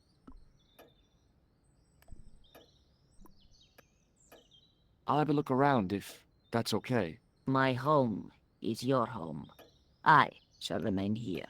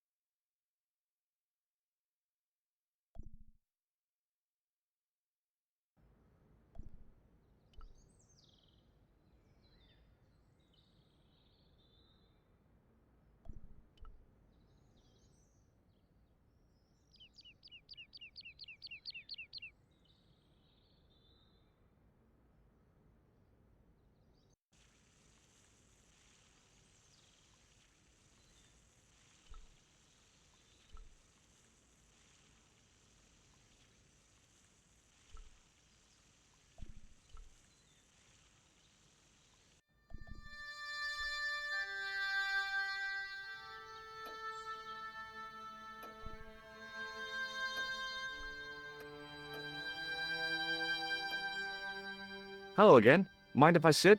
Please, be my guest. Here's the Bible from the mausoleum.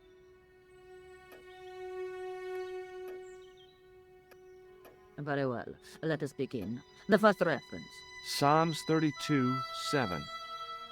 Thou art my hiding place.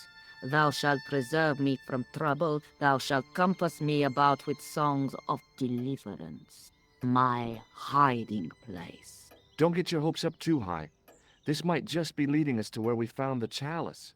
You are right, of course. The next. Okay, John 4:11. John 4:11. Here. The well is deep. The next. Quickly. Okay. Corinthians 4:5. Here it is. Will bring to light the hidden things. Any more? Just one. Psalms again. 22:21.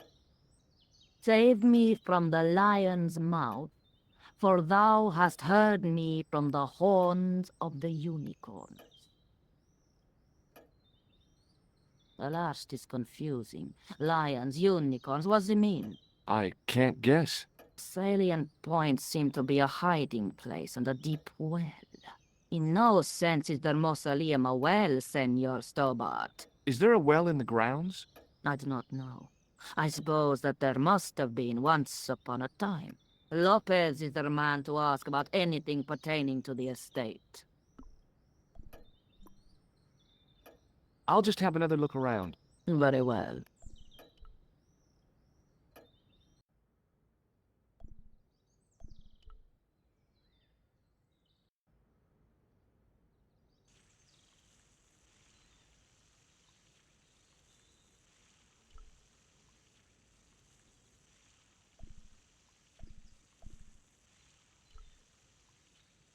Hi, Lopez.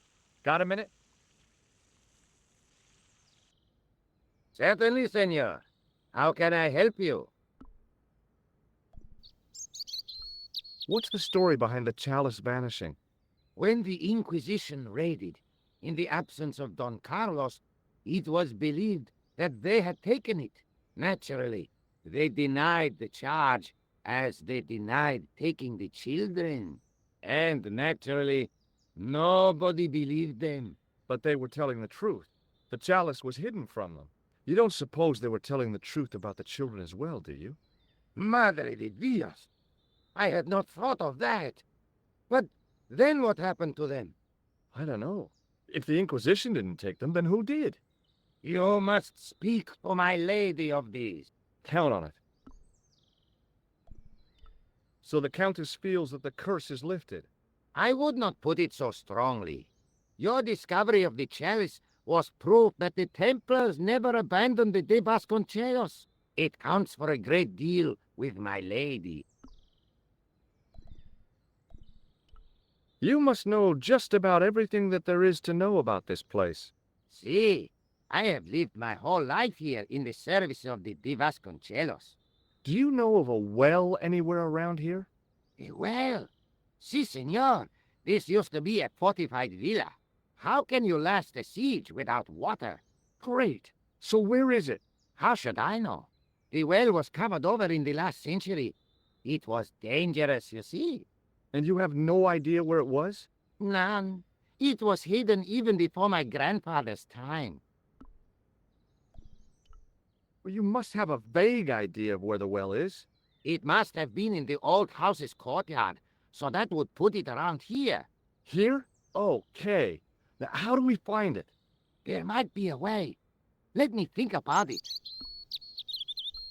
Any ideas yet? Not as yet, Senor Stobart. I shall give it more thought. Catch you later, Lopez. Adios, Senor Stobart.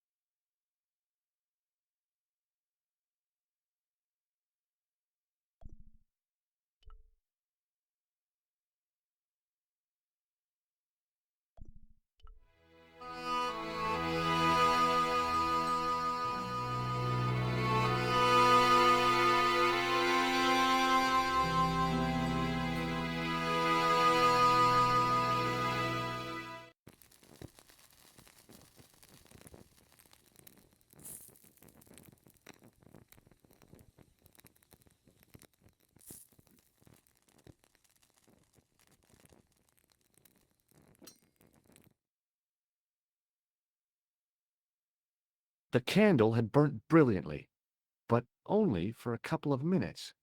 Some kind of special formulation, I guess. And had yielded up this. A complex shape expertly cut in stone. I figured it was some kind of key.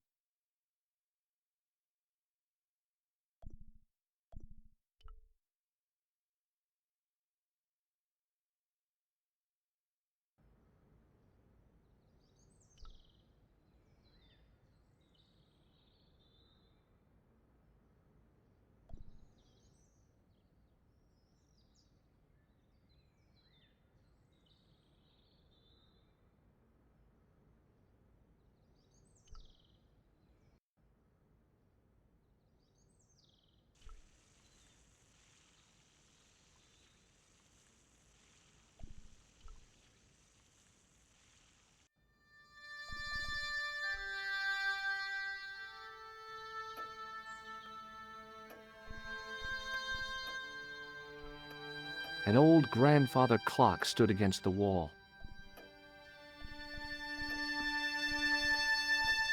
It was a smooth, intricately carved piece of stone that had been concealed inside the great candle.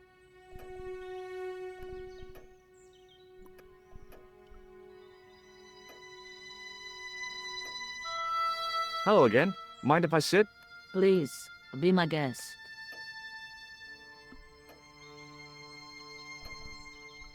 There's still the mystery of the missing chess piece.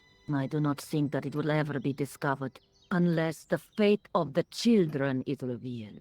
The Inquisition were suspected of taking the chalice and the kids, right? We know now they were innocent of the first crime. What if... They did not take the children either. Then what happened to them? The Inquisition admitted to killing Don Carlos's manservant. Now, this guy had been told to protect the kids at all costs, right? That is correct. I think he hid them, and the chalice, when he got wind that the Inquisition was coming. With him dead, and Don Carlos driven mad with grief, there was nobody left who knew the secret. You know what this means, don't you? I fear so. The children are still here somewhere. If this is so, then it is small wonder that the de Vasconcelos are cursed. What do you make of this? It looks like some sort of key. Where did you get it from? It was buried inside the great candle in the mausoleum. Inside it? What have you done to it? I, lit it. But it is irreplaceable. Listen, the candle was to be lit in case of Moorish attack, right? Well, it burnt down in no time and revealed this key thing. Maybe that was the real purpose of lighting the candle. What are you suggesting? That lighting the candle was the equivalent of break glass in case of emergency. A sentiment must not stand in the way of solving this mystery. You did the right thing.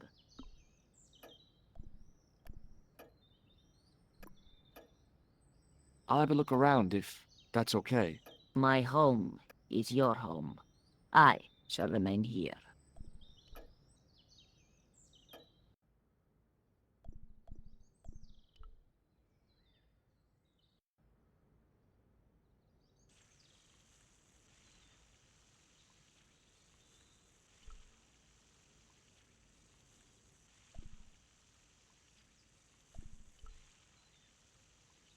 Hi, Lopez.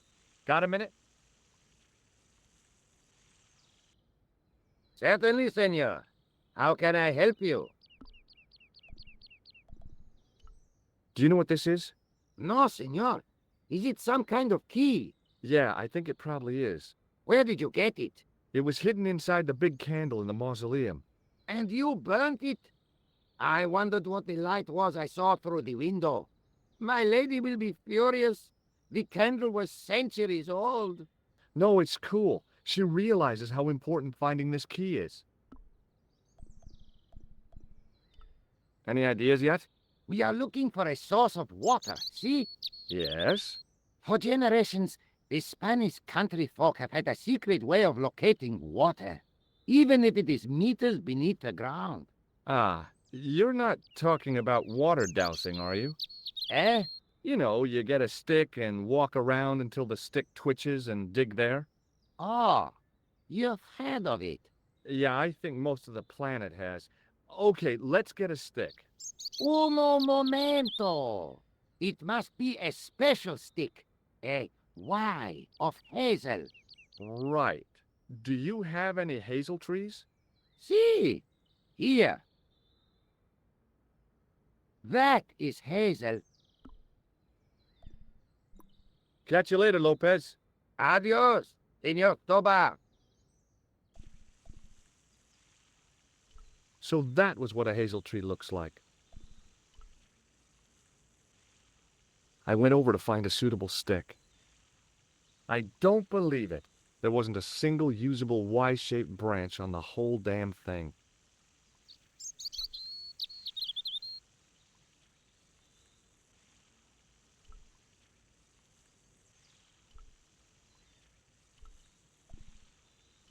It looked a lot like a hazel tree.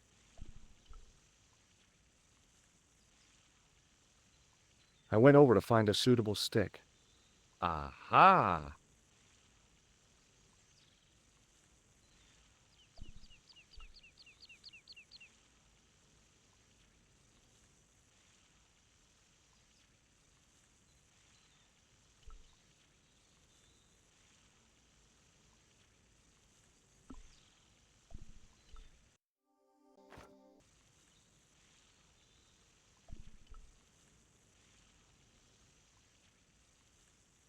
Hi, Lopez. Got a minute? Certainly, senor. How can I help you?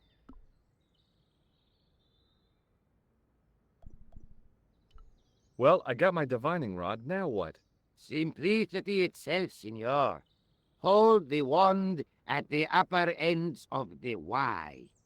Apply a little tension with your wrists so that the slightest movement of the wand's tip is clear, and walk slowly and steadily over the area. Sounds easy enough. We'll find this well in no time.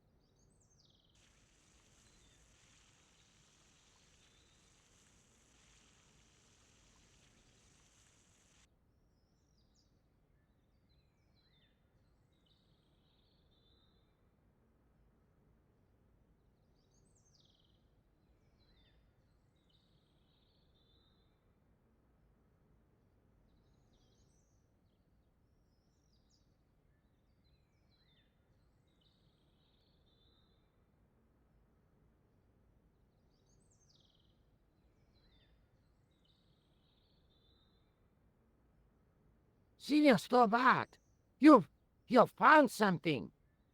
This is it. This is where we find the secret of the Templars. Hidden here for hundreds of years. Lost from the sight of man until now. The mystery is revealed. It's a tin can. I've been walking up and down with a twig in my hands, looking for a tin can. It had water in it. That's what the dowsing stick must have detected. I'd have to check with an archaeologist, but I don't think the Templars left that. In truth, Senor Stobart, the loan was laid many, many years ago. This can could date back to the Napoleonic Wars. Get rid of it and I'll try it again. Lopez threw the can away. It seemed to fall an awfully long way.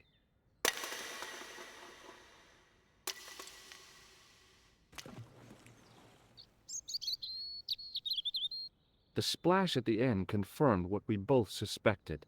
Well, I'll be a monkey's uncle. It has been here all the time. All those years and nobody found it. Stood in awe for a moment, marveling at the secrets all around us. I could have fallen down that.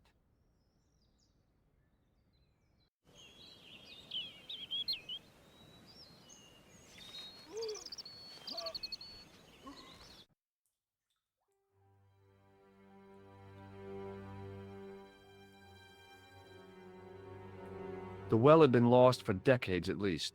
The air was cool after the noon sun, but that's not what gave me goosebumps. I have a really, really bad feeling about this.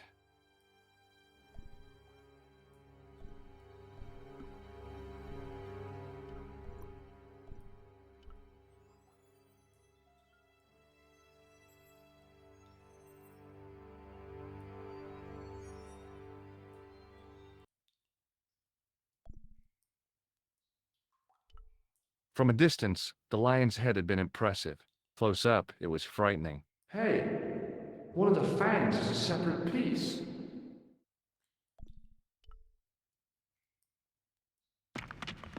I could hear the sound of a lot of stone moving, and I knew I was in danger.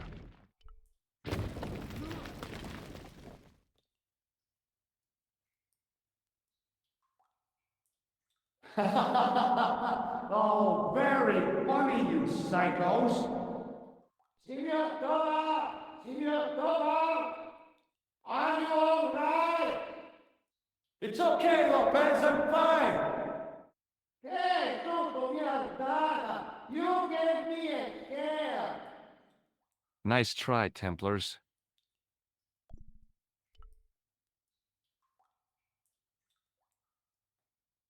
In the deep shadows, it was hard to make anything out. I wished that I had Leary's flashlight now.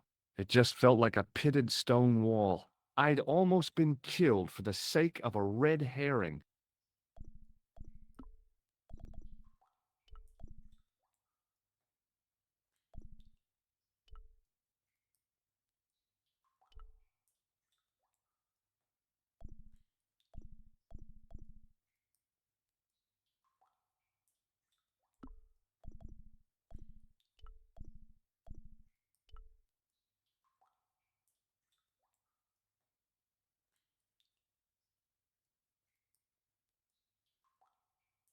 There, in the middle of the door, I could see some kind of socket. It looked like this wasn't quite the dead end it had seemed.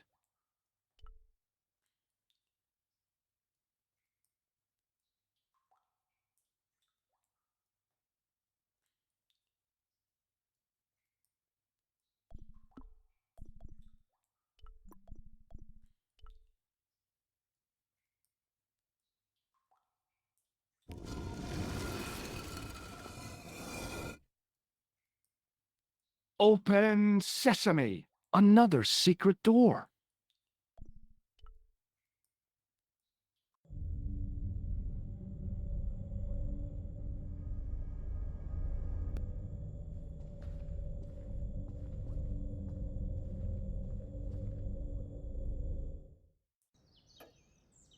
Before I left, though, there was one last thing to do.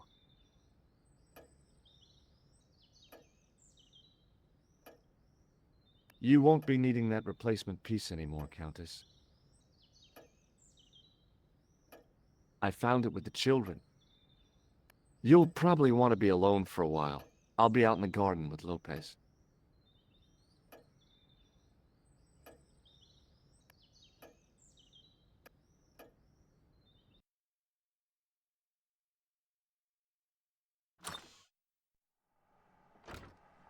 George, welcome back. Come in, George. It's good to see you again. Is it? Sure. What did you find in Spain? Without Andre, we wouldn't have got this far, George. Yeah, I know.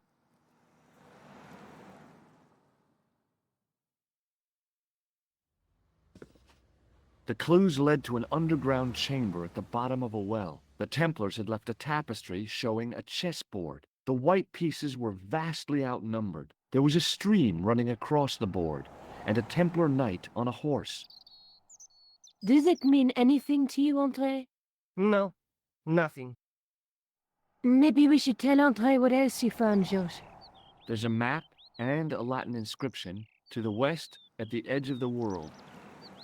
George found that in a cave in Syria. Yeah, where the assassin almost killed me. Then we have got the burning of Jacques de Molay and the date, 1314. From the window of the church in Montfaucon Square, one of the few places where nobody tried to kill me. Then we have the image of a church that George found at the excavation. I don't recall anyone trying to kill you there either, George. And finally we have the tapestry in Spain. Did I mention I almost got killed there? Not yet, but I'm sure you're about to. It was only my cat-like reflexes that saved me from certain death. Cat-like reflexes, eh? And while I was risking life and limb, where were you, Andre? Getting your glasses fogged up over an Etruscan vase? That's enough, boys. Can we get back to saving the world? Of course. My apologies. He started it. Well, the Latin phrase are the words of Julius Caesar. He was describing the island of Britain. Are you sure? The map didn't look much like Britain. How come Caesar described Britain as being at the edge of the world? To the Romans, the Mediterranean was the center of the universe. Britain was a remote, unfriendly place, inhabited by blue-painted savages. It hasn't changed much. They've stopped painting themselves blue. Except when they go to a football match. They used an extract from a plant called woad, Icetis tinctoria. The Scots were using it until fairly recently in the wars with the English. Fairly recently? I don't recall the Scots being at war with the English. How recently are you talking about? I believe William Wallace's men used it in the 13th century. They might well have been using it as late as... You can't remember, can you? 1314. Ah, we're back onto that, are we? André, what is it? What do you mean? 1314 in Scotland. The Battle of Bannockburn. That would explain the stream on the chessboard. That's what a burn is. Right, Andre? As in Bannockburn? Right, George. And it gets better. Tradition has it that the Scots were helped by a shock force of, well, can't you guess? Knights Templar? Yes, a group of outlawed Templars. They are said to have turned the tide for the Scots. And it all ends at a church in the Isle of Britain at Bannockburn in a church. What are we waiting for? I'll call a cab.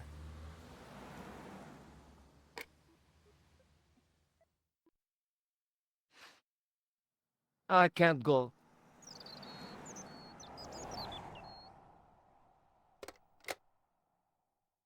Andre, you've been loads of help, but...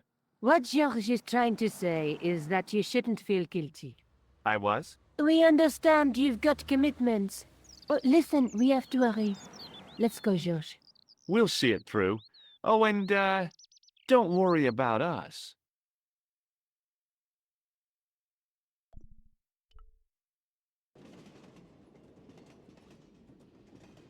It must be done. Oh, I guess so. And we must be nearly there. Somewhere, out there in the dark, is Scotland. We've come a long way together to get here. Yeah. Let's hope it was worth it. There's something I've been meaning to say to you, Nico. Is this the right time and place, George? There might not be another time. I don't want to waste this chance. You don't need to say anything. I wouldn't want to be anywhere else. But here, with you. Now.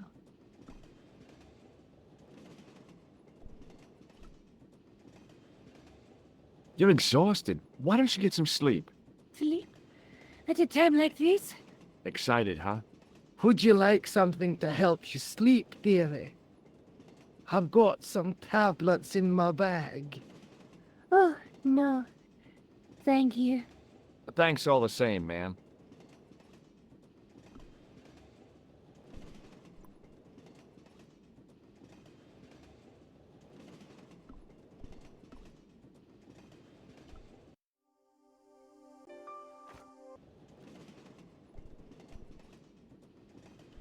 She was as beautiful as ever, but the shadows beneath her eyes marked the strain of the last few days. The old lady reminded me of my grandmother, except, of course, that this old lady was still alive. Pardon me? Yes, my dear. Do you know what time we're due in Stirling? 6:15, but we're running 8 minutes late.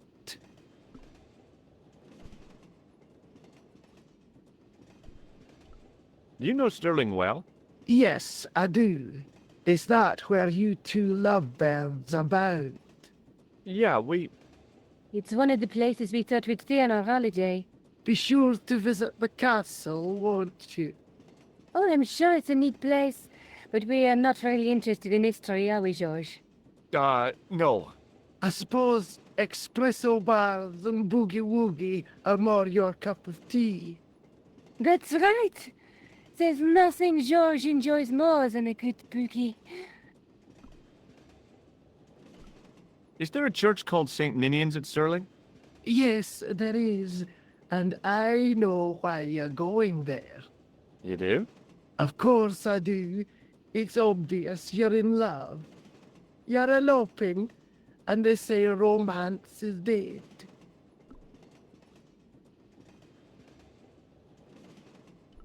What's the book you're reading? Oh, it's something I picked up at the station. A medieval detective story. Quite well written for that kind of thing. It's been out of print for years. What's the title of the book? The Crooked Crusader Caper by Molly Pegram. I assumed the author was a woman, but apparently not. His real name is... Professor Nigel Pegram. That's right. Do you know him? No, I never met him. George is a great fan of his, though.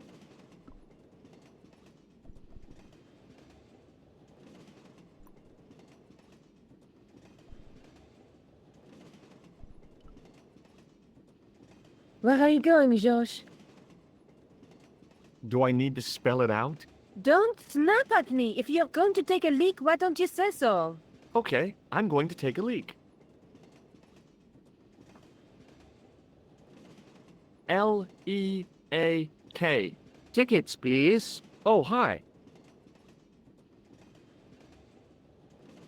That's a standard full-price peak return. Don't you have a senior citizen's rail card? I rarely travel by train. My ticket is perfectly valid, is it not? Well, yeah, but you could have saved up to a third of the cost. I do not need to indulge in puffling thriftiness. Blimey, you're a funny old bird and no mistake. Tickets, please, sir. Here.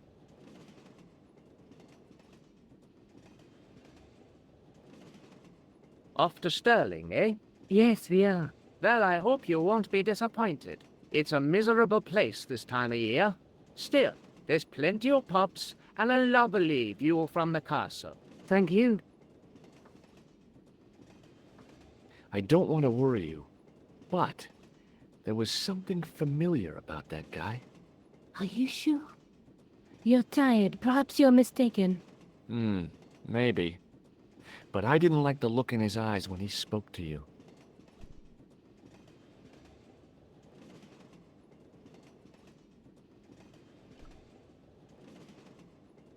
Can't you sit still, George? I need to go to the John. While you're there, check out the buffet car, George. Unthinkable though it is, I am hungry enough to eat English food. Okay.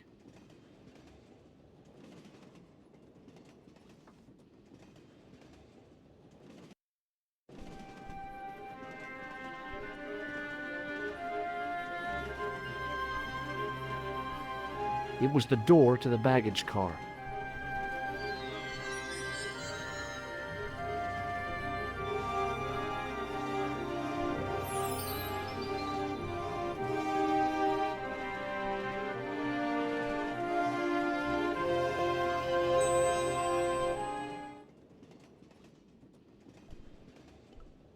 The man's face was blotched and unshaven.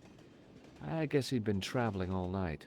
Red-rimmed eyes stared fish-like above his broken nose. Hi! Having a party? No, this is breakfast. Come on, join us, Mum. Where, Basha, wake up, Mum. What's company? His breath was like the outlet from a chemical factory. Choose my mate, he's taking a nap.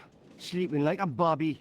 I'll wake him up when we get to Newcastle. We passed through Newcastle half an hour ago. And I never noticed. What is that stuff you're drinking? It smells like gasoline. Right, I'll put hairs in your chest, like. And your eyeballs too, by the looks of you. Have you ever seen this man before? Hi, man. He's chalky white and I claim my 10 quid, like. No, he's an international assassin, and he goes by the name Khan. Well, aye, man, but I was close, you know. Does the name Merlin mean anything to you? Merlin? King Arthur's queen? Forget it. See you later. All I could see of the man's face was a massive purple bruise around his eye. It was a strange contrast with his flaming red hair, which stuck out in stiff, greasy tufts. Didn't open that window, pal. Why not? It's freezing out there. The window seemed to have been sprayed with tiny flecks of froth.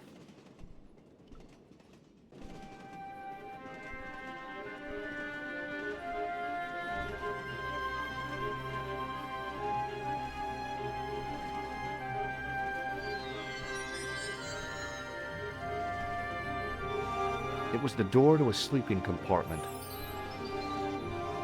The door was locked. The door was locked. Oh no! That gangster creep from the hotel, Guido. Well, he didn't scare me. Hey, Buster! This is a no-smoking car. Okay, maybe he did scare me. It got worse. I suddenly realized who the conductor had reminded me of. Eklund, Marquet's murderer. Guido looked like a weasel in a cheap suit. He also looked like the kind of man who wouldn't lose much sleep over murder.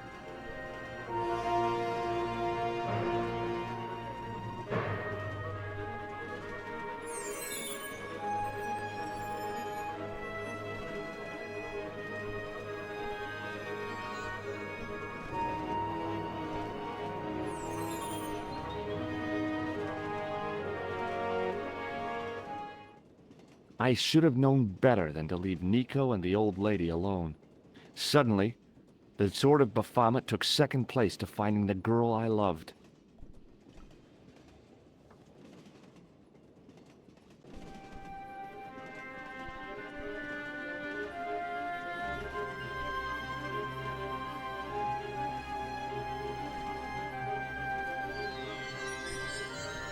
The door was locked.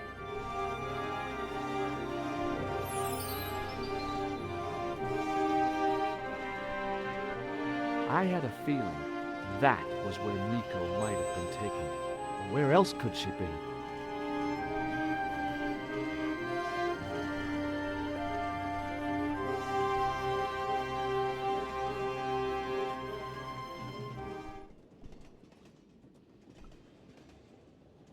Leave it alone, man.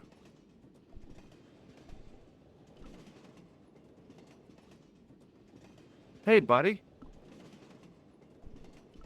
Did you see what happened to the young woman in the next compartment? No, pal, I didn't. Have you lost her, like? She's disappeared. The old lady, too. I think they're in trouble. Oh, yeah, man, an old lady, too? Yeah. You gotta help me. Maybe they went to the toilet, like? I don't think so. They never go on their own. Always in pairs, you know? No, she's been abducted, I'm sure. I've got to go look for her. What's stopping you, pal? The conductor. He's not what he seems. You want to avoid him, like? That's about it, yeah. No problem.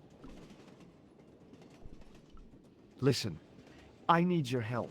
What's the matter? There's a guy on this train who's trying to kill me.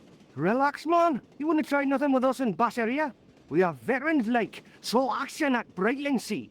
I don't recall the British Army being involved in a conflict in anywhere called Brightlingsea. Well, you just take it from me, pal. You're in safe hands. See you later.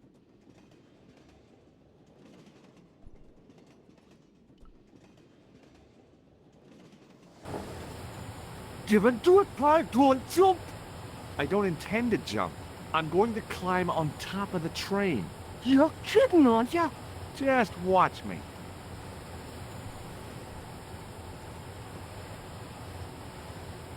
Hold on now, pal. I'll give you a hand, like.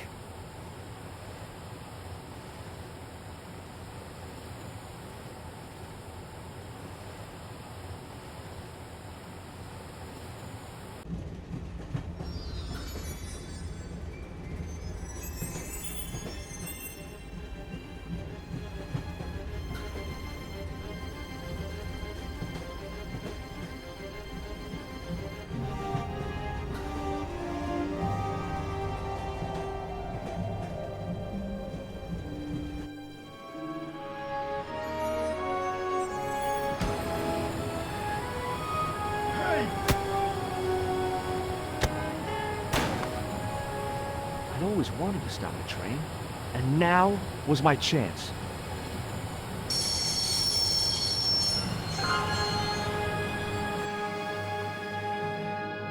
You saved our lives, but why? We were always on the same side, Stobart. Different causes, but a common enemy. The Knights Templar? Don't call them that. The real Templars were a noble foe.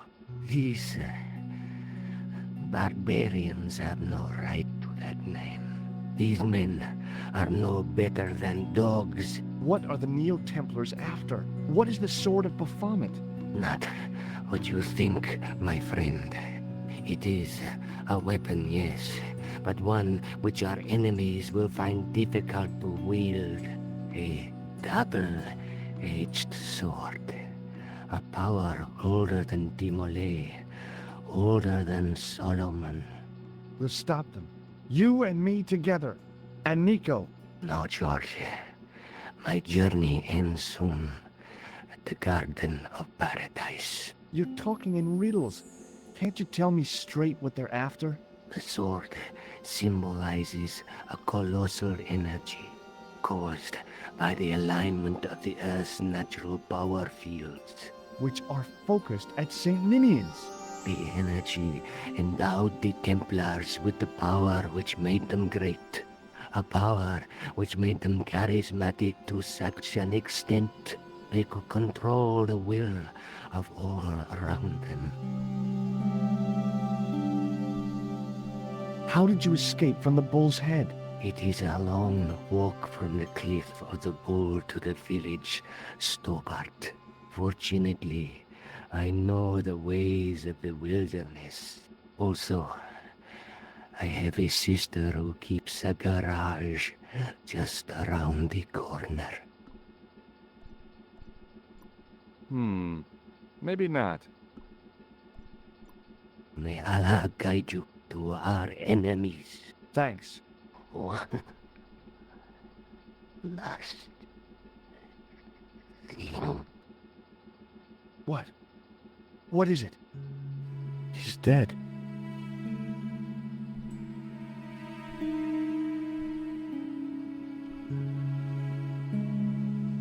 Don't even think about it, Josh. What? Who? Look me straight in the eye and tell me you weren't thinking of using that axe on Eklund. Don't be foolish, woman. I was gonna use it on you.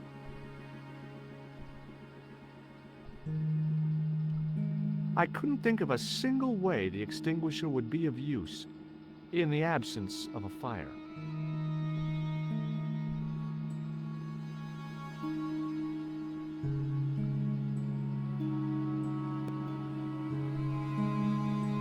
The guy was a professional killer. The last thing he deserved was sympathy. I had to admit it, though. I was sorry he'd ended up this way. Underneath that heap of tumbled crates was Eklund. I wasn't about to help him out. The rear exit was barred and padlocked.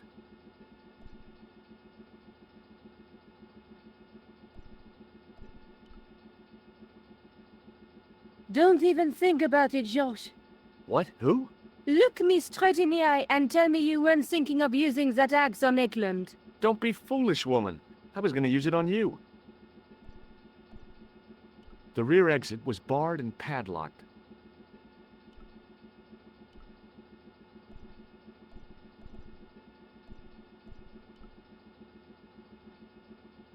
Where do you think you're going? Don't worry, I hadn't forgotten about you. And tell me this instant, Josh Stobart. I will, when I'm ready.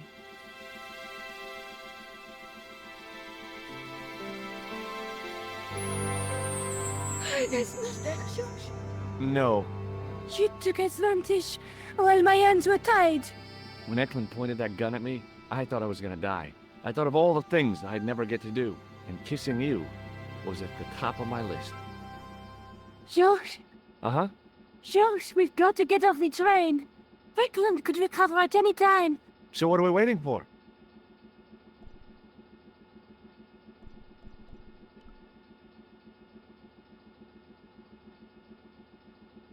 What are you doing? I'm out of here. Not that door! Do you want to end up like Flap? Not especially. What remains of him is well on his way back to London. I hope he was traveling on a return ticket.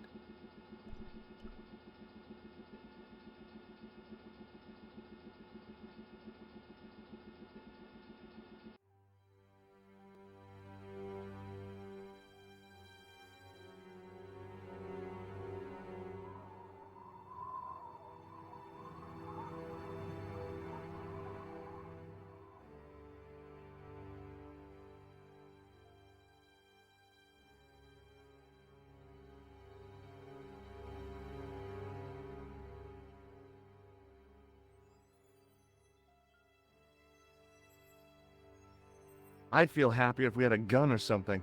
Khan gave me something. What? His handbag. Oh, great. If we run into any killers, we can give them a good buffeting. Didn't he have any weapons? You don't know half of it. This bag's full of C4. Wow. Why didn't you say so? Boy, we'll show him now. What's C4? Plastic, Josh. We're going to shop our way to victory? 2 kilos of plastic explosive. The detonator's broken now.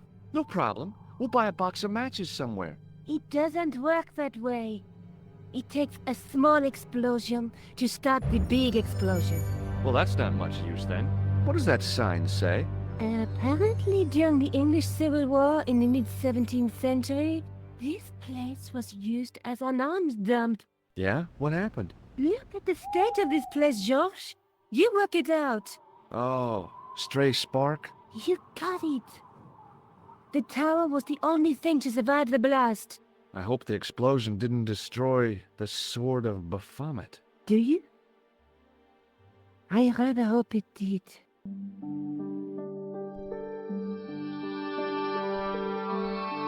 It was just about recognizable as the church I'd seen reflected in the chalice. Templars, Roundheads, and Cavaliers. This place has seen a lot of history. She was as beautiful as ever, but the shadows beneath her eyes marked the strain of the last few days. Nico? Uh-huh.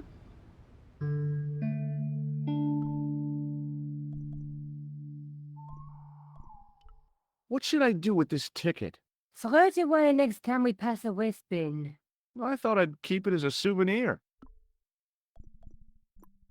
No.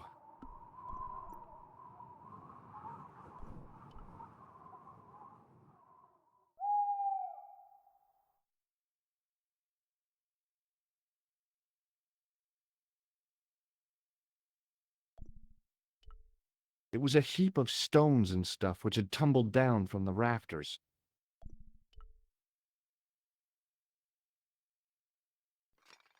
I scrabbled around in the rubble and found an old clay pipe with a broken stem.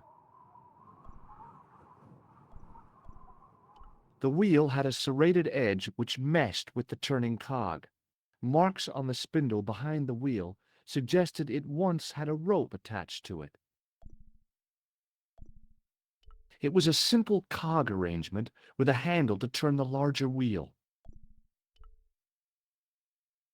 The handle turned easily and the larger wheel began to revolve. Damn! Then the handle came off in my hand. Now that the handle was gone, it was easy to remove the cog and spindle.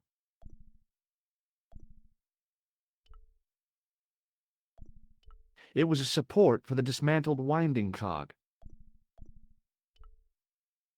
The wheel turned reluctantly with a creak of complaint. There was no obvious way of removing the wheel from its housing. The stone face of the demon grinned with a horribly lifelike expression. It was so realistic, I could imagine the sculptor carving it from a live model.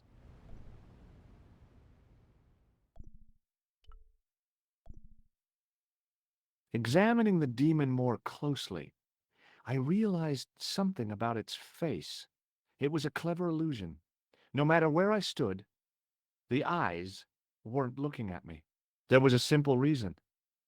The demon didn't have any eyes.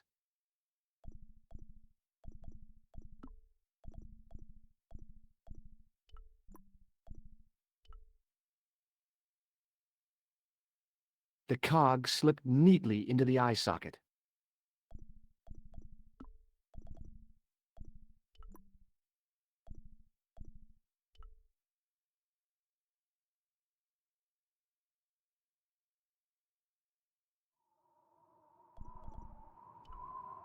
With one of his eyes in place, the demon looked even more disturbing than before.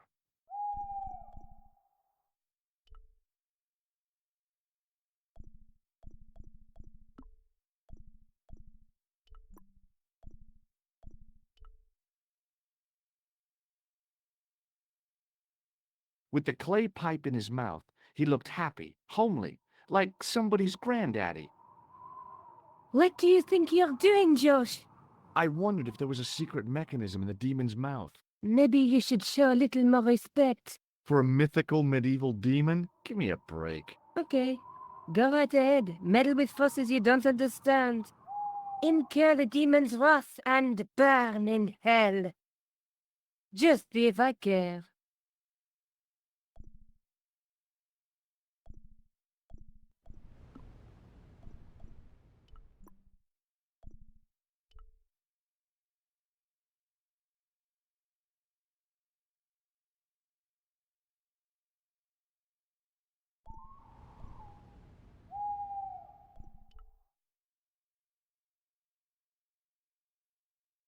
I tried pushing the panel, but wasn't surprised when it failed to move.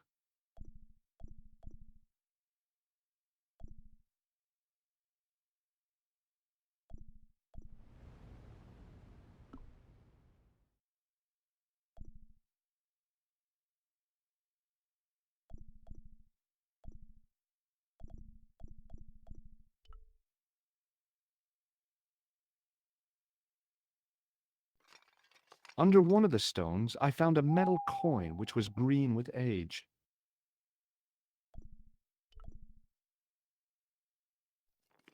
It was caked with soil, but what I'd found was a small cog and spindle.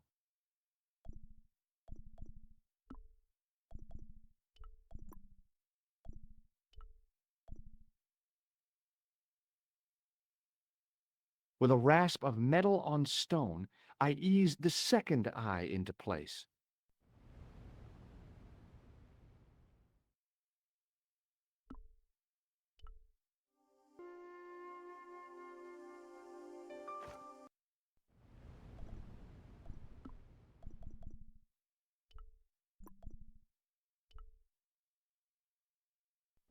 I pushed the handle into the demon's mouth. The cogs all meshed. I began to turn.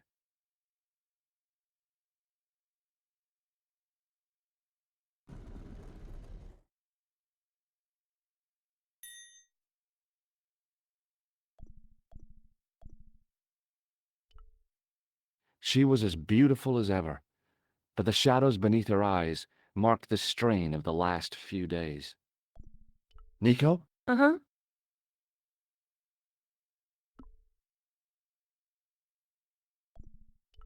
Look! I found an old coin! You think it's worth anything? Josh, focus on the situation at hand, please.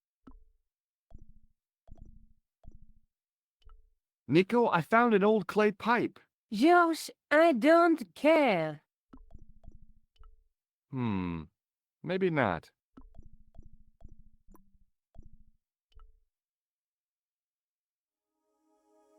As soon as I saw the flickering torches, I realized the bogus Templars had beaten us to the sword. But where were they now? And why was it so quiet?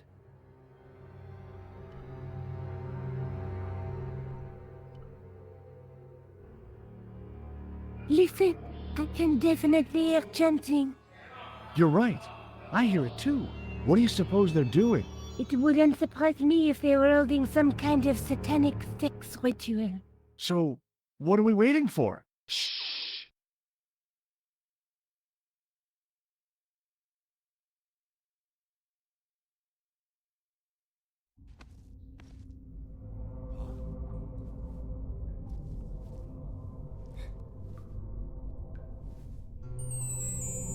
Will you look at that?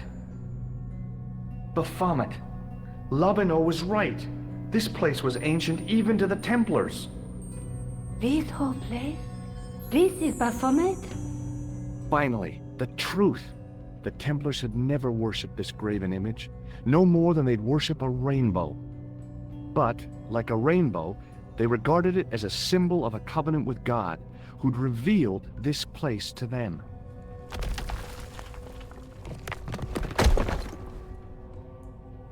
Rosso! Why, the double-dealing treacherous? On the contrary, Inspector Rosso has been the model of obedience. An important quality in a true Templar. Now be quiet and watch, if you wish to live much longer.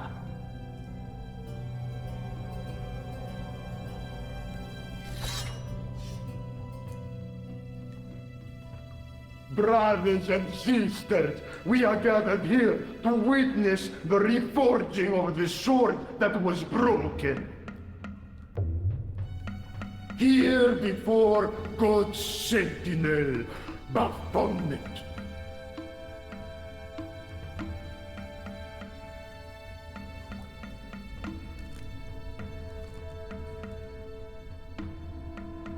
Grand Master and Knight of Baphomet, we salute and pledge our obedience to you. I salute you, gatekeeper of the temple.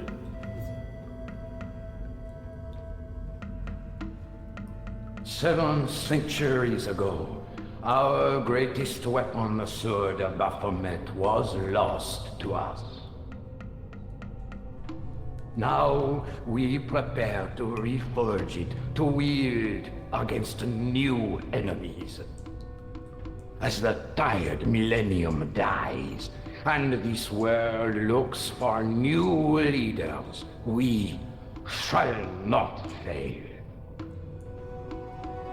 We shall lead the people to a new order, wherein all borders will dissolve. All will be united under the red cross of the Templars.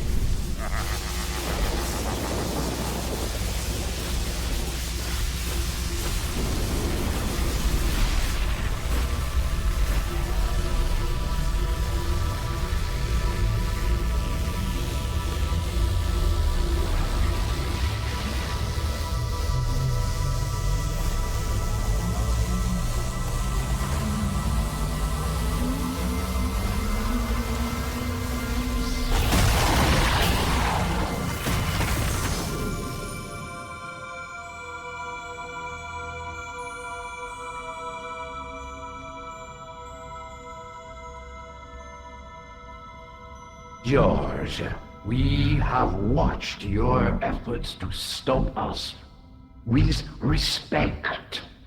But surely you realize that you have been misled by our enemies. Both of us want a better world.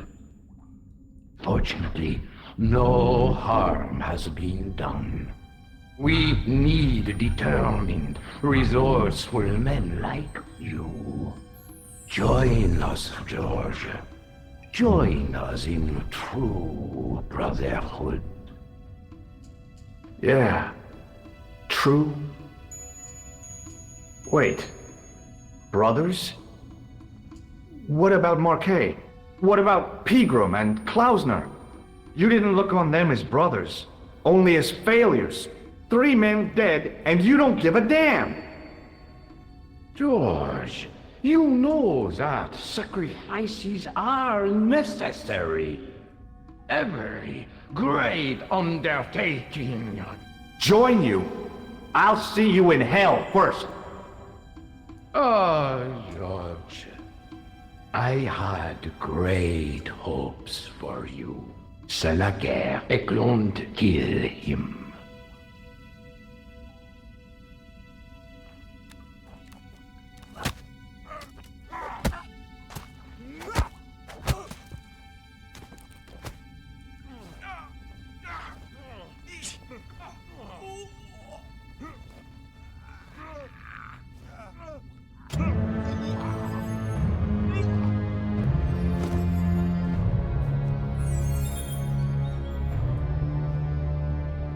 I swear, I just wanted things to be right.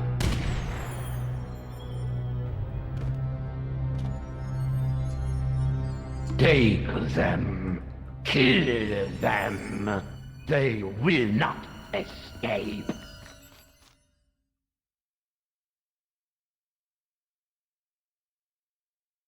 Well, well.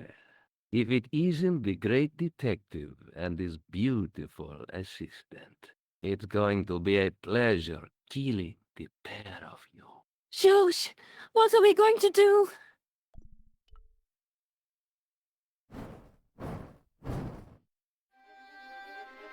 Come on, Nico. We're leaving. You fools! You cannot escape us. Guido! Stop them. But master, the powder! That powder is from the English Civil War. You fool. He's over 300 years old. How explosive do you think it can be? I thought it was all over, but Nico had one last trick up her sleeve.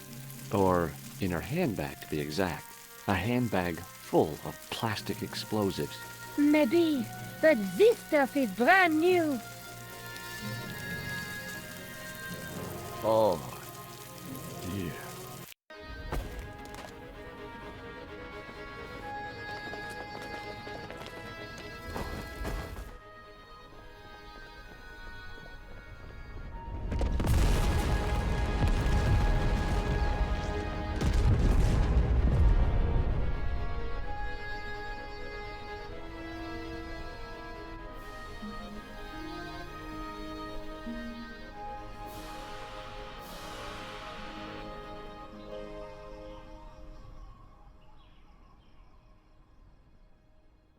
You know, you'll never be able to write your story now. I don't care. I've got what I want. Huh? Just tell me one thing, Georges. Is our life together always going to be this crazy?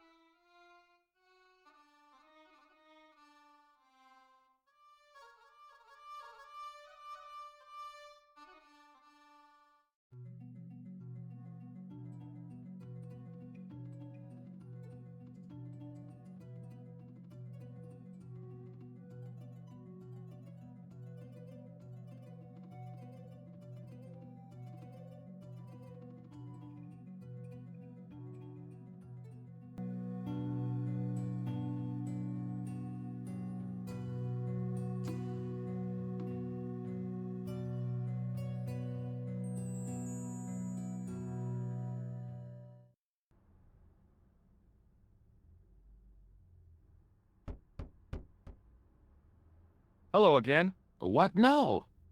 Do you know anything about medieval manuscripts? No more than you, I'll bet.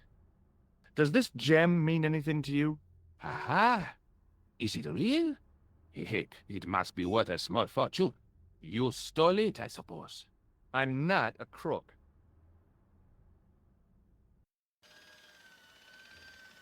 Excuse me. Yes, sir? I've got a toilet chain from a bar in Syria. No kidding. A toilet chain? From Syria? You sad man.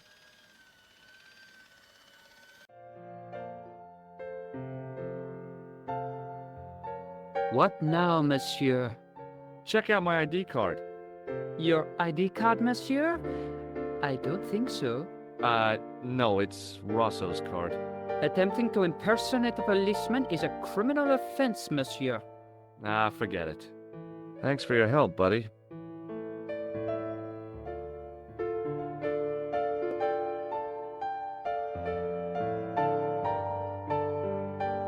Hi, ma'am.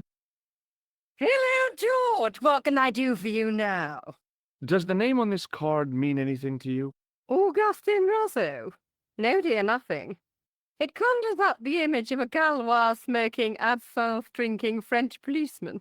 I'm sure the real Inspector Rosso is nowhere near so romantic. I think you'd be surprised.